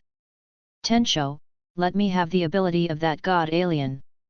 About that, it will take some time for the black sphere to load the ability of that one. That's because, that god alien is the origin of all the black sphere's abilities. Even with the capability of the advanced black sphere, it will still take some time. How long will it be? If it was using the normal black sphere, that will take about 1 to 2 years. If it was using the advanced black sphere, it will take around 4 to 5 months. Answered Tencho. Then I will wait for it to be ready. Just remind me when it was ready to be given to me. Said Kurono. Got it. After that, Kurono decided to go help sort out the situation regarding those giant aliens. He then asked Tencho to transfer him towards his other selves. In this time alien invasion, it resulted in their total defeat, and they almost got extinct. From their initial population, which counted up to tens of millions, it was reduced to a total of more or less 1,000 giants. These giants were divided, and placed by Ichigo, Kazama, and Kenshin in several uninhabitable islands, with Tencho's help. To make it easier for them to communicate with these giants, they asked Tencho to give them the knowledge of the alien language. When Kurono offered to help, the three gladly accepted the help. So, Kurono helped send those captured human back to their respective countries. Though, not many of them survived, as those aliens put a mechanism to kill those captured people as soon they reached the motherships. After the rescue activities, the four proceeded to loot the motherships, and took many of the valuable technologies, some giant livestock, and many other outer space wonders. The four then divided the loots into 4 parts, and then brought it towards their respective countries. As for the motherships itself, Kurono moved it away, and temporarily anchored it on Moon. He didn't destroy it, as he wanted to try and repair it. Who knows, he will need to use the spaceship in the future. On the small spaceship, Shiro woke up, and lazily get out of the giant bed. As soon as he stand up, his stomach started to make a sound. I'm hungry. I guess I will check whether there are any food on this spaceship. Shiro then looked around in the spaceship for some kind of provision. Suddenly, he saw a giant fridge in one big room. Alright. Let's see, what kind of food did those giants kept in their fridge? He hurriedly opened the fridge, but then froze in shock when he saw what was inside the fridge. Most of the foods inside are canned foods. However, there were some particular food that make Shiro feel so disturbed. There was some juice, with human heads inside. There was also a bowl full of humans' dead bodies. Puhakyo weak. Shiro was attacked by the smell and the gore sight of the human bodies, causing him to retch in front of the giant fridge. F at number King Giant. This is madness. F at number K. Now, I don't feel like eating anymore. Shiro's face darkened, and he teleported away the giant fridge, throwing it out into the void space. Sigh, I shouldn't have expected these creatures to have any decent foods. I should have gone to Earth to find it instead. Shiro then teleported out of the spaceship, and looked around. However, he no longer saw any giant spaceships in the vicinity. What happened to those motherships? Did it got sent out into the void space? What about the others? Did I slept for a very long time? Many questions appeared in Shiro's mind. After some time, he decided to just go back to Earth, and ask someone who knows about the current situation. Let's just ask my other selves. Wait, let's just ask Tencho. With that, Shiro flew down to Earth, while blinking away to shorten the distance. His flying direction was towards Tokyo, Japan. When Shiro reached Tokyo, he directly teleported towards the Gantz room, and asked Tencho the current situation. Tencho then narrated on what was currently happening. After the alien invasion, many human were killed, or wounded. Among the wounded, many of them suffered heavy injuries. This caused many among them to eventually die. As for the people who were still alive, many of them lost their family members. Orphaned children, lonely father or mother, such losses caused many of them to fall into sadness and depression. Many of them ended up choosing to end their life by suicide. The giants' invasion caused too big of a scale of destruction to human civilizations. There are too many infrastructures that got destroyed, buildings, transportations, IT infrastructure, and many other facilities. This caused many people to become homeless, losing water and food sources, and many other necessities. This then contributed to the increase in death among the human. Because of all these causes, human population were reduced from billion, to just some millions people. Even these few people are also struggling to survive, and adjusting to their new living situation. To help the surviving human in all the countries to recover back their life, Kurono decided to send the Gantz fighters from Japan to travel across the globe. Japan was the only country that got no casualties during the giant alien invasion. This is because the fighters there used Kurono's clones to contend against those giant troops. With his superb performance, all the fighters in Japan respected him so much. That's why when Kurono invited them to travel the world, and help every survivors across the globe, almost all of the Gantz fighters in Japan was happy and ready to accept the invitation. Other than the Japan team, Korean, Chinese, Brazilian, and Peruvian team also did their best to help the people in their own countries. With their help, it solved many of the difficulties that the human was currently facing. However, some people are not keen on doing good deeds. On the other hand, they saw the destruction that the giant alien caused as an opportunity for them to do lawless act, such as stealing, raping, killing, and vandalizing. This caused the earth to fall into real chaos, as if it was the end of the world. So, that's what happened, concluded Tensho. I see. By the way, how long was it since the defeat of the alien? It's been 4 days. What? That long? Exclaimed Shiro. Did I slept for that long? He thought. Where are Kurono and the team currently? Dad and the team are in the middle of helping the closest country, Korea. There should be already moving towards the North Korea after aiding the South Korea. I see. They are doing good deeds, hey. Shiro felt like he was being left out by his other selves. What he have been doing was sleeping all this time. Doesn't this mean that he was weaker than his other selves? Gah, this doesn't feel good at all. Tensho, send me back to Hong Kong. Okay. Tensho then transferred Shiro to Hong Kong. 3 months later. Frankfurt City was a city in Germany that got destroyed very badly during the alien invasion. However, some people still came here to find some shelter. Among the people who did so was a young girl, named Sierra. She was the girl that Kurono met when he first came to Germany.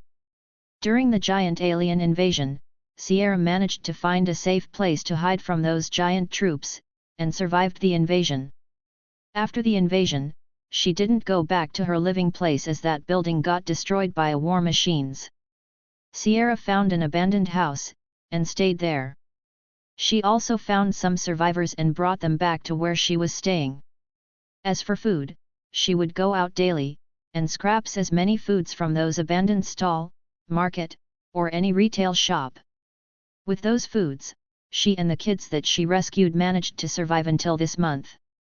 Today, like usual, Sierra headed out to find some foods and clean waters, as the resources that she kept in the house are getting less and less. After searching for foods until the midday, she still didn't find any. The girl didn't give up, and continued to search until it was sunset. The result was the same, she didn't find anything. Are there other people staying in this abandoned city? Murmured Sierra.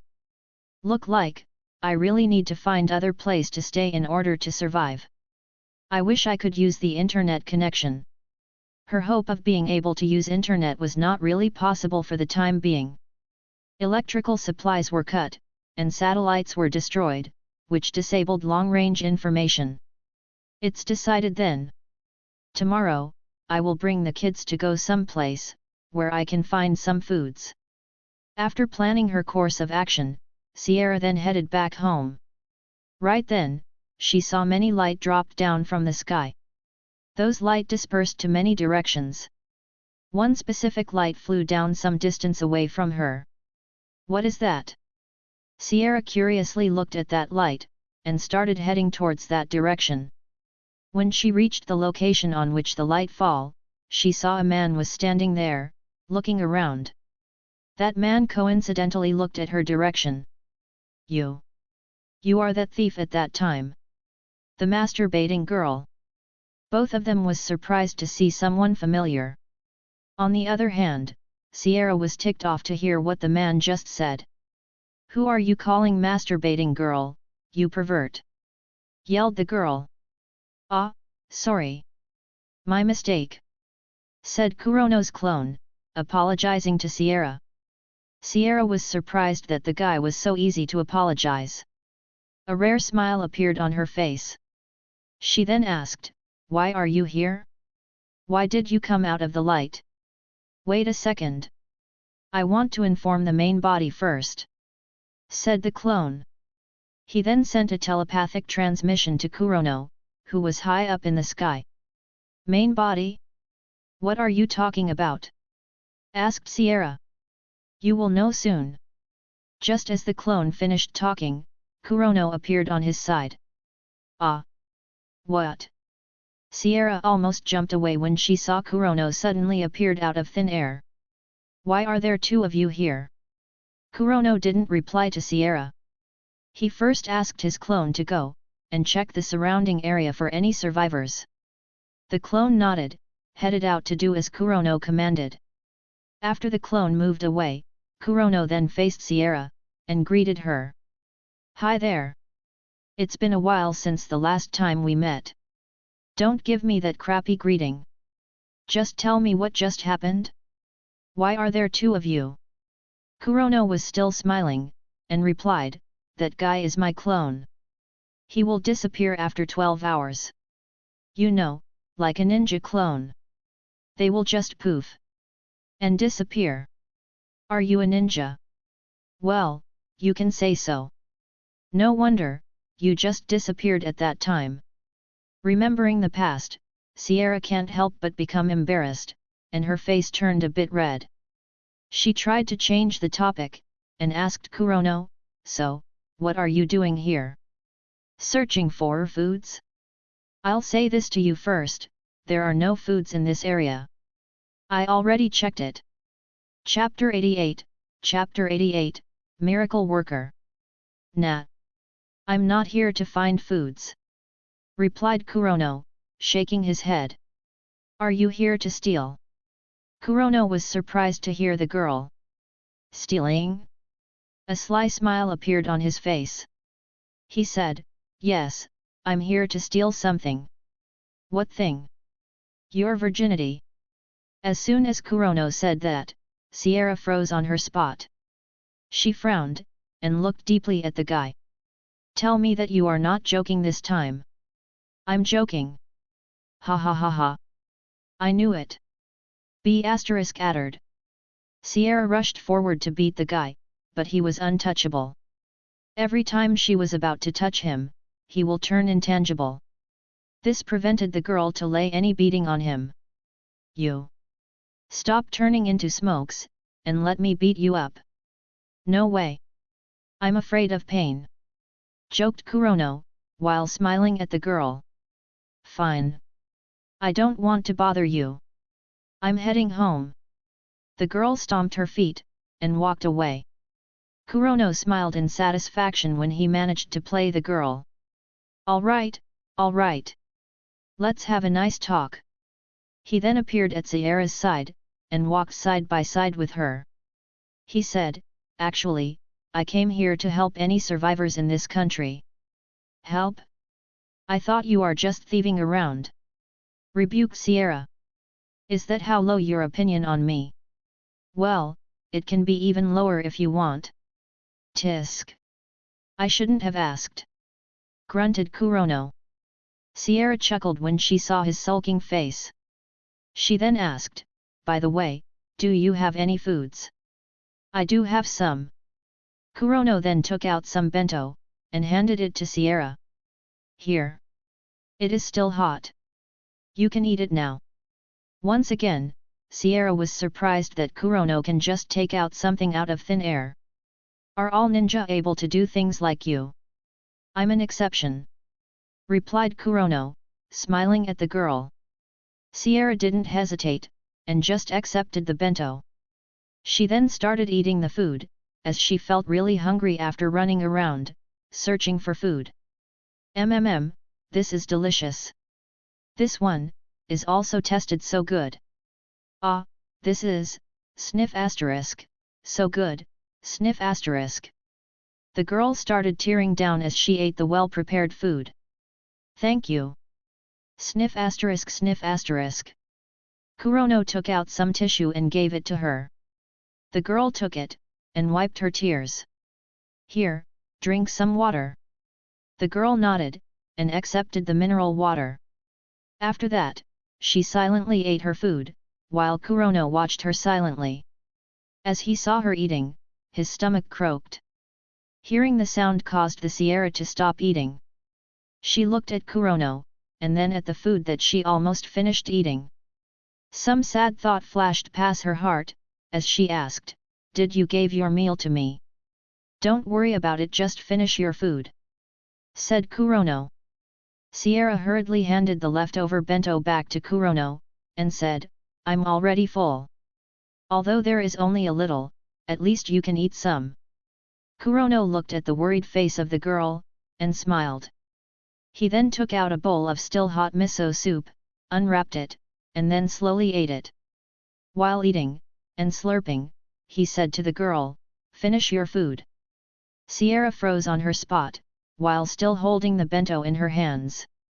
A second later, she slowly turned around and ate the rest of the food silently. What was I pitying him for? Damn it! Thought the girl. After finishing his miso soup, Kurono then took out some ice creams. He looked at the silent girl, and said, "I got more food, do you want it? I'm already full. It's ice cream. Give it to me." Kurono chuckled when he heard the girl. He then sit at her side, and handed some ice cream to Sierra. "I won't thank you," said Sierra, still sulking. She took some ice cream, unwrapped it, and ate it. "You are welcome," said Kurono, still smiling. He also unwrapped an ice cream, and slowly ate it. While eating, he spoke up, "I really came here to help all the survivors in this country. I brought with me the team from Japan.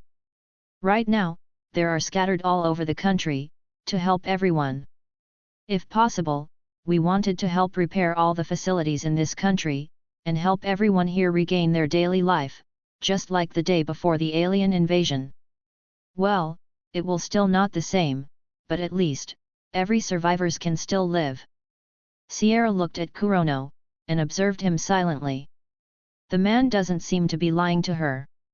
She then looked down, and said, "I used to think like that, and did my best to help more people.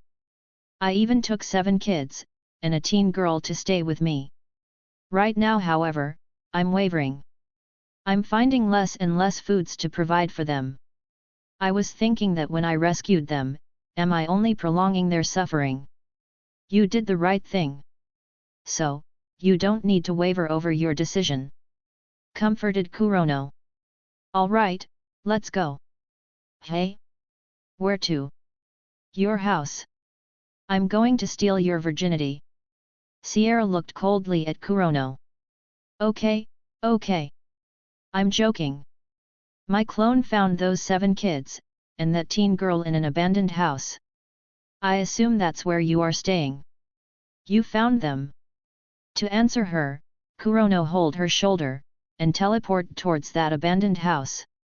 In the house, those kids huddled together, while the teen girl was standing in front of them, protecting them nervously. "Sister! Big sister!" As soon as the kids saw Sierra, they called in delight.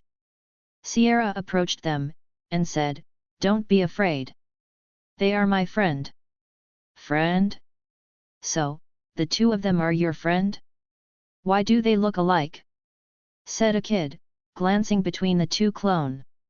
"They are twin, dumbass," said a little girl at the first kid. "Hey, there is another similar guy on the door. Does it mean that they are triplets?" Kurono smiled at those curious kids. He then snapped his finger, and the 2 clones disappeared into thin air. What remained in their spots are 2 strands of hair. Wow! How did they disappear? Did they hid in the closet?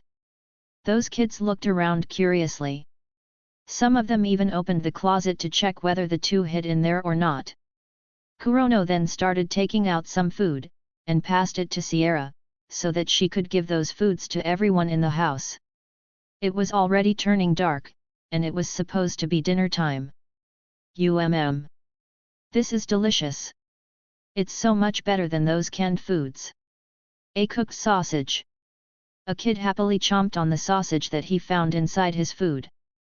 The other kids also ate their foods with big appetite. On the other hand, the teen girl, Laya, was looking at her food and looked hesitant. "What's wrong, Laya? Why aren't you eating?" asked Sierra. The girl slowly replied, I'm not hungry." "Sister, you can eat it. You don't need to worry about me. I already have eaten my food. So, you can eat your own share," replied Sierra. Laya observed Sierra for some time, before slowly nodding. She then started eating her food. However, she only ate half of it. This time, she didn't give the food to Sierra but kept it in a box. "Look like she is still worried that you haven't eaten yet," said Kurono to Sierra. Sierra sighed. She understood that, and she more or less knew Laya's characters. She looked at Kurono, and asked, "Do you have some ice cream?" "No. But I have some chocolates." Kurono took out some chocolates, and gave one to Sierra. Sierra unwrapped the chocolate, and ate it while being seen by Laya. Laya blanked for a moment, and then turned around. She opened the box, and then ate the rest of her food. Well, look at that. Is this a déjà vu?" said Kurono, smiling meaningfully at Sierra. "Shut up!" rebuked Sierra. However, she also smiled when she saw Laya behave like her. Kurono also unwrapped a chocolate, and about to eat it. However, he saw the kids looking at the chocolate on his hand without blinking. "Kids, do you want some?" "Yes." "Finish your food first." Those kids hurriedly ate their foods, as if they are in some food-eating contest. Even Laya unconsciously quickened her pace in eating her food. Germany was the last country that the Japanese team traveled to, after helping the other countries.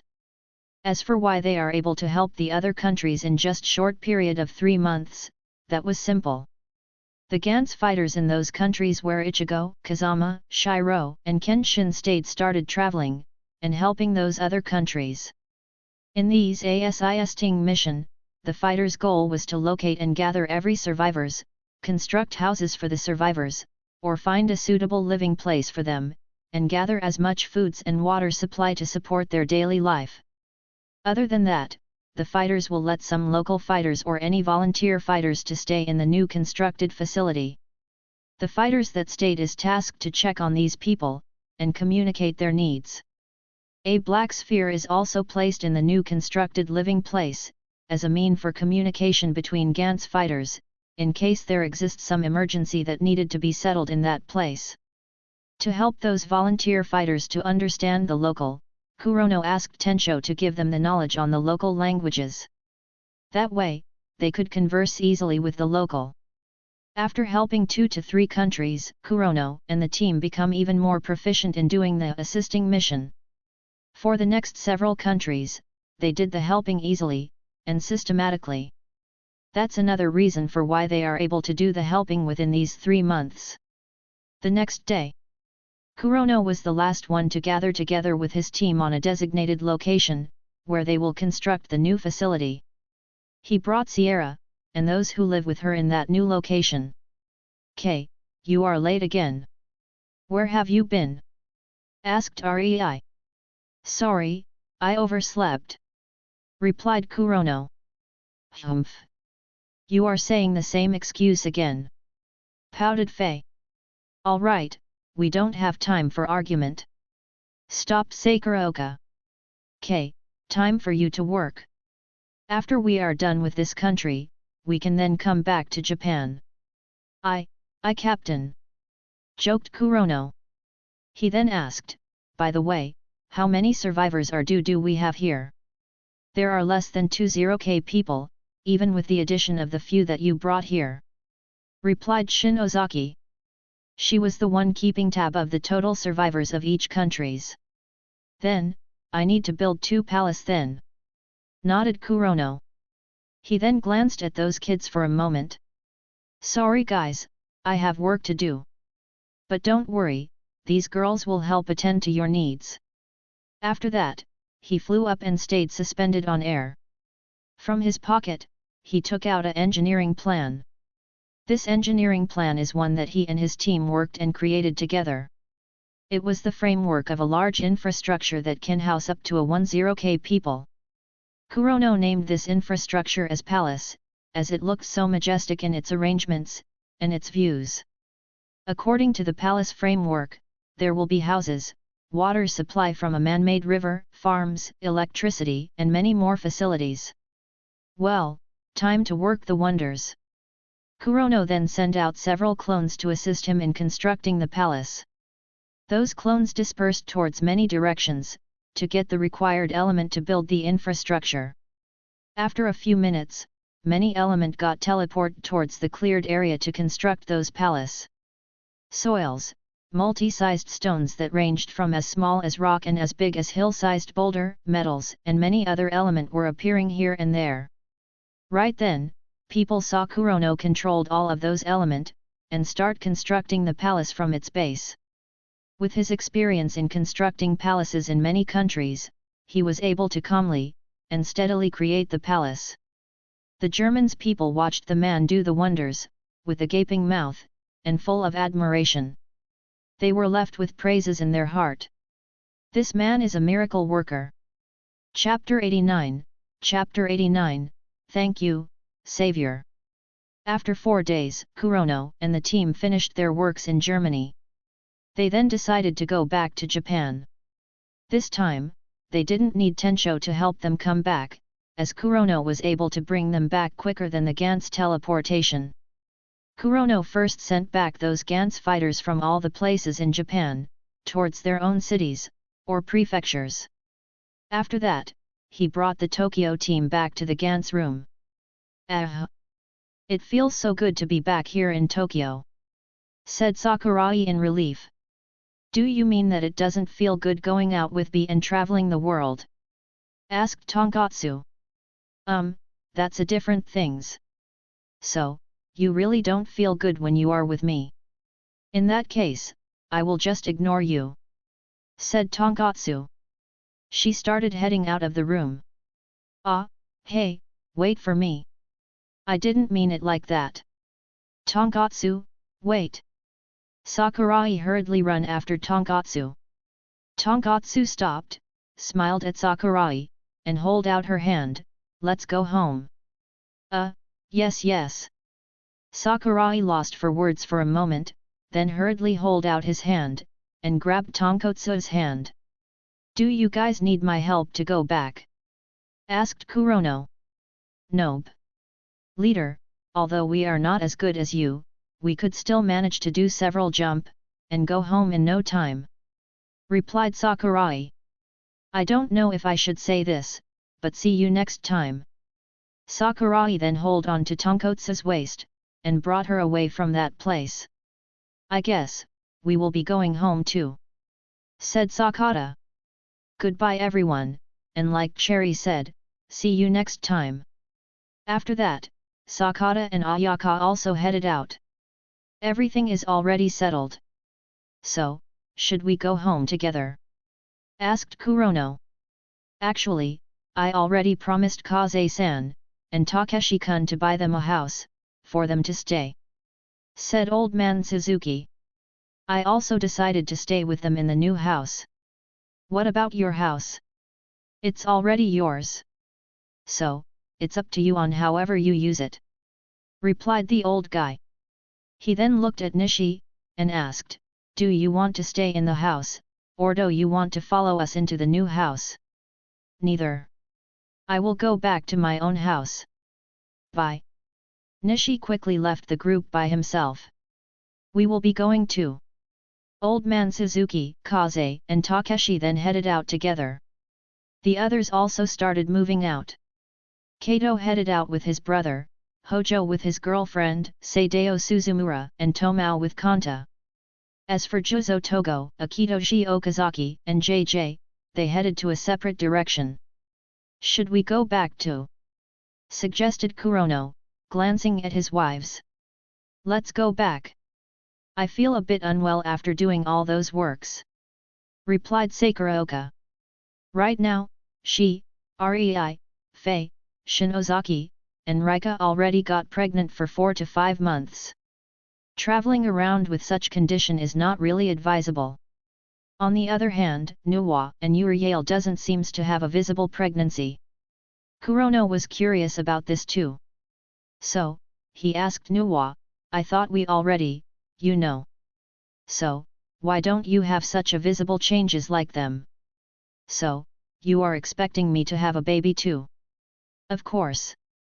Otherwise, people will say that I'm not a capable man. Admitted Kurono. I'm pregnant. But we from celestial race have a long period of pregnancy.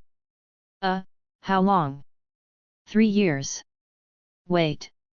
Not just Kurono, everyone else also got shocked. That is too long. Said Faye in surprise. Don't compare me with her, I mean, my lady. I'm not from the celestial race. So, I won't bore a child, but I will lay eggs after 6 months from the copulation time. That's mean, 2 to 3 months later. Said Uriel. My god! Is not that even more bizarre?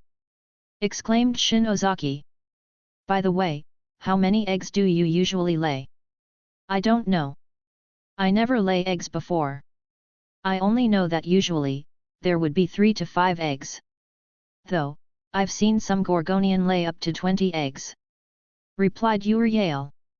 The girls become somewhat speechless. They then glanced at Kurono, and showed some sympathy. What? What is that look for? You need to work your bones to feed your soon-to-be-born children. Said Rei. It's fine. I can do that much. Replied Kurono, lifting his chest in confidence. Kurono and his girlfriends then headed back home. As they walked back home, they continued talking about the girls' pregnancies. A few days later, Tensho contacted Kurono. Dad, I already finished loading the god alien abilities. Do you want to get the abilities? Oh, just nice. Let me go there first. Kurono then teleported into the Gantz room. Alright. Give me the abilities. Wait, I need to remind you, that the giving process will also take some time. Again? How long will it be? It can go up to 4 days. Well, that's not too long. Kurono then told his girlfriends that he will be away for around 3. He also told the reason for his absence. After that, he asked Tensho to start the giving process. Tensho then used the advanced black sphere to radiate some light on Kurono's body. This time around, the light radiation enveloped Kurono, and formed a light cocoon that encased him. The light cocoon stayed on the floor for 3 days and 3 nights.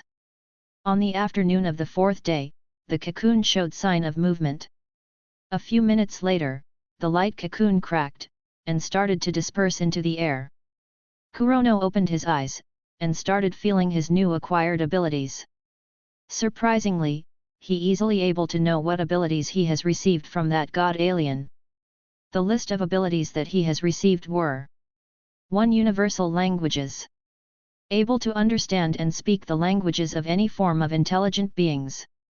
This includes those intelligent beings that existed in many parts of the universe. 2. Space transfer.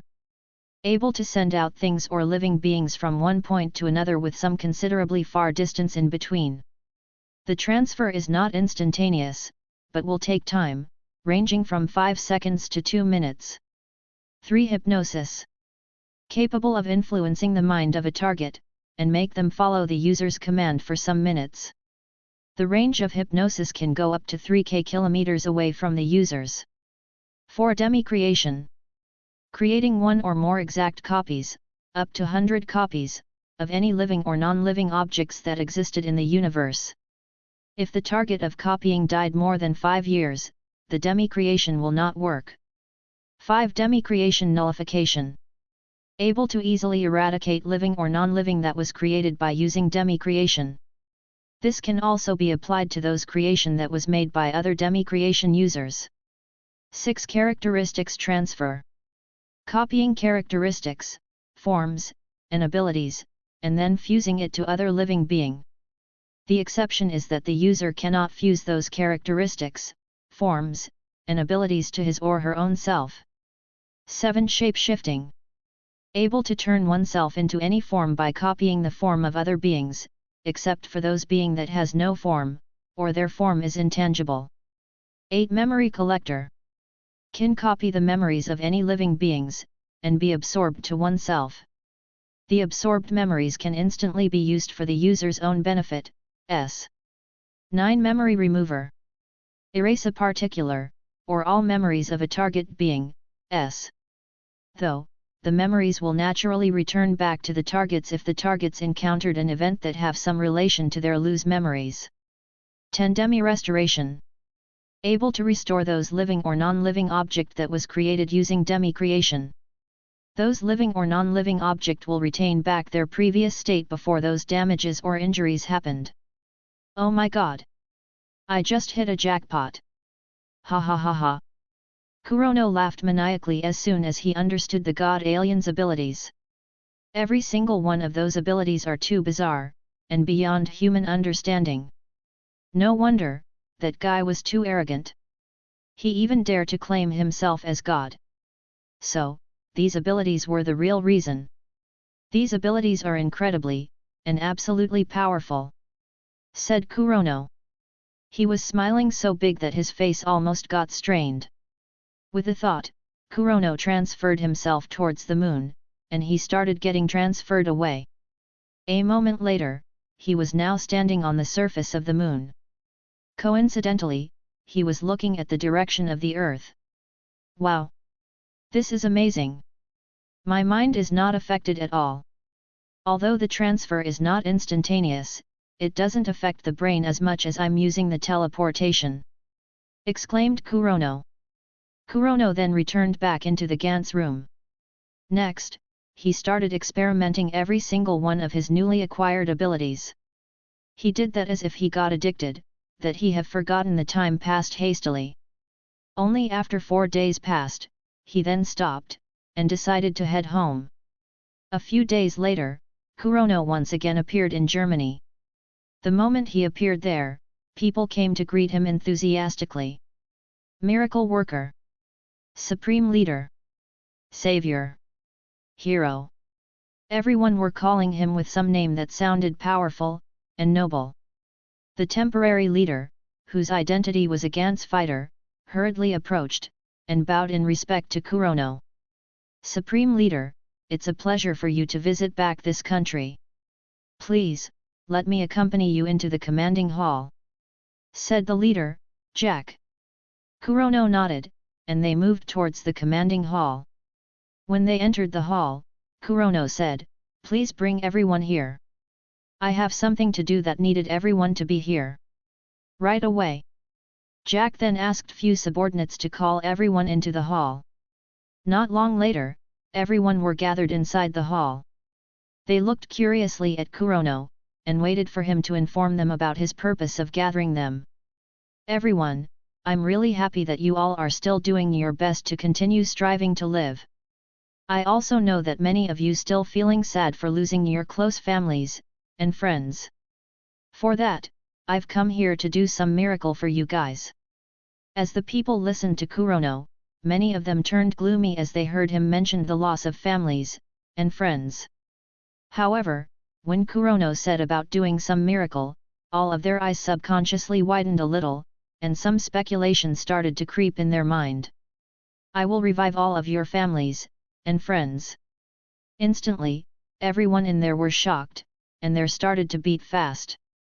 The place turned silence for a moment, before everyone started to beg Kurono to save their close family and friends. Savior, Can you really resurrect my husband?" said a woman, with tears starting to drop down on her cheeks. "Please hero, you've got to revive my daughter. She died miserably. She got eaten by those evil giants," begged a man. "Please, revive my sister. My mother. All right everyone. Please hold on. I can't revive your families or friends simultaneously. So, I need everyone to come one by one, and I'll try to revive your close ones. Also, I need to remind you all. I can only revive the dead within the 5 years between the past and the present," explained Kurono. After that, everyone obediently formed a line, and one by one of them come to Kurono to have their family be revived by him. Although many of them feel that it was impossible to revive people, they still hoped for it to really happen. "Come, tell me, who do I need to revive?" asked Kurono, while looking at the first one to come. This one was a man in his late 20s. "Please savior. My wife and my 6-year-old son got killed by a giant weapon," said the man, bowing to Kurono. Kurono gestured to the man, and said, "Come close. Let me see your memories." The man didn't hesitate, and come close to Kurono. Kurono stretched out his right palm and touched the man's forehead. He then started reading that guy's memories. Not long later, he found the subject of resurrection. Kurono then stretched out his left hand to the side, and started reviving the wife and the son according to the memory of the man. Not long later, a lady and a small boy appeared in front of Kurono's left hand. "Honey! Son!" The man saw his family and cried in joy. He hurriedly rushed forward, and hugged his family. "All right. Please take your family and move back. I need to help the other people to revive their family too," reminded Kurono. The man remembered the current situation, and nodded to Kurono. He hurriedly brought away his family while thanking Kurono. "Thank you, Savior." Bustard. Chapter 90, The End. Starting from Germany, Kurono then traveled to the other countries, to help revive people on those countries, and building new palaces for those newly revived people. To provide enough foods for the newly revived people, Kurono revived some livestock, and also caught some deep-sea fishes. The best thing about a revived livestock is that they have no sickness, scars, or injuries. Therefore, their meat are so healthy and fresh. Those people enjoyed eating these livestock. Though, they didn't know that Kurono revived those animals. There are some people who are against Kurono reviving those dead people. They wanted the dead to stay dead. The reason are there are many among the dead have done something bad like murder, thieving, kidnapping, and many more. Others just feel that it was unnecessary, or the dead come to living may result in their freedom being robbed. Kurono did listen to those people, by looking at the background of the dead. It was easy for him to do that. He just needs to read the minds of the accusing people, and the people close to the reviving subject. They couldn't lie because they got their memories as evidence. Some people who were a politician, authority holders, or those that liked to become a leader started influencing people as soon as they got revived. They tried to influence those living to support him to become the new leader in the palace that Kurono and his team, Kurono in most cases, has constructed for them. Some of the politicians wanted to turn the people against those fighters, or even against Kurono. They are saying that if Kurono and the fighters fought, those aliens fought in the space and prevented the invaders from entering Earth, the disasters wouldn't have killed many of them, and there are unnecessary reviving.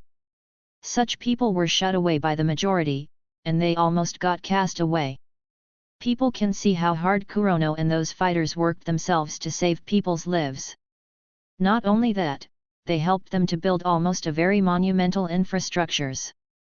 Other than that, people also started to appreciate the peace of having a second life, and to meet their loved family once again. After spending around 4 months, Kurono only managed to help revive people in 167 countries. After using such skill for so long, he is starting to understand it a lot better. Reviving people is not an easy job. First, the skill will eventually wear him down if he continues to use it for so long. Kurono already tried it by reviving people continuously for as long as 6 days. Upon trying to use it on the next day, he blanked out, and fallen unconscious for the whole day. Therefore, he changed his schedule by doing it only for 6 days, and resting on the 7th day. Secondly, those reviving skill will not work if he used his clones as a medium to perform it. He was thinking of using the black spheres to help him revive the dead, but the black spheres cannot revive people who died after more than 2 hours. This returned the task of revival to Kurono's own hands. Fortunately, Kurono now could split his body into many parts, and each parts can turn into a real Kurono. With that, he managed to somehow bypass the requirements of needing himself to do the task by himself, and alone at that. Though, this didn't erase the fact that he needed to rest after doing 6 days reviving activities. The next reason is that some people don't seem to appreciate Kurono's kindness. Some people like to criticize his actions for doing all the reviving. Worse still, some people started to plan on how to kill this godlike human. Though, their plan are destined to fail from affecting Kurono. Other reason is that Kurono found himself to have many admirers. Many people are starting to call him God for what he have done. However, Kurono denied the title, as he is only a human himself. Girls' admirers are also something that Kurono needed to deal with. There are many girls who have fallen in love with him in all the countries that he have visited. Among them, there are many beauties that he was hardly able to reject. Other than that, there are also some girls' admirers who looked somewhat not to Kurono's test. So, he reasonably said to all the girls' admirers that he is now busy doing all the helping. Though, he appreciated the love from all those beauties, and remembered every single one of them. While doing all the reviving, Kurono also created some clones to help build many infrastructures on each of the country that he visited.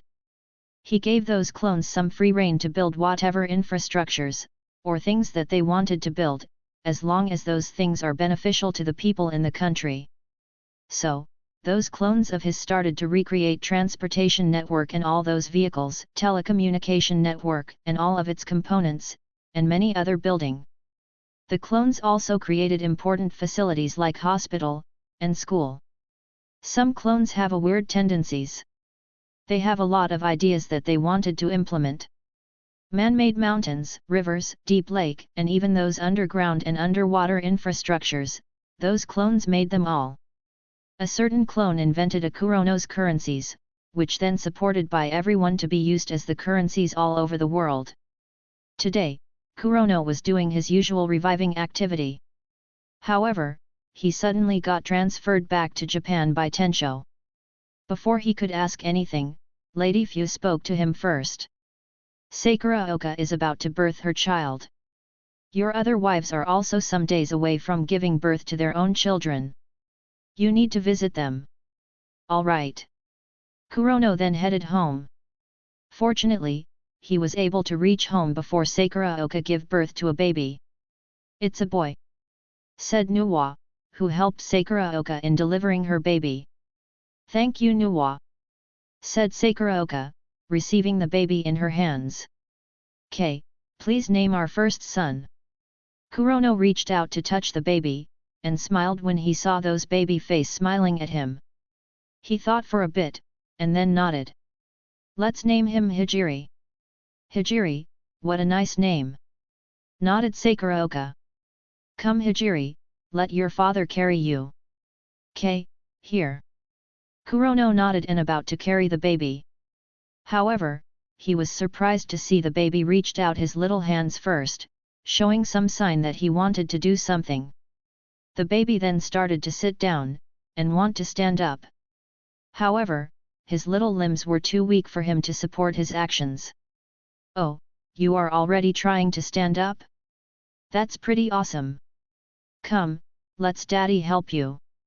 Kurono then brought the baby on the floor, and started helping the little guy to do whatever he wanted to accomplish with his tiny body. Tisk. That guy sure is caring about his child. I thought he already have forgotten us after wandering around for the whole 4 months. grunted Rei. Well, the baby is his son. So, he of course care for him. Said Shinozaki. What if it's a baby girl? Asked Faye. Of course he will care for baby girls. He liked us, girls to begin with. Replied Rika, smiling knowingly. The girls watched as Kurono looked after the baby, while Sakuraoka rested on her bed. Nuwa, who helped Sakuraoka, sat down beside Kurono, and started playing with the baby. What a wonderful sight! I wish I could hurry up and gave birth to a baby. It will come soon. Seine and us were pregnant almost at the same time. So, the birth time should not be that far. Maybe, you will give birth to a baby tomorrow. Do you guys not surprised that the baby is not crying? Or the fact that he is smart, and already starting to move around with his little body? Asked Shinozaki. I used to think the Gantz thing is impossible. However, looking at how we are now, it was not impossible at all. So, I'm not surprised when I saw the baby's first action. Answered Faye. Shinozaki was surprised at her answer, and then slowly nodded. Looking back to the past, they have been transferred into the Gantz room, going around fighting aliens, saving people, going home, living their daily life, and then going back into the Gantz room to do mission. After defeating the giant aliens, only then they are able to have some peaceful life. They even have the time to talk about giving birth to some babies. Such a time was so peaceful, and all the girls are grateful for that. Kurono stayed in Japan to attend to the birth of his several babies. This made his wives to be happy that he is staying. They didn't know that Kurono already split his body into 31 person, and those 30 split bodies are in the middle of helping the rest of the countries that he haven't helped to revive their people. After 2 months, except for Eva, Uriel, and Nuwa, his other wives already have gone through their childbearing. Their childbearing process were not too hard, as all the girls could use their psychic powers to help each other. After the childbearing, Kurono now have 9 little babies to take care of. The babies' gender are listed as follows: Rei Kishimoto birthed a baby boy, Faye Kishimoto birthed twin baby girls, Shinozaki birthed a baby girl, and Rika unexpectedly birthed quadruplets. All of them are girls. The addition in his family members forced Kurono to think of building a bigger house for them. Then, he thought of making an even bigger living area, by occupying a planet. His immediate target was to colonize the Mars. Kurono talked the idea with his wives, and they found it to be too bizarre. However, they still supported him, and have some expectation towards the realization of this idea. With their support, Kurono then embarked his journey to colonize Mars. However, before he did that, he remembered to help revive the dead people in Japan. At his last day of reviving people in Japan before he goes to Mars, Kurono came back to his school. He picked this day as it was a holiday, and no one inside the school. After hypnotizing those school guards to sleep, he then started reviving those people who died during the Shorty alien massacres. While reviving them, Kurono turned invisible as to not be seen by his reviving subject. Nu, hey? I didn't die. A boy who died after getting his head smashed by the Shorty alien was surprised that he was still alive. Looking around, he saw all the students that died because of the Shorty aliens are all standing nearby. They too also looking around, and wondering why are they still alive. In the end, all the students walked out of the school, and headed to their own house. After they left the school, Kurono then slowly showed himself. He then revived the last person that he purposefully left for the last. This person is Tae Kojima. As soon as she got revived, she showed some fear towards the Shorty alien. However, she didn't found the alien, instead she saw Kurono standing not far away from her, smiling at her. "Welcome back," said Kurono. "What happened?" asked Kojima, rather confused with her current situation. "You got killed by the Shorty alien. So, I revived you," replied Kurono. Kojima showed a skeptical look, not really able to believe that Kurono can revive the dead. Kurono knew what was on her mind. So, he approached her and held her hand, causing the girl to blush. "I will show you." Kurono then brought Kojima, and teleported to somewhere in Japan. The instantaneous teleportation caused the teenage girl to be in great shock. What did just happened? I brought you here. Look, do you recognize that tower? That, Tokyo Tower? How did we reach this place instantly? Let go up there." Kurono held the girl's waist, and flew up above the tower. "Ah!"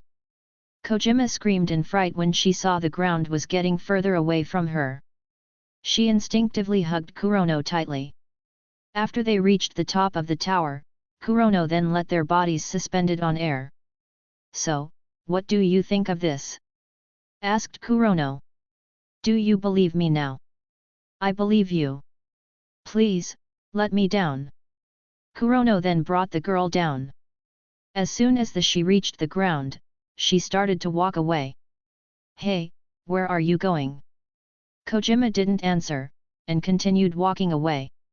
"This is too far from the school and your home, you know," reminded Kurono. The reminder stopped Kojima on her track. However, she then continued to walk once again. Seeing this made Kurono sigh. Did telling her that I can revive people made her afraid of him? "I will bring you back then." Kurono then teleported at her side, and caught her hand, shocking the girl. They then vanished from that place. A moment later, the two of them appeared near Kojima's house. "I brought you here at your house." Kojima once again feeling overwhelmed with the sudden changes in the scenery. After confirming that it was the house of her family in front of her, she then hurriedly entered the house, and closed the door. Seeing this caused Kurono to turn speechless. He sighed, and decided to walk away from that place. "Goodbye, Tae." After saying that, Kurono walked away. Wait! The call stopped Kurono, and caused him to turn around. On his back, Kojima was standing outside the house, looking at him. She bowed down, and said, "Thank you. Thank you for reviving me." Kurono smiled at her, and turned around. He walked away, while waving his hand to her. Seeing that he is walking away causing some worry in the heart of the girl. For some reason, she felt that this might be the last time she saw him. "Love, you." "Hey!" Kurono once again stopped on his spot. He looked back. "I love you!" cried Kojima. She watched Kurono with a tint or red on her face. "I know," replied Kurono. "I love you too." The answer stunned Kojima. She held her mouth in surprise, as the answer was too unexpectedly for her. She didn't expect Kurono to reciprocate her feeling. "See you soon." Kurono then vanished from that place, leaving the girl with a mixed feeling. She was unable to understand why Kurono left after giving his answer. Did he become afraid to approach her? Or is he busy about other things? Kojima stood there for a long time, thinking of what just happened. In the end, she sighed and entered the house. 5 years later, in Mars. On a certain land, some ladies were busy using their psychic powers to tend to a vegetables farms. Some kids are watching these ladies working on the farm, and looking admiringly at how the ladies are able to do those work without touching the tools, and without dirtying their hands. "Wow! Mommy, that's really incredible. How did you do it?" asked a little girl, whose name is Midori Kurono. "Mommy, teach me please. I want to do that too," said another kid named Miyuki Kurono. "You need to ask your daddy for that," replied Rika, without looking at her children. "No fair," Hijiri said, "Aunt Sakuraoka is already teaching him how to use those power," said the third of the quadruplets, Misaki Kurono. "I think Hijiri lied to you," said the fourth quadruplets, Mizuki Kurono. "What? It can't be? He will not lie to me, right?" asked Misaki. I already asked Aunt Sakuraoka, and she said she haven't taught Hijiri to use power. What? Really? Of course it is. Daddy already said to us before, remember? He said that he will teach us the power when we turn 10. Replied Mizuki. As soon as Misaki heard that, her face turned sour. Hijiri. The little girl angrily ran towards a group of 5-year-old boys. Hijiri, who was busy making a tower out of rocks, was jolted when he heard the voice. When he turned around, he saw Misaki was looking at him angrily. Without knowing the reason, or at least he guessed it, he dashed away. Stop running away! The call didn't stop Hijiri, instead it fueled his dashing speed. Then, the two kids run inside the forest not too far away from their big house, with one running away, and one chasing. The other kids just looked at the two without caring much. A kid shook his head when he saw his castle that was made from hardened sand crumbled down, after Misaki stepped on it. He lost interest in making sand castle. He then headed towards those ladies, who were busy tending the farm. Oh Reiji dear, why are you here? Aren't you playing with your brothers? Asked Rei, momentarily stopping what she was doing. I don't want to play anymore. Misaki chased after Hijiri, and stepped on my castle. Replied Reiji, sulking at his destroyed tower. Oh my! That's too bad. Rei approached Reiji, and hugged him. How about this, I will teach you how to use power. Really? Reiji's eyes brightened when he heard that. However, you need to promise me that you won't tell anyone. It's our little secret. Said Rei. Reiji thought for a bit. He then shook his head. No. I want to learn it from Daddy. I don't want to break my promise to him. Rei was surprised with her child's attitude. Looked like her son was a loyal person. She smiled, and just nodded at Reiji. Mother, where is father anyway? Why is he not here helping you and the aunties? Your father is a busy person. Don't worry. He will be back during lunchtime. Replied Rei. Speaking about lunch, it's almost time for that. Reiji, can you please call your two siblings in the forest to come home? Why me? Because you are more mature than them. That's why I am giving you this task. Said Rei. She then go back inside the house with those ladies, to prepare lunches. I'm mature. Reiji walked into the forest and was still thinking of what his mother said just now. On planet Jupiter, Kurono was suspended on the sky while looking down on the ground. He checked the surrounding area for a time, before shaking his head. This planet is still too far from being good enough to be a habitable place. Maybe after 3 to 4 years, then human could start living here. Beeb. Oh, it's almost lunchtime. Let's do the last touch-up before I leave this planet. Murmured Kurono. After that, he teleported down on the ground, and about to conclude his work. Suddenly, he got a call from Tensho, telling him that there is another alien invasion. God alien? They finally came to invade Earth. Kurono checked his watch, and saw that he only got 30 minutes before it was lunchtime. 30 minutes, hey! That's more than enough to deal with those aliens. After that, Kurono left the planet Jupiter, and teleported to Earth. As soon as he appeared in the outer space of Earth, he saw many spaceships were docked not too far away from Earth. He smiled coldly at these uninvited guests. Now that I'm here, it will be a waste not to come down to Earth, and buy some souvenirs. Let's just deal with these invaders in 10 minutes. After that, I will go buy some popsicles as a souvenirs, before returning home. After deciding his course, Kurono then teleported towards the group of spaceships. Instantly, an apocalyptic destruction happened on the space outside the planet Earth. Number the end number. A/N, hello everyone.